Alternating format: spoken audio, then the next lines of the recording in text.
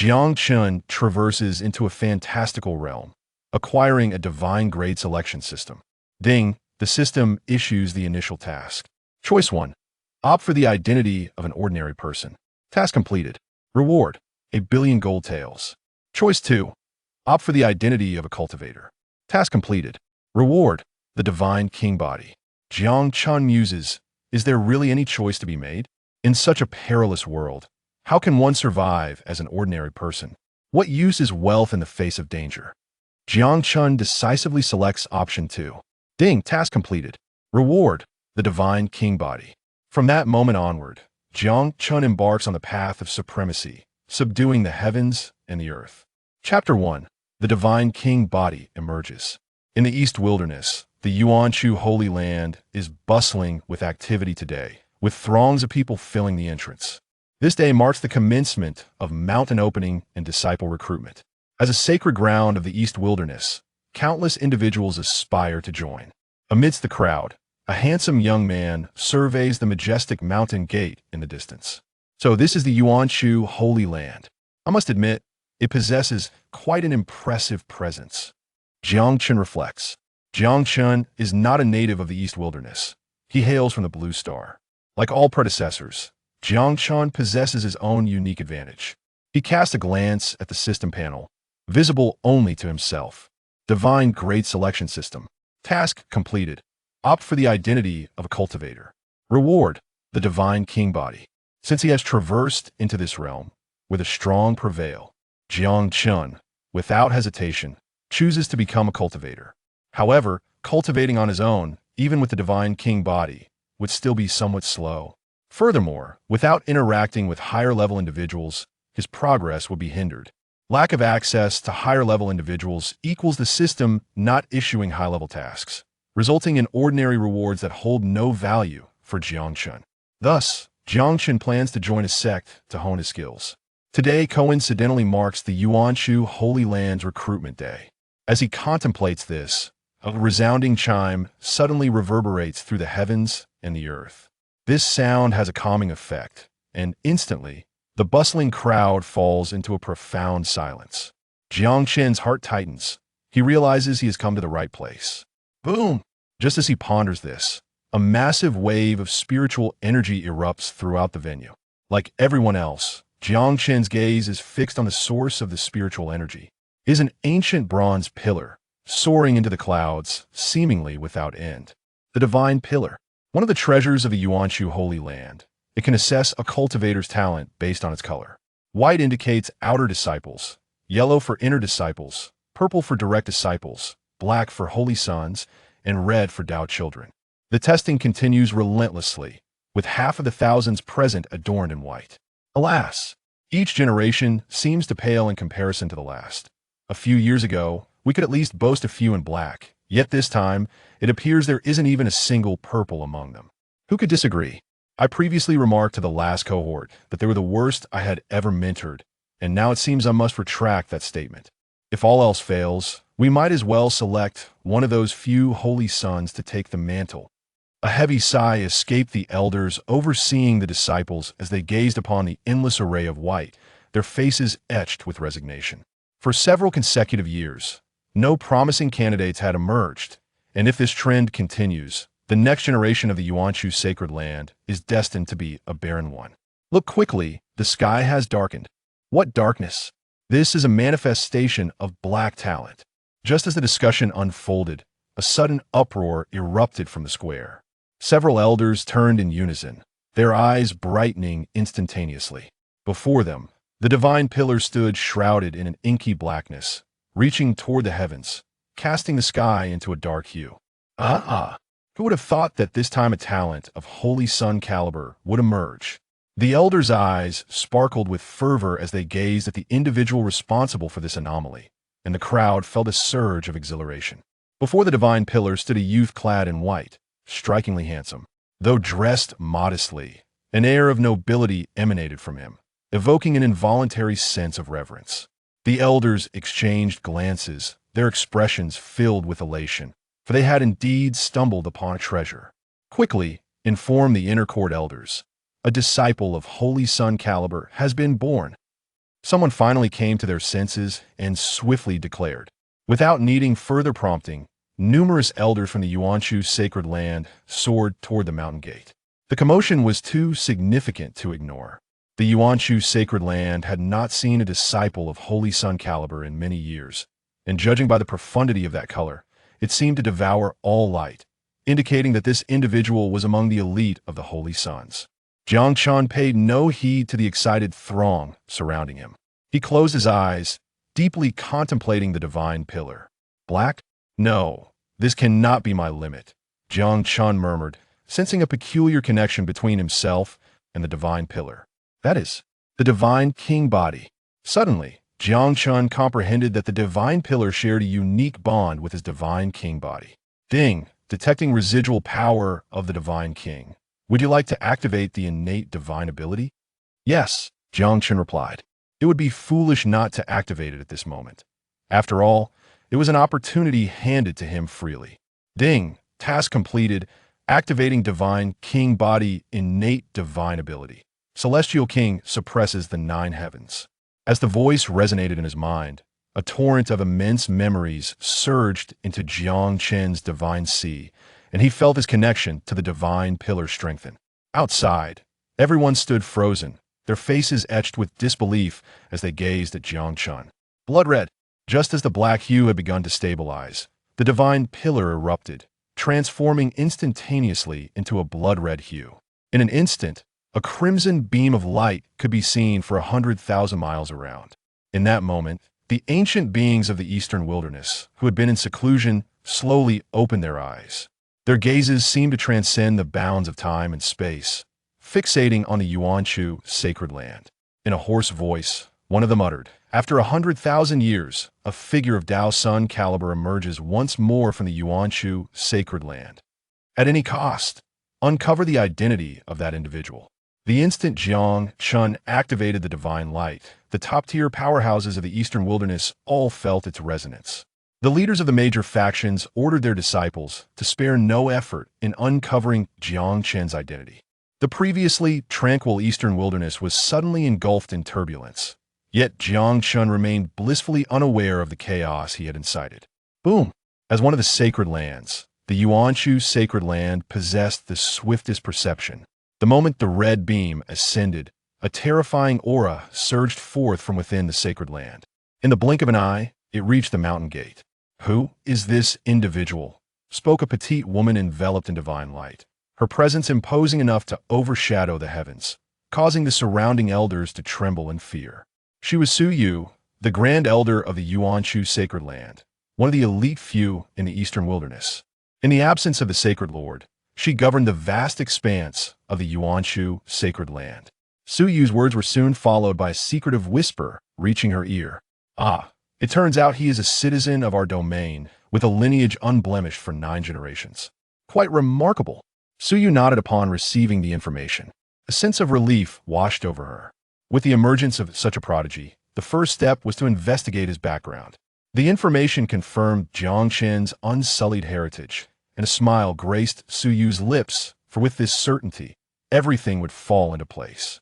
Beside the divine king pillar, Jiang Chen, aided by the system, began to decode the celestial king suppresses the 9 heavens. Huff! Jiang Chen opened his eyes, exhaling a breath, a smile illuminating his face as he glanced at his attribute panel. Host, Jiang Chen. Cultivation, spirit body realm. Physique, divine king body. Innate divine technique. Celestial king suppresses the 9 heavens. Cultivation method, none. Techniques, basic fist and footwork. Items, life and death eyes, beginner's gift pack. Divine king body, 3 refined. It seems I made the right choice in coming to the Yuanshu sacred land.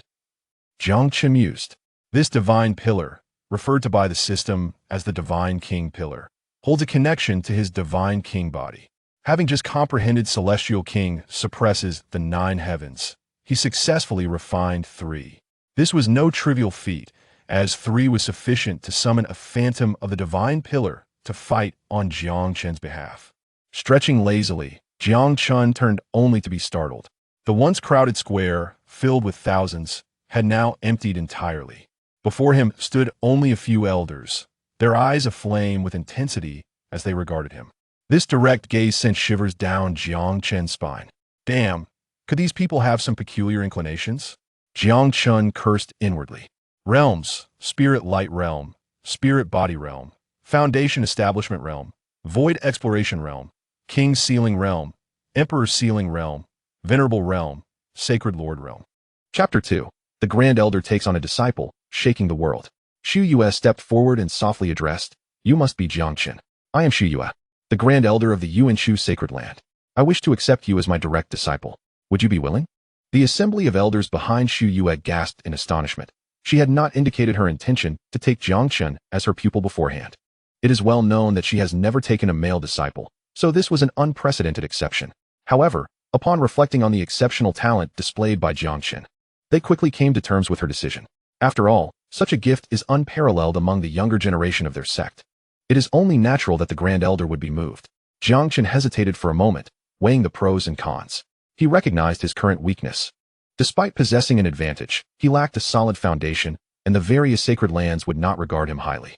With Chu Qingyue as the Grand Elder of the Yuanshu Sacred Land backing him, his path of cultivation would undoubtedly become significantly easier. Concluding this thought, Jiang Chen cupped his fists and declared, "Disciple Jiang Chen pays respects to Master." "Excellent." Chu Qingyue responded with a bright smile.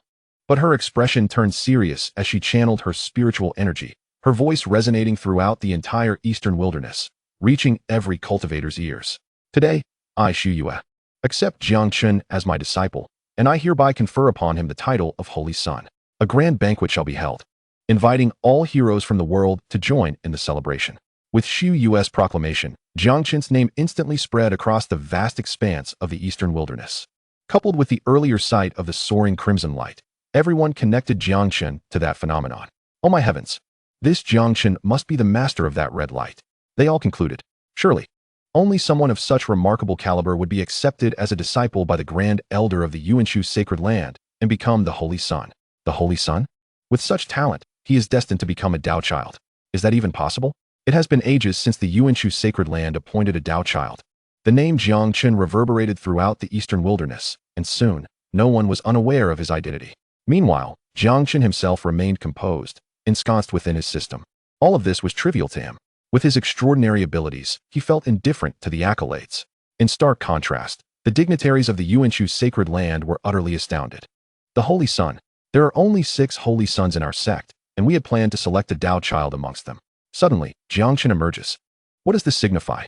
It implies that Chu Qingyue wishes for Jiang Chen to compete for the title of Dao child. "Grand Elder, is this not too rash?" Someone could not help but interject. Boom! Before the speaker could finish, an overwhelming pressure descended from above. Thud! The individual felt their knees buckle, and they collapsed to the ground. "What did you just say?" "I didn't quite catch that," Chu Qingyue inquired softly. "I was merely stating that the Grand Elder is wise and martial, recognizing at a glance the extraordinary talent of the Holy Son Jiang, who will undoubtedly become a formidable force in the ages to come.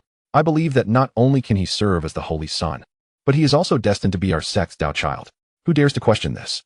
I, Zhang San, will be the first to fight for him." The man declared earnestly, his gaze steady and resolute. "Indeed, well said. You have a discerning eye," Chu Qingyue replied with a smile, retracting her pressure. Jiang Chen observed this exchange with a raised brow, a slight smile gracing his lips. It seemed that his master was not merely an antiquated figure. She possessed a keen understanding of the dynamics at play. "Yes, I appreciate that." Chu Qingyue turned to Jiang Chen as the Grand Elder. "I can only appoint a Holy Son, but rest assured, with your talent, I shall convene the Elder Council to have you named as the Dao child." Jiang Chen responded, "Thank you, Master."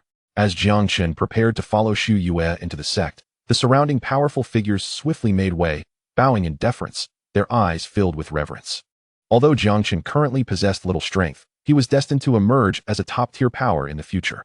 Once the Elder Council ratified his appointment as Dao child, Jiang Chen would command the vast territories of the Yuanshu Sacred Land, reigning over millions of miles of land and mountains, becoming one of the most formidable predators in the eastern wilderness. In the heart of the Yuanshu Sacred Land, at the peak of Enlightenment Peak, Chu Qingyue remarked, "Chener, this will be your sanctuary from now on." Jiang Chen nodded, surveying the peak of Enlightenment. The spiritual energy here was exceptionally dense, nearly triple that of the outside world. More importantly, he could sense a harmonious aura that was uplifting to the spirit. Upon noticing Jiang Chen's expression, Chu Qingyue elaborated. Enlightenment Peak possesses a unique power that aids in comprehension, making it immensely beneficial for cultivation. Furthermore, prolonged residence here will enhance your understanding. Oh, now I understand why I feel so invigorated, Jiang Chen realized. Seeing his reaction, Chu Qingyue smiled, but said nothing more. Meanwhile, the other elders were in an uproar, exchanging incredulous glances. Isn't this Enlightenment Peak, the Grand Elder's favored place? I recall her stating that no one was to be granted access. Indeed, it seems the third elder is willing to forego the Grand Elder's wishes for his disciple. The Grand Elder is being exceedingly indulgent with this Jiang Chen. Humph. The Holy Sun is undoubtedly deserving of such privilege. At this moment, Zhang San interjected. The gathering of powerful figures raised their middle fingers in response. This opportunist is truly adept at shifting allegiances.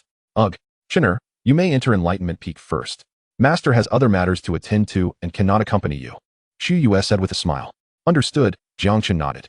With that, Chu Qingyue transformed into a streak of light and vanished into the horizon. The other elders followed suit. But they did not forget to bow to Jiang Chen, especially Zhang San, who nearly prostrated himself. Has this fellow awakened some special trait? Jiang Chen mused silently. Shaking his head, he made his way up Enlightenment Peak. Before long, the entire Yuanchu sacred land reverberated with the sound of a bronze bell. Dong dong dong. The resounding toll echoed throughout the Yuanchu sacred land. This was the summoning of the highest elder council. It had not been sounded for many years. Jiang Chen paid little heed. His master had assured him that everything would be resolved, and there was no need for him to worry. At this moment, he had already reached the mountain's summit. At the midpoint of the mountain stood a vast plaza. Jiang Chen beheld 2 lines of Yuanchu disciples arrayed before him, all female, with a woman in imperial attire leading them. Upon seeing Jiang Chen, the woman stepped forward and respectfully declared, I am Xueling, the steward of Enlightenment Peak. I greet the Holy Sun.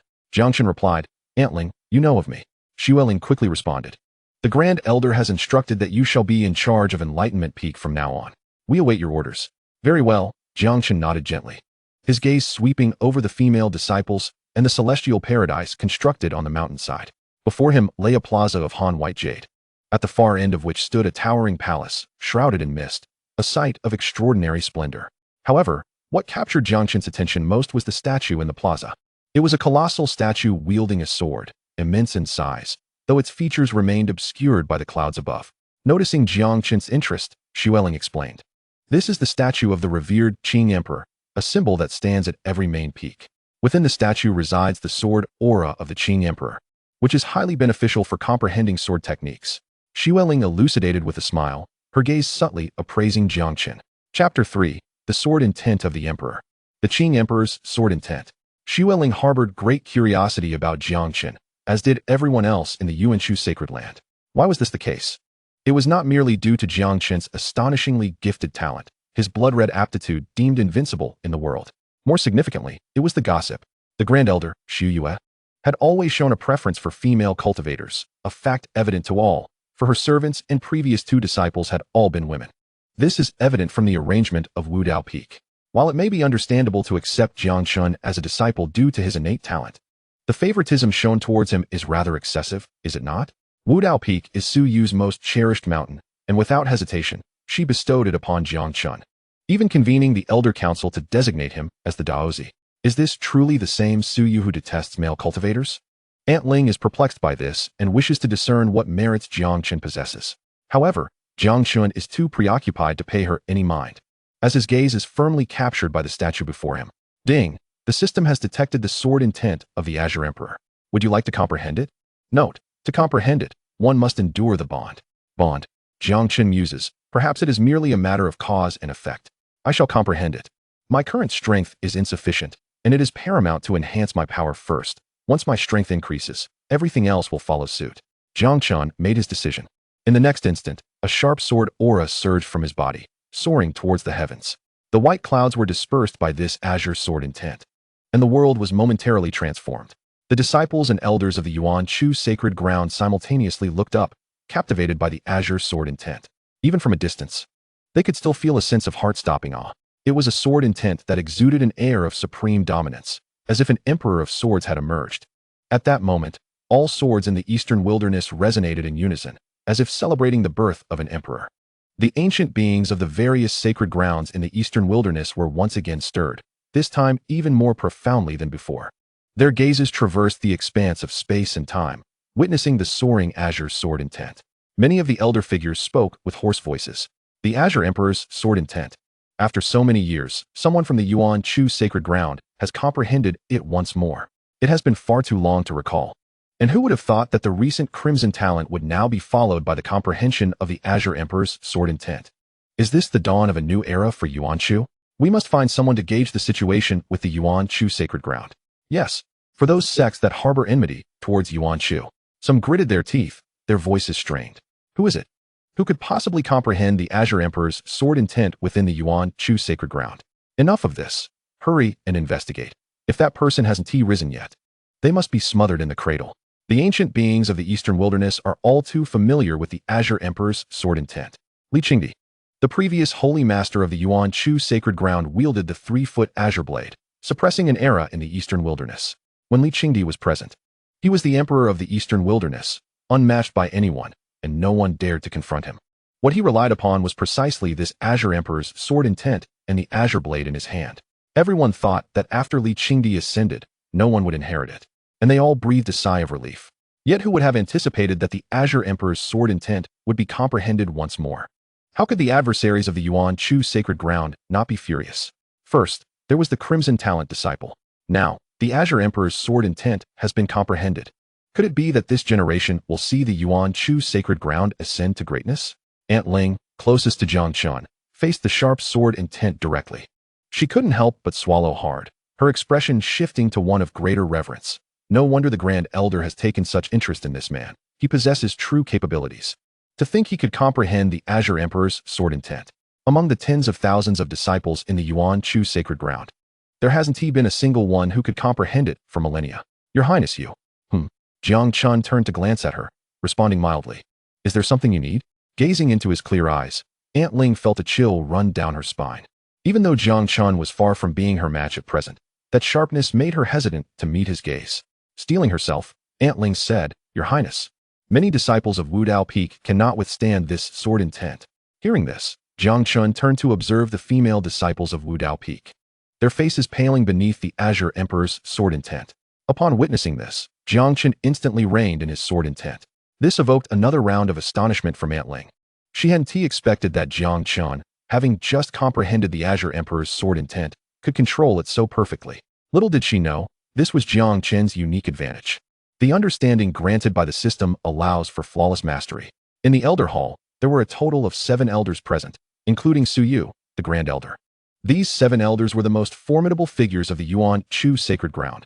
Grand Elder Su Yu, 2nd Elder Zhang Zhun, 3rd Elder Enai Tsai, 4th Elder Li Zong, 5th Elder Li Sheng, 6th Elder Su Lu, and 7th Elder Chen Qi.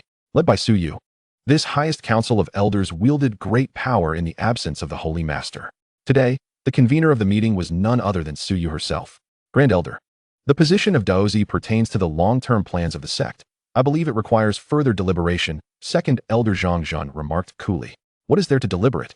I assert that Jiang Chen's talent surpasses all in the eastern wilderness. There are no disciples within the sect who can rival him, Su Yu retorted.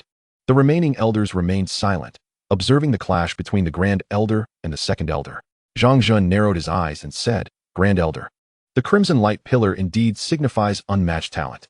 However, I believe that a disciple's worth is not solely measured by talent, but also by comprehension. Take the former Azure Emperor. For instance, his talent was ordinary, yet his comprehension was exceptional, leading him to grasp the Azure Emperor's sword intent and thereby awe the masses, saving the sect from peril. As Zhang Zhun articulated these principled arguments, Su Yu couldn't help but frown. Truth be told, she felt an urge to slap him across the face. But with so many esteemed elders present, she decided to hold her temper for the moment. Zhang Zhun continued, Currently, the most pressing matter is Jiang Chen. He has not revealed anything, yet the Grand Elder wishes to designate him as Daozi solely based on his superior talent. How can the other holy sons accept this? Or are you suggesting, Grand Elder, that you are seeking personal gain through your authority? At these words, Su Yu's expression hardened, an aura of dominance emanating from her. Zhang Zhun, what are you insinuating? My intentions are solely for the benefit of the sect. I am not one to seek personal gain. As she spoke, Su Yu's gaze swept across the other elders, noticing their expressions swayed by Zhang Zhun's words. Her delicate brows furrowed, and she thought to herself, could it be that I truly need to reconsider? At this moment, the hearts of the 7 individuals in the hall, including Su Yu, sank heavily. They all raised their heads to look outside the hall, where the towering Azure sword intent was manifesting. Is that the Azure Emperor's sword intent? Third Elder and Tsai exclaimed in surprise. Just as they were discussing the Azure Emperor's sword intent, it appeared before them. That is indeed the Azure Emperor's sword intent. The sword intent of the previous Holy Master, Li Qingdi, has now been comprehended by someone. Could it be that the Yuan Chu sacred ground is on the verge of resurgence? With excitement coursing through them, the elders turned their gazes, eager to discover who had comprehended the Azure Emperor's sword intent. Their sights traversed vast distances, landing upon the young man atop Wudao Peak. Before they could delve deeper, a domineering aura suddenly shattered their consciousness, leaving them all momentarily dazed. Su Yu's cold voice rang out. My disciple is not someone you may pry into at will. As she spoke, she turned to Jiang Chen with a smile. Su Yu felt invigorated, recalling what Jiang Chen had just asserted. Chapter 4. Task Selection. Comprehension. Jiang Chen's instantaneous grasp of the Azure Emperor's sword intent is a testament to his remarkable comprehension. To be honest, Su Yu herself had not anticipated Jiang Chen's comprehension to be so exceptional, as she had labored for many years without achieving such insight. Jiang Chen's face darkened to the point where water could drip from it. He felt utterly exhausted, having just asserted that comprehension was vital, only for Jiang Chen to demonstrate his mastery of the Azure Emperor's sword intent. How can one proceed under such circumstances? Jiang Chen's mind raced. Suddenly, a light bulb went off in his head. Grand Elder, I too believe that Jiang Chen's talent and comprehension are indeed exemplary. It was previously my oversight. Jiang Chen sighed heavily. Surrounded by a few onlookers, expressions of astonishment adorned their faces, as today seemed to herald an unexpected change in Jiang Chen's disposition. Su Yu maintained a serene countenance, patiently awaiting further developments. However, we cannot be the ones to decide. Indeed, Jiang Chen soon shifted his tone, asserting, designating Jiang Chen as the Daozi has my approval. Yet what of the thoughts of the other disciples and the other holy sons? We must take their sentiments into account. So what do you propose? Su Yu inquired. Jiang Chen proposed, I suggest that during the upcoming Enlightenment conference, each disciple should showcase their comprehension.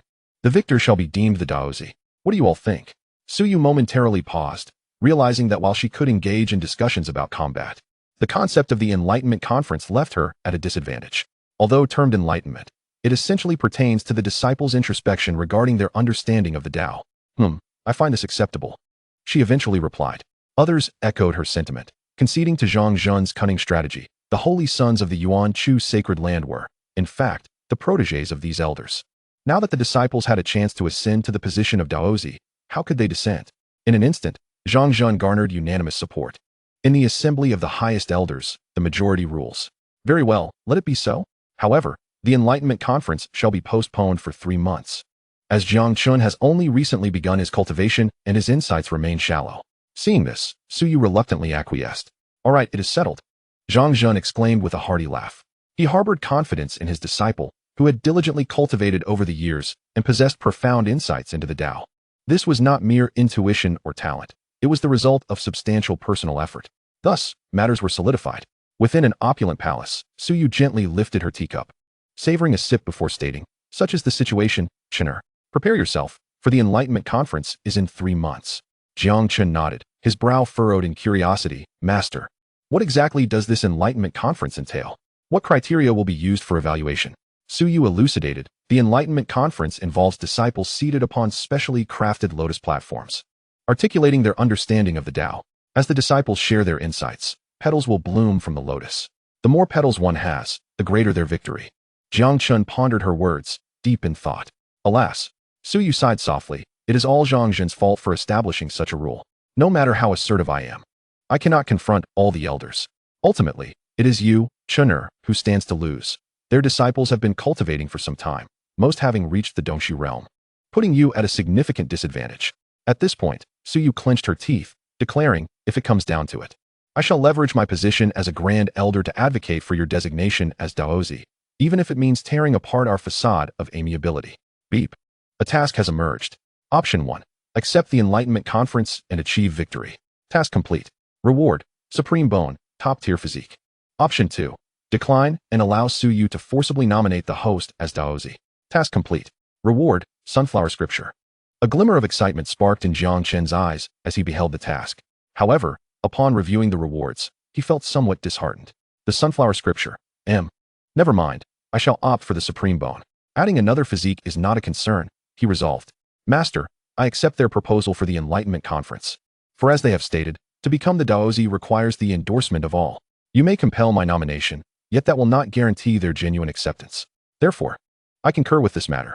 Observing Jiang Chen's resolute gaze, Suyu nodded in understanding. By the way, Master, is the discourse on the Tao limited to those already manifested? Or can it include concepts not yet seen in the Eastern Wilderness? Jiang Chen suddenly inquired. Of course, it can, Suyu replied, momentarily taken aback, then chuckled, though, realistically, it is improbable. To independently comprehend the Tao is a feat even I cannot achieve. The so-called Enlightenment is merely the validation of the heavenly principles through acquired knowledge. Jiang Chen nodded, his gaze flickering with determination. I understand, Master. I have confidence in this matter. There is no need for concern. Suyu, slightly astonished, regarded Jiang Chen with a thoughtful expression but refrained from probing further. She chose to place her trust in him, a decision that surprised even herself. As Suyu was not one to readily trust others, especially without any evidence presented by Jiang Chen. Perhaps it was the aura of tranquility he exuded that instilled such confidence in her, she mused. Ah, Chener, I must also congratulate you on your comprehension of the Qingdi sword intent. After millennia, someone within the sect has finally grasped it, Suyu remarked with a smile. Jiang Chen humbly responded, it was merely luck. This is no mere luck, Suyu insisted, shaking her head earnestly. Chener, this is a testament to your exceptional talent in swordsmanship. Countless individuals within the sect have sought to comprehend it, but have failed. This clearly indicates your unparalleled aptitude in the sword, a realization I did not foresee. Jiang Chen smiled, remaining silent. Those familiar with their own circumstances understand their capabilities. As a denizen of Blue Star, he possessed little in terms of sword talent. Yet, he could not divulge to Suyu that it was the system's influence. Noticing Jiang Chen's silence, Suyu chuckled lightly, steering the conversation elsewhere. To her, everyone harbored their own little secrets. Chener, Suyu began, given your remarkable sword talent, you should seek a sword from the sword tomb. It houses countless swords, and I am certain there is one suited for you. Indeed, that is my intention. Jiang Chen affirmed with a nod. He had discovered that he was particularly suited to swordsmanship, independent of the system. He simply felt a kinship with the sword. Then I have nothing further to say on that matter. By the way, Suyu suddenly recalled something. Chener, with your talent, you should be nearing the foundation establishment stage. Have you contemplated which cultivation method to pursue? Actually, I have not, Jiang Chen replied with a wry smile. Prior to arriving at the Yuan Chu sacred land, he had encountered only trivial matters. The rewards he received were merely minor items, completely unrelated to cultivation methods. This was one of the reasons Jiang Chen had come to the Yuan Chu sacred land. Moreover, he held little regard for ordinary cultivation methods, which left him in a rather awkward position. Do you have any recommendations, Master? He inquired. I recommend that you select a cultivation method from the sect. I believe that with your talent, you will surely gain recognition from one of the 3 Imperial-level cultivation methods. Each of these is fundamental to the protection of our Yuan Chu sacred land. So you proposed thoughtfully. Imperial-level cultivation methods? Jiang Chen had been in the Eastern Wilderness for some time and understood the terror associated with such methods. Contemplating, he asked, Master, do you also cultivate an Imperial-level method? Indeed, Suyu replied confidently, a smile gracing her lips. Even shrouded in divine light, Jiang Chen could not discern her features. Yet he felt an overwhelming sense of pride emanating from her. Currently, there are only a handful within the Holy Land who comprehend Imperial-level methods, Suyu stated. Is that so? Jiang Chen nodded slightly. Suddenly recalling something, he asked, Master, which Imperial-level method do you practice? The atmosphere grew suddenly quiet, and Jiang Chen sensed an unusual aura emanating from Suyu. Beneath the divine light, her expression fluctuated, revealing her inner turmoil. After a moment, Suyu slowly responded. The method I cultivate is known as I alone am supreme. I alone am supreme. Jiang Chen could not discern why Suyu's aura felt peculiar, yet the name was undeniably imposing. To bear such a title, the power of the technique must be exceedingly formidable. Sensing Jiang Chen's thirst for knowledge, Suyu proactively elaborated. The 3 Imperial-level cultivation methods are I alone am supreme, reaping the divine, and formless divine method. Chener, when you gain the recognition of the Imperial-level cultivation method, you must choose one that is suitable for you. Jiang Chen nodded in understanding. Among the teachings of my master, the supreme uniqueness technique is the most domineering. Yet its drawbacks are glaringly apparent. It causes one to undergo a cycle of rejuvenation every century, reverting to a youthful state. Jiang Chen's expression turned peculiar as he listened to Suyu's words, which began to sound increasingly off-kilter. This cultivation method resembled the legal Lolita creation technique. Speaking of which, since becoming a disciple, He had never truly seen Su Yu's real appearance. Would it be? Jiang Chen hesitated, for this was his master after all. But then he thought, what was there to fear? As long as he was bold. No, that wasn't quite right. He was merely concerned for his master. Noticing Jiang Chen's gaze, Su Yu ceased her speech. Master, ever since I became your disciple, I have yet to see your true visage, Jiang Chen remarked with a forced smile. Very well. Let me satisfy your curiosity, she replied. For a fleeting moment, Jiang Chen sensed an unusual hint of melancholy in Su Yu's tone, a stark contrast to her formidable presence as a sage-level cultivator. However, he could not dwell on that thought, for the divine light surrounding Su Yu gradually receded, revealing her true appearance. Jiang Chen fell silent. Before him stood a little girl. She was exquisitely lovely, her cherubic face resembling that of a doll. And in terms of sheer cuteness, she surpassed every little girl he had encountered in his previous life. The only difference lay in Su Yu's gaze and aura. Her large eyes struggled to maintain an air of authority. Had it not been for her formidable spiritual energy, she would have evoked an overwhelming sense of adorability. Jiang Chen was left speechless. Was this truly his master? The powerful female cultivator he had always envisioned? The guiding light in his heart? Su Yu's small face remained taut as she spoke with a stoic expression. I know what you are thinking. However, this is the inherent flaw of my cultivation method. I shall never grow up. I remain in a perpetual state of childhood. Jiang Chen could not help but exclaim. So, you mean you will always be a child? Su Yu responded, I began my cultivation at an early age, and my innate roots were established prematurely. I had opportunities later, but let us not dwell on this. Jiang Chen could distinctly perceive a flicker of resentment in Su Yu's eyes.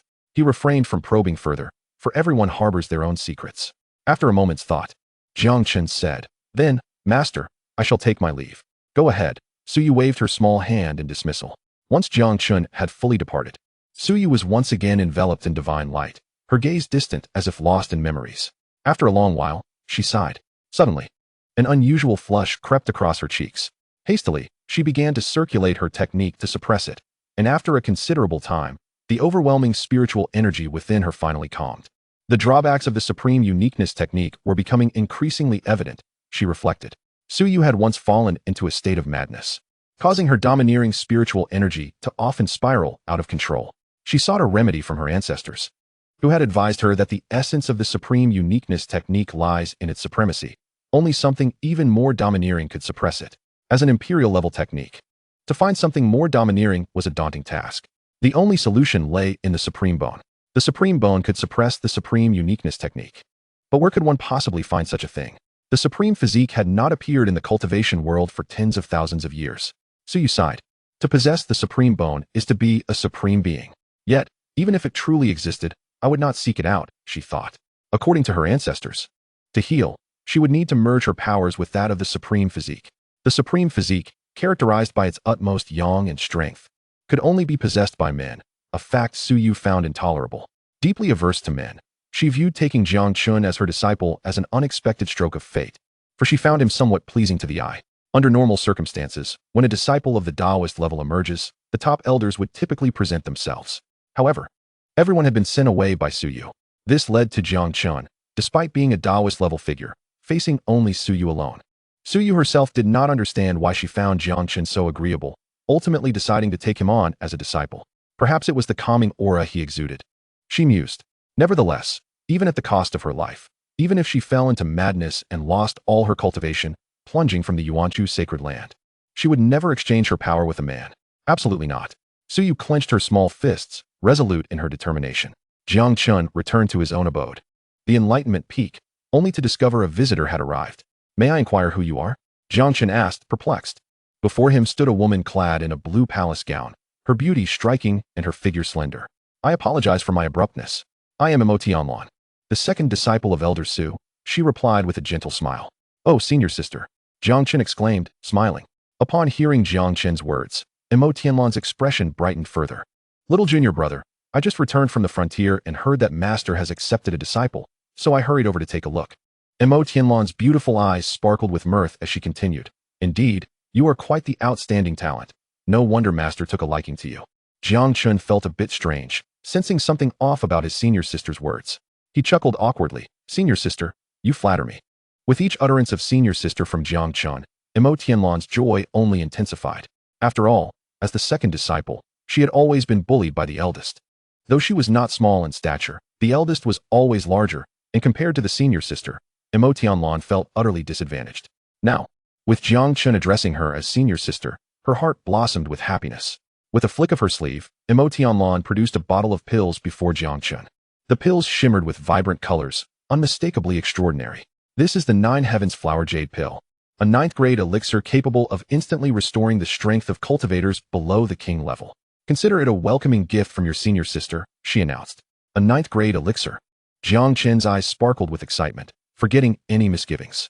This was a 9th-grade elixir, an incredibly precious item, perfectly suited to his current strength below the king level. It was akin to possessing an extra life-saving treasure. Grateful, he looked upon Tianlan with newfound appreciation. Seeing Jiang Chen's delight, Tianlan smiled. Little junior brother. Do you like it? Yes, thank you, senior sister, Jiang Chen replied. No need for thanks, Tianlan waved her hand. We are all family. I know about your situation. Little junior brother, you need to focus on your cultivation, comprehend the Tao, and achieve victory at the Enlightenment conference. Leave the rest to your senior sister. I will. Jiang Chen nodded. Tianlan squinted her crescent-shaped eyes and smiled broadly. She was quite fond of this little junior brother. He was handsome and spoke sweetly. Before departing, she did not hesitate to impart one last piece of advice. Little junior brother, as I take my leave, let me share one last thought with you. In the world, those who can lend you a hand are your brothers, but those who can lend you multiple hands are your sisters. Remember this saying, do not forget it. With that, Tianlan turned to leave, casting a meaningful glance back. Jiang Chen stood there, momentarily stunned, contemplating her words. Suddenly, his expression shifted, and he inhaled sharply. Such a simple yet profound statement, delivered so casually. This senior sister was no ordinary person. Jiang Chen's expression grew serious, and then he smiled. A little lowly master. A helpful senior sister. This sect was indeed intriguing, he mused. He began to look forward to what lay ahead. Chapter 6. The Enigmatic Beauty. Not long after Tianlan departed, a report suddenly came from outside. Holy Maiden Chu? Jiang Chen gazed at the female attendant with a look of bewilderment. Indeed, she was none other than the Holy Maiden. Chu Qingyue, a disciple of the third elder. The newcomer spoke respectfully. Jiang Chen furrowed his brow, pondering her purpose for visiting. Having recently arrived at the Yuanshu Holy Land, he had yet to engage with anyone, so what could possibly bring Chu Qingyue here? Could it be that she was aware of his impending appointment as a Daozi and had come to probe him? Please, Holy Maiden Chu, do come in, Jiang Chen said. Regardless of the circumstances, he resolved to meet this Chu Qingyue. In due time, her intentions would surely become clear. Before long, a stunning woman clad in a flowing white gown entered, her upper attire fitted tightly at the sleeves, accentuating her exquisite form. Upon seeing her, even Jiang Chen, with his steadfast demeanor, could not help but be taken aback by her beauty. Chu Qingyue, indeed, bore a name befitting her allure. Her visage was flawless, embodying the very essence of beauty, rightfully earning her the title of the most enchanting woman of this generation in the Yuanshu Holy Land, and one of the 4 beauties of the Eastern Wasteland. Chu Qingyue slightly nodded and smiled. First, allow me to congratulate you, junior brother Jiang Chen, on attaining the position of Holy Son. It is merely a reward from our master, a trivial matter not worthy of excessive concern. Jiang Chen replied with an air of indifference. Chu Qingyue chuckled lightly. You are quite magnanimous, Jiang Holy Son. As you are my junior by age, I shall take the liberty of addressing you as junior brother. Jiang Chen acknowledged with a casual nod. You possess extraordinary talent, junior brother. Your innate gifts far surpass those of us holy sons and daughters.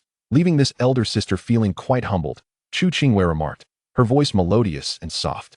Jiang Chen felt a stirring in his heart. Was she attempting to ascertain his strengths? Might I inquire, what brings you here today, Sister Chu? He asked. Oh, I came to see the disciple of the Grand Elder, to behold the appearance of junior brother Jiang, who possesses Daozi-level talent, and to request a favor. Chu Qingyue replied with a smile. A favor? Jiang Chen raised an eyebrow, his expression one of surprise. Indeed, Chu Qingyue nodded. I do not wish to conceal from you, junior brother, that I am also a swordswoman. I hold the Qing Emperor's sword intent in high regard, and hope to exchange sword techniques with you when time permits. Her gaze was earnest, yet Jiang Chen felt a frown forming. Sister Chu, while I have no objections to the notion, it seems rather presumptuous to request such an exchange when we have only just met. What she termed an exchange of sword techniques was, in reality, a veiled desire to covet the Qing Emperor's sword intent and learn from him. Jiang Chen was not one to indulge the whims of others. He would not allow himself to be exploited for free lessons. Their lack of familiarity left him puzzled as to why she would propose such a thing. Noticing the confusion in Jiang Chen's eyes, Chu Qingyue was momentarily taken aback. Are you unaware of the connection between our families? She inquired. What connection? Jiang Chen was at a loss, seeing that Jiang Chen did not appear to be lying. A fleeting glimmer of surprise crossed Chu Qingyue's eyes before she quickly regained her composure. It seems the Grand Elder has yet to inform you. My master, Enlightenment, shares the same lineage as the Grand Elder and was her teacher. Therefore, my faction is particularly close to yours. This is common knowledge within the sect. Oh, I see. Jiang Chen replied, dawning realization washing over him. It explained why she had addressed him as junior brother upon arrival and sought to discuss sword techniques. Their families indeed had a connection. No wonder Jiang Chen understood why his own master, Su Yu, exuded such confidence. In the Yuanshu Holy Land, strength was paramount. The elders were treated similarly. The more powerful they were, the higher their standing. The alliance between the Grand Elder and the Third Elder was potent enough to dominate the Elder Council. However, they preferred not to wield such authority unless absolutely necessary. Unbeknownst to Jiang Chen, Chu Qingyue's demeanor held an oddity as she spoke. Now that you are aware, can we proceed with this matter? Chu Qingyue asked. Naturally. It is not a significant issue, Jiang Chen replied. Now that he understood, he could not dismiss the request as he might have before. After all, this involved two formidable figures. This was no trivial matter. Chu Qingyue smiled. I lack my own sword technique. Although you possess only sword intent, our sparring would still place me at an advantage. I assure you that I will present you with a treasure that will surely delight you. Intrigued by the mysterious allure of Chu Qingyue, Jiang Chen replied, very well. I shall await your treasure, Sister Chu. Excellent. With that settled, I shall take my leave, she said, and Jiang Chen escorted her out before returning to the palace. In the Tsai Palace, the Third Elder, Enai Tsai, was present.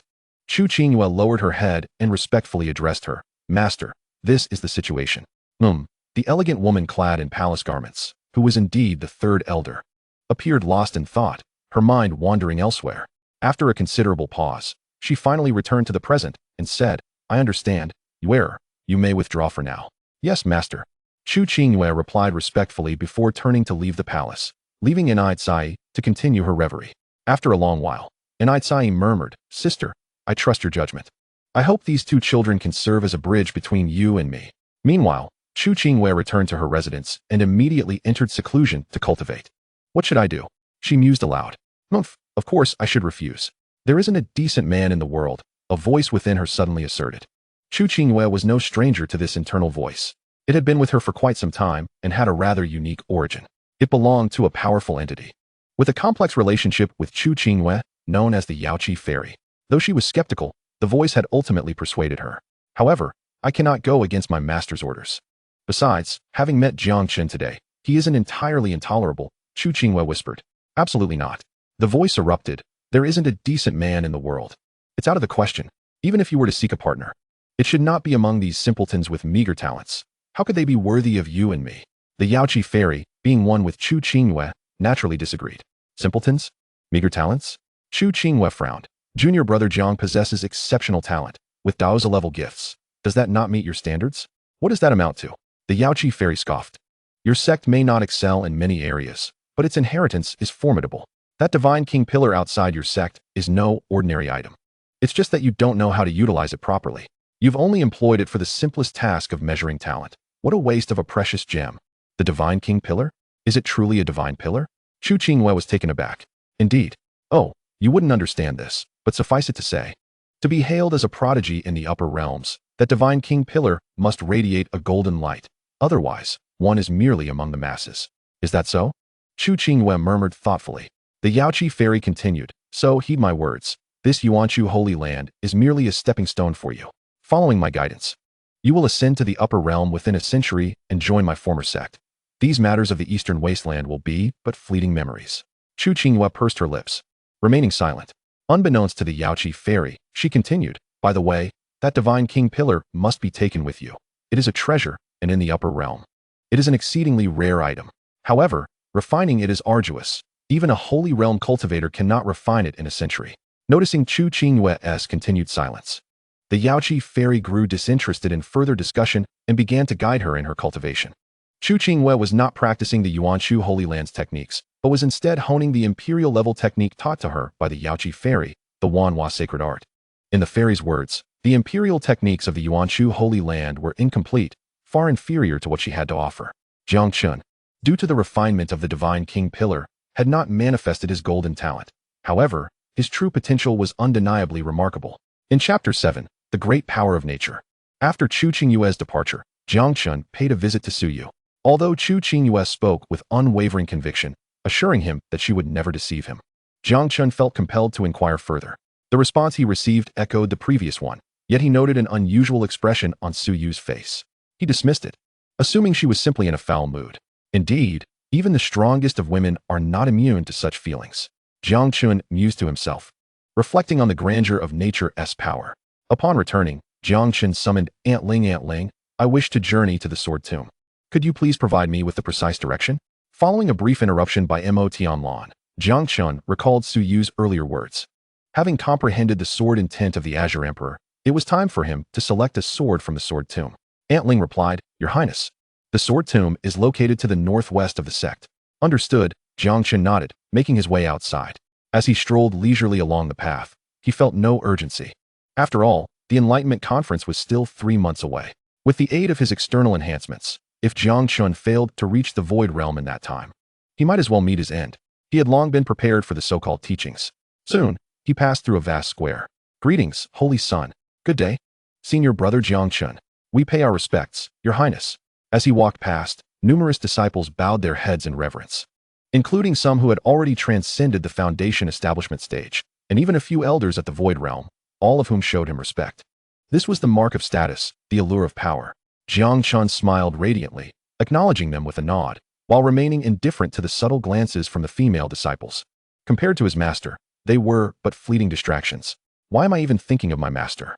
Jiang Chen pondered, shaking his head to dispel those whimsical thoughts as he continued towards the Sword Tomb. As Jiang Chen departed, many disciples exhaled in relief and began conversing. The Holy Son is truly ascending to greatness. One remarked, Indeed, I hear he is to be established as a Dao child soon. Another chimed in, Senior Brother Jiang Chen is so handsome. A nearby female disciple sighed dreamily. The Sword Tomb was nestled within a valley, reputed to house an astonishing array of swords, over 80,000 renowned blades. Before him loomed a magnificent waterfall, cascading down 3,000 feet with breathtaking grandeur. Across from Jiang Chen stood an elderly man clad in black. This is the Sword Tomb. As long as you can earn the recognition of any sword, you may take it with you. The elder spoke slowly. Understood, Jiang Chen nodded, his gaze fixed on the waterfall. Observing his focus, the elder added, This waterfall has existed in the Sword Tomb for countless years. Within its waters lie myriad sword intents. If you wish to cultivate, you may do so, but be cautious, not to force it. Having witnessed Jiang Chen's overwhelming Azure Emperor sword intent, the elder took the liberty to elaborate further. Had it been anyone else, he would have been less inclined to speak. Thank you, Senior, Jiang Chen replied respectfully. The elder nodded, gradually fading from sight. What a formidable figure, Jiang Chen thought, recognizing him as a master of the esteemed realm. Soon after, he turned to enter the Sword Tomb, gazing at the myriad concealed swords within the mountain. Jiang Chen found himself at a loss, uncertain which sword to choose. Why overthink it? With the Azure Emperor sword intent at my disposal, I'll simply release my intent and see which sword acknowledges me, he concluded. With that thought, Jiang Chen summoned the sword intent within his body, unleashing an exceptionally sharp sword chi that radiated outward. A glimmer of azure flickered in his eyes. Buzz, buzz, buzz. As the Azure Emperor sword intent manifested, the valley erupted with the resonant hum of countless swords. Thousands of long swords lifted from the ground, swirling in the skies around Jiang Chen with thunderous applause. It was indeed the Azure Emperor's sword intent, but to ascertain whether he truly comprehended its essence, it was essential for a sword to respond to him. The elderly man observed Jiang Chen from the void, intrigued. Yet, as he had stated, the true measure of comprehension lay in whether a sword would appear in response. Without such acknowledgement, all efforts would be in vain. Even the Imperial grade sword intent required potent sword techniques to flourish. Just then, the elder abruptly lifted his head. A sword approaches from the west. The sword chi surged like a rainbow. A long sword hurtled toward Jiang Chen, akin to a remarkable streak of light, barreling straight for him. With this sword's trajectory, the very fabric of heaven and earth shifted. Although not as grand as the previous phenomenon that covered the entire eastern wilderness, the entirety of the Yuan Chu Holy Land felt its presence, as everyone beheld that fleeting brilliance in the sky, reminiscent of a bygone era. The elder was overwhelmed with emotion upon witnessing the sword, tears welling in his eyes, despite his cultivation level dictating otherwise. This moment had been long awaited in the Yuan Chu Holy Land. He had thought no one would ever awaken it again. Yet Jiang Chen had indeed managed to rouse this ancient sword. Standing steadfast, Jiang Chen suddenly noticed the flying sword approaching him. As he squinted, he recognized its aura, identical to the sword intent he was currently emanating. As the flying sword neared him, all the surrounding long swords withdrew. Before Jiang Chen stood a sword, approximately 3 feet long, exuding an ancient and majestic aura, embodying the beauty of an Eastern flying sword. Instinctively, he grasped the hilt, feeling a surge of boundless energy flood into his being. Beep, system detecting Azure Emperor sword, classified as one of the Azure Emperor's bonds, issuing task. Option 1. Pick up, task completed, reward, Azure Emperor sword, Azure Emperor sword technique, bond -1. Option 2. Do not pick up, task completed, reward, Azure Emperor's resentment. Curse. I choose to pick it up, Jiang Chen declared without hesitation. The Azure Emperor's resentment and curse were clearly undesirable. It would be wise to accept the sword. Beep. Successfully sealed Azure Emperor sword acquisition. The sword is non-transferable and indestructible, bond -1. In an instant, an abundance of sword techniques flooded into Jiang Chen's mind. Azure Emperor's sword technique. A profound and intricate sword technique. Each move and stance felt as though he had practiced them 1,000 times, deeply ingrained in his memory. Exhaling a deep breath, Jiang Chen gazed at the long sword in his hand, suddenly overwhelmed by an urge to strike. With a powerful swing, he wielded the Azure Emperor sword, leaving a stunning arc across the sky. Its brilliance was dazzling, and its might exceeded the limits of the spiritual body realm. In the distance, Su Yu and 6 other elders observed this spectacle. So, do you now believe that Jiang Chen has genuinely comprehended the Azure Emperor sword intent? Su Yu raised an eyebrow and inquired. Zhang Zhen remained silent, his eyes filled with astonishment. He had not anticipated that Jiang Chen could indeed summon the Azure Emperor sword. This required an exceptionally high level of comprehension of the Azure Emperor sword intent. How could this be possible? This young man had only begun to grasp the Azure Emperor sword intent a short time ago. In that moment, the once confident Zhang Zhen felt a sudden wave of unease. Noticing his silence, Su Yu cast a glance at him, a cold smile gracing her lips. She refrained from further comments, her gaze towards Jiang Chen growing increasingly appreciative. The recognition of the Qingdi sword signifies Jiang Chen's profound understanding of the sword path. In this generation of the Eastern wilderness, none can rival him. After a vigorous swing of his sword, he instantly felt a wave of exhaustion wash over him, having expended half of his internal spiritual energy in that single stroke. With the sword held horizontally before him, Jiang Chen observed, "What a splendid sword. From this day forth, it shall be my companion." No sooner had he spoken than the long sword emitted a continuous hum, seemingly rejoicing at its newfound master. Indeed, it possesses spirit. Henceforth, I shall call you Shao Qing, Jiang Chen proclaimed with a smile. The Qingdi sword, no, it shall now be known as Shao Qing. As Jiang Chen uttered these words, the sword hummed again, as if delighted by the name bestowed upon it. Having claimed his weapon, he rose and made his way back to the Wudao Peak. Chapter 8. Foundation Establishment, the Strongest Manifestation, Heavenly Punishment. Time flew by, and in the blink of an eye, half a month had passed. Jiang Chen had been seated in meditation at Wudao Peak, diligently honing his swordsmanship. As for the promise made to Chu Qingyue, it had slipped his mind amidst his engagement with the affairs of the Java Kingdom. Jiang Chen understood that even with external assistance, true cultivation required personal effort. Otherwise, any future gains would be fleeting. To become a genuine powerhouse, one must transcend the realms of the mundane. With the abundant supply of rare herbs and treasures, coupled with Jiang Chen's divine physique, he reached the pinnacle of the spiritual body realm in a mere half-month and was now on the verge of breaking through to the foundation establishment stage, the very inception of a cultivator's journey, the fundamental cornerstone for all future realms of utmost importance. At this critical juncture, Jiang Chen aimed to seize the moment and clear this hurdle in one fell swoop. In the external world, Su Yu floated in the air, silently observing Jiang Chen's movements within Wudao Peak. Beside her stood a woman in a blue dress, Mo Tianlan. "Master, how is my junior disciple faring now?" Mo Tianlan inquired with concern. "Are you worried about him?" Su Yu shot a sidelong glance at Mo Tianlan. "Of course. Tianlan is your disciple, which makes Jiang Chen my junior disciple as well. Naturally, I must show concern," Mo Tianlan replied hastily. Su Yu turned her head, stating coolly, "He is doing well.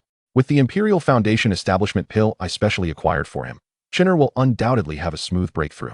"That's a relief," Mo Tianlan sighed, her anxiety alleviated. "I wonder what kind of manifestation will accompany his breakthrough." The foundation establishment stage marks the beginning of a cultivator's mastery over spiritual power and serves as a dividing line between the talented and the ordinary. While ordinary individuals experience a standard breakthrough, prodigies manifest extraordinary phenomena during theirs.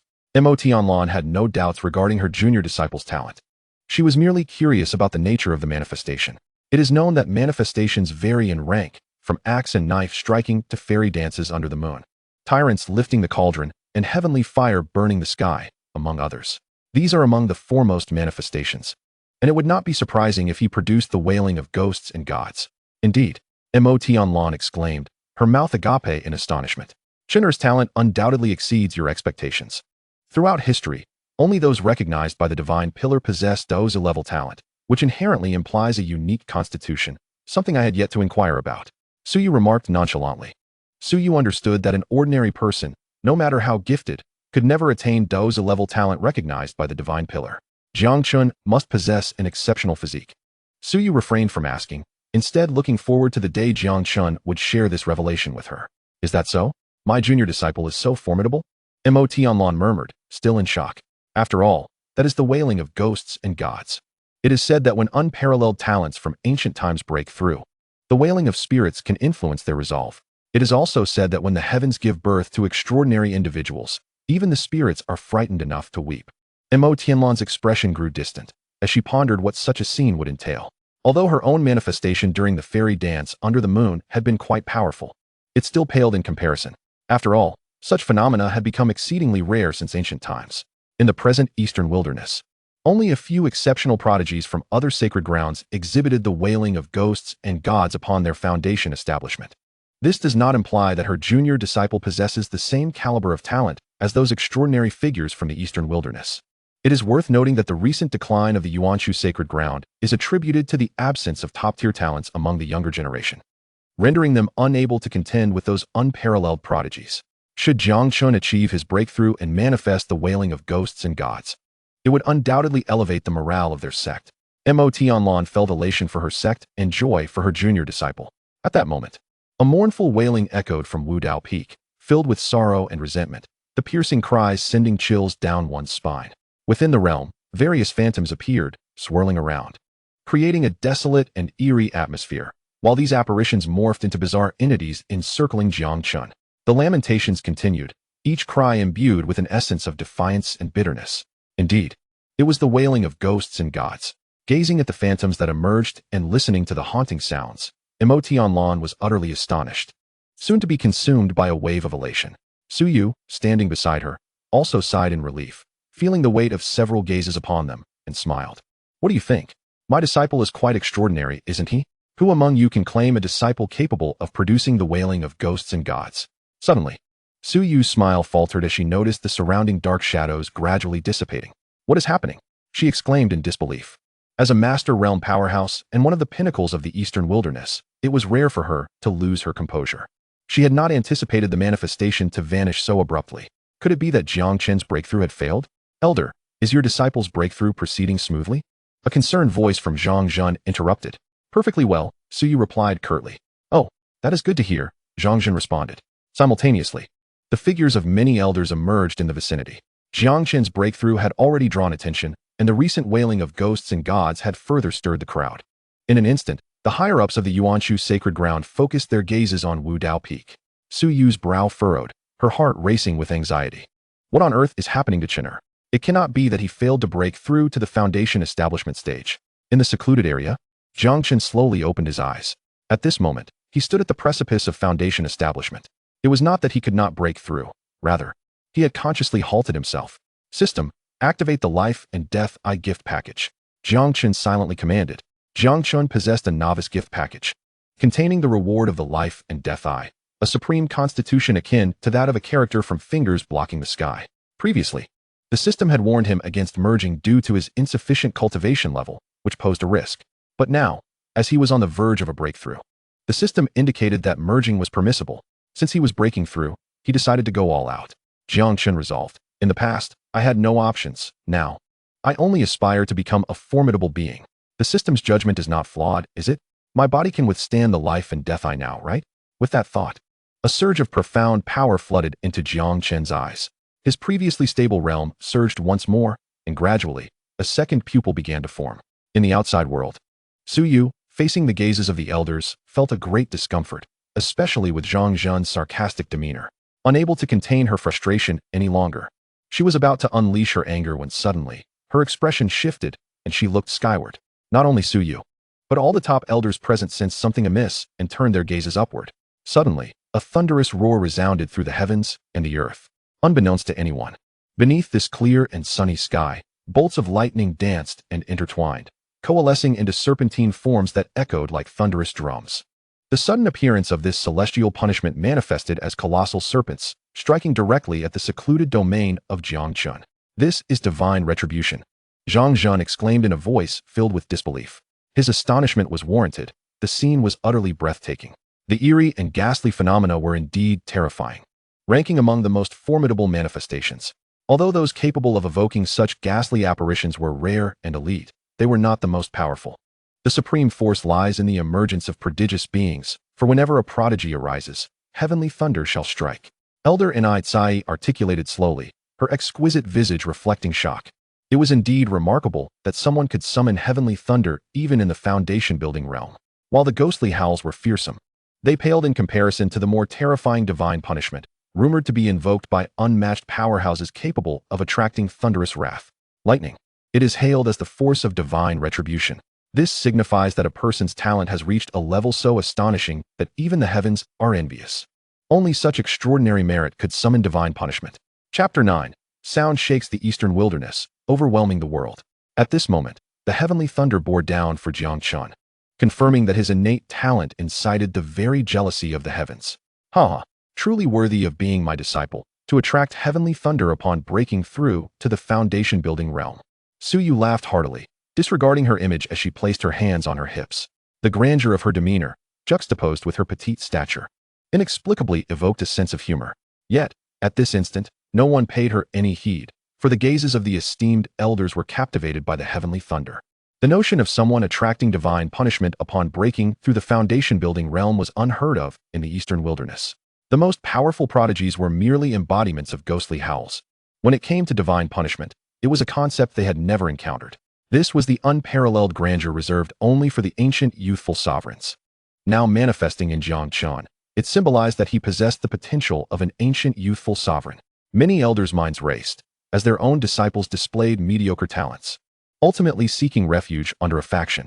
Now, observing Jiang Chen beside them, they promptly withdrew their gazes. Jiang Chen's countenance turned ashen. He pondered. Could it be that Jiang Chen's talent was so extraordinary as to warrant the summoning of heavenly thunder? All eyes were affixed upon the heavenly thunder, including those of the disciples from the Yuan Chu sacred land. The commotion was simply too grand to ignore.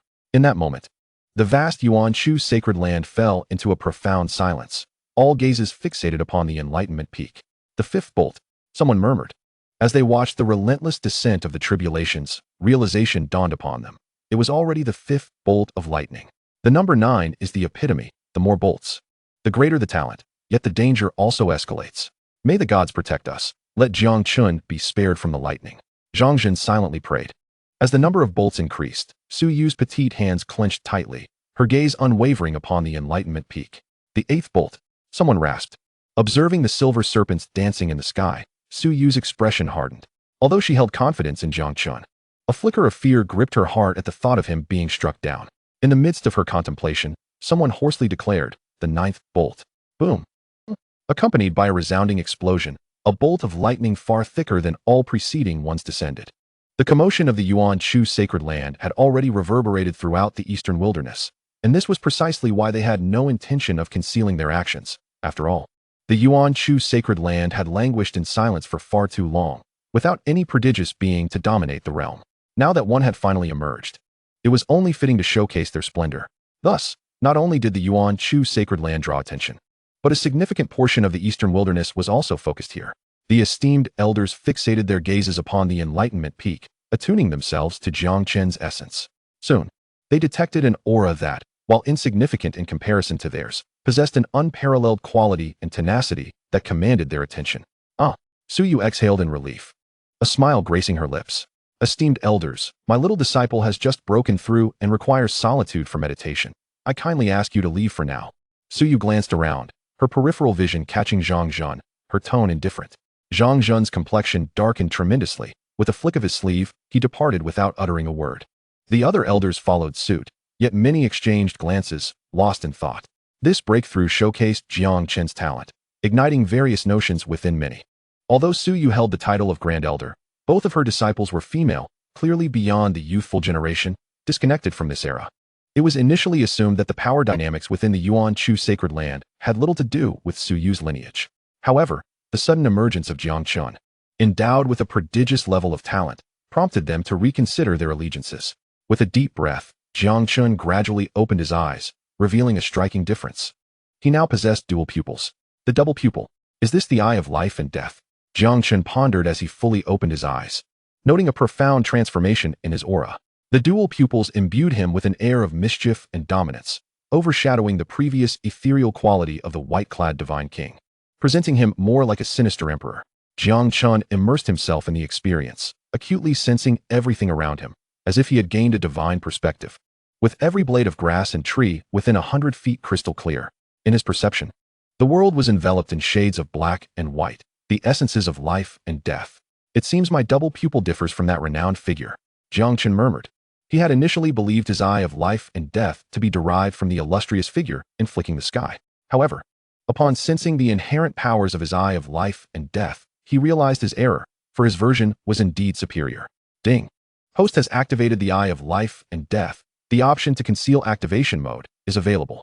Jiang Chen raised an eyebrow, finding it quite considerate. Concealment mode. He mused.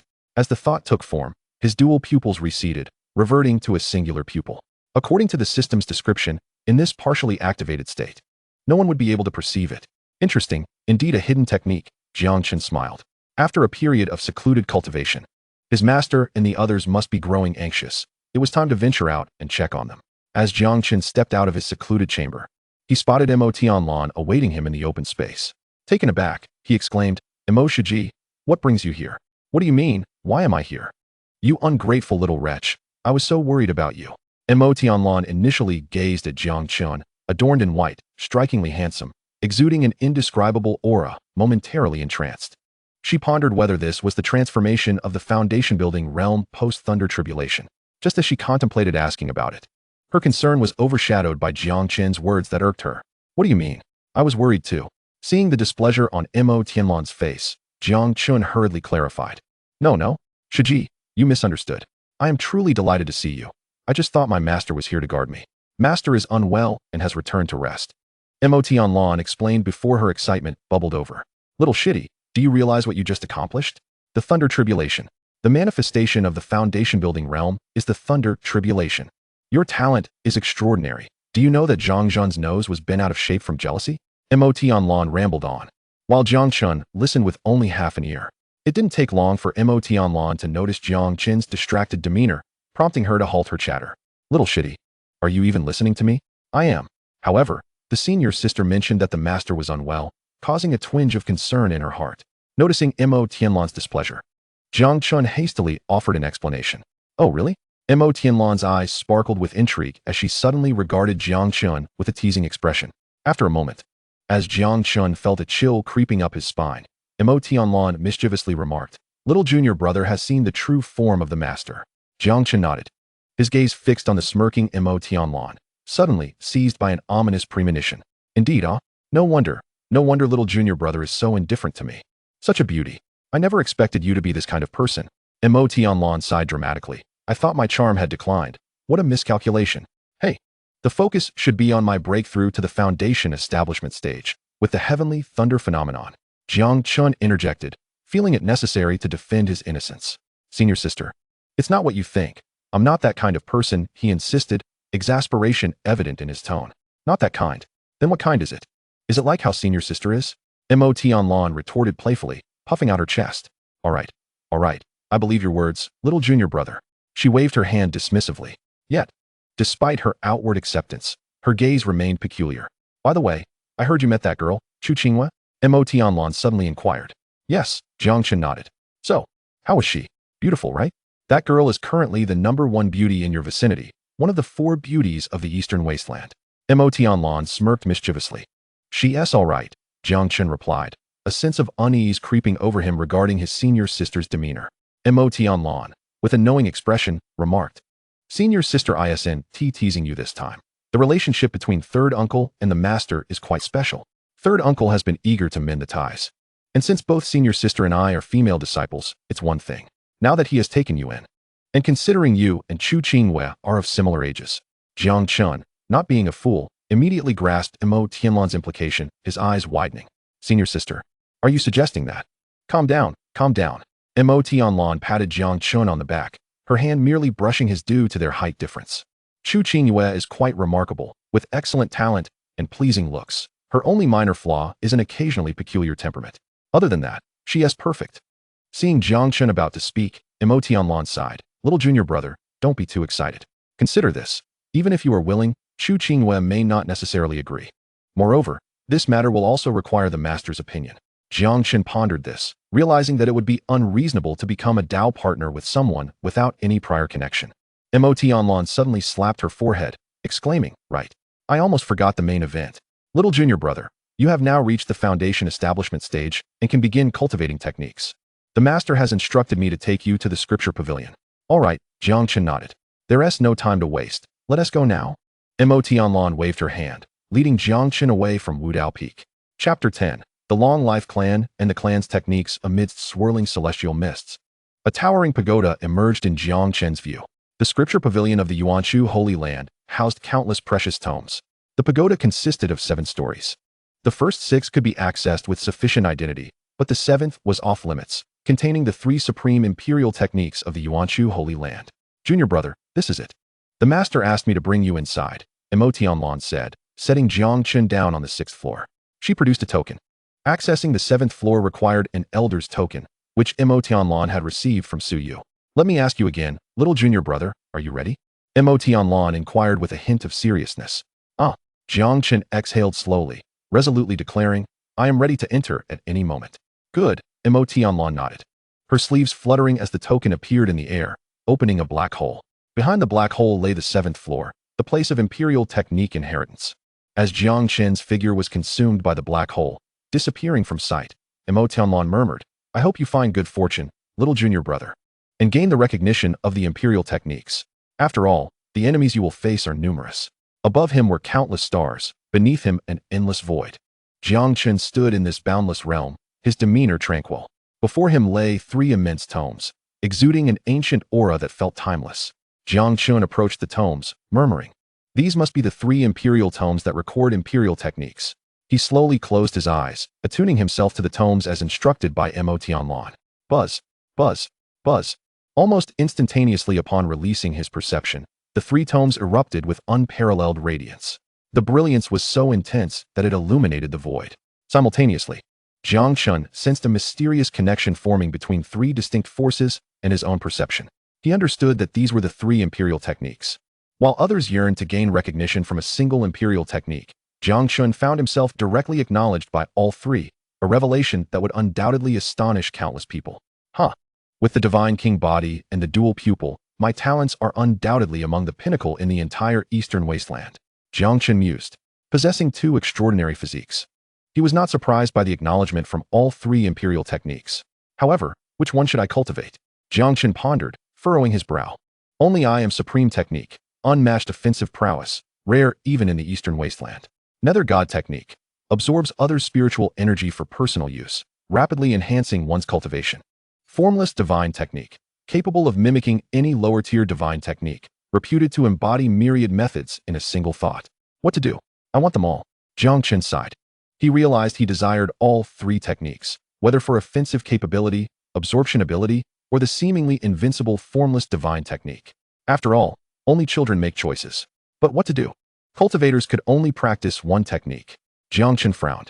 At that moment, ding, system detection in progress. Ding, detection complete. 3 pseudo-imperial techniques only. I am supreme technique. Nether God technique, formless divine technique can be synthesized. Option 1. Synthesize, task complete, reward. Divine level technique, devouring heaven demon technique. Note, this technique belongs to the Long Life clan, Jiang clan, and has a bond relationship. Option 2. Do not synthesize, choose to ignore, task complete, reward, bloodthirsty spear spirit. This can be synthesized? And what is this bond with the Long Life clan? Jiang Chen raised an eyebrow, contemplating. Synthesize. In Jiang Chen's view, since he already had the Qing Emperor bond, adding another from the Long Life clan wouldn't be a problem. As the saying goes, Too many debts do not weigh one down, and many lice do not cause itching. However, he certainly did not want to miss out on a divine-level technique. According to the system, this surpassed Imperial techniques, let alone these 3 pseudo-Imperial ones.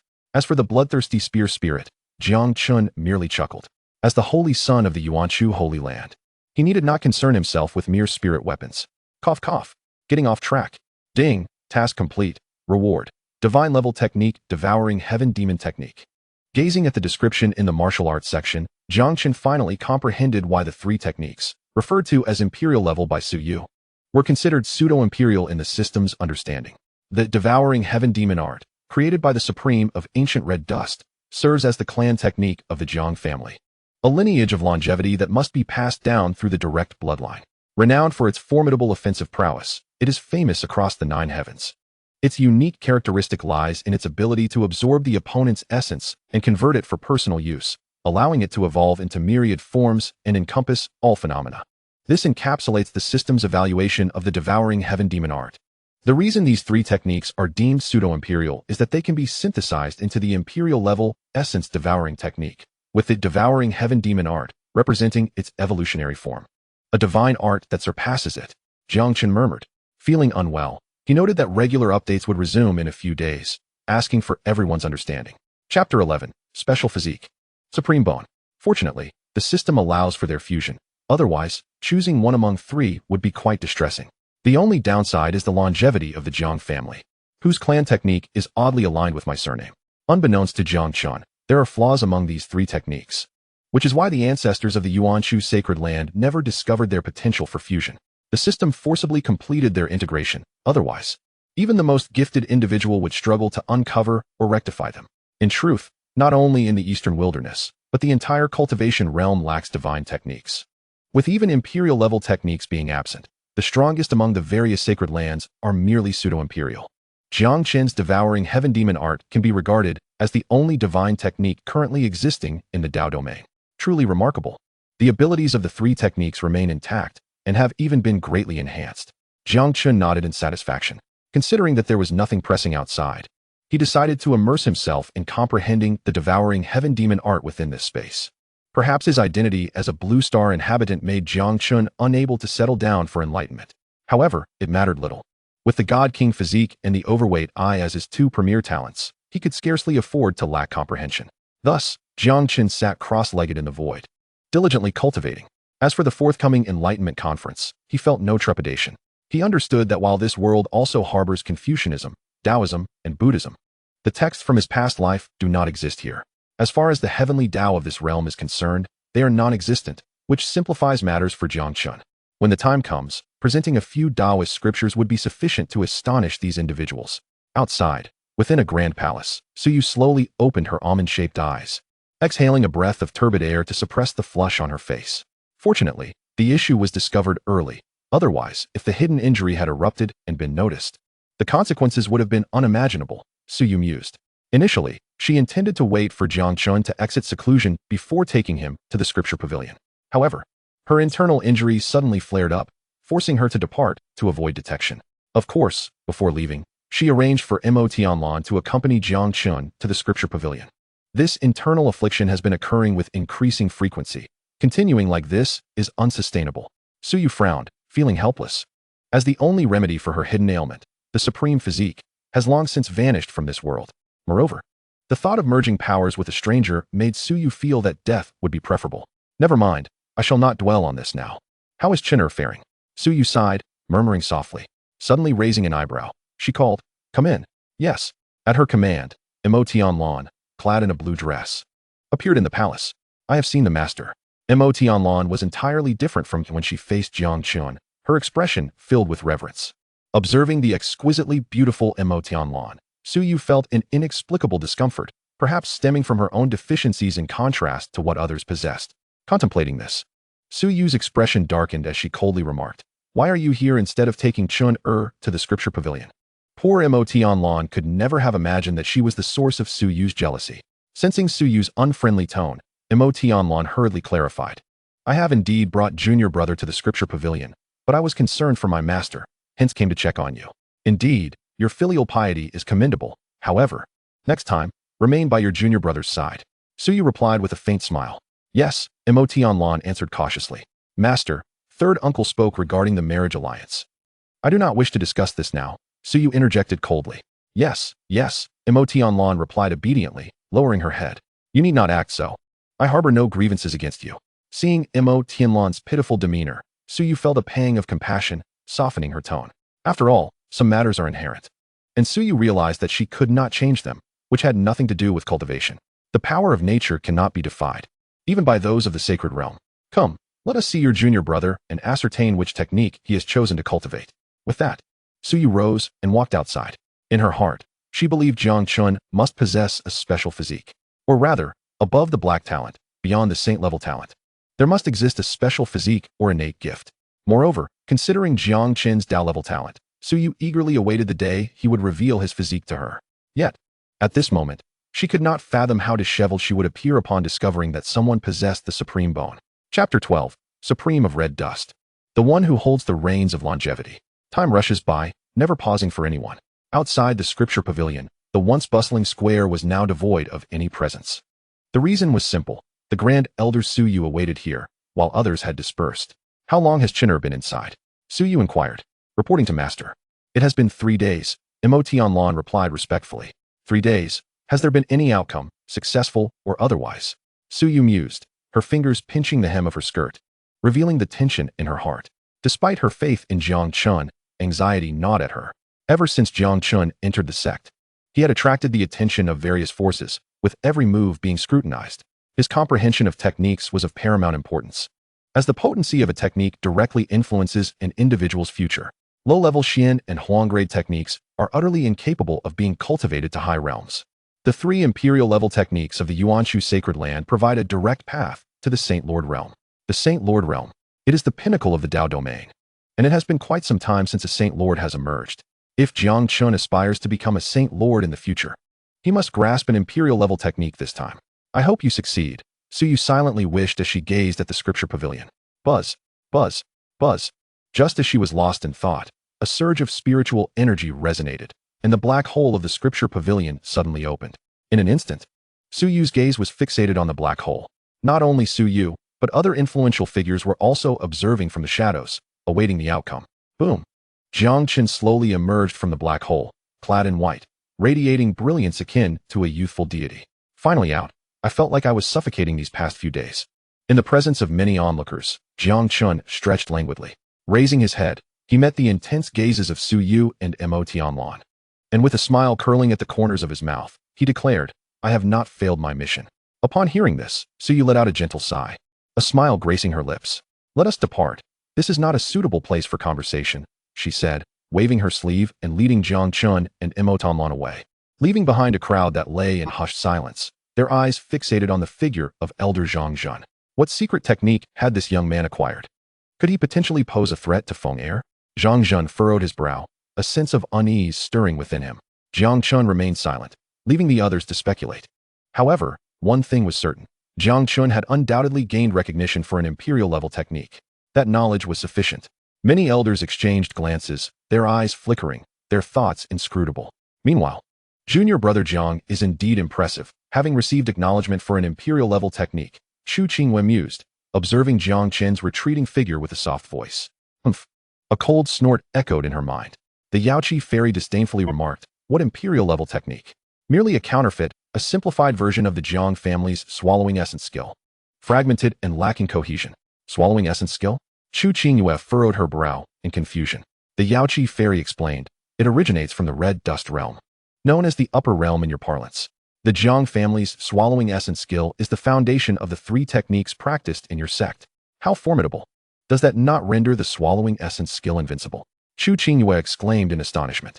In her eyes, the 3 Imperial-level techniques of her sect were unparalleled. Had she not been fortunate enough to cultivate the divine transformation scripture, she would have been unable to compete with the other saintly disciples. The Yaoqi fairy scoffed, invincible?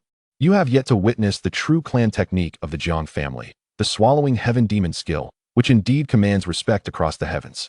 In the vast expanse of the red dust realm, the ancient myriad races all held the Jiang family in awe, fearing the swallowing heaven demon skill.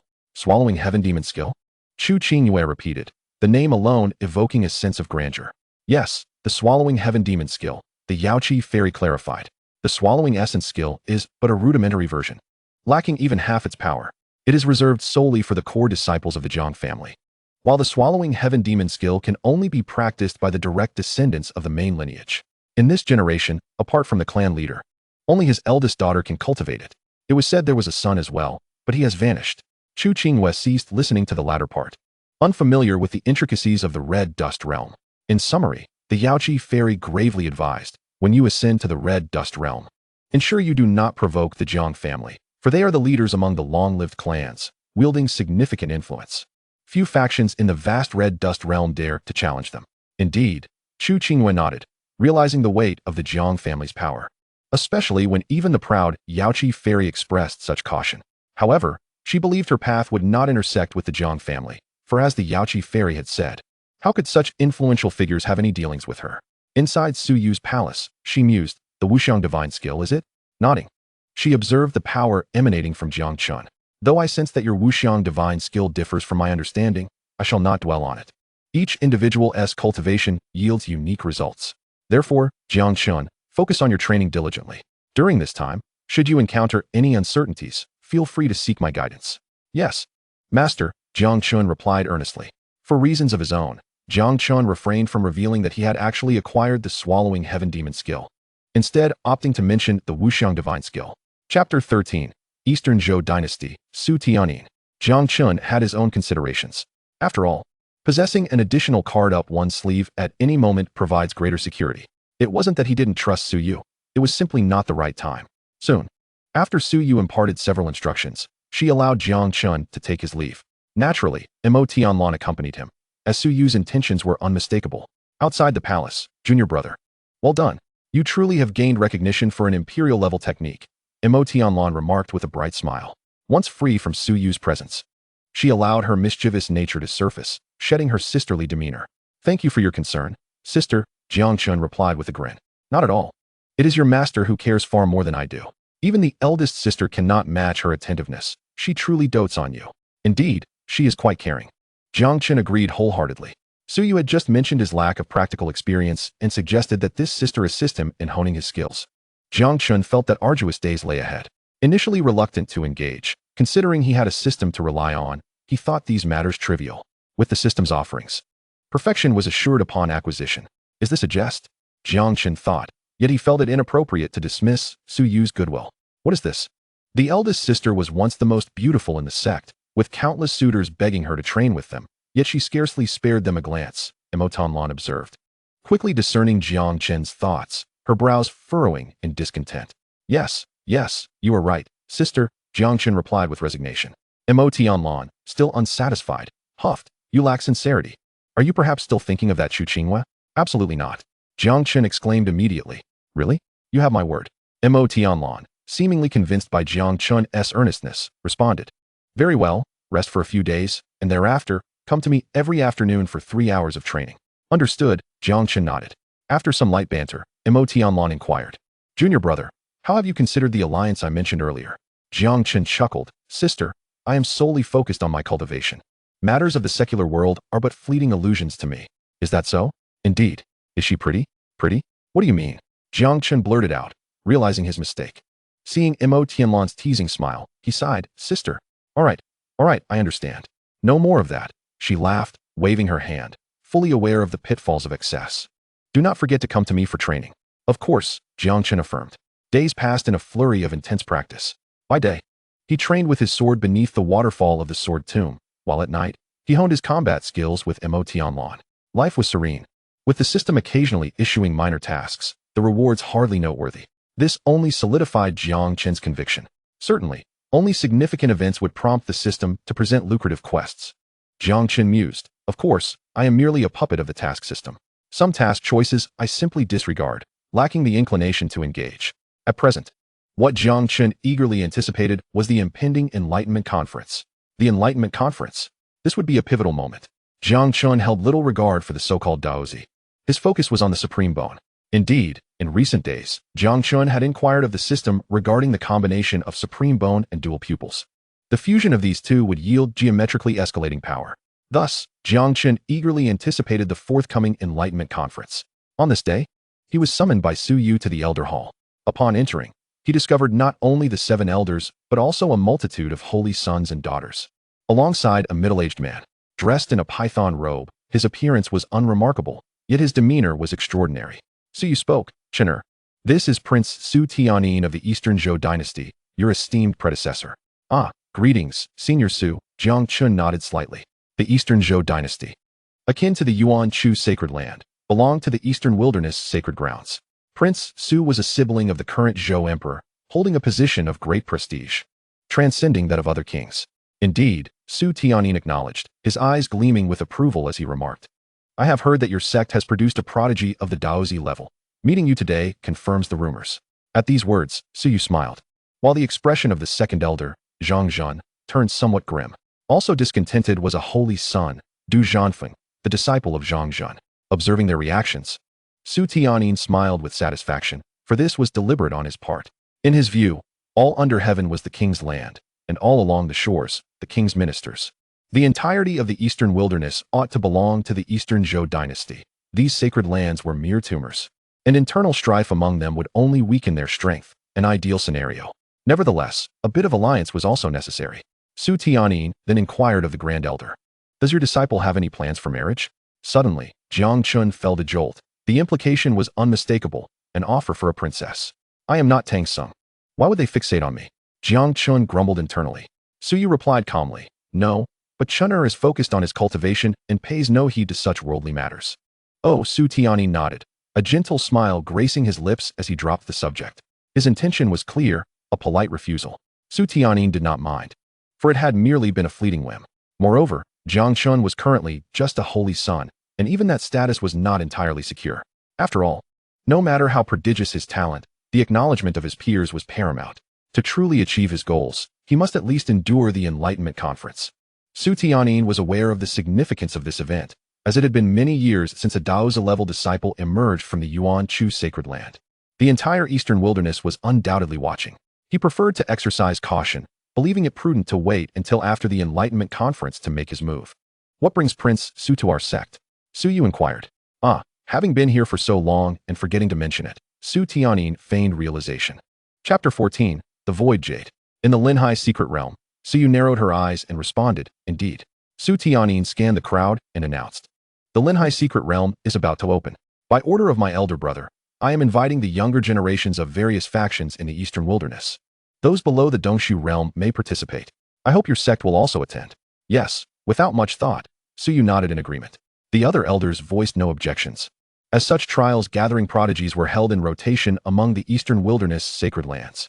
This time, it simply fell to the Eastern Zhou dynasty, nothing particularly significant. After exchanging a few more words with the 7 elders, Su Tianyin departed.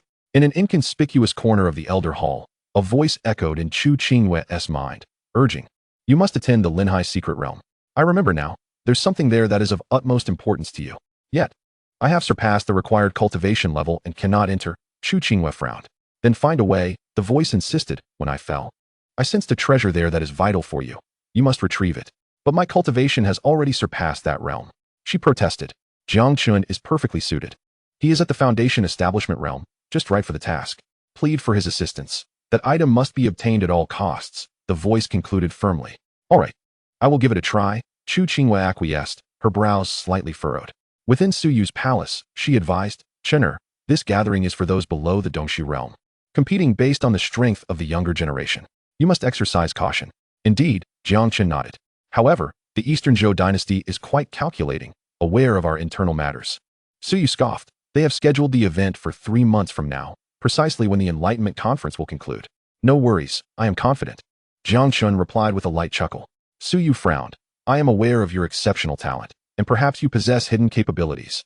But the prodigies from other sacred lands are equally extraordinary. In your generation, there are numerous individuals of remarkable talent. Su Phoenix of the Eastern Zhou dynasty, Li Jiangan of the Burning Sky Sword Pavilion, and Kai Yi of the Little Western Heaven, among many others. Their talents rival yours, all possessing Daozi-level potential." Observing the concern etched on Su Yu's face, Jiang Chen felt warmth within. He understood that she regarded him as a true disciple. "Rest assured, Master, I shall not falter. As the young supreme, I will vanquish all adversaries in this world," Jiang Chen proclaimed with confidence. He was assured of his prowess. Possessing the divine king body and dual pupils, after the Enlightenment conference, he would attain the supreme body through the supreme bone. In his mind, no one at the same realm could rival him. Good. It is delightful to see such ambition, Su Yu remarked, momentarily lost in thought before smiling. She had intended to converse further. Ah. Su Yu furrowed her brows. Very well. Chener, you may leave now and prepare diligently for the upcoming Enlightenment conference. Understood. Jiang Chen replied, his departure unceremonious. Taking a deep breath as he watched Jiang Chen's retreating figure, Su Yu's gaze turned distant. Damn it. The dark ailment is flaring up more frequently. It has only been a few days. She mused, beginning to meditate to suppress the affliction. Within the palace, a petite, exquisite figure floated in the air, quietly cultivating. At the Enlightenment peak, Jiang Chen regarded Chu Qingyue with a calm demeanor, though inwardly, he raised an eyebrow. Under his gaze, Chu Qingyue felt an inexplicable discomfort, as if her very being was laid bare before him. Standing before Jiang Chen, she felt an unaccustomed sense of shame. Gathering her breath, she softly said, Junior brother Jiang, I will not ask for your help without recompense. Should you retrieve the purple gold vine from the Linhai secret realm, I am willing to reward you with an exquisite dongshu pill. As she spoke, she produced a box. Upon opening it, a dazzling light emanated, accompanied by a fragrant aroma. It was indeed the perfect elixir for breaking through to the dongshu realm, precisely what Jiang Chen needed at this moment. However, Jiang Chen paid little heed to this offer. For compared to the secrets that Chu Qingyue harbored, this so-called exquisite dongshu pill was trivial. Rest assured, Senior Sister Chu, I will certainly bring back the purple gold vine once I discover it, Jiang Chen assured. With a sigh of relief, Chu Qingyue felt a weight lifted from her heart. Unbeknownst to her, she felt an inexplicable trepidation in the presence of someone whose cultivation was lower than her own. Hearing Jiang Chen's agreement allowed her to finally relax. After exchanging a few words, she hastily departed. Jiang Chen observed her retreating form with a peculiar expression. Casting a glance at his attribute panel, he noted, task completed. Option 1. Agree to Chu Qingyue's request on behalf of the Yaoqi Fairy. Task completed. Reward. Void Jade. Yaoqi Fairy? Jiang Chen's eyes flickered momentarily. Could it be a dual soul in one body? Chapter 15. Double happiness? A dual soul, double happiness? Jiang Chen shook his head, pondering how such a thought could even cross his mind. It seems that this Chu Qingyue is quite extraordinary. I should make an effort to engage with her more. The title of Yaoqi Fairy alone suggests she is not to be underestimated, Jiang Chen murmured to himself. This was Jiang Chen's most exasperating predicament, as his system only issued tasks when significant events transpired. Hence, his eagerness to engage was understandable. System, it's high time you matured. When will you learn to dispense rewards on your own? Jiang Chen muttered. He glanced at an item labeled Void Jade.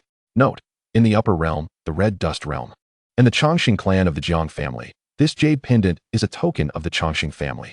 Function, it nourishes the mind and safeguards one's true self. Again, it's the Chongqing Jiang family? Jiang Chen raised an eyebrow. It seems I share a remarkable connection with this similarly named clan. Taking out the Void Jade from his storage space, he marveled at its near-translucent quality and dragon-patterned shape. Jiang Chen secured it around his neck, wearing it close to his heart. The moment he donned it, he felt a jolt of energy coursing through him, his spirit invigorated, and his internal spiritual energy seemed to circulate at twice its usual speed. Indeed, this is a splendid item, Jiang Chen praised. Afterward, he settled down to continue his meditation and cultivation. Unbeknownst to Jiang Chen, the dragon-shaped Void Jade he wore pressed a dragon insignia onto his body. He remained unaware of this imprint's emergence, for it bore no pain. Rather, it felt like a natural mark, as if it had been with him since birth. In the Eastern Zhou dynasty, one of the most revered sacred places in the Eastern wilderness, the dynasty wielded considerable influence. The Eastern Zhou Palace. Your Majesty, this is the situation, Su Wang, Su Tianyin, spoke with utmost reverence. Yes, I understand, replied the figure seated at the head. Adorned in a golden embroidered imperial robe, the current emperor of the Eastern Zhou dynasty, Su Huang. In a grave tone, Su Huang inquired, Second brother, what do you make of Jiang Chen's talent? Do you believe he has the potential to become a leader among the younger generation of the Yuan Chu sacred land? It's hard to say, Su Tianyin pondered, shaking his head. It's still unclear, but soon enough, the Enlightenment conference at the Yuan Chu sacred land will commence, and everything will be revealed then. Indeed, second brother, we must observe these sacred sects closely, form alliances where possible, and suppress those we can. Su Huang's gaze sharpened as he spoke with fierce determination. Understood, Your Majesty, Su Tianyin replied solemnly. Suddenly, a shadow of worry crossed Su Huang's face as he stood up. Leaving his throne, gazing out at the dim sky, He spoke with a heavy heart. I have a foreboding. A great calamity looms over the entirety of the eastern wilderness. Perhaps even the entire Dao domain. Ah, Your Majesty, are you perhaps being overly cautious? Su Tianyin was taken aback, struggling to comprehend. To him, the eastern wilderness appeared stable, and the entire Dao domain seemed tranquil. Everyone was living in peace. Why would there be a calamity? Moreover, their eastern Zhou dynasty was formidable. What disaster could threaten them? Let us hope I am merely being overly cautious, Su Huang sighed. But in the coming days, you must swiftly gather various forces to enhance our strength. Yes, Your Majesty. Su Tianyin assented.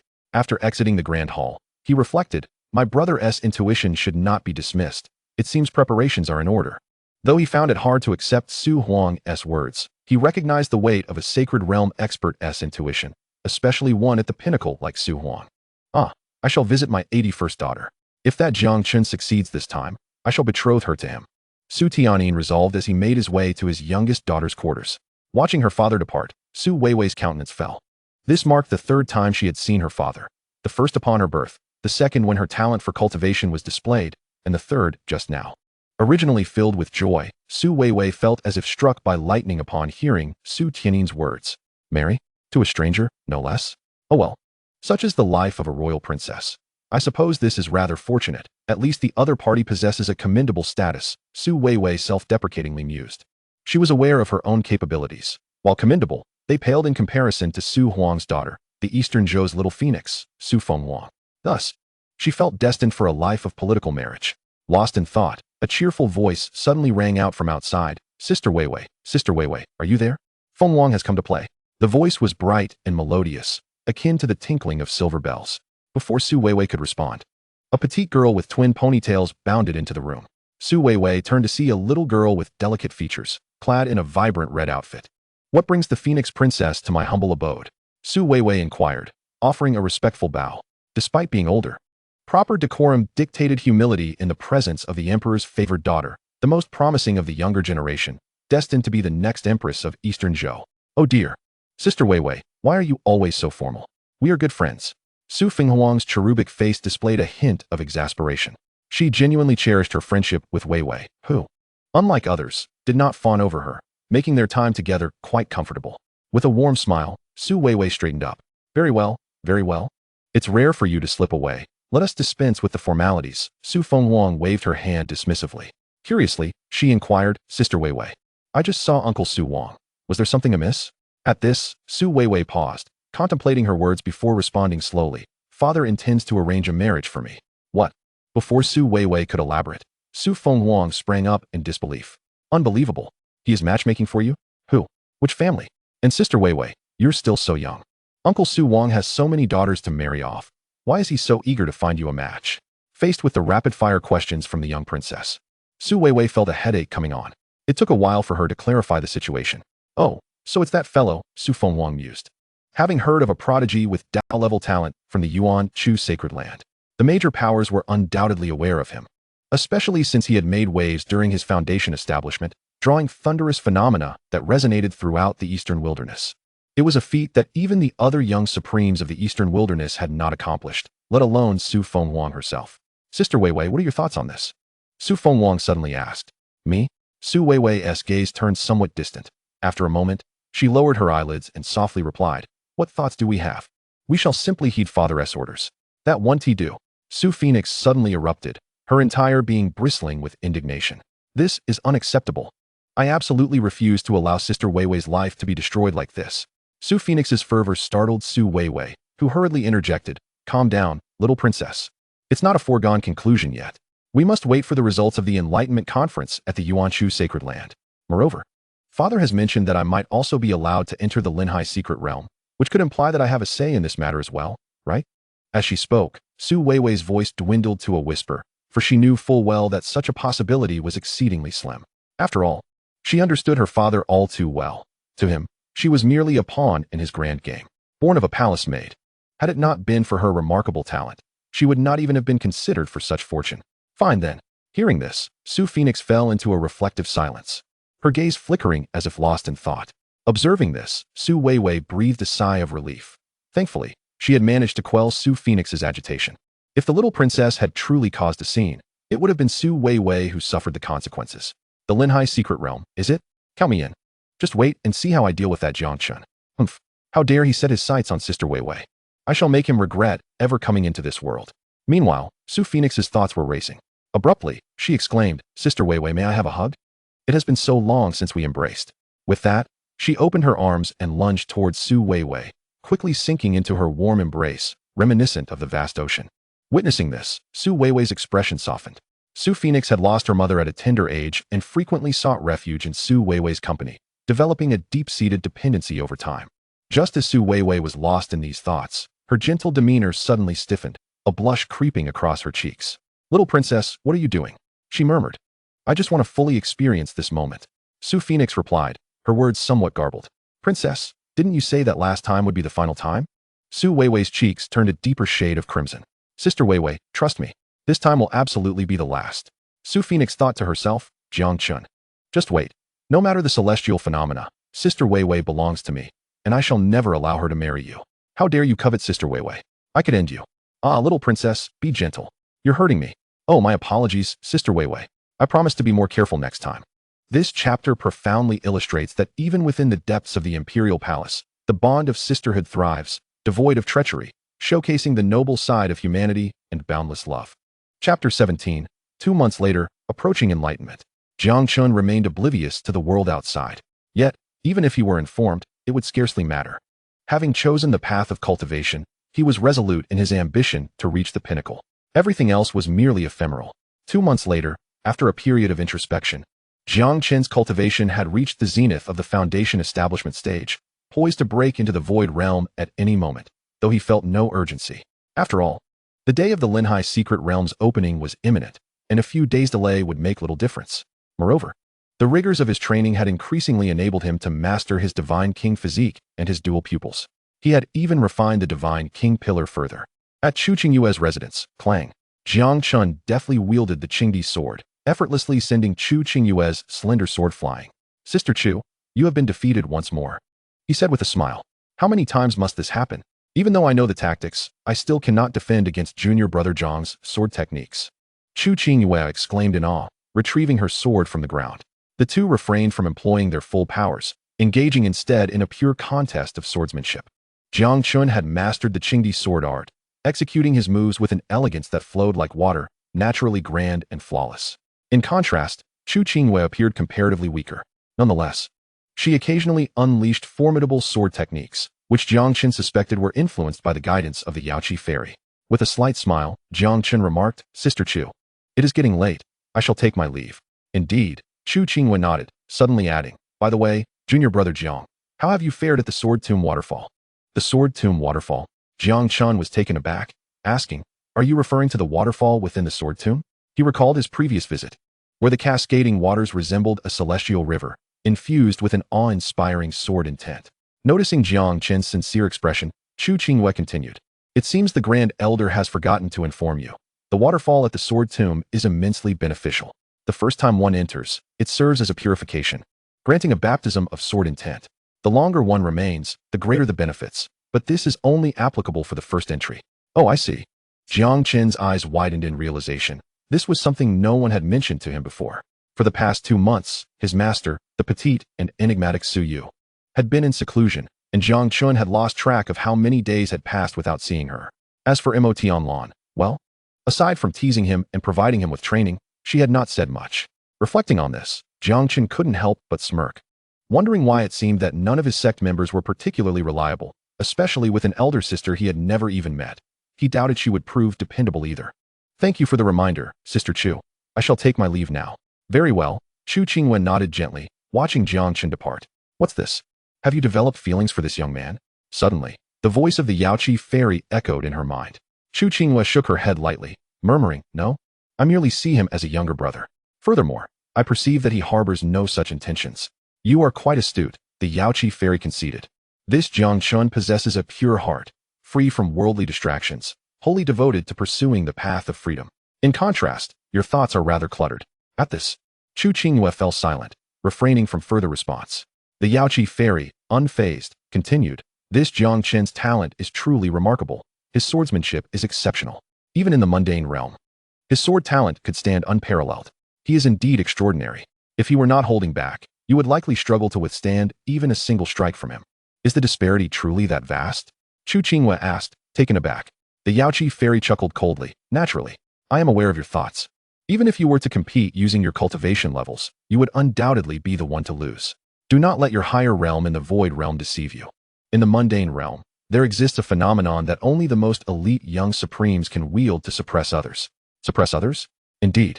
For instance, despite his current foundation establishment stage, should he choose, he could effortlessly break into the void realm in an instant, or even ascend to the king realm without any repercussions, as he has long since cleared the subsequent thresholds. Is that even possible? Chu Qingyue was thoroughly astonished, having never heard such a thing before. The Yaoqi fairy cautioned. Do not compare ordinary individuals with geniuses. I have stated that this Jiang Chen is a top-tier talent within the mundane realm. He is not someone from your impoverished spiritual energy land who can be measured against. Is that so? Chu Qingyue forced a smile. When did these prodigies become the underclass? In any case, you must be cautious. This Jiang Chen is an enigma to me. Such a genius could never emerge from a barren land like the Dao domain. Tread carefully. The Yaoqi fairy's tone turned grave. Chu Qingyue nodded silently in response. At the sword tomb, beneath the familiar waterfall, Jiang Chen stood upon the smooth pebbles, gazing up at the waterfall that brimmed with boundless sword intent. This marks his second visit, yet this time, the old man is absent. In fact, Jiang Chen later discovered that the sword tomb has never had any elders. The elder from before had deliberately waited here for Jiang Chen. Exhaling deeply, Jiang Chen made his way toward the pool beneath the waterfall. According to Chu Qingyue, there was only one opportunity. The longer one endures, the greater the benefits. Jiang Chen activated the swallowing heaven demon art, gritted his teeth, and charged toward the basin beneath the waterfall. Sitting upon a rock, he allowed the torrent of sword intent to wash over him, remaining steadfast and unyielding. Chapter 18. The leisurely Jiang Chen and the frantic Jiang Mang. The waterfall cascaded down 3,000 feet, the endless sword intent incessantly bombarding Jiang Chen's body. It stung a bit. Jiang Chen furrowed his brow, sensing that the flow of his internal meridians had become sluggish. It appeared he needed to devise a strategy, otherwise, he wouldn't be able to endure for much longer. As he muttered to himself, the pathways of his meridians shifted abruptly, taking on an unusual rhythm. Boom! An exalted aura emanated forth, causing Jiang Chen's entire being to tremble. Power surged, restrained yet potent. A layer of milky white light enveloped him, instantly alleviating the piercing sensation of the sword intent. Divine King Body. Jiang Chen activated his Divine King Body, resulting in a dramatic increase in his overall strength. Although he remained at the pinnacle of the foundation establishment stage, his actual combat prowess was comparable to that of an average King Realm cultivator. His spiritual energy and physical capabilities surged, yet his mental strength still lingered at the foundation establishment stage. Countless strands of sword chi continued to batter Jiang Chen's form, simultaneously impacting his divine C. Fortunately, Jiang Chen realized that the void gem he had acquired was indeed a treasure of immeasurable value. Whenever he felt his consciousness slipping, the void gem would flicker, instantly clarifying his mind and thoughts.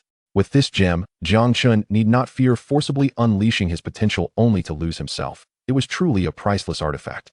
Several hours swiftly passed as Jiang Chen quietly underwent his trial, while the void gem at his chest continued to flicker, preventing him from losing himself.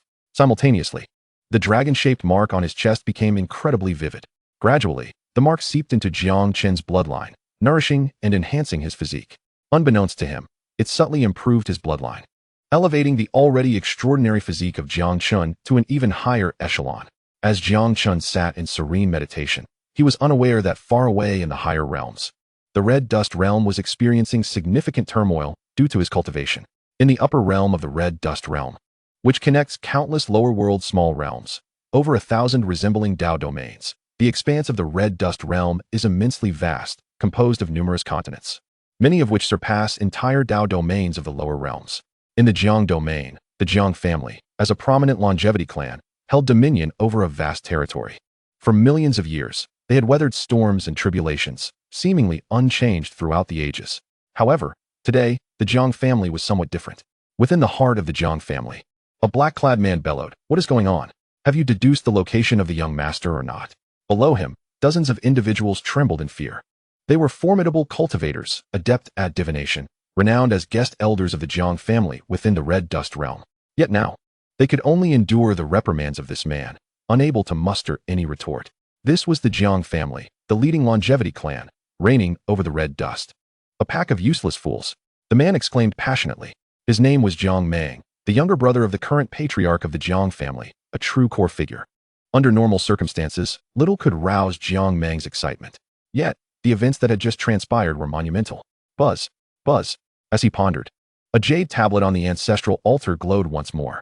Jiang Mang's expression brightened, only to freeze a moment later, for the very next instant. The jade tablet, symbolizing the young master, dimmed again. Damn, this plant. Jiang Mang was on the verge of madness. This jade tablet represented the long-missing young master of the Jiang family, his nephew's void gem, which had been dormant for many years. The Jiang family had nearly given up hope, regarding it merely as a symbol. Yet today, it had actually illuminated. In an instant, the entire Jiang family, even the entire Jiang domain, was thrown into an uproar. What did this signify? It meant that the long-lost son of the Jiang family was still alive. No one doubted its authenticity, for it was impossible for anyone to impersonate it. The void gem, as the emblem of the Jiang family's main lineage, had extremely stringent requirements for activation. First, one must cultivate the swallowing heaven demon art. Second, one must possess the pure bloodline of the Jiang family, inheriting the dragon seal. These two conditions eliminated any potential for deception. Not to mention, the swallowing heaven demon art was notoriously difficult to inherit, should anyone dare to attempt to learn it. The Jiang family would mobilize to unearth the offender's ancestral grave. Just as Jiang Mang was absorbed in thought, the jade tablet flickered again, causing him to nearly spit blood. This was intolerable. He must summon the ancestors to pinpoint his nephew's location. No matter what, he had to find the young master. Jiang Mang realized that locating this young master was of paramount importance, not only for his brother, but for himself as well. Although the Jiang family appeared tranquil at present, turbulent currents surged beneath the surface. The current patriarch of the Jiang family had no sons, only a daughter, who could not inherit the family leadership. This was not due to bias, as the legendary swallowing heaven demon art was indeed created by a woman, a figure who had single-handedly obliterated an entire secret realm. The Jiang family required a male patriarch due to numerous traditions and legacies that could only be transmitted through males. The patriarch's son had gone missing years ago, destabilizing the family's foundation. Jiang Mang, as the younger brother of the patriarch, bore the weight of the family's legacy. He did not wish for chaos or a reshuffling of power, who had obscured the heavenly secrets, making it impossible to calculate. Jiang Mang thought anxiously. In the Dao domain of the eastern wilderness, with the torrent of the waterfall cascading down, Jiang Chen's comprehension of sword intent reached a pinnacle. As time passed, the benefits of the waterfall diminished. The advantages gained this time are truly remarkable. Jiang Chen rose, stretching leisurely. The waterfall above him had become inconsequential. At this moment, Jiang Chen's eyes sparkled with brilliance, his understanding of sword intent having ascended to a new level. It was time to return. The comprehension of the Dao would commence shortly. With his hands clasped behind his back, he floated away. Unbeknownst to Jiang Chen, while he reveled in his progress, others were suffering. During his cultivation, the void gem flickered at least 100 times. Due to the system's concealment, no one could perceive Jiang Chen or ascertain his location. Faced with the situation of countless flickers without being able to deduce his position, Jiang Mang, a top figure in the red dust, was nearly driven mad. Numerous diviners were directly slain by the irate Jiang Mang, among them several who had surpassed the sage realm. Damn, damn, damn, where in the world are you? My dear nephew? Give me a sign of life or death. Your uncle's heart cannot take this. Jiang Mang's face was a portrait of despair, tears streaming down his cheeks. Chapter 19, The Peerless Divine King. In recent days, Jiang Chen has refrained from engaging in cultivation, as the Dao Enlightenment Conference draws ever closer, followed by the Linhai secret realm, which will surely demand his attention. With such pressing matters on the horizon, he finds himself cherishing this rare moment of respite in this world. In a picturesque locale, Jiang Chen admires the breathtaking scenery, suddenly lamenting, "Alas, I am still too weak." Indeed, in his perspective, no matter his status as a Holy Land saint or the disciple of the Grand Elder, his power remains limited. If I were to possess formidable strength and wield significant authority, who would dare to dictate the terms of my marriage? He muses, his gaze profound. To Jiang Chen, if he were to attain immense power and hold real influence, all manner of trivialities would be kept at bay. What of the third elder in Aitsai? What of the Dong Zhou Su family? At this moment, Jiang Chen is solely focused on enhancing his cultivation. His initial choice to pursue this path was driven by a desire to reach the pinnacle of greatness. While he does not disdain beauty, he understands the importance of prioritization. Now, he seeks only to elevate his prowess. I must hasten my cultivation, he murmurs. Simultaneously, even while absorbing the beauty around him, he does not forget to contemplate the mysterious void jade, for he has discerned its remarkable potential. As he continues to appreciate the surrounding splendor, he consistently channels his spiritual energy into the void jade. In the realm of mortals, at the Jiang Domain's plaza, thousands of cultivators sit cross-legged, their eyes tightly shut, seemingly engaged in the derivation of all things. Suddenly, a cacophony erupts. With a collective gasp, they all open their eyes and, gazing skyward, spew forth blood. Their spirits utterly depleted. What a wretched lot. What use are you to me? Jiang Meng bellows from the steps of the palace before the plaza. Upon hearing his words, the over 1,000 cultivators are instantly engulfed in dread, neglecting their own injuries. They bow fervently, pleading, "Second Master, spare us. We truly cannot derive anything." It is not that they lack fortitude. Rather, they are the second group, having entered just after the first batch was sent away. Humph. Jiang Meng snorts, this time refraining from bloodshed. After the recent incident, he has regained his composure, for the Jiang family is a prestigious lineage in the realm of mortals, known for their benevolence and reluctance to kill. Second Master, perhaps the jade tablet is defective, one ventures timidly. Few are those who speak with such consideration. Yet Jiang Meng is no ordinary man. He is a top-tier expert in the realm of mortals. Enraged, he declares, "Kill them all. Let them join their predecessors." With a single command, countless shadowy figures from the Jiang family spring into action, leaving the unfortunate souls speechless, whisked away without ceremony. "Jiang Meng, come here." Just as Jiang Meng is consumed by fury, a voice resonates in his ear, effortlessly reaching him. Startled, he responds, "Yes," and vanishes in an instant. In the forbidden grounds of the Jiang family, within a secluded cave, Jiang Meng stands respectfully before an elderly man seated in meditation. The elder appears frail, devoid of any spiritual energy, yet he is one of the Jiang family's anchors, Jiang Taishu. Jiang Taishu lifts his gaze to regard Jiang Meng, stating, "Do not blame those individuals. I, too, have made predictions and found no trace of that child." "What? You have not found him either?" Jiang Meng is taken aback. Jiang Taishu is none other than the unparalleled divine king, the very embodiment of divinity in the realm of mortals, and one of the top 3 on the divine rankings. The fact that the old divine king claims to be unable to discern anything is shocking. Jiang Meng cannot fathom who could possibly obscure his nephew's fate. Could it be the Supreme? With such a thought, Jiang Meng shudders. Jiang Taishu continues, "I suspect you have already deduced that only a being of the Supreme realm could conceal my insights. But why? Which Supreme harbors enmity against the Jiang family?" Jiang Meng furrows his brow in confusion. Jiang Taishu replies coolly, "I surmise that the child was swept into the chaotic flow of time and space, where he was rescued by some Supreme and taken as a disciple. Surely, a being of the Supreme realm is aware of the Jiang family and intends to shield the child's fate from distractions, revealing it to him when the time is right." "Indeed, that makes sense." Jiang Meng nods thoughtfully, though a frown soon crosses his face. "But Ancestor, what if this Supreme harbors ill intentions?" "That will not be the case." Jiang Taishu's tone remains calm, yet carries an undeniable authority. "Those who ascend to the Supreme realm know of the Jiang family. Provoking us brings no benefit." Jiang Meng's confidence swells. "If they wish to harm my nephew, what does it matter if they are of the Supreme realm? This is not mere bravado. It is a reflection of their legacy. The Jiang family boasts a long lineage, originating from the founder of the heaven-swallowing demonic art, a woman who once obliterated a forbidden ground with a single palm. This Supreme of the mortal realm had no offspring and thus bequeathed her teachings to the humble village of her birth. This village became the foundation of the Jiang family. With millions of years of development behind them, what does the Supreme realm signify? The forbidden ground is not devoid of power. Enough of this. Do not alarm your elder brother. I summoned you for another matter," Jiang Taishu states. "Your command, Ancestor," Jiang Meng replies with reverence. "Send someone to the lower realms, to a place known as Dao Domain. I sense that a supreme artifact is about to emerge," Jiang Taishu states nonchalantly. "A supreme artifact?" Jiang Meng gasps. "How could there be a supreme artifact in the lower realms?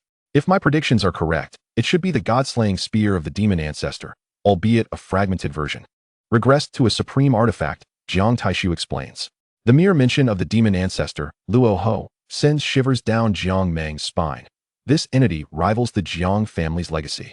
Throughout the billion-year evolution of the mortal realm, there have been 5 cataclysms, the first of which was the Dragon Han cataclysm, with this very figure at its center. The god-slaying spear is the weapon of the demon ancestor, an ultimate weapon, a supreme artifact of the mortal realm. Yet, how could a fragmented god-slaying spear possibly be in the lower realms? Jiang Taishu commands, "Go now, make arrangements.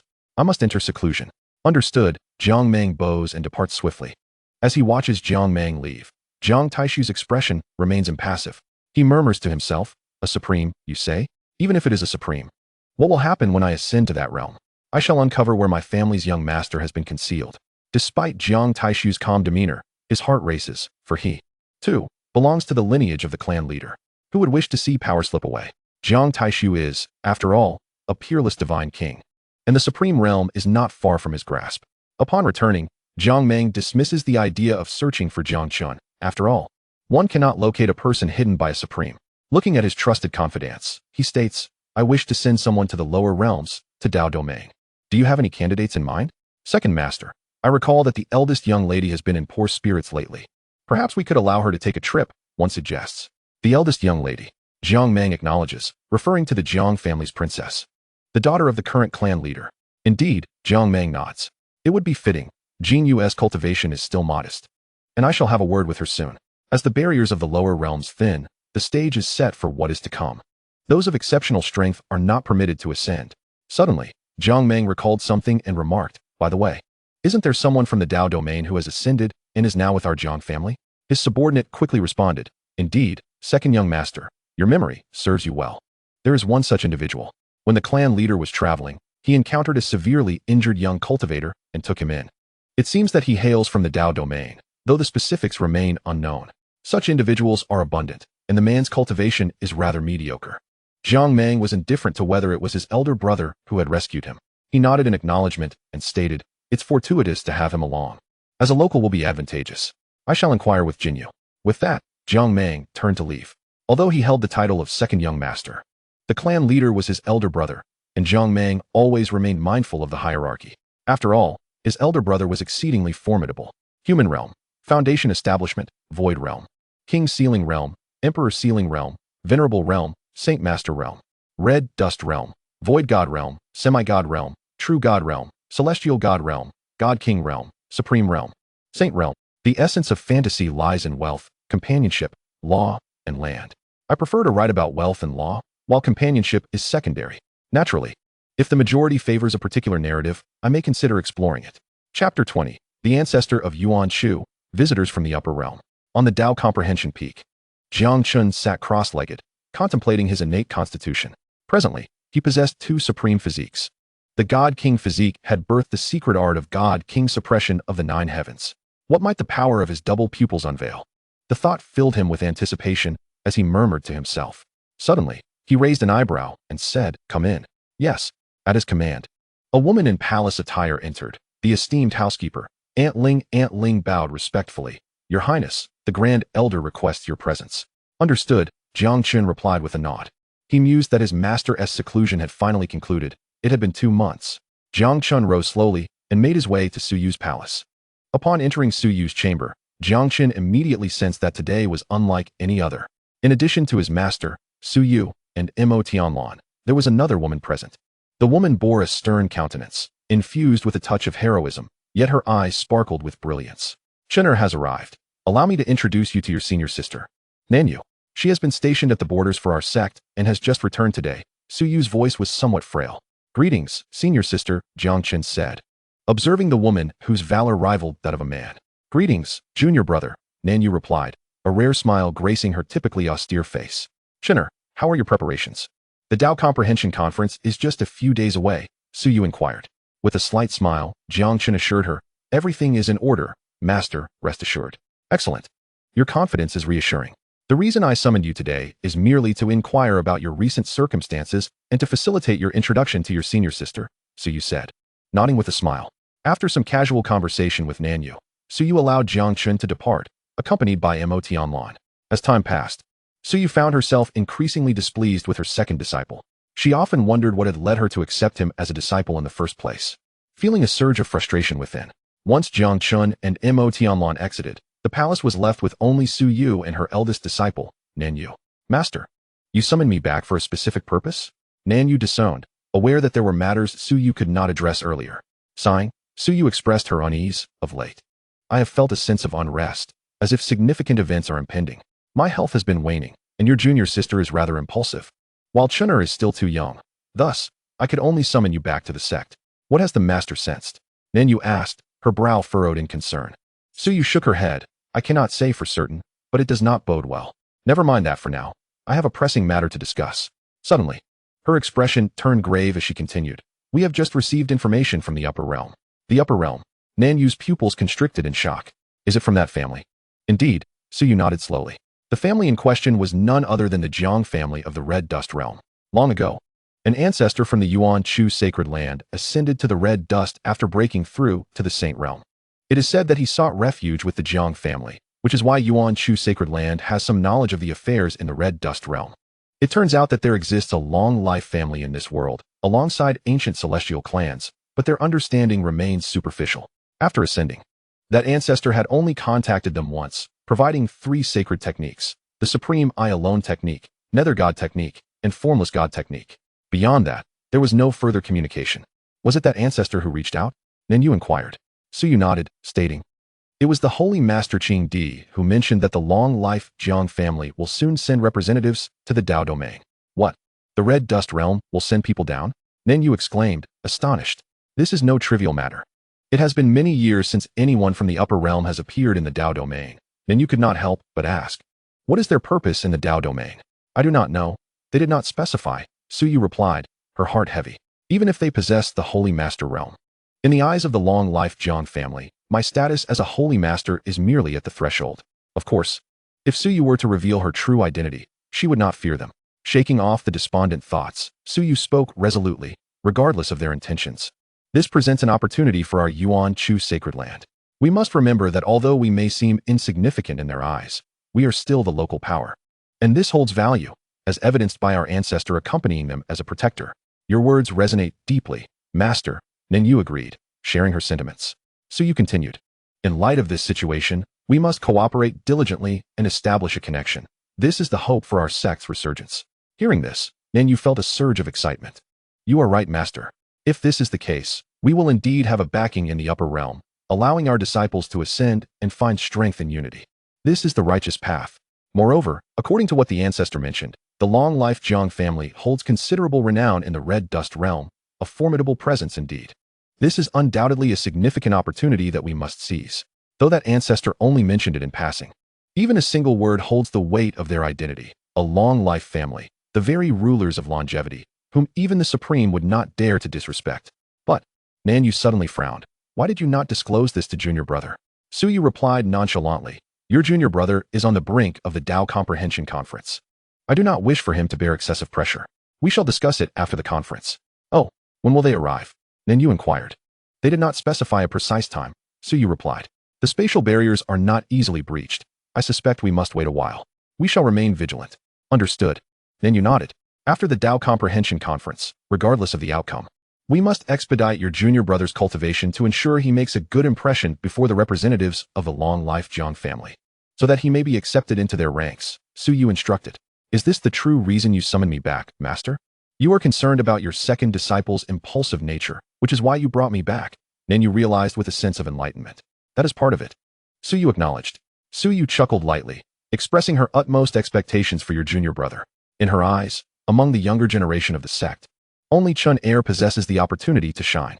Yet, she wondered about the standards of the Chongqing Jiang family, feeling a tinge of concern. Nanyu remained silent, offering no words of comfort.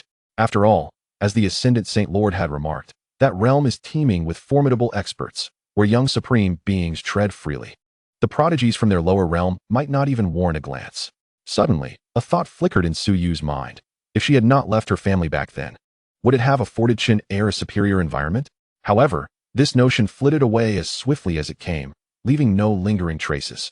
Chapter 21. The purple chi comes from the east for 3,000 miles. Junior brother, you've taken a wrong turn. Mot Onlon exclaimed in astonishment. Do not speak carelessly. Senior sister, there are myriad paths to mastery in swordsmanship. Recently, I have come to realize that the Qingdi sword intent is rather unremarkable. Jiang Chen replied with a calm demeanor. Indeed, he continued, the more he contemplated, the more he felt that the Qingdi sword intent simply could not compare with his divine king physique. Thus, he had devoted little time to studying the Qingdi sword intent of late. Well, as long as you are content, little junior brother, Mot Onlon shrugged, encouragingly. The Enlightenment Conference is in a couple of days. Do your best. Jiang Chen nodded with a gentle smile, then gracefully departed. The Enlightenment Conference? Jiang Chen murmured to himself, then shook his head disdainfully. To be candid, if it were not for the Supreme Bone, The so-called position of the Daozi would hardly pique his interest. For Jiang Chen had learned from the system that the so-called Dao domain and Donghuang were merely one of the countless minor realms connected to the mundane world. They were but a drop in the ocean, and the worth of such a Daozi position in Jiang Chen's eyes plummeted sharply. If not for the supreme bone, he would scarcely bother to participate. After all, Jiang Chen possessed the divine king physique. According to the system, this was an unparalleled constitution, renowned throughout the mundane world, and thought to have vanished for millennia. In truth, neither the divine king physique nor the dual pupil could ever emerge from the Dao domain. A place lacking in spiritual energy, Jiang Chen would not have possessed such traits had it not been for the system. He had given little thought to the dual pupil. However, he understood the myriad uses of the divine king physique. What is the divine king physique? One who possesses it faces no barriers before reaching the divine king realm. With sufficient spiritual power, they can break through effortlessly. Hence, it is classified as an unparalleled constitution in the mundane world, widely recognized. It is simply beyond the capabilities of lower realms physiques to contend with. 3 days later, at the Yuan Chu sacred land. Duan, Duan, Duan. The bell tolled 45 times. This was the grandest ceremony of the Yuan Chu sacred land, for it represented the number 9, an auspicious figure. At the core of the sect lay a vast plaza, filled with disciples and elders, many of whom had emerged from seclusion. This Enlightenment conference was unlike any before. Its outcome would directly determine the Daozi of the Yuan Chu sacred land, and none could afford to remain indifferent to this event. The plaza was extraordinary. At its center was an inkwell, so expansive it rivaled a lake. Ethereal mists swirled above the waters, adorned with innumerable lotus flowers, poised to bloom. These were the Enlightenment lotuses. The Enlightenment lotuses were not meant for the holy sons and daughters. The comprehension of the younger generation could hardly resonate with these sacred lotuses. They were intended for the elders' later explanations, while the holy sons and daughters merely needed to allow their own lotuses to bloom. In the lake, 7 lotus seats awaited. These were the positions of the 7 holy sons and daughters, the focal point of the gazes of tens of thousands of disciples and elders. The top 3 seats were occupied by the Grand Elder's disciple, Jiang Chen, the Second Elder's disciple, Du Zhanfeng, the Third Elder's disciple, Chu Qingyue. The remaining 4 seats were filled by the other 4 holy sons and daughters. Upon the elevated platform, Su Yu and other esteemed elders gathered, their eyes fixed below. Ahem, let me reiterate the rules. You will each expound on your understanding of the great Tao, allowing the lotus platform beneath to produce petals. The one with the most petals will be deemed the victor. Understood? Croaked an elderly figure, hunched over. No one dared to underestimate him. Jiang Chen and the others nodded in acknowledgement, responding, understood, esteemed elder. This man was none other than the Grand Elder of Yuan Chu's sacred land, Chen Yuan, who had emerged from a millennium of seclusion due to matters concerning the Chongqing Jiang family. Now, aware of the Daozi conferment, he had come to serve as a judge. With Chen Yuan presiding, no one dared question the fairness of the proceedings. Then, let us begin, Chen Yuan declared with a smile. After a moment of silence, someone suddenly called out, I shall go first. It was the disciple of the 4th elder, the 4th holy son. Tian Sun took a deep breath and slowly seated himself on his designated lotus platform. Adjusting his sleeves, he began to recite, the superior man engages not in conflict. The inferior man delights in strife. The highest virtue is unassuming, while the inferior man clings to it. As Tian Sun elaborated on his comprehension of the great Tao, the lotus platform beneath him gradually began to bloom, producing 1 petal, then 2, then 3. The surrounding ordinary disciples listened in rapt fascination. Such insights from a prodigy were immensely beneficial to them. Ultimately, no matter how eloquently Tian Sun spoke, the lotus platform stabilized at 3 blossomed petals. While none of the buds in the lake opened, Tian Sun could only lament his fate. 1, 2, 3, 4, 5, 6, 7, 8, 9, 10. 11 petals flew into the grass, vanishing from sight. Jiang Chen observed one after another taking their turns, stifling yawns out of sheer boredom. For some reason, he recalled a humorous verse. Su Yu's junior disciple also mentioned that the protagonist always makes a grand entrance. Otherwise, he could have simply stepped up and overshadowed them all.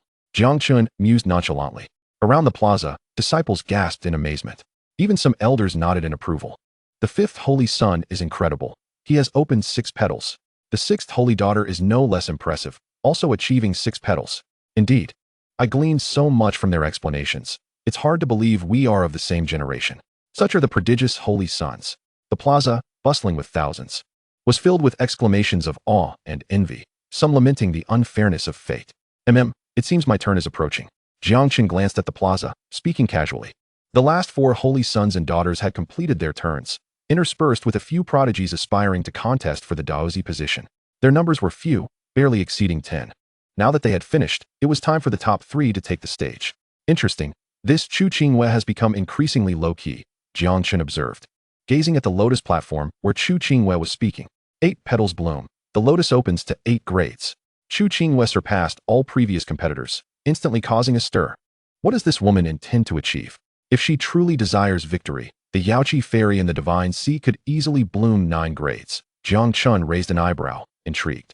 Following Chu Qingyue was the second holy son, Du Zhanfeng, who was also Jiang Chen's opponent this time. He was a man with a square face and a resolute demeanor. He approached his lotus platform solemnly and spoke in a deep, resonant voice. The great Tao is nameless, nurturing all things. I know not its name, yet I shall call it Tao. With a calm and composed demeanor, he gradually elucidated his path. The vast square fell into a profound silence, with tens of thousands of spectators fixated on the surface of the lake. They understood that the climax was at hand. The performance of this individual would directly influence the outcome. The entire assembly held their breath as, under Du Zhanfeng's explanation, petals began to unfurl, slowly. 1, 2, 3.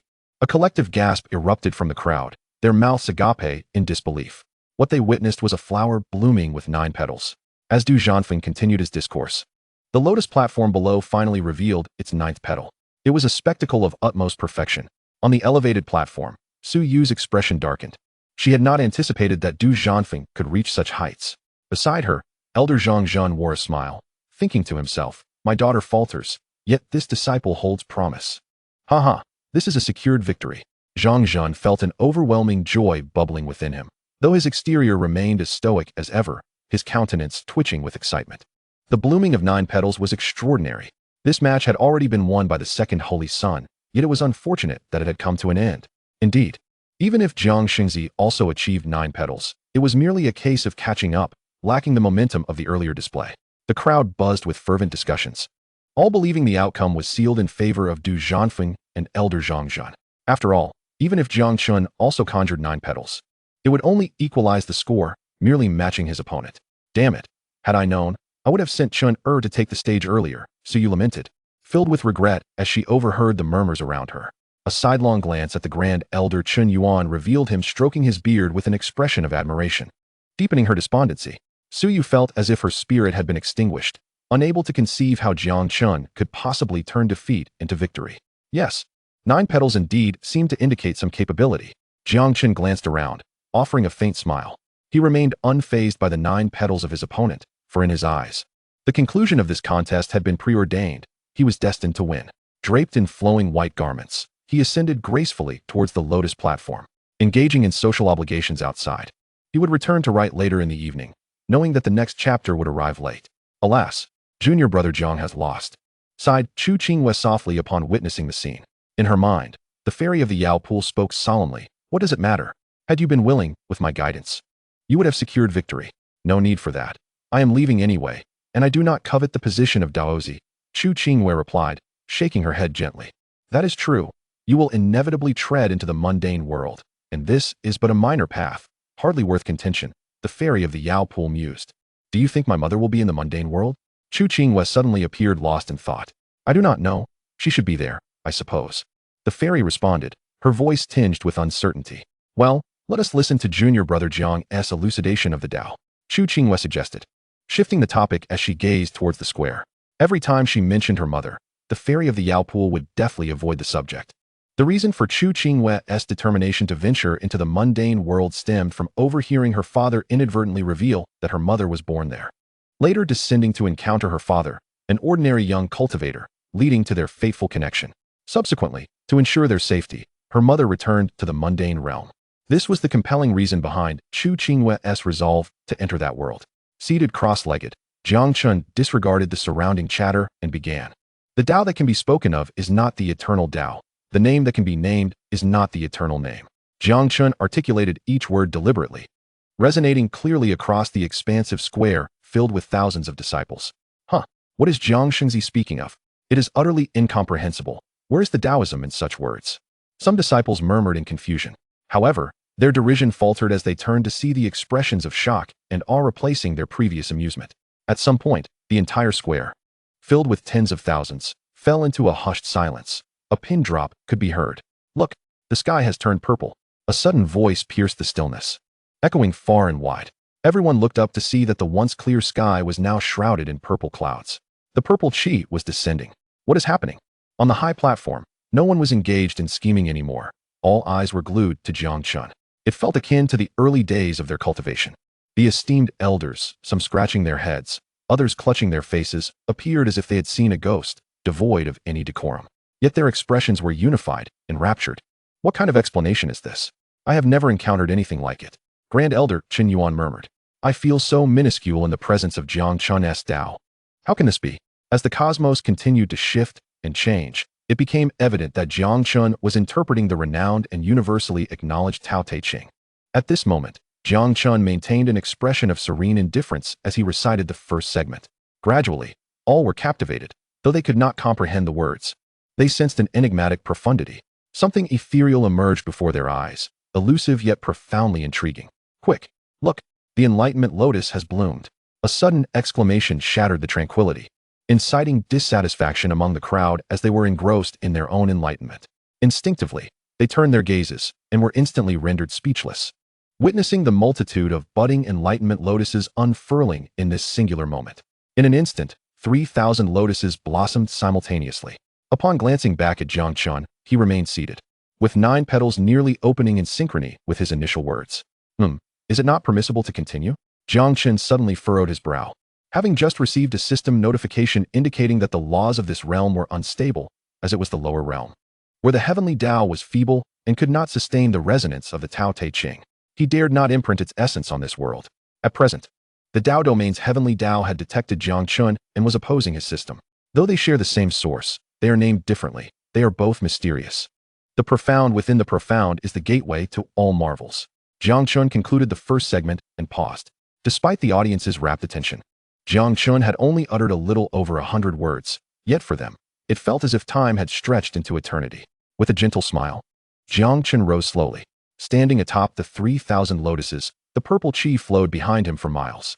Clad in white as snow, he resembled a youthful deity, radiant and awe-inspiring, commanding the very essence of the world. Gradually, the crowd regained their senses, gazing at the young man in white, who stood in remarkable splendor. Daozi, Daozi, Daozi.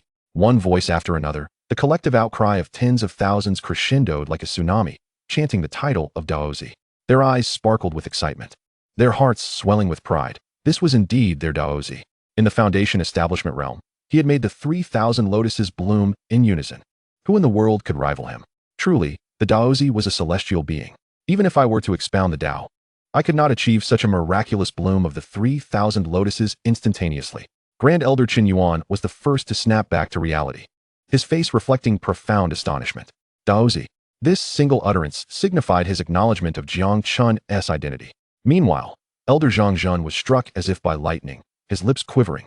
Yet he ultimately refrained from voicing his thoughts. He too was profoundly shaken. With the essence of his own great path, he allows the blossoming of 3,000 lotus flowers, and the purple aura ascends from the east for 3,000 miles. Even this feat is beyond his capabilities. Jiang Zhen, no matter how reluctant, finds himself powerless. As he gazes at Jiang Chen, who commands the attention of the world, a sense of despondency envelopes him. Can someone with such formidable might at the foundational level be subdued or defeated by him? Wow, junior brother is truly remarkable. He has accomplished it, Motianlan exclaimed, bouncing with excitement. Su Yu's face was alight with exhilaration, though she ultimately pressed her lips together, choosing silence. The sudden movement from Motianlan made Su Yu feel slightly dizzy, and in that moment, her subconscious harbored an even stronger dislike for her. Yet this sentiment was ephemeral, quickly dispersed by the scene before her. Observing the youthful and divine figure of Jiang Chen, Su Yu's spirit soared, though her gaze now held an indefinable complexity. Throughout her life, even upon reaching the pinnacle of the holy sovereign realm, no man had ever captivated Su Yu like this. She had believed such a moment would never arrive again. But today, she had encountered him. Contemplating this, Su Yu smiled sweetly, a beauty that could topple nations. Standing upon 3,000 golden lotuses, with a purple aura rising behind her, clad in garments as white as snow. In that instant, not a single woman present remained unmoved. Who?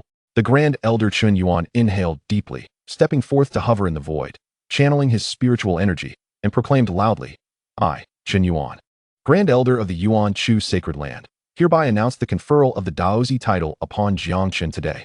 Let it be known across the world. Conferral of Daozi, Jiang Chen. Conferral of Daozi, Jiang Chen." Instantly, the chant echoed throughout the eastern wilderness, reverberating in every corner. No one was unaware that after a millennium, the Yuan Chu Sacred Land had once again produced a Daozi by the name of Jiang Chen. Daozi, Daozi, Daozi. The atmosphere surged to a new zenith due to Elder Chen Yuan's declaration, resonating with an unquenchable fervor that shook the very heavens. Nearby, the second holy son, Du Zhanfeng, slowly bowed his head, his expression one of despondence. Impossible. At that moment, Chu Qingyue felt as though her mind was about to explode. Impossible. Impossible. Impossible. The Yaoqi fairy exclaimed in disbelief. How could this Jiang Chen possess such profound Tao scriptures? It is absolutely inconceivable. Her face was a canvas of astonishment. Having traversed the realms of the mortal world and the Yaoqi immortal realm, she had believed herself impervious to surprise. Yet today, in mere 100 words, Jiang Chen had driven her to madness. This cannot be the work of a supreme being. No, not even a supreme being could articulate such concepts. Only a legendary sage could utter such words. How does this Jiang Chen come by such wisdom? The Yaoqi fairy raved. Thus, junior brother Jiang is indeed a genius. Chu Qingyue remarked, though she was unaware of the significance of the term supreme being, only recognizing its potency. No, not merely a genius. He is a prodigy of extraordinary caliber. Silence. I must think.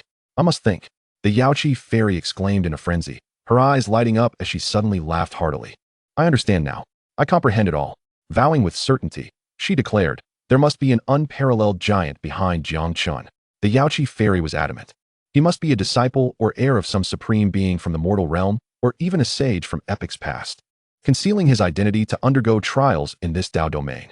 Alas, she suddenly lamented, causing Chu Qingyue to pause and inquire, what do you regret? With a smile, the Yaoqi fairy replied, it is regrettable that Jiang Chen, who originally aimed to remain discreet and conceal his identity, has inadvertently revealed it during this trial. Underestimating these unsophisticated folk who know not the profundity of his Tao scriptures, unaware that there is a fairy present. Confidently, the Yaoqi fairy declared, I know that such Tao scriptures could never emerge in this minor domain. Thus, his identity has naturally been uncovered by me. Ha ha ha. Referring to herself as I. It appeared she was genuinely exhilarated. Chu Qingyue shook her head, contemplating. Listen, you must cultivate a good relationship with Jiang Chen at all costs.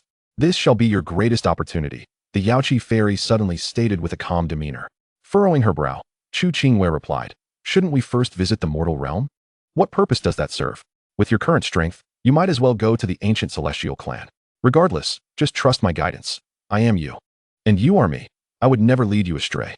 The Yaoqi fairy began, but abruptly halted, changing her tone. Well, I simply dislike approaching junior brother Jiang with ulterior motives. It feels akin to the scheming women of the mortal world. Chu Qingyue frowned. I wouldn't have you act so. I meant for you to exchange sincerity for sincerity. If you were to do otherwise, it would truly be a misstep. Plotting against a sage's disciple would be madness, so rest assured. The Yaoqi fairy spoke with unwavering confidence. A surge of excitement coursed through her. These Tao scriptures.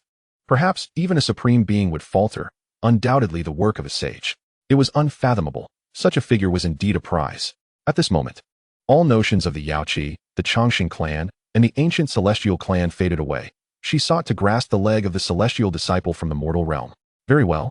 Chu Qingyue nodded, refraining from further conversation. She ruminated on the profound essence of Jiang Chen's Tao scriptures, feeling an inexplicable vastness, yet being unable to grasp any of it or derive any understanding. This left Chu Qingyue perplexed. In truth, she was not alone in this. Everyone, including the Grand Elder Chen Yuan, felt a similar sense of vastness but could not seize the elusive essence, driving them to frustration. They could only conclude that their comprehension was insufficient. This is unrelated. I have heard that a sage's Tao scriptures embody the power of laws, which are inherently specific. If you have not been designated, even receiving the original text would be futile, the Yaoqi fairy elucidated. In truth, the Yaoqi fairy's deductions were largely accurate. For although the inhabitants of the Tao domain were of the human race, those from the mortal realm were also human, there remained an essential difference from Jiang Chen, who hailed from the blue star. At the most fundamental level, they lacked the bloodline of Huaxia. How could they hope to comprehend the essence of the Tao scriptures? Chapter 23, Daozi, surname Jiang. Yuan Chu Sacred Land. Elder Hall. Grand Elder Qingyue, along with Su Yu and 6 other esteemed elders, were present.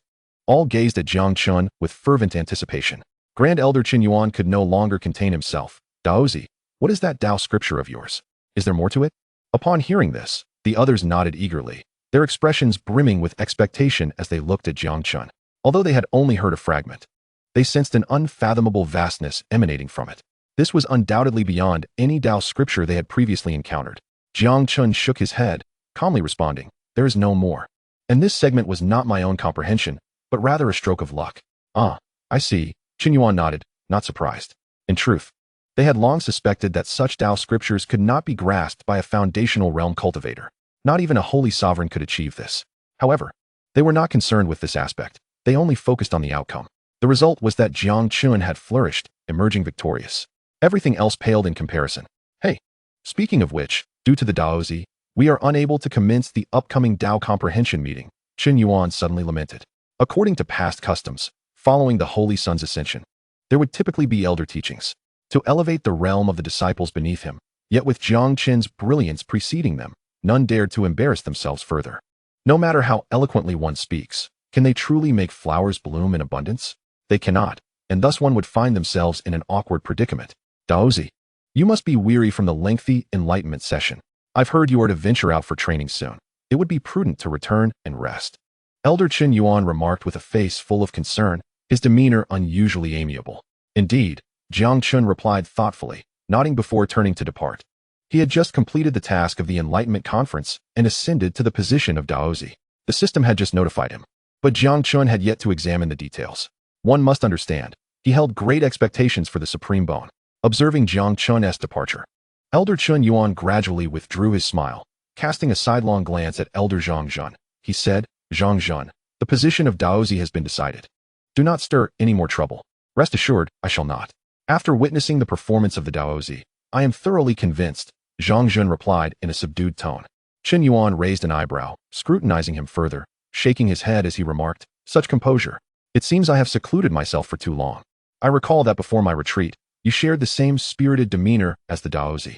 Upon hearing this, Zhang Zhen trembled slightly, a bitter smile gracing his lips. Spirited? What a distant term. Ever since his wife departed for the mortal realm, he had not known happiness. "Do not be overly concerned. I foresee that the Daozi's position will not endure for long," Qingyue suddenly asserted. At this pronouncement, the crowd gasped in surprise. The previously silent Su Yu also lifted her head, a hint of anxiety etched upon her features.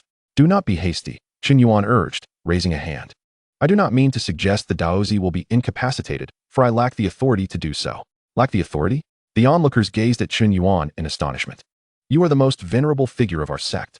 Even if Jiang Chen possesses extraordinary talent, it cannot be said that you lack the authority. Do you truly believe that the Daozi's scriptures were obtained through mere fortune?" Qingyue articulated slowly, observing the stunned expressions of those around him. A glimmer of wisdom flickered in his eyes as he continued, "Have you not noticed? The heavenly will of the Tao domain dares not leave a mark upon Jiang Chen's scriptures. What does this signify? That the scriptures are formidable, and the Daozi fortunate?" Elder Zhang Zhen dismissed. "No," Zhang Zhen interjected suddenly, his voice gravelly. "This implies that these scriptures do not belong to the Tao domain. But how did the Daozi acquire them?" Silence. His words struck like thunder, awakening the crowd. Indeed, the heavenly will of the Tao domain refrains from marking its own creations. Thus, how could the Daozi have obtained them? The implications were chilling. Zhang Zhen's tone grew hoarse as he conjectured, "Jiang Chen, no, the Daozi comes from another world. Perhaps from the mortal realm." Zhang Zhen's gaze was complex, for his wife hailed from the mortal realm, and it was said she was a saintess of a formidable lineage. The mortal realm. Many elders shivered at the mention, though their cultivation levels typically rendered them unfazed. They had gleaned from ancestral messages what the mortal realm entailed. Yet, if the Daozi originated from the mortal realm, why would he come to our Tao domain, to the eastern wilderness? Someone could not contain their curiosity. Qingyue stroked his beard, addressing Zhang Zhen. "I believe you have surmised correctly. Speak your mind." "Indeed," Zhang Zhen nodded, turning to the assembly as he spoke slowly, "Training." Upon hearing this, the crowd fell silent, pondering the implications, and suddenly, Zhang Zhen's reasoning began to resonate. Recalling Jiang Chen's arrival at the Yuan Chu Holy Land, his performance in the Divine Pillar test, achieving the Daozi level, his effortless comprehension of the Qing Emperor's sword intent, his seamless bond with the Qing Emperor's sword, the manifestation of heavenly punishment during his foundation establishment, pioneering a precedent in the Tao domain, and at the Enlightenment conference, employing scriptures untouched by the heavenly will, making flowers bloom abundantly. None of these feats were within the reach of an ordinary individual. In the annals of the Tao domain's history, no one had ever shone as brightly. Reflecting on Jiang Chen's demeanor towards them, the top elders, which he once perceived as indifferent, now revealed a foundation of profound depth. Jiang Chen felt a surge of emotion. He was the most convinced of this reality, for his wife had traversed from the mortal realm to the Tao domain. Moreover, Jiang Chen understood that descending from the mortal realm was no trivial matter. It required treasures. For not everyone could simply venture down. Therefore, the force behind Jiang Chen must be overwhelmingly powerful. Ah, I see. With Elder Zhang's insight, many matters have become clear. This explains why the Daozi is so remarkably talented, charming, and outstanding. Elder Seven exclaimed, his face reflecting astonishment. The onlookers felt their expressions twitch. Yet, they were left wondering about the identity of the force backing the Daozi. Alas, we dare not speculate or inquire. What do you all think their background might be? Elder Seven turned to ask. However, he was met with incredulous stares from the assembly. What is it? Elder Seven touched his face, puzzled. At that moment, someone murmured. Elder Seven, have you forgotten? The Daozi's surname is Jiang. And what of it? Is it merely a surname? What significance could it hold? Elder Seven suddenly paused, raising his head in shock. Are you suggesting that the Daozi may hail from the Xianxiaaudiobooks clan? Elder Seven swallowed hard. Incredulity etched across his visage. Indeed, the likelihood is substantial, Jiang Chen affirmed with a nod. How could that be? According to the ancestral tales, the Xianxiaaudiobooks clan is the foremost lineage in the mortal realm. How could their members come to the Tao domain for training? Elder Seven questioned, skepticism written all over his face. In response, Jiang Chen let out a cold laugh, choosing not to elaborate. How could it be impossible? You simply lack awareness. My wife is also from an ancient celestial lineage, and yet she came to the Tao domain for training, only to be taken back in the end. Jiang Chen continued. Do not forget, not long ago, our ancestor transmitted a message indicating that the Xianxiaaudiobooks clan intends to send someone down. At this, the crowd's understanding began to coalesce, their eyes lighting up. Elder Qingyue, who had emerged from his seclusion ahead of time, nodded in agreement. Initially, there was nothing amiss. But upon reflecting on Jiang Chen and the abrupt outreach from the Xianxiaaudiobooks clan, it becomes increasingly compelling. Elder Seven was thoroughly convinced. Disbelief was no longer an option. It was too coincidental. A mysterious Daozi emerging from their sect, potentially from the mortal realm, and the long uncontacted Xianxiaaudiobooks clan suddenly seeking to establish connections. What is their purpose in coming down? To recruit disciples? Nonsense. Would a grand lineage like the Xianxiaaudiobooks clan truly lack for disciples? If they wished to recruit, they could simply send their ancestors. Why would the Jiang clan send someone down? Did our ancestor mention their intentions? Elder Seven could not help but inquire. Suyu responded coolly. Our ancestor has only recently learned of this and is not privy to further details. Indeed, the assembly found this unsurprising, as it aligned with the conduct of a powerful lineage. Although no one actively sought it, the crowd had just begun to piece together all the events, reassessing the multitude of coincidences that simply could not be attributed to chance. Regardless of whether Jiang Chen hailed from the illustrious Jiang family of Chongqing, it was evident that he was backed by a formidable force. At this moment, a gentle and insightful female voice resonated, causing everyone to turn their heads toward the stunning woman. I believe that Daozi is not from the Jiang family of Chongqing, remarked Elder Enlightenment with a slight smile. How so? Suyu inquired, her spirit suddenly invigorated as she hastily posed the question. At this juncture, she set aside any notion of rivalry, her heart a tumult of curiosity regarding Jiang Chen's true identity. Enlightenment observed her reaction, secretly amused, thinking to herself, ah, my junior sister, your concern has led to confusion. Enlightenment continued her analysis with a soft, melodic voice. If Daozi indeed originated from the Jiang family of Chongqing, then this visit from the Jiang family would signify the conclusion of the trial, a homecoming without the need for further concealment of identity. Yet, why has Daozi not revealed himself? Upon hearing this, the crowd nodded in agreement, particularly Elder Qingyue, who found this to be the most perplexing aspect. Indeed, why? The crowd echoed. There is only one possibility. Daozi must come from a different background, and his surname is merely coincidental. The commotion he has created serves as a subtle indication of his true identity, Enlightenment surmised. Why hint at it subtly? Why not make it clear? Someone questioned, puzzled.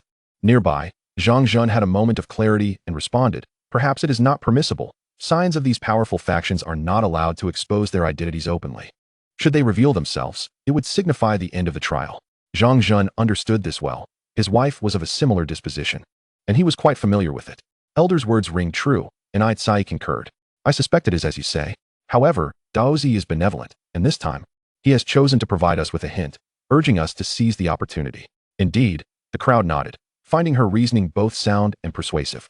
Yet, the little lowly Suyu remained silent, her lips pressed together. In conclusion, we must not treat Jiang Daozi as we would an ordinary Daozi. This may be a test from him, and we should cherish it, Elder Chen Yuan declared with finality. Agreed, the assembly did not contest this. The sudden emergence of a young prodigy did not stir much unease among them, for after all, Jiang Chen had only been at Yuan Chu's sacred land for 3 months. During this time, he had only interacted with Suyu. They had not exchanged words with anyone else, leading them to regard him merely as a visitor from a higher realm seeking experience within their sect. However, when the topic of Suyu arose, the crowd turned to her, who had been silent throughout. Elder Chen Yuan spoke slowly. Elder Su, although you are Jiang Chen's master, do not assume an air of superiority. For Daozi is no ordinary individual. Understood, Suyu replied coolly, pausing momentarily. However, this is contingent upon the absence of malice towards Jiang Chen. Otherwise, do not blame me for turning against you. Suddenly, a terrifying aura erupted from Suyu, sweeping across the room and intimidating all present. No one anticipated that she would go to such lengths for Jiang Chen, risking a rift with the sect that raised her. Rest assured, Elder. This is an opportunity presented by Daozi. How could we dare to scheme against him? Zhang Zhen quickly interjected. That is reassuring. I hope you all share this sentiment. Otherwise, do not expect me to show leniency, Suyu stated, turning to leave the Elder Hall. Silence enveloped the room. No one expected Suyu to go so far as to jeopardize her relationship with her sect for Jiang Chen. Thankfully, they bore no ill intent, nor dared to harbor any, or else it would have spelled disaster. Elder C chuckled bitterly, and the others echoed his sentiment with wry smiles. Indeed, it is fortunate that we harbor no malice, and we are profoundly grateful for the opportunity bestowed upon us by Jiang Chen. Otherwise, the Grand Elder would most certainly have been the first to take action against us. The exquisite woman, Enlightenment, gazed thoughtfully at Suyu's diminutive figure as she departed. Silently pondering, sister, is this truly the choice you have made? Within Suyu's palace, she stood in a realm devoid of the domineering coolness she had exhibited in the Elder Hall. Speak, what is truly going on? She demanded, her demeanor earnest, yet struggling to maintain the image of a stern mentor. However, without the divine aura cloaking her, Jiang Chen merely perceived her as a fierce little girl. Presently, his mind was somewhat distracted, having just been contemplating the completion gift he was to receive, the Supreme Bone. Upon hearing Suyu's summons, he approached, only to find her wearing a fierce expression. After a moment of silence, Jiang Chen chuckled lightly. I am uncertain what you mean, master. What do you mean? Suyu retorted, visibly agitated. I now have serious doubts that you have been honest with me regarding your feelings. Suyu widened her eyes, striving to project an expression of anger. Unfortunately, her stature and appearance lacked any sense of intimidation, rendering her even more endearing. I have never deceived you, Jiang Chen replied, casting a glance at his fuming little lowly master, exasperated. Are you certain you haven't misled me? Suyu blinked her large eyes, fixating on Jiang Chen. Yes, I am certain, Jiang Chen affirmed. Exhale. Suyu took a deep breath, though her voice remained unchanged. Very well, under these circumstances, I shall pose a few questions, and you must answer truthfully. At this moment, Suyu set aside any pretense, allowing her natural lowly voice to come forth. All right, I shall do my best. Jiang Chen nodded. Your name? Jiang Chen. Age? 18. Origin? Suyu scrutinized Jiang Chen. Think carefully before you respond. I demand the truth. Jiang Chen frowned, contemplating how to articulate this. His current identity was merely a construct of the system, and in reality, he was a black household. The truth of his transmigration was his greatest secret, one that must remain buried deep within until he could assert dominion over all and suppress the heavens and the earth. Observing Jiang Chen's hesitance, Suyu took a deep breath and pressed further, to rephrase, are you from the upper realms? Are you from the red dust realm? Oh, that is truly not the case, Jiang Chen stammered, momentarily taken aback. The red dust realm? He possessed the clan's foundational techniques from the Jiang family in the red dust realm, as well as a piece of the legacy void jade. However, Jiang Chen knew that he was not from any red dust realm. He was a transmigrant from Blue Star. Although he would undoubtedly visit the red dust realm in the future, he could not disclose this fact. Truly not. Truly not, Jiang Chen confirmed. Suyu scrutinized Jiang Chen, sensing no deceit in his gaze, yet her doubts lingered. Subconsciously, she did not believe that Jiang Chen would deceive her. However, the earlier analysis from the Elder Hall weighed heavily on her mind. After a prolonged silence, Suyu finally spoke. Jiang Chen, remember this, you are my disciple. Regardless of your origins, you are my disciple. In the future, should anyone dare to bully you, I will be the first to rush to your defense. Even if, at that time, I might still be in the Dao domain while you have already departed, I will certainly exhaust all means to assist you in your times of need. Su Yu spoke with utmost seriousness, her expression grave, yet her appearance, unfortunately, did not convey the aura of a strict mentor. She resembled more of a protective little kitten. Jiang Chen was taken aback for a moment, then smiled and replied, "All right, I understand." This marked Jiang Chen's first occasion of not referring to himself as a disciple. Moreover, please refrain from calling me master in the future. I have little to impart to you. Su Yu suddenly appeared somewhat disheartened. Besides, our relationship is merely one of title without the substance of teacher and student, so this address can be omitted. Your words are misguided, master. As the saying goes, once a teacher, always a teacher. A teacher today remains a teacher tomorrow. This will not change easily, Jiang Chen stated earnestly. Do you truly think so? Su Yu asked, her face lighting up with joy.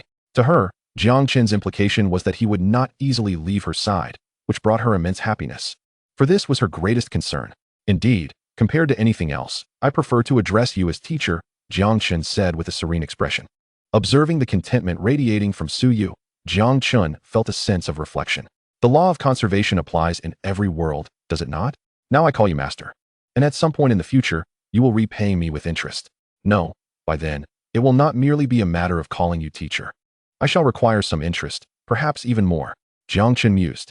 Ahem, in that case, let our mentor-student bond continue to flourish, Su Yu said, playfully covering her mouth with her small hand and pretending to cough, adopting a serious demeanor. Indeed, Jiang Chen replied, nodding with a smile. Neither of them realized that their relationship had grown closer, and their mentor-student bond had become all the more pure. Chapter 26. Once the Azure Bull, now Jiang Chen. While Jiang Chen was elucidating the Tao Te Ching during the Dao Enlightenment Conference in the upper realm of the mortal world, the Chongqing Jiang family was abuzz. I have spoken with Jinyu. It was just the right opportunity for her to clear her mind. How are your arrangements coming along? Jiang Mang, the second master of the Jiang family, inquired, his face weary. Convincing his niece had taken considerable effort, especially since the stir caused by the Jiang family's young master Jade Token had become known among the core members of the family.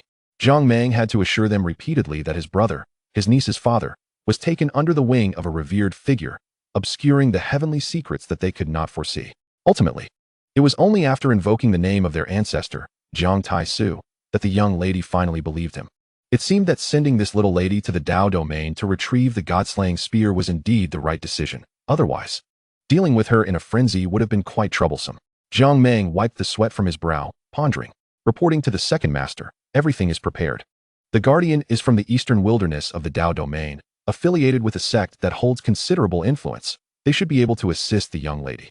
One of his subordinates reported. What is the guardian's cultivation level? Jiang Mang replied, nodding with interest. Peak half-divine realm, sufficient to handle any issues in the lower realms. The subordinate responded. Oh, Jiang Mang was taken aback, remarking, impressive.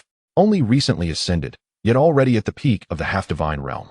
With a grand wave of his hand, he proclaimed, inform him to safeguard the young lady well. Should he excel in this task, I will ensure his breakthrough to the true divine realm. The true divine realm. This would solidify his status as an elite within the Chongqing Jiang family, a formidable force in the mortal world.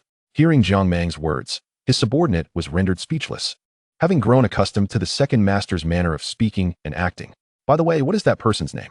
Jiang Mang asked, taking a sip of wine. It is said he is called Li Qingdi, the subordinate replied. Oh, Jiang Mang continued to drink, having merely asked out of curiosity. Just as he was about to take another sip, a voice echoed, the Tao can be spoken, and the name can be named. The wine was suddenly expelled from his mouth. PFF. Jiang Mang sprang to his feet, his eyes wide with astonishment, fingers calculating, yet failing to discern anything. He exclaimed, did a supreme-level Tao scripture just manifest? What a commotion! Taking a deep breath, Jiang Mang still could not quell his astonishment. What had he just heard? It was a profound understanding that transcended the six paths. Though it consisted of merely a few phrases, it left him dizzy, as if he were sensing the vast cosmos. Could it be that a certain mighty being had attained the supreme realm? Jiang Mang found this hard to believe. In the mortal world, it had been years since a new supreme had emerged. At that moment, not only Jiang Mang, but also those in the mortal world who had reached the celestial realm and touched upon the Tao felt the resonance from the Chongqing family. The ancient immortal clan, the Confucian, Taoist, and Buddhist triad, and the demonic path. All cultivators above the celestial realm who had brushed against the Tao sensed something extraordinary. I must inquire with the ancestor. No matter how Jiang Mang attempted to deduce, he could not arrive at a conclusion. Anxious, he flew towards the forbidden area to seek the unparalleled God King, Jiang Taisu. In the Jiang family's forbidden land, no need to calculate. It appears that my Jiang family's young master has found an excellent master. Jiang Taisu remarked with a tone of admiration. Ancestor, do you mean that this sound of the Tao is from my nephew's master? Jiang Mang asked in astonishment.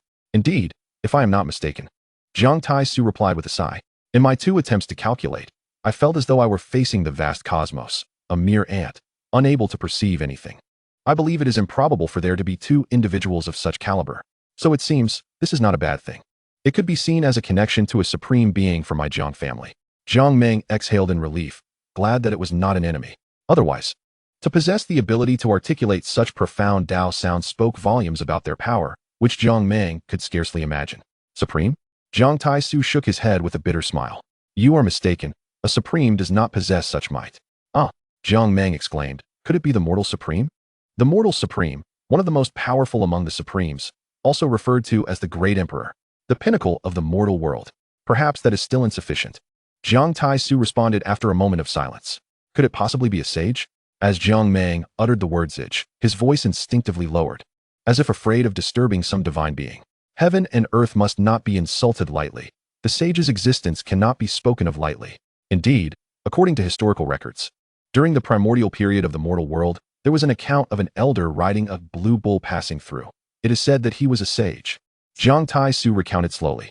Jiang Mang was rendered speechless, overwhelmed by shock, struggling to comprehend the meaning of a sage. What is a sage? It is a concept steeped in legend. To be truthful, even Jiang Taisu could not affirm that Jiang Chen's master was indeed a sage, given that no sage had appeared in the mortal world for many years. After all, no one had truly encountered an immortal. How difficult it is to attain the status of a sage. Let us put it this way. The lineage of the eternal life Jiang family, the founders of the heaven-swallowing demon art, and that exceptionally talented empress, is merely the pinnacle among the supreme beings, a sovereign of the mortal realm. Moreover, there are no records detailing the outcome. Should we not seek it out? Jiang Mang swallowed hard and suggested. No need, Jiang Taisu decisively countered. Let us adhere to our previous course, treating it as if nothing has transpired.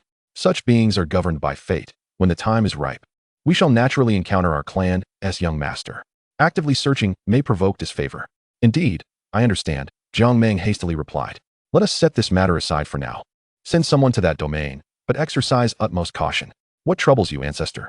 It is merely a lower realm, where the highest attainable cultivation is merely that of the Holy Lord, hardly perilous, Jiang Mang remarked, perplexed. No, Jiang Taisu slowly shook his head, speaking gravely. The appearance of the god-slaying spear, the weapon of the demon ancestor Luo Ho, in the lower realm has puzzled me. Upon meticulously perusing the tomes of the Forbidden Grounds, I stumbled upon a revelation that left me astounded. What revelation? Jiang Mang gulped, feeling as if the astonishment he had encountered over the past century paled in comparison to these recent days. That small domain is anything but simple. It harbors numerous secrets. According to ancient texts, it may contain fragments of the prismatic stone. Jiang Taisu articulated slowly. Fragments of the prismatic stone. Jiang Mang exclaimed in disbelief. This substance is exceedingly precious, with implications that are monumental. It pertains to the very foundation of the mortal realm, which has endured countless epochs, suffering 3 great calamities to date: the primordial cataclysm, the dragon and phoenix calamity, and the witch and demon calamity. Following the witch and demon calamity, the mortal realm was shattered. It is said that a sage named Nuwa mended the heavens with this prismatic stone, for it is rumored to harbor secrets of immortality. Yet, such tales remain but legends. Ancestor, does the prismatic stone truly concern immortality? Jiang Mang's eyes glimmered with a fervent red. For what could be more enticing than the prospect of eternal life? Observing Jiang Mang's longing gaze, Jiang Taisu spoke. Chapter 27. Jiang Qingyue, Lower Realm. You are indulging in fantasies. Seeing Jiang Mang's face filled with yearning, Jiang Taisu doused his hopes with a splash of cold reality. If true immortality were attainable, I would be the first to seize it. As Jiang Mang composed himself, Jiang Taisu continued. The prismatic stone can enhance worlds, enabling their growth from small realms to grand realms. Yet it holds no utility for us, or for anyone, really. A normal person cannot possibly master the heavenly Tao of a world. Oh, I see. Jiang Mang felt a tinge of disappointment. Indeed, as per the ancestor's words, the prismatic stone could facilitate the elevation of worlds, which is undeniably impressive. However, For a regular individual to control even the heavenly Tao of a small realm is unfeasible. Thus, the prismatic stone becomes rather superfluous. What I meant to convey is that the presence of the prismatic stone suggests that formidable beings may be slumbering in that domain. In any case, exercising caution is prudent, Jiang Taishu advised. Yes, I shall remember, Jiang Meng quickly bowed in acknowledgement. Go now, I must resume my seclusion, Jiang Taishu gestured. And Jiang Meng took his leave with understanding. On another front, the ancient beings of the mortal realm were engaged in unraveling the origins of this Tao scripture. However, like Jiang Taishu, they encountered the timeless azure heavens and ceased their calculations, for after all, preserving one's life is paramount. Naturally, this world is not devoid of obstinate souls. For instance, the Lin family of the ancient immortal clan, in the Forbidden Grounds. Wow, the Lin family's ancestor. Lin Songhai coughed up blood, his spirit waning, gravely wounded. Ancestor, are you all right? The Lin family patriarch, startled, rushed to his side. I shall not perish, but it will take no less than a century to recover. Had I known, I would not have recklessly attempted to deduce the origins of this Tao sound. It is beyond our reach, Lin Songhai uttered in terror. Indeed, the Lin family patriarch acquiesced. Very well, in a few days, have your daughter return. The family is in need of a saintess, Lin Songhai stated. Yes, I am grateful, ancestor, the Lin family patriarch replied, visibly relieved. In the Jiang domain. At the front of the spatial tunnel of the eternal life, Jiang family. Eldest Miss, the tunnel has been stabilized and the coordinates set. We may descend into the lower realm at any time, a Jiang family disciple reported, gazing with admiration at the young woman before him. Understood, Jiang Jinyu, the eldest daughter. Princess, and sole legitimate heir of the Jiang family, replied, her mind drifting elsewhere. Brother, my dear brother, where have you gone? She pondered, her countenance cool as she thought of her sibling. After all, had it not been for her brother, she would have been the one ensnared in endless reincarnation. Thus, Jiang Jinyu genuinely longed for her brother. Eldest Miss, we must depart. An elder clad in azure robes, wielding a sword, appeared beside Jiang Jinyu. Very well. Jiang Jinyu nodded with poise. The elder hesitated, then spoke. Eldest Miss, upon descending into the domain, perhaps we should rest at my former sect for a while. What sect? Jiang Jinyu casually inquired as she approached the spatial tunnel. The primordial sanctuary, the sword-wielding elder replied. It sounds promising. We shall go there, Jiang Jinyu remarked casually. She was well aware of the intentions of Li Qingdi, yet she bore no ill will. After all, one ought to reward their subordinates. Or else who would genuinely serve you? Moreover, this Li Qingdi was saved by her father years ago and had been loyal ever since. It is only natural to seek some benefits for one's own sect. Bringing back a truly talented disciple to the mortal realm would not be a loss. Regardless of the gains, she would certainly benefit. Thank you, Your Highness, the azure-clad elder said, bowing deeply. A glimmer of nostalgia flickered in his eyes as he reflected on the many years spent in the mortal realm.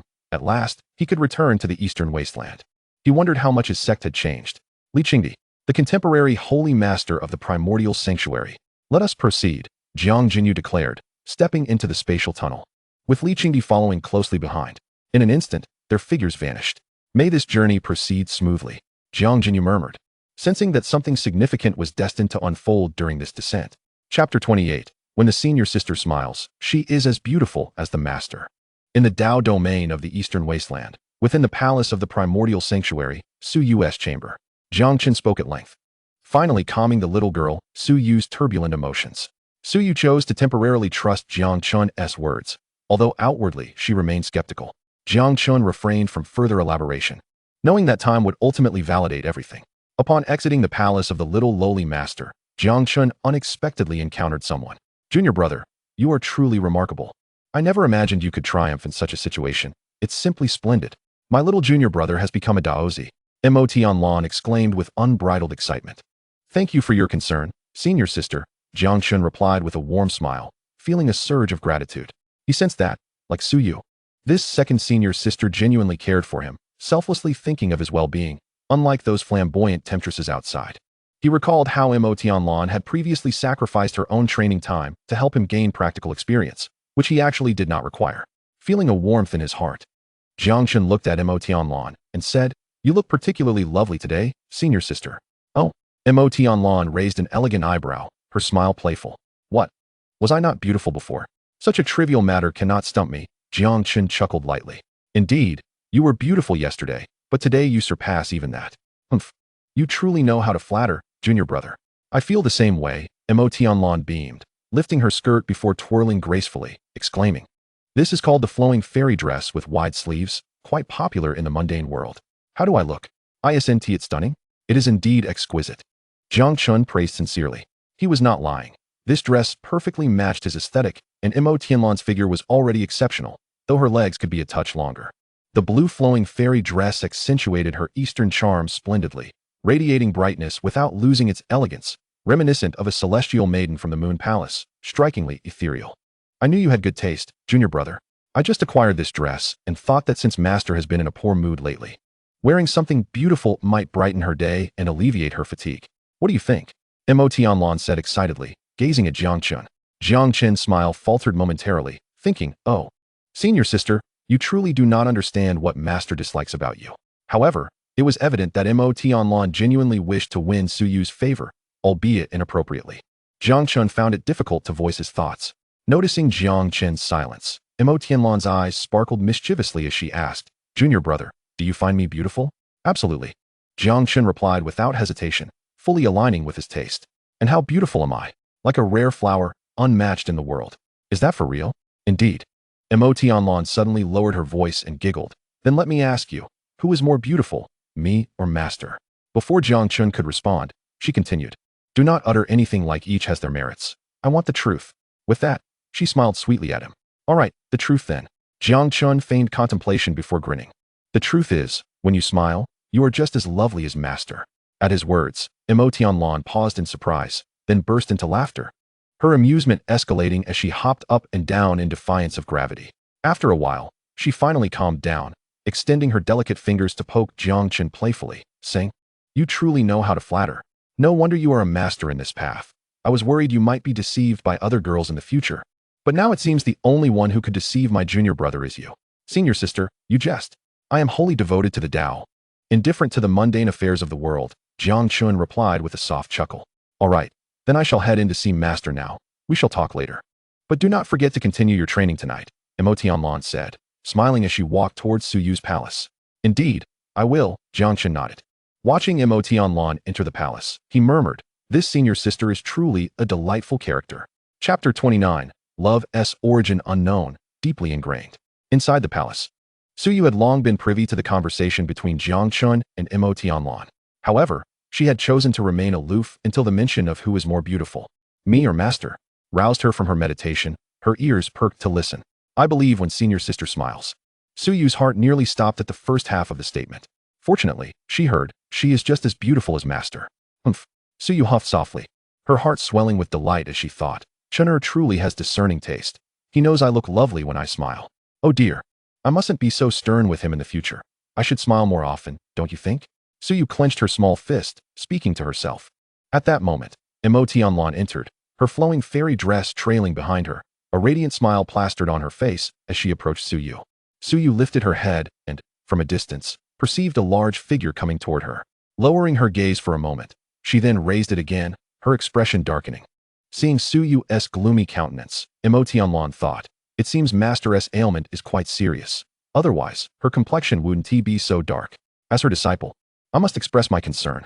Mo Tianlan's eyes sparkled with determination, believing it was her time to shine. Opening her mouth, she hadn't even begun to speak when Su Yu's cold voice interrupted. "Is there something you wish to discuss?" Mo Tianlan was taken aback and quickly replied, "I heard that you have not been feeling well lately, so I came to check on you. Is that all?" Mo Tianlan's expression instantly froze. Sensing that the situation was not unfolding as expected, she opened her mouth in a last-ditch effort to salvage the moment. Su Yu frowned and shot her a glance, saying, "No need to see me off." "Understood." Mo Tianlan slowly lowered her head, her demeanor somewhat hurt. Seeing Mo Tianlan's pitiful appearance softened Su Yu's heart. She pondered that the girl's intentions were sincere. Just as Su Yu was about to speak, she raised an eyebrow and fell silent. Mo Tianlan, with a face full of grievance, buried her head in her arms. "Be quick about it," Su Yu said coldly. "Oh, I shall take my leave then." Mo Tianlan sensed Su Yu's displeasure and hurriedly added, "Outside the palace." Jiang Chen had been waiting outside, not having strayed far, anticipating Mo Tianlan's exit.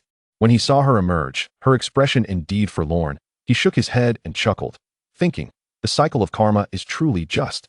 No one escapes its grasp." Mo Tianlan looked up and, seeing Jiang Chen's broad smile, gritted her teeth and said, Junior brother, are you laughing at me? Just wait, tonight. I shall teach you how to wield a whip. Ha ha ha. At her words, Jiang Chen's laughter grew louder, and without waiting for Emotianlan to react, he turned and gracefully departed. All that remained was a fuming Emotianlan, stamping her feet in frustration. As Jiang Chen walked some distance away, he suddenly turned back, the setting sun casting a golden hue over the palace, warm rays bathing the scene. Inside, the little lowly Suyu was sulking, while outside, the sunlight danced upon Emotianlan's flowing dress, creating a stunning tableau. It was a beauty unlike any other, devoid of desire, filled with warmth and tenderness. In that moment, Jiang Chen felt a surge of impulse within. He yearned to protect this exquisite beauty. At this moment, a surge of motivation to grow stronger ignited within Jiang Chen, for only by becoming more powerful could he safeguard this beauty and protect those who cared for him, as well as those he cherished. In an unspoken communion, Emotianlan raised her gaze to meet Jiang Chen's, a smile gracing her lips. Their eyes locked, and everything was conveyed without utterance. After a considerable pause, Emotianlan finally parted her lips, her face aglow with mirth, yet her words were soundless. Following this, she playfully shook her fist, glaring at Jiang Chen with mock ferocity. Jiang Chen responded with a subtle smile, choosing silence as he turned to depart, fully aware that she was reminding him, "Don't forget the little whip tonight." Chapter 30, System Interception, Supreme Bone of the Sword. Jiang Chen drifted away from Suyu's palace, returning to the Enlightenment Peak. Previously, he had set aside his tasks at Suyu's summons. Now it was time to address the matters at hand. Within the half-mountain palace of the Enlightenment Peak, upon his return, Jiang Chen did not hasten to open the system, but instead reflected on Suyu's earlier words. Would the arrival of the eternal life Jiang family affect me? Jiang Chen pondered as he sat cross-legged, contemplating. Just moments ago, Suyu had informed him of the impending arrival of the eternal life Jiang family. He finally grasped why Suyu harbored suspicions regarding his origins from the mortal realm, specifically from the eternal life Jiang family. Nevertheless, my devouring heaven devil art and the void jade, according to the system, undeniably belong to that family. It's best not to dwell on it. I shall minimize contact with them henceforth. Jiang Chen shook his head, resolute in his decision. Although the eternal life Jiang family sounded formidable, and their techniques were notoriously esoteric, Jiang Chen had attained his abilities through his own efforts, never intending to repay them. One must forge oneself to be strong. Striving to enhance one's power is the true path. With these thoughts, Jiang Chen opened the system panel. Ding! Congratulations to the host for completing the task. Reward: Supreme Bone perfected. Would you like to claim the reward? Yes. Jiang Chen responded without hesitation. As the words left his lips, he felt a shift before his eyes. A golden silhouette, akin to a soaring dragon, circled around him, emanating an overwhelming pressure, utterly dominant. Is this the complete Supreme Bone? Jiang Chen murmured. He spread his fingers, allowing the golden energy to intertwine between them. Although it had yet to merge, even in mere sensation, Jiang Chen could perceive the sheer power and unparalleled sharpness contained within. Merge. Jiang Chen took a deep breath and spoke. As his voice resonated, the golden dragon swiftly spiraled around him several times before plunging down from above, transforming into a beam of golden light that entered Jiang Chen's body. At the moment the divine radiance fused within him, Jiang Chen trembled violently, nearly losing his mental fortitude, but he quickly embraced unity and began refining the Supreme Bone. At that moment, Jiang Chen was oblivious to his surroundings and the system, wholly engrossed in the alchemical process of the Supreme Bone. Ding! Detecting host constitution. Breaking through the limits of this world, intercepting fortune, shielding the power of the heavenly path. Ding! Detecting an attack from the power of the heavenly path, merging in progress. Ding! Merging with one heavenly path's power, currently analyzing. With his eyes tightly shut, Jiang Chen refined the Supreme Bone, his entire being erupting in a brilliant golden light, exuding an overwhelming dominance and unparalleled sharpness, as if a youthful sovereign had manifested in the world. Such an anomaly, under normal circumstances, would surely astonish the Eastern Wasteland and even reverberate throughout the Dao domain. Yet, paradoxically, no one noticed this astonishing phenomenon. The aura emanating from Jiang Chen dissipated before it could leave the palace, concealed by the might of the system. Those outside the palace remained entirely unaware that an individual among them had surpassed the limitations of this world, transcending its very bounds. A peerless prodigy, deserving of divine retribution. As the stars shifted and the sun and moon exchanged places, the night swiftly passed. Jiang Chen did not visit Emotianlan for cultivation, as he had spent the entire night refining the Supreme Bone. Initially, he had anticipated that the merging process would be swift, akin to that of the dual pupils. But he now realized he had underestimated the complexity. The supreme bone was indeed more challenging to integrate. However, it was also far more potent. Another night passed, and on the morning of the third day, Jiang Chen jolted awake, his eyes snapping open with a fierce intensity. The dual pupils could no longer maintain their form, revealing a sinister glint. After a considerable moment, Jiang Chen finally reined in his aura, returning to normalcy.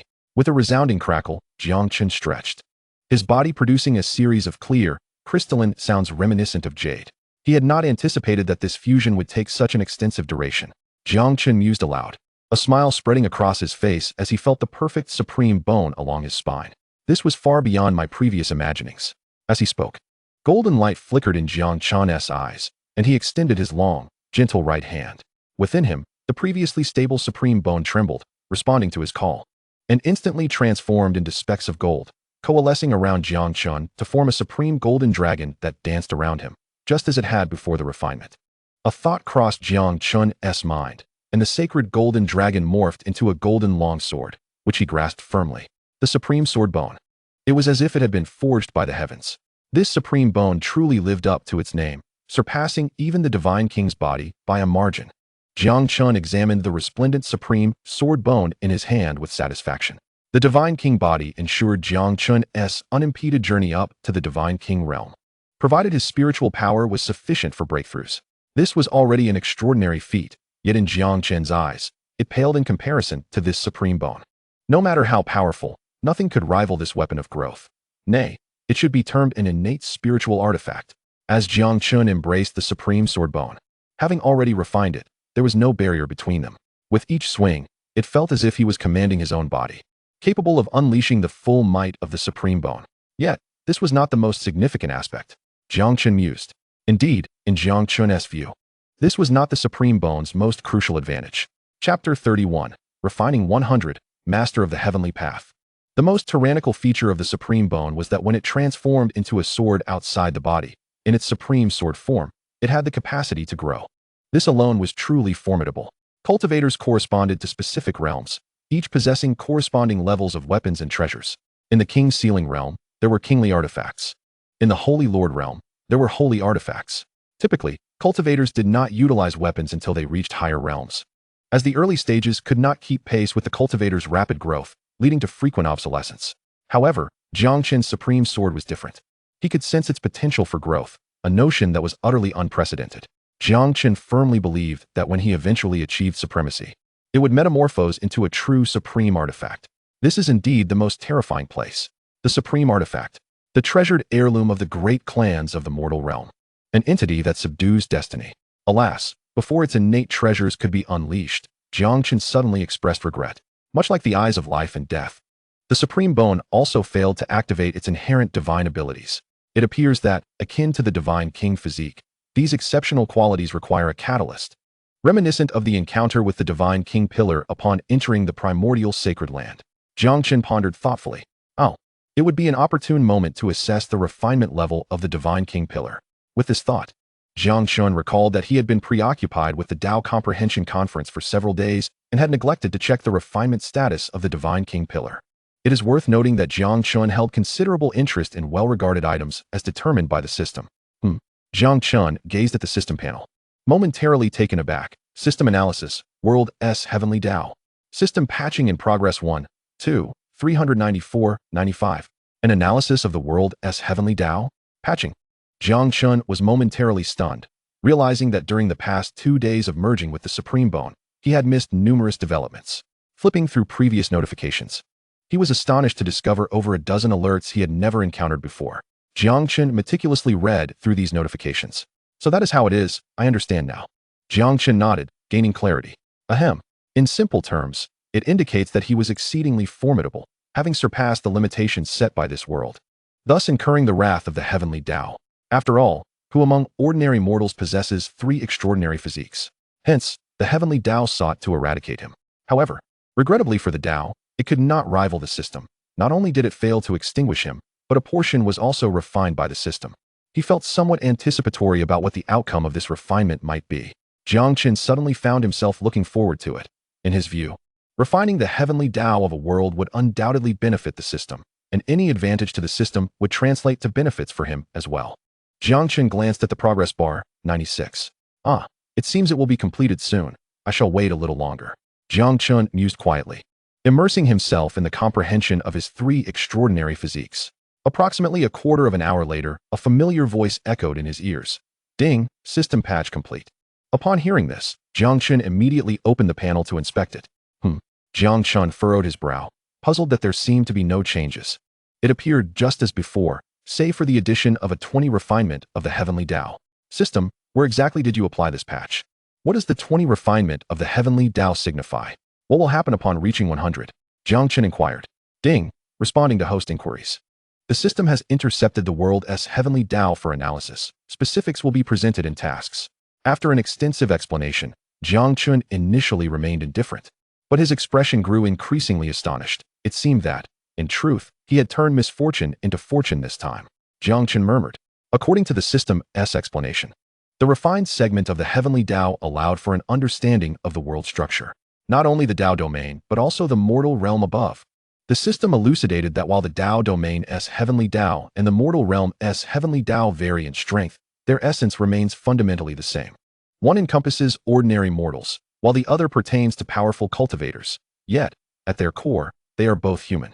The system's understanding of the Dao domain's Heavenly Dao facilitated comprehension of the mortal realm's Heavenly Dao as well. However, this was not the most crucial aspect. The most significant revelation was that, upon fully refining the Heavenly Dao of this world, he could potentially become its sovereign, the master of the Heavenly Dao? Jiang Chen inquired, articulating each word deliberately. Indeed, upon achieving 100 refinement, you will gain control over the Heavenly Dao of this world, becoming its sovereign. The master of the Heavenly Dao, Jiang Chen murmured, a wave of exhilaration swelling within him. This signified his dominion over all within this realm, granting him the power to determine the life and death of every being. Even though Jiang Chen was merely an ordinary person in the Dao domain, he was akin to a deity. In contemplating his future ascension to the mortal realm, Jiang Chen recognized that he would have established his own foundation. He did not wish to be a solitary ascendant. He aimed to cultivate his own wings. In this moment, Jiang Chen recalled a novel he had read in a previous world, wherein 2 formidable beings ascended to the upper realm, refining their native small worlds as a reservoir of power for their factions, harnessing countless talents and strong individuals. When would he reach 100 refinement? Jiang Chen inquired eagerly. In the Dao domain world, the Heavenly Dao governs only 20, while the remaining 80 is suppressed by the town's treasures, requiring the host to seek them out. 80% suppressed? Well then, where are they located? Jiang Chen raised an eyebrow in surprise, asking. Based on the system's hints, Jiang Chen garnered an understanding of the reasons behind the suppression and the whereabouts of the 80 of destiny. It seemed he would need to wait some time before ascending to the mortal realm. Jiang Chen contemplated, having just merged with the Supreme Bone. The spiritual energy within him surged exponentially. Due to the Divine King physique, there were no barriers for Jiang Chen before reaching the Divine King realm. As long as his spiritual power was sufficient, he could continuously break through. According to Jiang Chen's estimates, should he choose to break through now, he could directly leap to the Emperor's sealing realm, the Foundation Establishment realm, the Void Traversing realm, the King's sealing realm, the Emperor's sealing realm, a terrifying span of 3 major realms. However, with the impending arrival of the Linhai secret realm, Jiang Chen decided to hold off on his breakthrough for the time being. Ding, system alert. After absorbing the Heavenly Dao's destiny, the system's energy is ample, allowing the host to acquire more world treasures. Ding, system alert 2. Refining 20 of the Heavenly Dao grants the vitality of life and death, activating the 12th innate treasure technique of the eyes of life and death, mastering yin and yang, grasping life and death. The sudden appearance of these 2 notifications captured Jiang Chen's attention. Numerous dimensional items.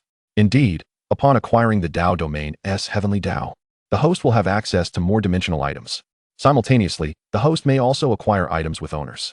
Glancing briefly, Jiang Chen comprehended that it merely meant an increase in reward options.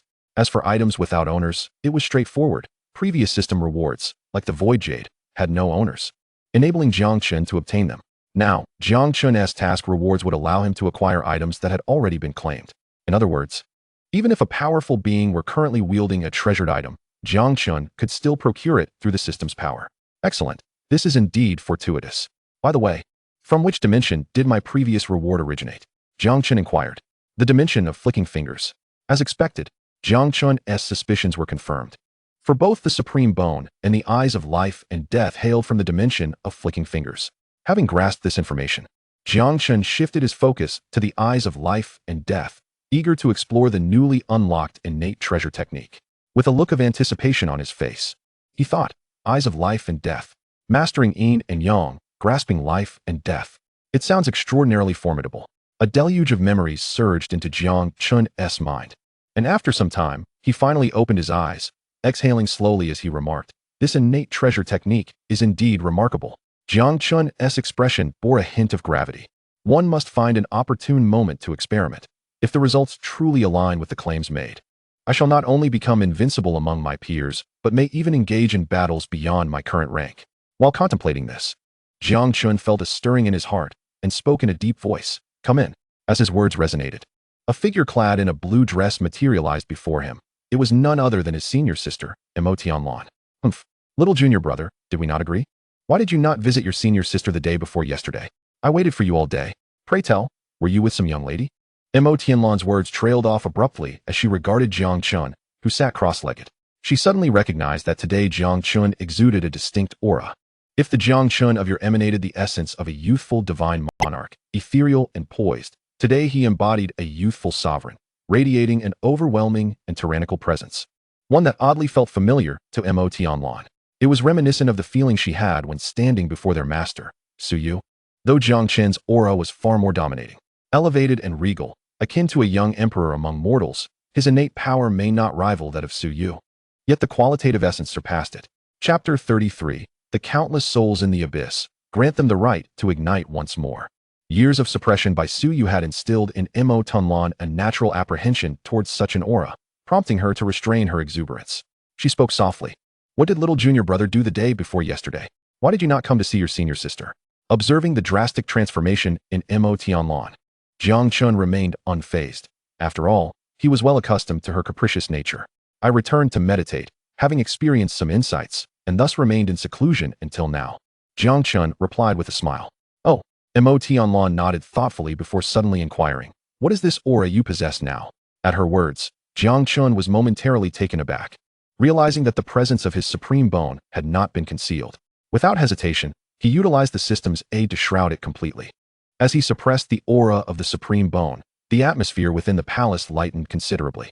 Tianlan inexplicably sighed in relief. Yet, due to the earlier conversation, she lost interest in teasing Jiang Chen and planned to take her leave after exchanging a few more words. Before departing, Tianlan unexpectedly asked, "Little junior brother, what do you believe is the purpose of cultivation?" Jiang Chen was momentarily stunned, for it was rare to witness his senior sister in such a serious demeanor. Before he could respond, Tianlan continued, "I presume Master has spoken to you about matters concerning the mortal realm. I feel a sense of helplessness. We toil relentlessly in our cultivation, yet we cannot compete with those born into privilege." "How so?" Jiang Chen inquired. Tianlan chuckled lightly. "The mortal realm boasts ancient clans that have flourished for over 1,000,000 years. Their young masters and mistresses are born standing atop the world, effortlessly overshadowing their contemporaries and gazing down upon the lower realms. If we have the chance to ascend with the Chongqing family, our status will plummet, and we would likely become mere ants in their eyes." As she spoke, Tianlan regarded Jiang Chen earnestly, stating, "With your innate talent, should the Chongqing family select individuals to bring to the mortal realm, you would be the most likely candidate. When faced with such circumstances, little junior brother, you must maintain your composure. What do I matter? I have yet to even encounter anyone from the Chongqing family. Even if I do, they may not choose to take anyone to the mortal realm. Senior sister, do not fret excessively," Jiang Chen replied with a smile, feeling unconcerned. Truth be told, he was not particularly eager to venture into the mortal realm at present. After all, refining the remaining 80 days of Tao was the true path, and with the system, ascension could happen at any time. "Indeed, perhaps my senior sister is overly anxious," Tianlan jested. "Moreover, considering you bear the surname Jiang, and the Chongqing family shares that surname, it is possible you could be one of them." "Indeed, that is quite plausible," Jiang Chen replied earnestly. After sharing a laugh, Tianlan herself was puzzled by the thought that had crossed her mind. Jiang Chen, feeling lighthearted, joked further, "Rest assured, even if we do venture to the mortal realm, senior sister will protect you." In a sudden, hushed tone, Tianlan asked, "May I pose one last question, little junior brother? Why do you cultivate?" As she turned to leave, she casually inquired, "Why do I cultivate?" That question is rather profound. For the sake of freedom, to pursue the things I desire. Jiang Chen responded calmly, "To pursue the things you desire." Tianlan murmured, seemingly reflecting on Jiang Chen's words. After a moment, her expression shifted subtly. And you, senior sister? Jiang Chen countered. Of course, for the same reasons as you, little junior brother. Mo Tianlan replied with a bright smile. From now on, I shall pursue my desires alongside you. Jiang Chen maintained a neutral expression, choosing not to reply. Watching Mo Tianlan depart, he felt neither joy nor sorrow, contemplating. It is time to test whether this dual pupil talent is truly as formidable as claimed. 800 miles from the Yuanshu sacred land, in the desolate mountains and wilderness, an all too familiar scene was unfolding. A merchant caravan found itself accosted. Hand over everything of value. Spirit stones, gold and silver treasures, even your women. Or else, I shall slay you all. The leading brute bellowed, his eyes glinting with malice. Behind him, 20 to 30 ruffians echoed his threats with fervor. Yes, yes. Great sir, please calm your wrath. I shall retrieve them immediately, an elderly man quavered, trembling as he complied. The caravan consisted mostly of ordinary folk, utterly incapable of resisting such a band of robbers. The elderly man, pained at the prospect of parting with his wealth, resolved to relinquish his riches to avert disaster. The leading brute, witnessing this, smiled with satisfaction. At that moment, a calm voice suddenly interjected. Ah, slaying a bandit does not constitute the wrongful demise of innocence, does it? Startled, the brute scanned for the source of the voice, only to find a young man clad in white, appearing like a youthful divine monarch, his demeanor exuding indifference. The young man's gaze held a chilling detachment, akin to how one might regard ants. You, who are you? Do you not know who I am? The brute began. But before he could finish, the young man slowly raised his hand and uttered, silence. As his words fell, a powerful force emanated from the young man's hand. In an instant, the spiritual energy of the leading brute and his 30 or so henchmen violently erupted from their bodies, resulting in a gruesome spectacle as flesh and blood scattered. The pure spiritual essence surged towards the young man, and with a cacophony of thuds, the bandits fell lifeless to the ground. The leading brute's eyes remained wide open in shock, unable to fathom that he had encountered such a ruthless individual. He had not even completed his sentence before his life was extinguished. The elderly man and the caravan, witnessing this macabre scene, fled in terror, vanishing without a trace. The young man, Jiang Chen, remained unfazed, his eyes fixed on the corpses below. He had just employed the devouring heaven magic, swiftly draining their spiritual energy. Yet this was not his primary objective for venturing out. With a single hand extended, he commanded in a deep voice, "Rise." As the words fell, the corpses on the ground underwent a sudden transformation, giving rise to a bizarre scene where shadowy figures emerged from the shadows of the deceased. Chapter 34, Blood Sacrifice to the World, Shadow Legion. On the ancient mountain path, a horrifying spectacle was unfolding. One that would not only shock the Dao domain, but would resonate throughout the entire mortal realm. Is this truly one of the two divine arts of the heavy pupil? Jiang Chen gazed at the black figures looming in the valley before him. The shadows stood silently, awaiting their king's command. These shadows were indeed the very bandits from before. Their formidable life force preserved even in death. Jiang Chen scrutinized the foremost shadow, a towering figure who had once been the leader of the robbers. The resentment etched on his face was still visible, yet under the influence of the system's power, a sense of reverence for Jiang Chen emanated from deep within him. Go!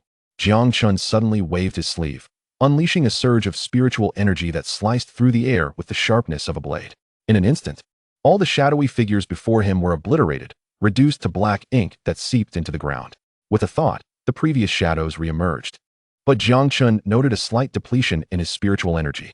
Though minimal, it was undeniably consumed. Pain-free, immortal, and utterly loyal, truly. The prowess of this heavy pupil's divine art was formidable. Jiang Chen inhaled deeply, his face reflecting admiration. Moreover, this was merely one of the two divine arts.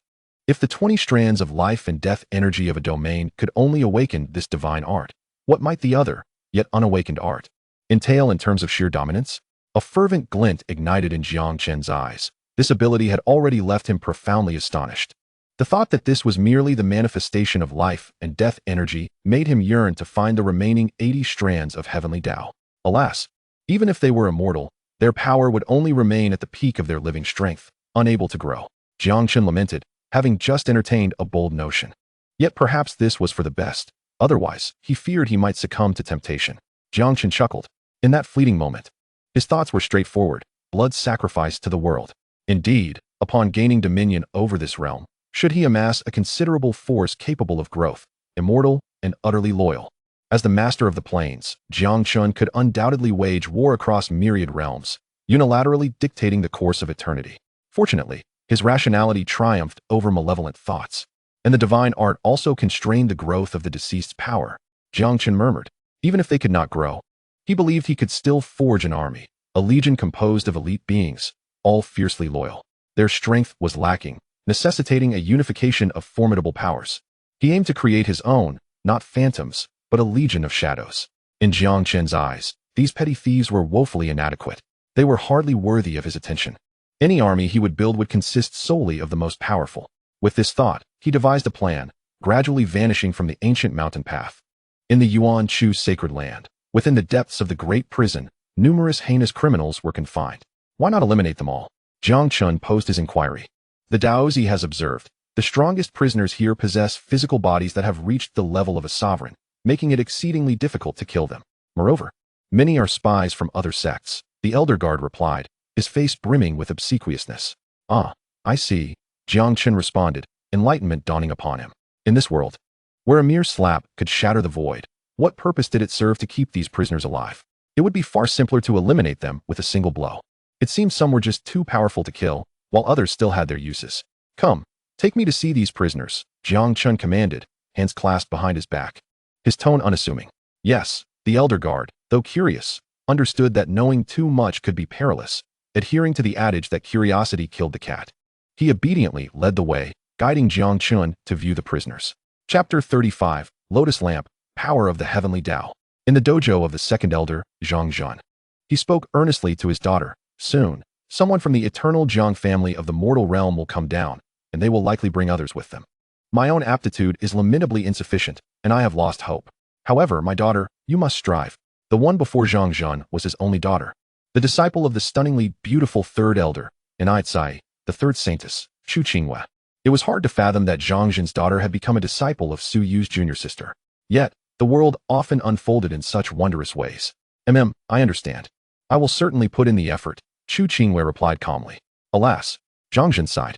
I once harbored expectations for that Du Zhanfeng lad. He had great talent, but alas. He encountered the Daozi. Observing Chu Qingyue's hesitant expression, Zhang Zhan smiled reassuringly. Fear not. My heart remains tranquil. I harbor no anger or resentment, and besides, the Daozi's identity is undoubtedly remarkable. What do you know about it, father? Chu Qingyue asked, suppressing the tumultuous thoughts within her mind.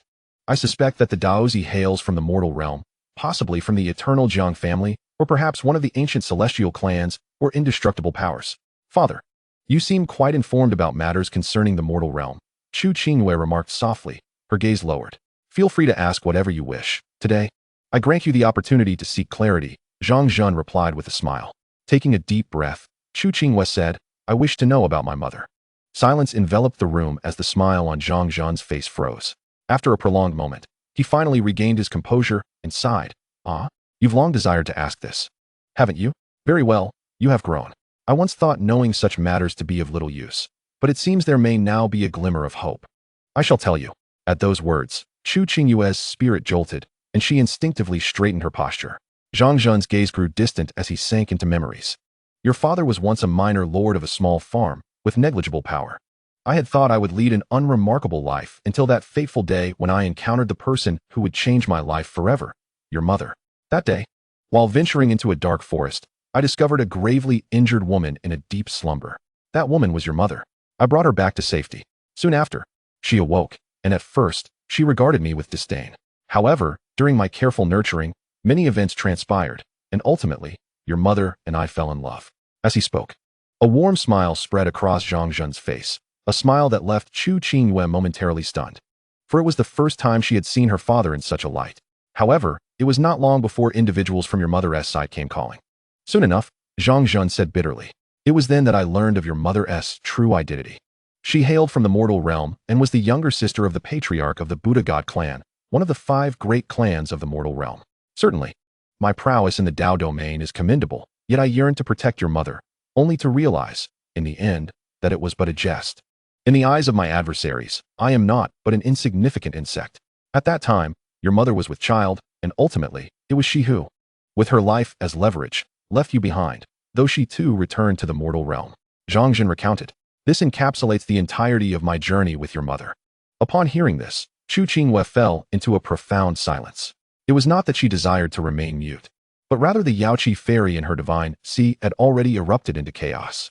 Chu Qingyue's mind was a tumultuous whirl. Ah, today marks your 18th birthday.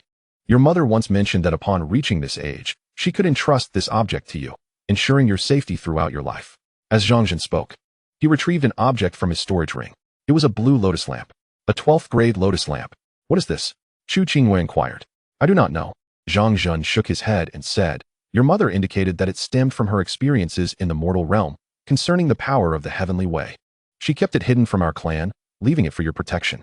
Chu Qingyue reached out to accept the lotus lamp, scrutinizing it meticulously. From it, she could sense an enigmatic aura, akin to the power of the heavenly way. Father, if I venture to the mortal realm, can I save mother? Chu Qingyue suddenly posed the question. How could that be possible? Without sufficient strength, your journey would be akin to courting death. Jiang Chen replied with a bitter smile.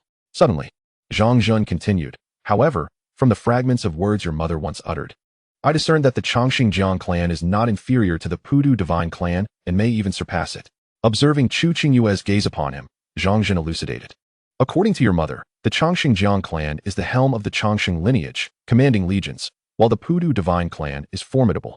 It is merely a faction of divine beings and cannot compare to the prowess of the Chongqing clan, which holds the reins of power. I comprehend my father's intent. I shall strive to reunite you and mother as swiftly as possible. Chu Qingyue held the lotus lamp, her gaze lowered, gradually rising to her feet.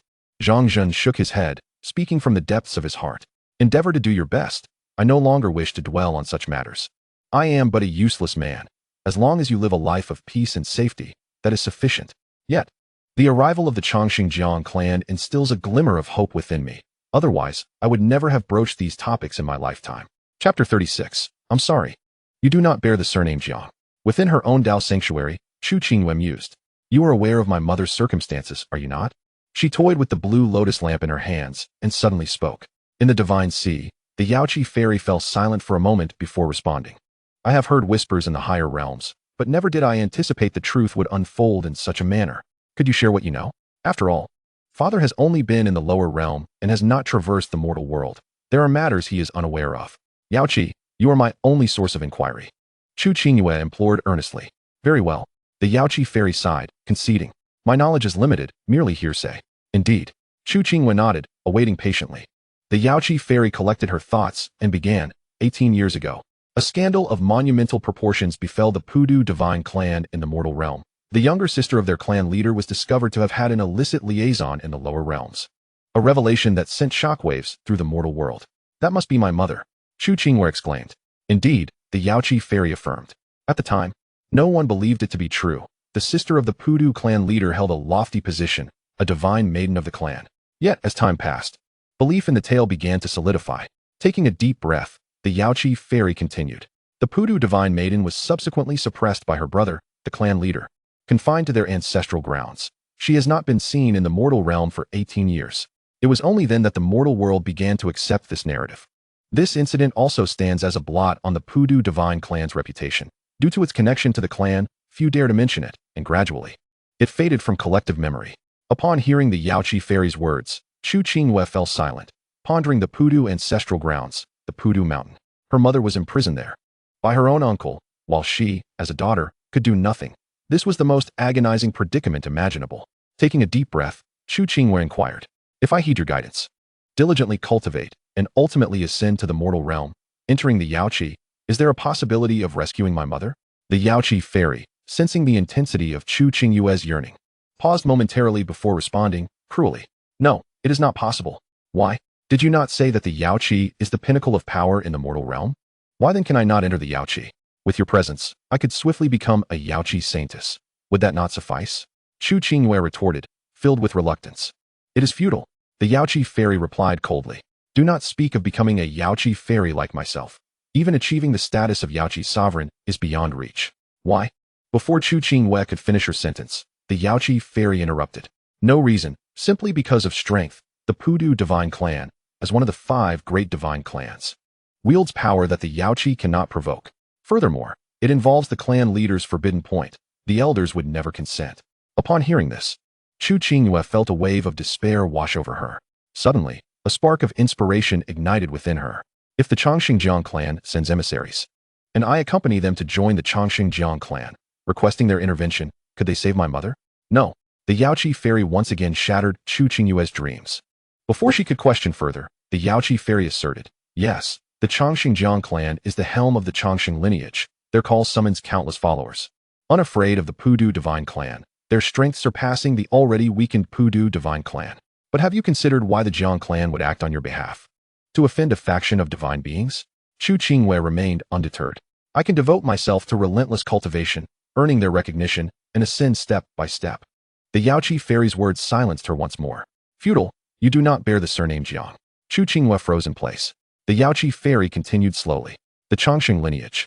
The ancient celestial clans, and the 5 great divine clans prioritize bloodlines above all else. In their eyes, nothing holds greater significance than blood. If you bore the surname Jiang, as the scion of the Chongqing Jiang clan, such an incident would invariably compel them to advocate for you, or they would not suffer this indignity. Moreover, the Yaoqi fairy candidly stated, had your father possessed a direct lineage status within the Chongqing Jiang clan, these matters would not have arisen. His union with your mother would have been a marriage between clans, transforming it from a scandal into a tale of beauty. Ultimately, it boils down to a lack of formidable backing and insufficient foundations. The Yaoqi fairy's words were starkly realistic, unveiling the harsh truths of this world. Chu Qingyue pressed her lips together in silence. Other factions are not worth considering. The Yaoqi fairy, perceiving Chu Qingyue's thoughts, stated, the mortal realm is vast and boundless. There are but a few top-tier factions, the Chongqing lineage, the ancient celestial clans, the 5 great divine clans, and the immortal forces. Within these factions, no one would advocate for you, for it is not worth their while. The Yaoqi fairy stated matter-of-factly, what if I cultivate alone? How long would it take to rescue my mother and reunite her with us? Chu Qingyue asked with difficulty. There is no time, for it is impossible. The voice of the Yaoqi fairy was as cold as that of a tyrant at this moment, plunging Chu Qingyue into despair. These families with legacies spanning millions of years possess formidable strength, and their younger generations alone could easily crush you. Their reverence for bloodlines stems from the fact that they possess ancestral inheritances. Once awakened, their power can soar to unimaginable heights, far beyond your reach. If you were to join the Jiang family of Yaoqi Chongsheng, you might have a chance to catch up with them, but relying solely on your own efforts, you would never even come close. I suspect your mother faced the wrath of the patriarch of the Futua clan because her union with your father disrupted the bloodline. Upon hearing this, Chu Qingyue fell silent, suddenly recalling something, her excitement palpable. If what you say is true, my mother is a divine maiden of Futua, and I too possess such potential. Can you awaken my bloodline? The Yaoqi fairy doused her hopes with a bucket of cold water, leaving Chu Qingyue chilled to the bone. Can you? Chu Qingyue persisted, unwilling to let go. Can I?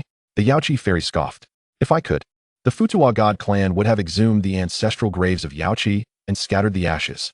Chapter 37. Serving as a slave, offering heavenly treasures. As for the legacies of these families spanning millions of years, do not harbor any illusions. Watching Chu Qingyue grow increasingly silent, her heart utterly extinguished. The Yaoqi fairy felt a pang of sympathy and comforted her. Do not dwell on such thoughts. As your father said, just live well. With me by your side, you shall surely shine brightly in the mortal realm. Let this matter remain buried in your heart. Chu Qingyue remained silent, her gaze hollow, devoid of color. She was deep in thought. Sigh. The Yaoqi fairy chose not to interrupt, merely sighing with a bitter smile. It is not your fault. You simply lack a powerful background. After a long while, Chu Qingyue's eyes flickered, and she gradually regained a glimmer of resolve.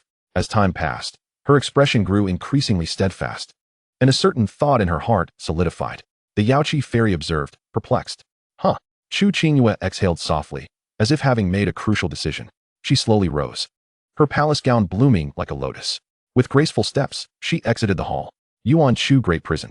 So it is, just as I imagined. Jiang Chen nodded, feeling quite satisfied.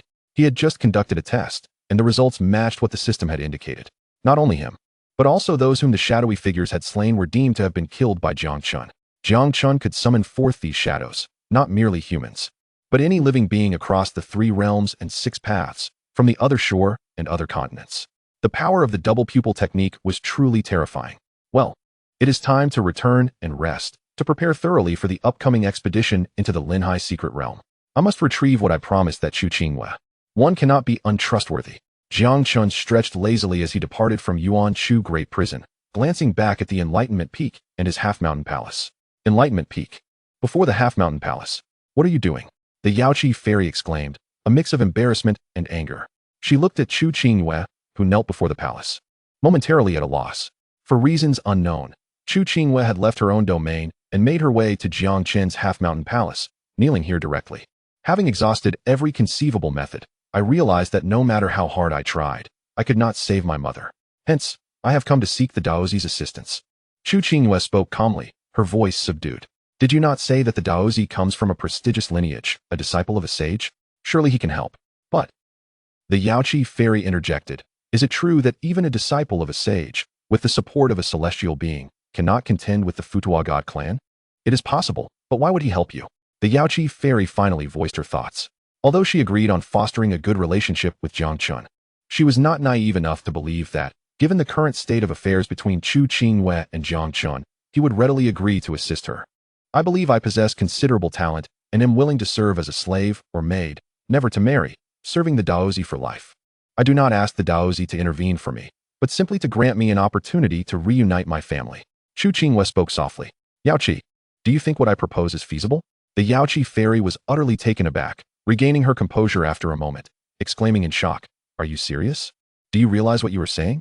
If you make such a declaration, should he agree, you will truly be a slave for life. I understand. I am fully aware of what I am doing. Chu Qingyue replied calmly.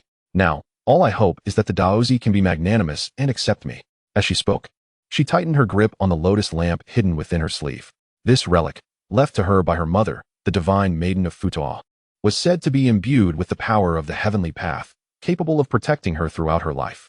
She hoped Jiang Chen would take a liking to it. The Yaoqi fairy was left speechless. She had intended for Chu Qingyue to forge a favorable relationship with Jiang Chen, but not to the extent of sacrificing herself. Why should a young girl endure such hardship? Gazing into Chu Qingyue's determined eyes, the Yaoqi fairy felt a twinge of compassion. She understood that Chu Qingyue was not at fault. Her intentions were pure, merely seeking to reunite with her family. This was not wrong. The only fault lay in her weakness, lacking the background and strength to contend with this injustice. Moreover, the Yaoqi fairy was acutely aware of Chu Qingyue's character. Should Jiang Chen agree to her request, she would be utterly devoted to serving him, without a trace of doubt. After all, a person with filial piety could not possess a flawed character. Jiang Chen, I hope you will agree. The Yaoqi fairy thought to herself. Chapter 38, Strategizing in Advance. The first move is Invincible. Enlightenment peak. Jiang Chen, clad in white, returned with an ethereal grace. As he pondered, he suddenly noticed Chu Qingyue kneeling before the palace. Taken aback, Jiang Chen raised an eyebrow and inquired, Holy Maiden Chu, what is your intention? In a hushed voice, Chu Qingyue replied, Daozi, Chu Qingyue has a request. Very well, let us discuss this inside. Jiang Chen frowned slightly, gesturing with his sleeve. He had observed some maidens from Enlightenment Peak watching curiously from a distance. To avoid unnecessary trouble, Jiang Chen decided to enter the palace first. Seeing this, Chu Qingyue obediently followed Jiang Chen into the palace, albeit a step behind, maintaining her distance. Inside the half-mountain palace, tap, tap, tap, Jiang Chen, expressionless, idly drummed his fingers on the armrest of his chair. After listening to Chu Qingyue recount the events, he remained silent for a considerable time, which left her standing in the hall feeling anxious. Finally, Jiang Chen spoke, his tone indifferent.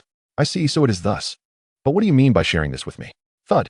Chu Qingyue suddenly knelt, her voice barely above a whisper. Qingyue wishes to implore the Daozi to take her under his wing, to serve as a slave or maid, subject to the Daozi's discretion. I do not seek for the noble one to intercede on my behalf, merely to grant me an opportunity for my family to reunite. Upon concluding her words, Chu Qingyue prostrated herself, her entire body trembling, no longer daring to meet Jiang Chen's gaze. Perched upon his lofty seat, Jiang Chen's expression remained inscrutable, devoid of any discernible emotion. In the depths of his mind, thoughts raced like lightning, swiftly analyzing the conversation that had just transpired. It was evident that Chu Qingyue had misconstrued something. She, much like the little lowly master, had likely misjudged his background. The 5 divine clans were undoubtedly formidable, and as he aspired to ascend into the mortal realm, he would inevitably cross paths with them. Thus, it would be prudent to strategize in advance. Jiang Chen had initially believed that his future ascension would lead to a clash with the Buddhist clan. Assisting them in due course would be inconsequential. However, Chu Qingyue's demeanor unsettled him slightly. While her caution was commendable, it inadvertently suggested a notion of I am weak, therefore I am right. Buddhist clan. Jiang Chen murmured to himself, a thought gradually taking shape in his mind. Below him, Chu Qingyue trembled, her form resembling a full moon, awaiting Jiang Chen's words. Each moment felt excruciatingly slow, as if time itself was stretching into eternity. Finally, with an impassive expression, Jiang Chen spoke in a tone devoid of warmth. The Buddhist clan is but a swarm of ants. Yet, why should I assist you? Your loyalty alone is insufficient. Though his words were not entirely dismissive, Jiang Chen's description of the Buddhist clan as mere ants caused Chu Qingyue to gasp in surprise. However, the more audacious Jiang Chen's tone became, the more reassured she felt, indicating that he indeed possessed formidable backing. Sighing in relief, she quickly offered, "Your Highness, I possess a treasured item left by my mother, said to be invaluable within the Buddhist clan. I hope it proves useful to you." With that, she raised the lotus lamp high above her head, her body quaking in trepidation. Jiang Chen cast a brief glance at the offering before retracting his gaze, sweeping his sleeve to claim the 12th grade lotus lamp into his palm. A notification chimed in his ears. Ding, system notification. One of the 4 items that suppress the Dao domain's celestial path has been discovered, the Azure Lotus Lamp. Would you like to merge it immediately? Task reward. Gain 20 celestial path power. It was indeed one of the 4 items that could suppress the celestial fortune. A serendipitous boon. Jiang Chen's eyes brightened. According to the system's notification, 80 celestial paths remain to be subdued, with each item possessing the potential to contain 20. Thus, the Azure Lotus Lamp was precisely what Jiang Chen required at this moment. Maintaining a calm demeanor, he stated, "The item is commendable. I shall accept it. However, let me be clear, I offer you but a single opportunity. Whether you can seize it will depend solely on your own capabilities." "Thank you, Your Highness. I am immensely grateful," Chu Qingyue exclaimed, her face alight with excitement. "Indeed," Jiang Chen replied, nodding impassively. "Do not forget your words from today, never betray me, and conceal nothing." "Of course," Chu Qingyue hurriedly affirmed. "I have shared everything with you, and I would not dare to hide anything. I am willing to do anything you ask of me." Although merely a single opportunity, Chu Qingyue was determined not to squander it, as it was her only chance. "Very well, you may leave. When the time comes to confront the Buddhist clan, I will summon you as needed," Jiang Chen instructed. "Understood," Chu Qingyue replied, promptly rising to bow and take her leave. "By the way, the Linhai secret realm is about to open. I will ensure you receive the purple gold vine you requested." Jiang Chen added nonchalantly. "Thank you, my lord," Chu Qingyue said respectfully. "It is but a trifling matter, after all. You require it for your cultivation of the 10,000 transformations sacred technique. Your growth will enable you to accomplish more for me," Jiang Chen remarked, his tone calm and unconcerned. Silence. In an instant, Chu Qingyue felt a chill run down her spine, her hair standing on end as she gazed at Jiang Chen in terror, her mouth agape. Ready to speak. "Leave," he commanded, closing his eyes thereafter. At his words, Chu Qingyue opened her mouth, tears welling in her eyes, filled with urgency. She had never contemplated deceiving Jiang Chen. She simply had not considered these matters, and the figure within the sea of divinity was not her. Yet, gazing at Jiang Chen, who appeared indifferent and contemplative, she ultimately refrained from voicing her thoughts, pursing her lips before bowing deeply and departing.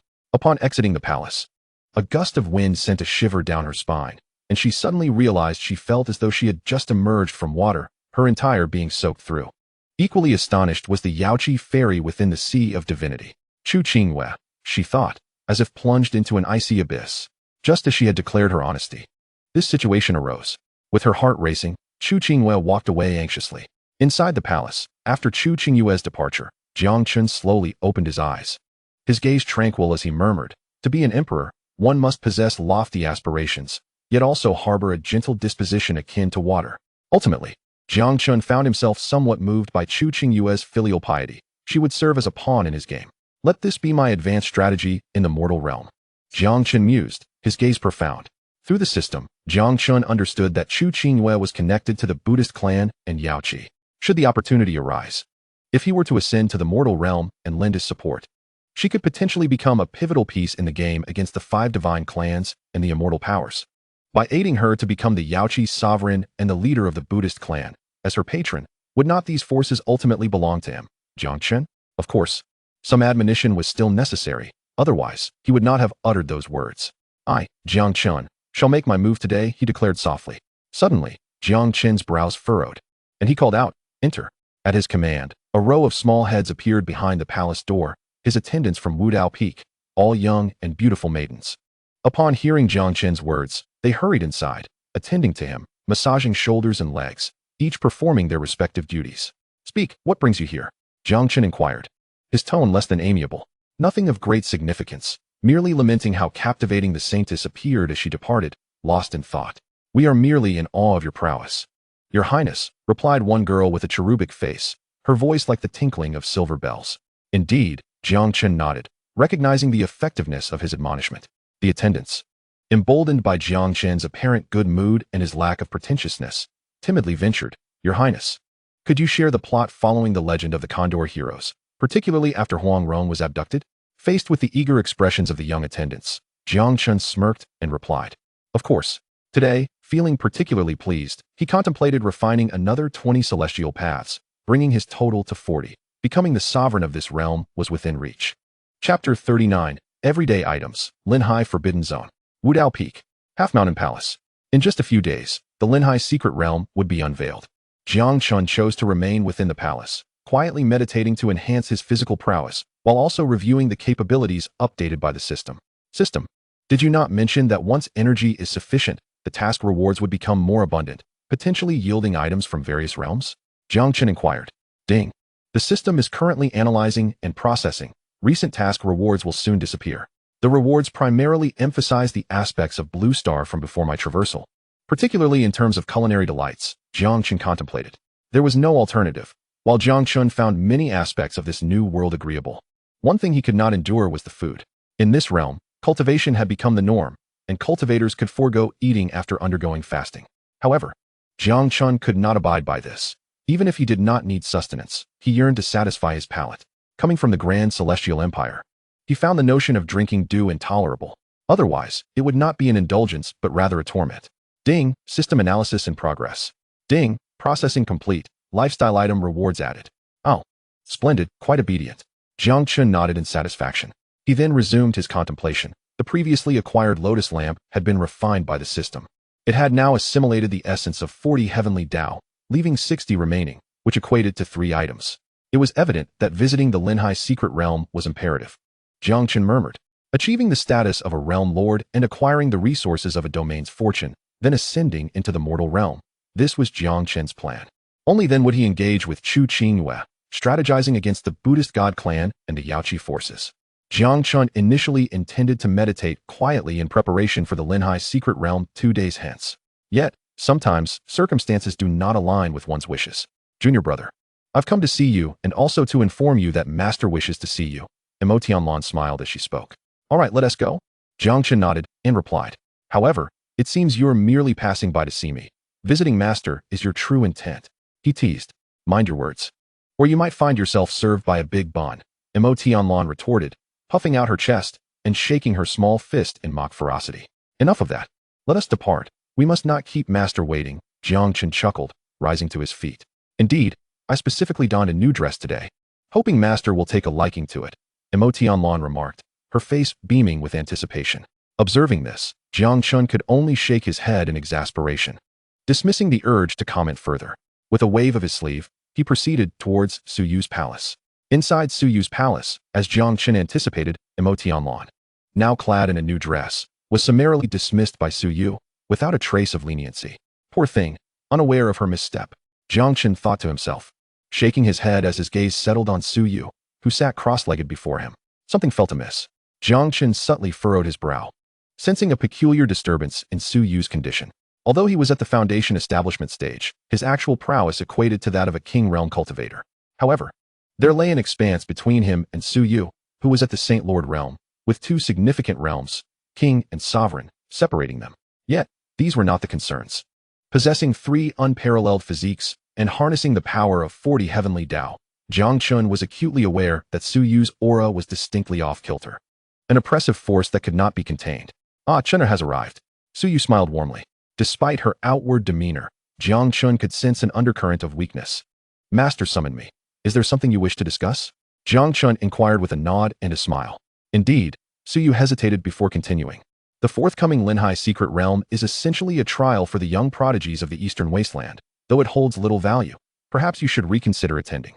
Why? Jiang Chen frowned, perplexed. Observing his reaction, Suyu opened her mouth, sighed softly, and said, Chener, I just recalled that the Linhai secret realm, discovered by the Eastern Zhou dynasty, is not a mere secret realm. Suyu's expression turned grave as she elaborated. It is more accurately termed a forbidden zone. A forbidden zone? Jiang Chen's pupils constricted in surprise. Indeed, a forbidden zone. Given your status, you surely understand the implications of such a term, correct? So you spoke softly. Chapter 40, Unless Supreme. Hearing this, Jiang Chen smiled wryly, aware that Su Yu had misconstrued his understanding. He truly was not familiar with these matters. He only knew that the term forbidden zone sounded ominous. Su Yu continued, do not underestimate the Dao domain. Despite its current decline, it once flourished and still harbors 4 forbidden zones. Oh. No, it should now be 3. Why has it diminished to 3 forbidden zones? Jiang Chen inquired, puzzled. At this, Su Yu hesitated before explaining, given your background. You must have heard of the scandals involving the Buddhist god clan from the mortal realm, right? The Buddhist goddess originally came to this Dao domain, specifically to the eastern wasteland, intending to seize a heavenly treasure from a forbidden zone, but circumstances took an unexpected turn. Su Yu elucidated. Thus, after the treasure was taken by the Buddhist goddess, the 4 forbidden zones became 3. At this revelation, Jiang Chen fell into a daze. This was indeed new information to him. But, Master, how do you know of this? Jiang Chen questioned, intrigued. This matter is merely a rumor from the mortal realm. Su Yu has been in the Dao domain, in the eastern wasteland. How could she possibly know? Jiang Chen pondered. No need to inquire how I came to know. Su Yu waved her delicate hand. Just understand that your master would never harm you. Indeed, Jiang Chen nodded, realizing that this master was more extraordinary than he had initially perceived. Her promise of protection was not a mere platitude. Thank you for your kind warning, master. But I still intend to go, Jiang Chen considered before stating. There was no alternative. The Linhai secret realm was a forbidden zone, containing items that could suppress the heavenly Dao's power, with 20 units of such power. He must retrieve them, or ascending into the mortal realm would become exceedingly troublesome. Very well. Seeing Jiang Chen's determination, Su Yu could only concede with a reluctant nod. However, do be cautious of the. Just as she began, Su Yu's complexion suddenly paled. Devoid of color, her brows furrowing in evident distress. Observing Jiang Chen's alarm, before he could speak, Su Yu's expression shifted dramatically, and as if from despair to hope. Her previously ashen visage quickly flushed with an unnatural hue, turning a rosy red that spread across her cheeks, rendering her exceptionally charming. What are you thinking? Jiang Chen shook his head, casting aside distractions, and rushed to Su Yu's side, his concern overriding etiquette as he gently shook her and asked anxiously, Master, what is wrong? No, nothing. The abrupt shaking roused Su Yu slightly, her starry eyes narrowing as she spoke softly, really, it's nothing. Just an old ailment. I merely need to rest for a moment. In her weakened state, Su Yu could not suppress her voice, which returned to its usual gentle timbre. Yet, as she spoke, her tone grew increasingly faint, and Jiang Chen could feel that Su Yu was genuinely delicate, utterly devoid of strength. You claim there is nothing wrong. Yet you appear this way. What is truly the matter? Jiang Chen frowned, a hint of frustration creeping into his voice. Do not be fierce, it's really nothing. Just an old issue resurfacing. I didn't expect it to come on so suddenly. Without any preparation, Su Yu replied softly, somewhat hesitant to meet Jiang Chen's gaze. At this moment, Su Yu felt as though she were not Jiang Chen's teacher. Rather, it was Jiang Chen who assumed the role of her mentor, his tone rather fierce. Yet, despite the severity in Jiang Chen's voice, Su Yu felt no anger. Instead, an inexplicable sensation welled up within her, something she had never experienced before, sweetness. Do not speak. You are in such a weakened state. I shall channel my spiritual energy to assist in your recovery, Jiang Chen said firmly, preparing to invoke his powers. No, it's futile. It cannot be cured. The ancestor said that only the Supreme can do so, Su Yu began, but before she could finish her words, she closed her eyes and fainted completely, unable to maintain her posture, and fell back into Jiang Chen's embrace. Chapter 41, The Disparity of Realms. Assisting the dissemination of spiritual energy. The sudden presence of a delicate form in his arms momentarily stunned Jiang Chen, followed by an overwhelming sense of urgency. Master, Master, Su Yu, wake up, he called out, observing her tightly closed starry eyes, devoid of sound. Taking a deep breath, he steadied himself. Jiang Chen realized that shouting would bear no fruit. According to Su Yu, she had long suffered from this chronic ailment, and today it had suddenly flared up. Thus, she must have attempted to treat it earlier. However, a complete cure was unlikely. Carrying Su Yu outside to seek help would be of no use and could potentially waste precious time. Despite the multitude of thoughts racing through his mind, it was merely a fleeting moment of contemplation. Well, we shall treat this dead horse as if it were a live one, Jiang Chen mentally resolved. Possessing 3 extraordinary constitutions, the Divine King's body and the Supreme Bone, endowed him with remarkable vitality, and his dual pupils were intrinsically linked to the forces of life and death. Therefore, Jiang Chen was convinced that his spiritual energy would surely possess healing properties, a notion validated by the system. This must succeed, he thought fervently. Carefully, Jiang Chen adjusted Su Yu's position, aligning her body. But as he prepared to channel his spiritual energy, he encountered an unfortunate revelation. Su Yu's condition was far too severe, leaving her body devoid of even the instinctual reflexes. As soon as he straightened her form, she slumped back again. Damn it, how grave is this? Jiang Chen thought, sitting cross-legged with his hands supporting Su Yu's back, beginning to channel his spiritual energy, sending it in delicate threads from his palms into her body.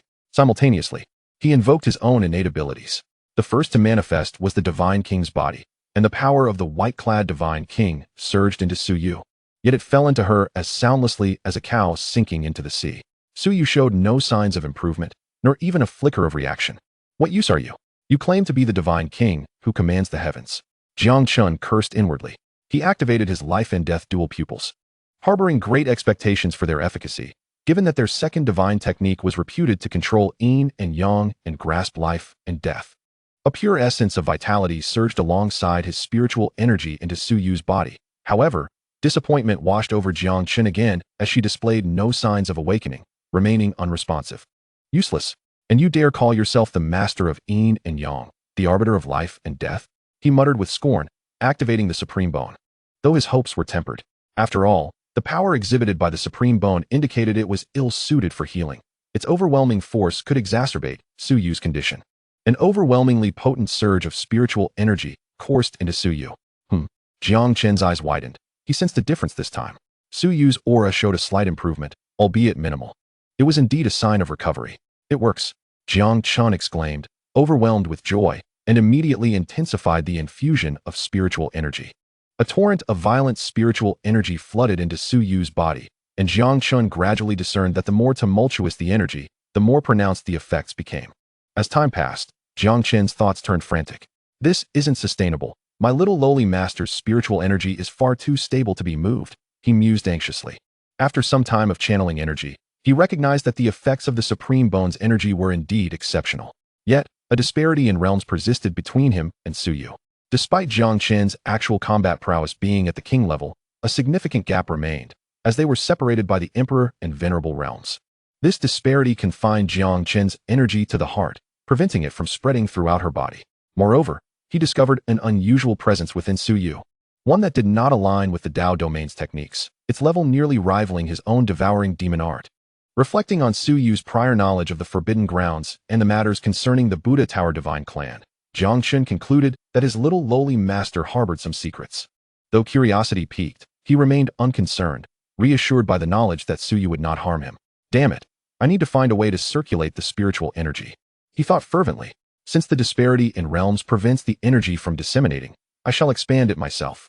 However, upon glancing down at the lovely figure in his arms, he noted that Su Yu's complexion had improved significantly. The flush on her cheeks had diminished, and her body was no longer as feverish. A sense of hesitation crept in. Though they were master and disciple, his approach felt somewhat audacious. No matter, in times of urgency, I shall act. I will adopt a physician's mindset, free from any extraneous thoughts. I trust that Su Yu will forgive me once she awakens. Jiang Chen inhaled deeply, prioritizing Su Yu's life above his own principles. Resolute, he took a deep breath to steady his racing heart. Seated cross-legged, he carefully adjusted Su Yu, laying her horizontally across his lap, her head resting on his right arm, her hair cascading gracefully. With his left hand, he gently cradled her leg, her delicate calves resting upon his arm. At that moment, Jiang Chen's posture resembled that of a prince cradling a princess. Fortunately, her petite frame was a blessing, allowing him to hold her comfortably. In times of urgency, I act to save you, with no ulterior motives, Jiang Chen murmured softly, then steeling himself. He took a deep breath, and snap, he swiftly removed Su Yu's little leather boot. Revealed was a pair of dainty feet clad in pure white socks, shining brilliantly in Jiang Chen's eyes. At that instant, Su Yu's previously closed eyes flickered, her brows twitching slightly. Though barely noticeable, it was a sign. Jiang Chen's gaze remained fixed on her, every subtle movement captured by his watchful eyes. His little lowly master was awakening. Jiang Chen instantaneously comprehended that Su Yu had awakened. As for the precise moment of her awakening, he remained oblivious. However, the recent actions were undeniably genuine. Since she had been conscious for some time, yet refrained from voicing any objections to his movements, it appeared she tacitly approved of his actions and trusted in his character. Jiang Chen mused. It seemed she had awakened now to avoid causing embarrassment, and with that understanding, he felt a sense of relief.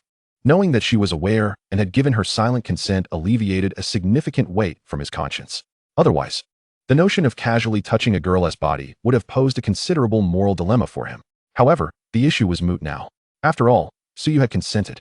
Otherwise, it would be inconceivable for her to allow anyone else to touch her body, even under the guise of healing. Indeed, Suyu had awakened just moments ago when Jiang Chen had lifted her in his arms, yet she remained silent. The formidable force coursing through her back and heart conveyed that Jiang Chen's strength had saved her. Thus, she understood that he intended to channel his energy throughout her body. She refrained from opening her eyes directly to avoid any potential awkwardness between them. Naturally, Suyu also silently acquiesced to everything Jiang Chen was doing. Otherwise, despite her shyness or the life-threatening situation, she would never permit a man to touch her body, especially given her profound disdain for any contact with men. Nonetheless, even with her expectations, when Jiang Chen removed her boots, Suyu could not suppress her reaction and faltered.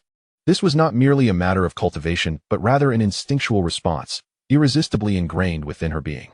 I have concealed my awakening quite well. Surely he remains unaware that I am conscious. Otherwise, it would be too embarrassing. Suyu thought, feeling utterly mortified and wishing to vanish into the ground. She was apprehensive about the extent to which Jiang Chen would proceed. Her heart raced with anxiety, akin to a tender lamb awaiting sacrifice. Just as this thought crossed her mind, her expression abruptly shifted. In the external world, Jiang Chen reached out and grasped Suyu's delicate, snow-white feet. The instant he did, her demeanor changed, and her body tensed abruptly. Suyu stifled a whimper. In that fleeting moment, she felt as though her very soul had quivered. Her body rigid and her mind blank. How could he do this? This was the sole thought echoing in Suyu's mind. It was known within her family that a girl's feet were not to be touched casually, nor could they be exposed to the gaze of other men. It was an intensely private matter. Ordinarily, a woman's feet would remain concealed from her husband until the wedding night, let alone being touched directly by someone like Jiang Chen. Following an initial blankness, Suyu's frustration surged forth. Although she had been away from her family for many years, certain customs remained ingrained in her subconscious.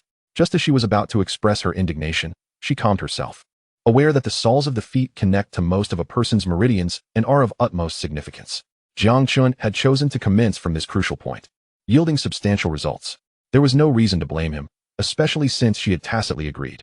Furthermore, should Suyu suddenly open her eyes, the ensuing awkwardness would be unbearable. The mere thought of it made her feel incredibly embarrassed. Unable to devise a suitable strategy, she resolutely closed her eyes, fully feigning unconsciousness, burying her head in the sand like an ostrich. Indeed, I had just made a very soft sound. He must not have noticed.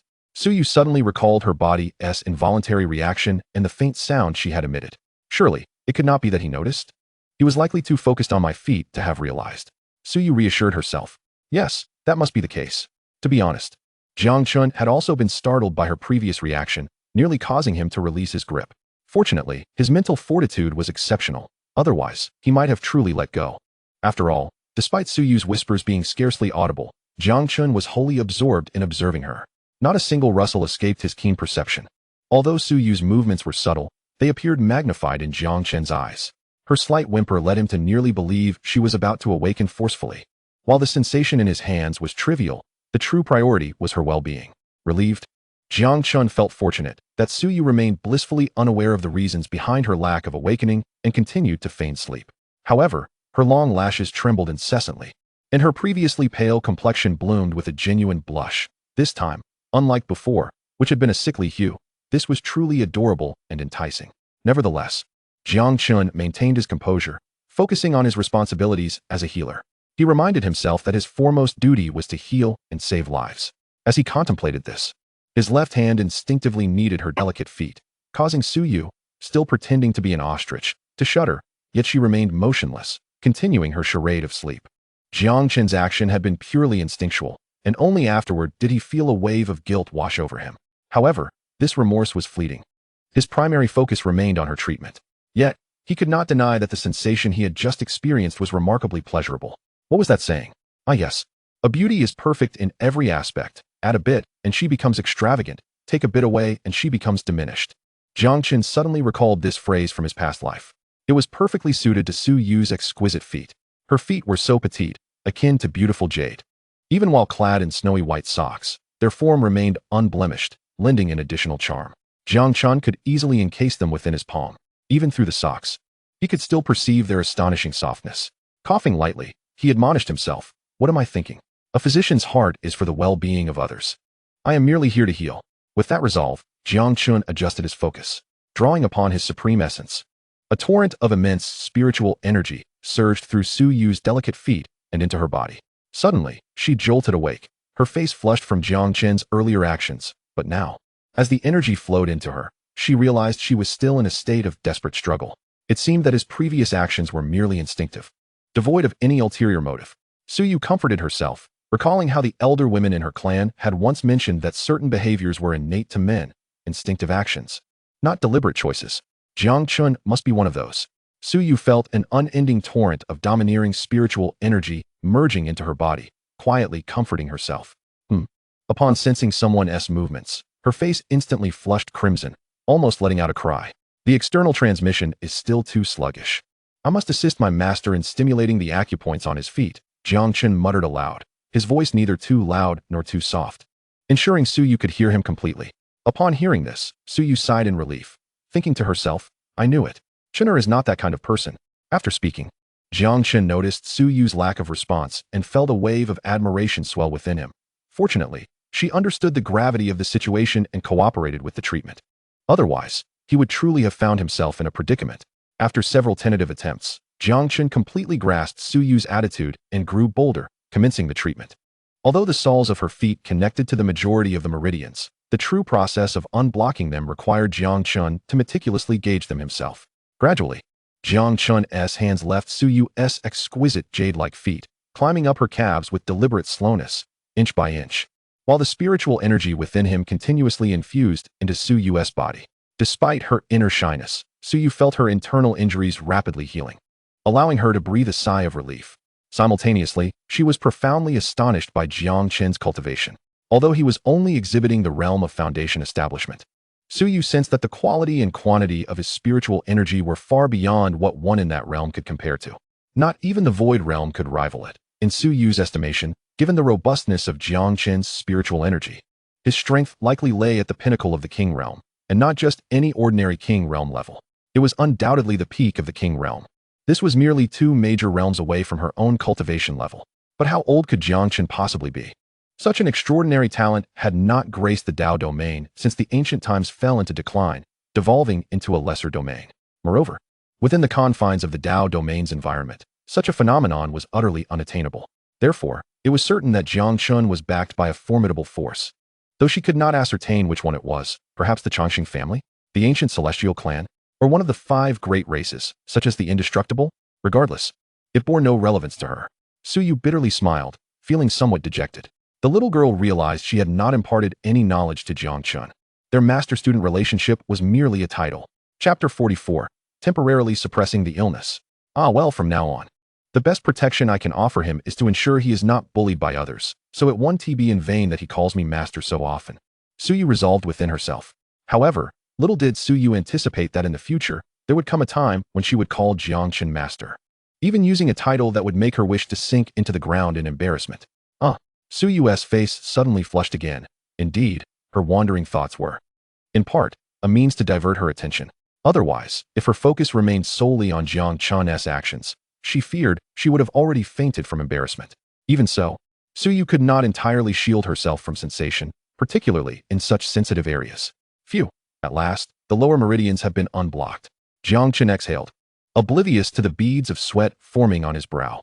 It was not just the excessive consumption of spiritual energy. More importantly, it was a trial of Jiang Chen's willpower, making him feel as though he were enduring a grueling ordeal.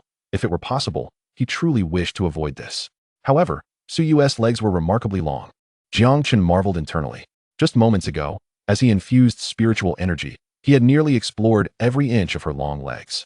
Jiang Chen arrived at a startling conclusion.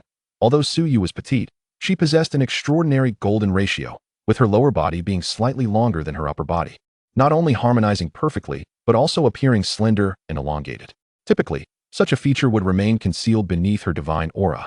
But Jiang Chen had meticulously observed to draw this conclusion. Her thighs were straight and delicate, warm and supple, even through a layer of fabric. Jiang Chen could feel their warmth. Alas, if only there were no barrier of clothing, the efficacy of the treatment would have been even greater. Jiang Chen lamented, feeling regretful that he could not provide Su Yu with the best possible care.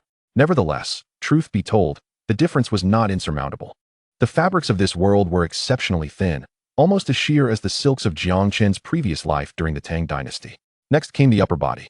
Jiang Chen took a deep breath, circulating his spiritual energy, and slowly moved his hand upward. Su Yu trembled throughout, unable to restrain herself. After all, the warmth of his palm radiated heat that, although she had gradually grown accustomed to, became increasingly unbearable as Jiang Chen ascended further. It was not out of anger. Su Yu had long since quelled her indignation. Now, she was uncertain of her own emotional state. Phew, Su Yu sighed in relief, grateful for the sound she heard. Otherwise, she truly did not know how she would cope. As for the heart area, it was fine when I infused spiritual energy from the back. I think it's unnecessary now, Jiang Chen muttered to himself as his hand continued to ascend, gliding over her smooth, resilient abdomen. Su Yu quivered at this, realizing her abdomen was also a vital area. However, recalling Jiang Chen's previous words, she remained still. After all, he had already established a boundary, significantly raising her threshold for tolerance. Though her heart raced with embarrassment, she still managed to endure. Had Jiang Chen not said anything, the situation would have likely unfolded quite differently. One must admit, as a physician, Jiang Chen's skills were quite commendable. His insightful discernment was remarkably astute. Jiang Chen moved his hand away from Su Yu's abdomen, gradually ascending, navigating through her curves, mysterious and boundless. Ultimately, he infused spiritual energy throughout nearly every part of Su Yu's body. Throughout this process, Jiang Chen conducted himself with utmost professionalism and ethics, diligently treating Su Yu, which alleviated her anxiety considerably, and her heart rate began to stabilize. Of course, apart from the astounding whiteness, which caused Su Yu to flush deeply, everything else remained quite ordinary. At this moment, Jiang Chen had completed the infusion of spiritual energy throughout Su Yu's entire body. A final stabilization was all that remained. While it was beneficial to transmit energy from the back, the disparity in their cultivation levels necessitated a focus on the soles of her feet, as that would yield the best results. Jiang Chen murmured to himself, contemplating the removal of Su Yu's white stockings. Su Yu shivered at this, yet ultimately chose to remain unresponsive, allowing Jiang Chen to proceed. Gradually, Jiang Chen peeled away the white stockings from her delicate feet, and the sight before him was nothing short of dazzling. This was the first time Jiang Chen had glimpsed any part of Su Yu beyond her face. To his astonishment, her skin tone rivaled that of the stockings, as if it had been touched by frost and snow, dainty and exquisite, as pure and flawless as jade. Jiang Chen reached out once more, grasping that pair of pristine hands. Unlike the last time, he truly felt Su Yu's body temperature this time, icy yet refreshing, smooth as silk, soft as if devoid of bones, akin to a pair of exquisite jade stones. Taking a deep breath, he dispelled any other thoughts and gradually channeled his spiritual energy, finalizing the stabilization process. As time ticked away, he slowly withdrew his palm, having successfully suppressed 99% of her ailment. The reason he refrained from addressing the last remnant was to avoid an awkward situation between them. Gently, he helped Su Yu into her socks and adjusted her position. Observing her still languid and powerless state, Jiang Chen couldn't help but feel slightly exasperated. Little lowly master, your performance is far too contrived. You should have awakened by now, having been treated to such a degree. In truth, this was the crux of the embarrassment. Jiang Chen was aware that even if Su Yu had not woken up earlier, she would have done so once the majority of her ailment was healed. Regardless of the timing of her awakening, they were bound to maintain this mutual understanding. It was merely that Su Yu's mind was still in disarray, unable to grasp the situation. Jiang Chen once again circulated his spiritual energy through 36 cycles, infusing her with that final bit of power. As he concluded this last infusion, Su Yu seemed to receive a silent command. With a soft murmur, she instinctively sighed and slowly opened her eyes, a look of bewilderment adorning her face, as though she had just emerged from a dream, rather than feigning sleep. Chapter 45, Ancestor. With a soft whimper, Su Yu blinked awake, her large eyes brimming with confusion, appearing genuinely disoriented. Suddenly, she leaned back as if she had just awakened, devoid of any strength. Jiang Chen hurriedly reached out to support her, thinking to himself that this act was overly elaborate. He felt a sense of silent exasperation, wondering how Su Yu would react when she eventually realized the absurdity of this charade.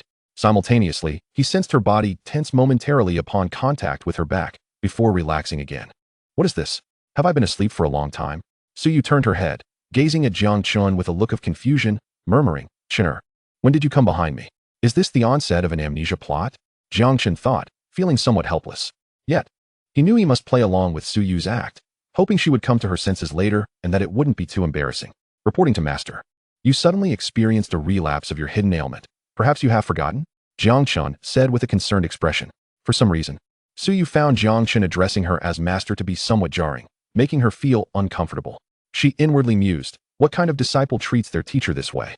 However, she understood that Jiang Chen was attempting to save her, and since they were still acting, she couldn't break character. Is that so? Su Yu's gaze was hazy, seemingly lost in thought.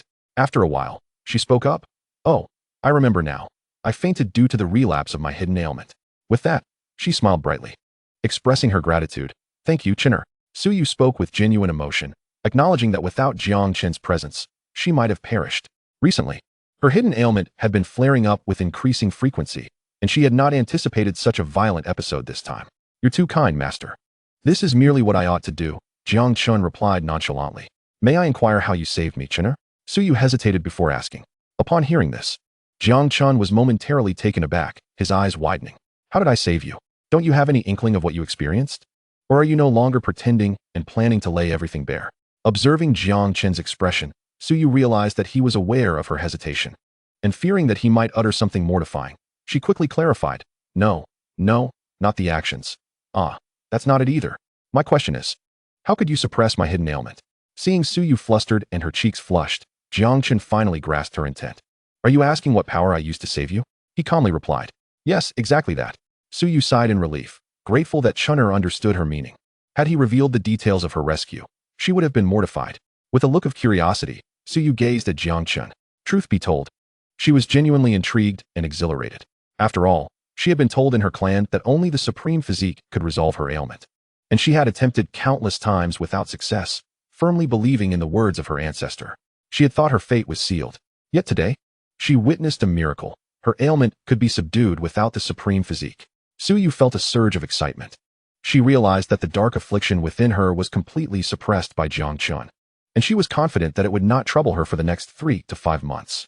This was, in her eyes, the solution she had long sought, no longer needing to rely on the supreme bone. Yes, it is my physical power, Jiang Chen reflected before responding. What kind of physique? Su Yu inquired eagerly. The supreme bone. Jiang Chen suddenly recalled a question and asked curiously, Master, what did you mean when you said, unless it's the supreme before you fainted? Nothing. You must have misheard. Su Yu forced herself to compose her thoughts, maintaining her calm demeanor. As Jiang Chen mentioned the supreme bone, Su Yu's expression froze. A tempest of thoughts swirling in her mind. She suddenly felt foolish. How could her ancestor have deceived her? Surely, the supreme bone was the only solution. When Jiang Chen probed about what she had said before fainting, Su Yu quickly brushed it off, claiming she had misheard, and then fell into deep contemplation. After a considerable pause, Su Yu finally spoke, her tone slightly hoarse. Chunner, do you possess the supreme bone? Are you certain? It has been many years since it appeared in the mortal realm. She held on to a glimmer of hope that Jiang Chen might have made an error. Without replying, Jiang Chen raised his long, fair hand, channeling his spiritual energy. Instantly, a golden dragon-like aura circled his arm, coiling around his fingertips. Wow! Su Yu's eyes widened. Her keen perception allowed her to discern that this was indeed the genuine supreme bone. Moreover, it was remarkably perfect. A complex mix of emotions surged within Su Yu. She had finally encountered someone with a supreme physique in her lifetime, yet that person was her own disciple. It felt as though the heavens were playing a grand joke on her. Su Yu found herself at a loss for words. Ultimately, it was Jiang Chen who broke the silence. Master, the previous treatment was merely a palliative measure. It might suppress your affliction for 3 to 5 months at best, but it will inevitably return. I understand. I will find a way, Su Yu replied, her heart in turmoil, speaking absent-mindedly. Indeed, Jiang Chen nodded, feeling regretful that he could no longer provide treatment in the future. However, if Su Yu were to discover a genuine remedy, he would still feel joy for her. All right, you may leave now and adequately prepare for the matters concerning the Linhai Forbidden Zone. Su Yu waved her hand, fatigue evident in her voice. Also, should I need anything, I will inform you. Understood. Observing the little girl lost in thought, Jiang Chen nodded again, refraining from further conversation, and directly took his leave, leaving Su Yu with a complex expression. Outside the palace, Jiang Chen strolled leisurely, his hands clasped behind his head, his mind wandering. Little junior brother. Have you been here with Master all along? A familiar voice suddenly rang in his ears.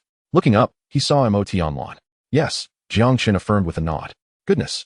I called for you this morning, And now it's already dusk. Master truly has a fondness for you. Tianlan exclaimed, her surprise evident. Senior sister, you're exaggerating.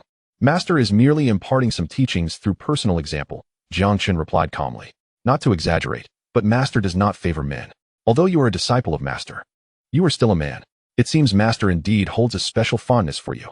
Tianlan remarked with a hint of envy. Jiang Chen chuckled and shook his head, choosing not to engage further as he prepared to depart back to Wudao Peak. Wait, Tianlan suddenly called out, taking a step closer to Jiang Chen, sniffing the air. What a delightful fragrance. Is that a hint of milk? Little junior brother, have you been courting some young lady? Senior sister, you must be mistaken. It's merely due to my recent consumption of milk, Jiang Chen stated with a tranquil demeanor. Is that so? A diet of milk makes you smell entirely of milk? Tianlan questioned, her face etched with skepticism. Jiang Chen smiled and shook his head, opting to leave without further explanation. Ancestor, is there truly no way to suppress this ailment? Suyu inquired. Unless one with supreme bone merges their power with yours, there is no way to eradicate it. The aged elder replied. But according to your words, only men possess supreme bone. What then? Suyu's expression wavered. Then you must marry him, the elder declared. No.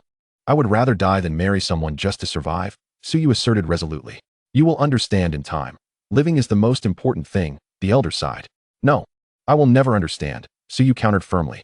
Memories long buried began to resurface in Suyu's mind, her gaze complex as she pressed her lips together, murmuring. Ancestor Chapter 46, The Tale of Gui Heir and His Aunt. At Wudao Peak, inside the half-mountain palace, Jiang Chen sat cross-legged, yet he was not in a meditative state. He was merely calming his thoughts. Indeed, there is a faint scent of milk, Jiang Chen mused. Until now, he had not considered this aspect. But after hearing Tianlan's words, he examined his own body and realized he was indeed emanating a subtle fragrance of milk. I have only managed to suppress the illness for 3 to 5 months, but what will happen after that? I can't continue like this, Jiang Chen contemplated, fully aware that Suyu would soon piece it together. What can truly remedy this condition? Little junior brother, hearing a voice from outside. Jiang Chen frowned and called out, come in. The person entering was none other than Tianlan, whom he had encountered outside the palace. Didn't you go to visit Master? Jiang Chen asked. Don't mention it, Tianlan replied with annoyance. I was sent away again. I truly cannot fathom why Master dislikes me so much. Indeed, you would not understand, and even if you did, it would be of no consequence. This is an unsolvable dilemma, Jiang Chen thought silently. However, little junior brother, I have made an astonishing discovery. Tianlan quickly perked up. I noticed that Master's health has improved significantly. This is wonderful news. Just a few days ago, every time I visited, her condition was poor, but now she seems much better. Indeed, that is good news, Jiang Chen replied nonchalantly. Isn't it great? It nearly drained me. My spiritual energy has yet to recover, but I just returned from Master. Senior sister, is that the only reason you came to tell me? Jiang Chen inquired. Not exactly. Tianlan shook her head, looking a bit embarrassed. I wanted to ask about that young girl you encountered previously. I too wish to possess that delightful creamy scent. Could you inquire about it for me? Beep. Task detection in progress. Task 1. Agree to Tianlan's request and inquire with Suyu. Task completion rewards. A complete set of white knee-high socks. Task 2. Decline Tianlan's request. Task completion rewards. A sealing artifact. Is this what I consider a living item? No, what kind of task is this? Why has this never happened before? Jiang Chen mused inwardly. Beep. System prompt. Please make a decision promptly. Taking a deep breath, Jiang Chen reluctantly said, I choose 1. It wasn't that Jiang Chen wanted to choose option 1. Rather, he found the sealing artifact of no use to him, as he possessed a growth-type supreme sword. What need had he for a sealing artifact? Nevertheless, task 1 held appeal. Rest assured, senior sister, although I have not interacted with any young ladies, I will investigate the source of that scent, Jiang Chen said earnestly. That is wonderful. I'm counting on you, Tianlan replied, patting her chest with satisfaction as she left. Tianlan had a fondness for that scent, akin to her affection for Suyu. System, what is going on here? Answer my previous question immediately. Is this truly a living item? Jiang Chen began to interrogate the system as soon as Tianlan departed. Beep. The system will automatically arrange items that the host currently needs or desires most after an upgrade. Beep. This task is merely a test to fulfill the previous requirement for living items. Jiang Chen fell silent, realizing how considerate the system was. What could he do? However, upon reflection, this item was not entirely without merit. Gazing at the knee-high socks package, he was reminded of healing and saving lives, stirring something within him.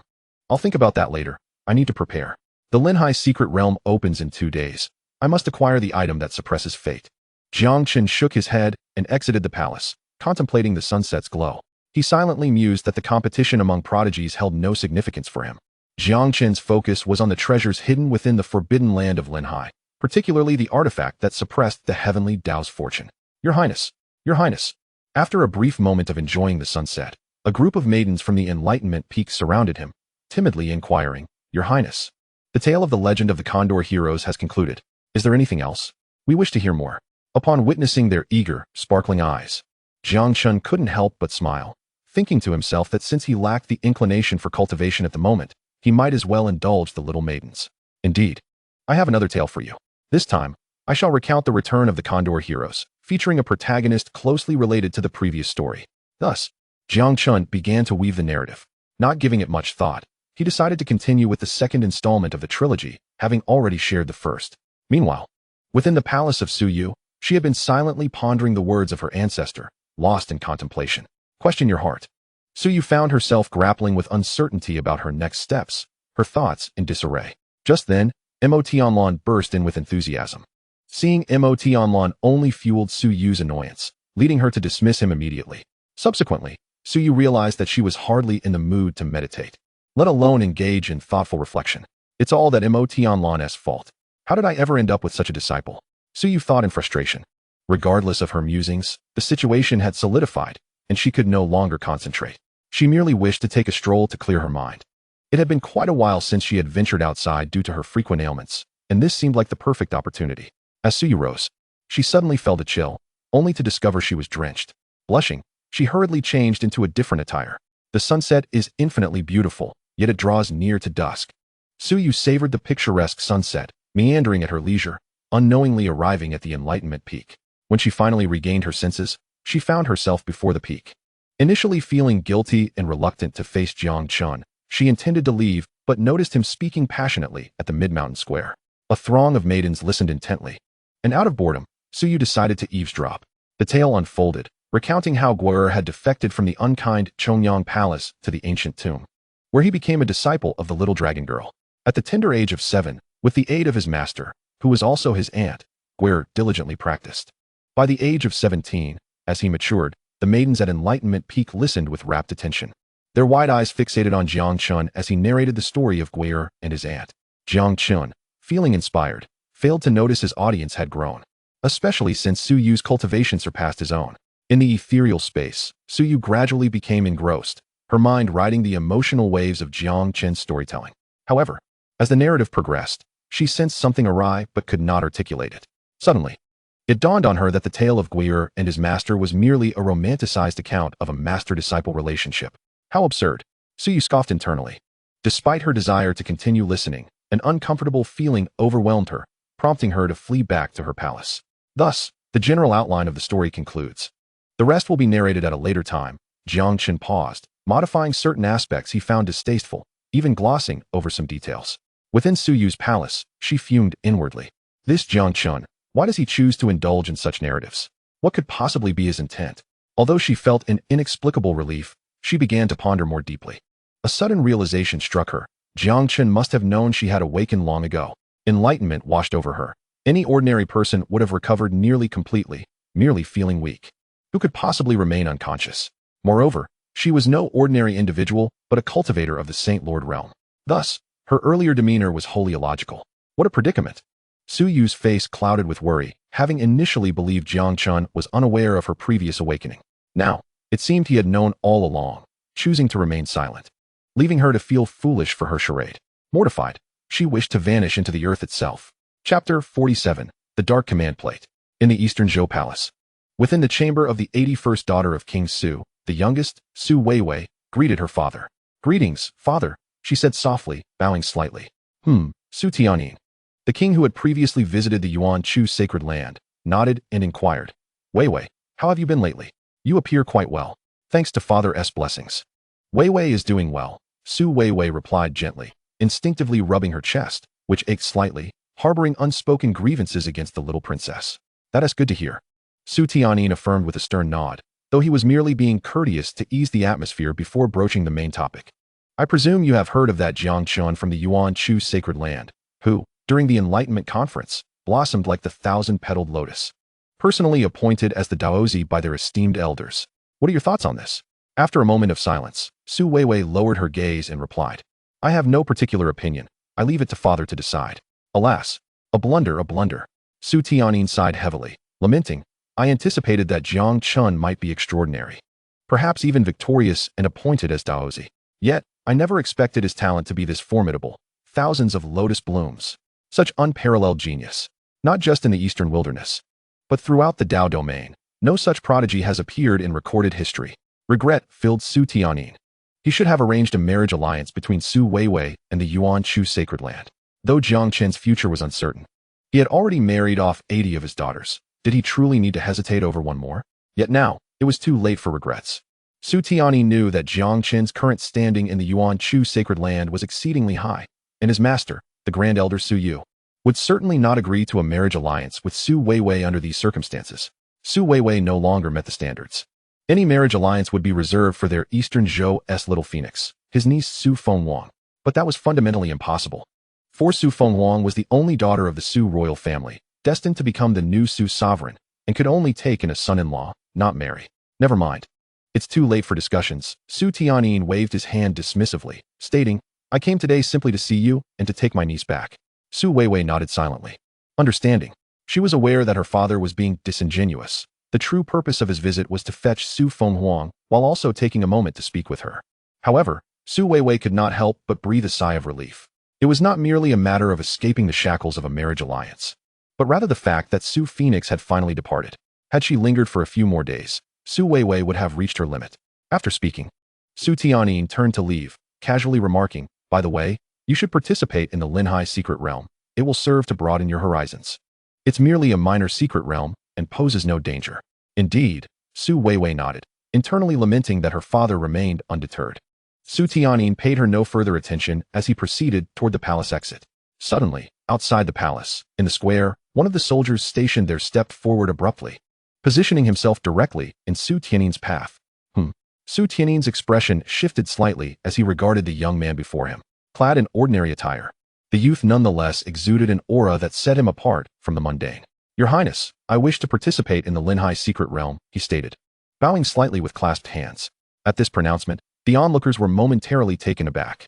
Before the soldiers could interject, Su Tianyin made a move, sweeping his sleeve with a flick that unleashed a surge of spiritual energy, transforming into a colossal serpent that surged toward the youth. The young man furrowed his brow, bracing himself for impact with his arms crossed defensively over his chest. Boom. The collision between the giant serpent of spiritual energy and the young man produced a resounding noise. In an instant, the youth was propelled backward, sliding several meters and leaving deep furrows in the ground beneath him. Hiss! Witnessing this spectacle, the surrounding soldiers widened their eyes in disbelief. They were acutely aware that this was a strike from Prince Su. Although it had not been executed with full force, it was certainly not something an ordinary soldier could withstand. Impressive. No wonder he dared to step forward. He possesses some skill. Su Tianyin nodded with satisfaction. His strike had not been particularly forceful, yet an average foundation establishment expert would find it impossible to endure, let alone an ordinary prodigy. The fact that this youth managed to slide back without falling was a testament to his strength. While he may not rival the prodigies of the sacred grounds, he was far from ordinary. Weiwei, your palace guards are certainly extraordinary. It is indeed a hidden dragon among tigers. Su Tianyin remarked with a smile. Su Weiwei gasped, exclaiming, Father, I do not recognize him. He must be a newcomer. Indeed, I have only just arrived, the young man replied, his hands trembling slightly as he spoke. What is your name? Su Tianyin inquired. Xiao Tianxi, the youth responded respectfully. Xiao Tianxi, Su Tianyin murmured, mentally cross-referencing the name with his list of prodigies. Only to find no match. He continued, you wish to participate in the Linhai secret realm? Indeed, Xiao Tianxi replied, maintaining a composed demeanor. On what grounds? Su Tianyin challenged. Because I can be the best, Xiao Tianxi declared with unwavering confidence in his eyes. At this, Su Tianyin could not help but scoff. The best? Such bold claims. Without even considering the other sect's prodigies, there exists a peer of yours named Jiang Chen from the Yuan Chu sacred ground, a foundation establishment cultivator capable of summoning heavenly lightning, who, in a mere moment, can blossom into 1,000 flowers. You dare to claim the title of the best in his presence? I have heard of his prowess. Yet I remain confident in my ability to surpass him, Xiao Tianxi replied firmly. Very well, if that is the case, I shall grant you an opportunity. Defeat Jiang Chen, Su Tianyin said, waving his hand dismissively. Thank you, Your Highness, Xiao Tianxi replied respectfully, silently committing Jiang Chen's name to memory. No need for thanks. It is a mere trifle, Su Tianyin said nonchalantly. His gesture was casual, as the quota for the Linhai secret realm was limited. But these matters posed no challenge for him. Truthfully, in Su Tianyin's eyes, Xiao Tianxi was rather unimpressive. He had not intended to pay him any mind. Yet recalling his earlier misjudgment regarding Jiang Chen, he felt compelled to offer a chance, however minuscule the likelihood of success might be. After all, what if a miracle were to occur? One quota was hardly significant. With that thought, Su Tianyin departed from Su Weiwei's palace, accompanied by the ever-present Su Phoenix.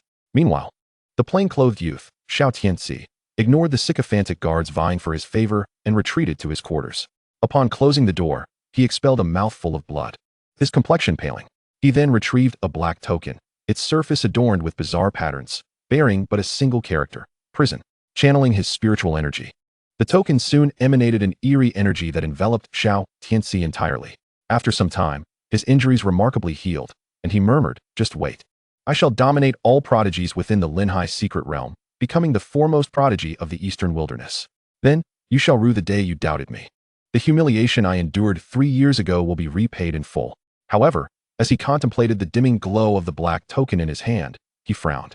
Xiao Tianxi understood that he would again be unable to enter that transcendent state tonight, the sensation of being shrouded in the power of the heavenly Tao. With this thought, he murmured, my energy is running low. I must replenish it. This endeavor was something he found deeply distasteful at first. Yet the exquisite sensation of being enveloped by the heavenly Tao's power was simply too enchanting to endure a day without it. Moreover, it was his sole chance for a comeback, and sacrificing a few individuals for this purpose seemed justifiable. With that, the plain-clothed youth, Xiao Tianxi, stepped out of his room. The following day, in the county town where Su Weiwei's palace resided, a prominent family was annihilated overnight. 78 individuals perished, and curiously, not a single asset of the family's wealth was lost. Instead, every corpse had been drained of its vital blood, reduced to mere desiccated husks. In an instant, the county was engulfed in a state of panic, with every blade of grass and tree seeming to harbor suspicion. Within the spatial tunnel connecting the red dust realm to countless lower worlds, a dissatisfied female voice resonated. My dear uncle is truly something. Even within the temporal tunnel, he takes the trouble to call me back to remind me to be safe. The voice belonged to Jiang Qingyue, the eldest daughter of the Jiang family in the red dust realm. Miss, Second Master is merely concerned for your well-being. Besides, he has mentioned that the Dao domain is not to be taken lightly. It cannot be mere coincidence, so it is prudent to exercise caution, Li Qingdi said respectfully. What danger could possibly lurk in a mere lower realm? Jiang Qingyue shot him a glance and replied, furthermore, if I recall correctly, Uncle Li ascended from this Dao domain. Did he not? What danger could possibly exist there? For you, miss, there is indeed little to worry about, Li Qingdi said with a wry smile. Indeed, he conceded, recalling that he had once been invincible within the Yuan Chu sacred ground, and subsequently ascended without encountering any troubles. The pinnacle of strength within the Dao domain was merely the Saint Master realm, far from even achieving the Void God realm. What danger could there be? Unless, of course, there existed forbidden grounds within the Dao domain, rumored to be akin to independent small worlds capable of nurturing beings surpassing the Saint Master realm. But how could such a place exist in a lower realm? How rare are forbidden lands? In the realm of mortal dust, there are but a few such places. Li Qingdi was aware that the Jiang family of Changsheng possessed one, inhabited by ancient beings of the Jiang clan, each having existed for at least 10,000 years. Regarding this, Li Qingdi was exceedingly confident that within the Dao domain, forbidden lands could not possibly exist. Never mind, I shall not dwell on such matters.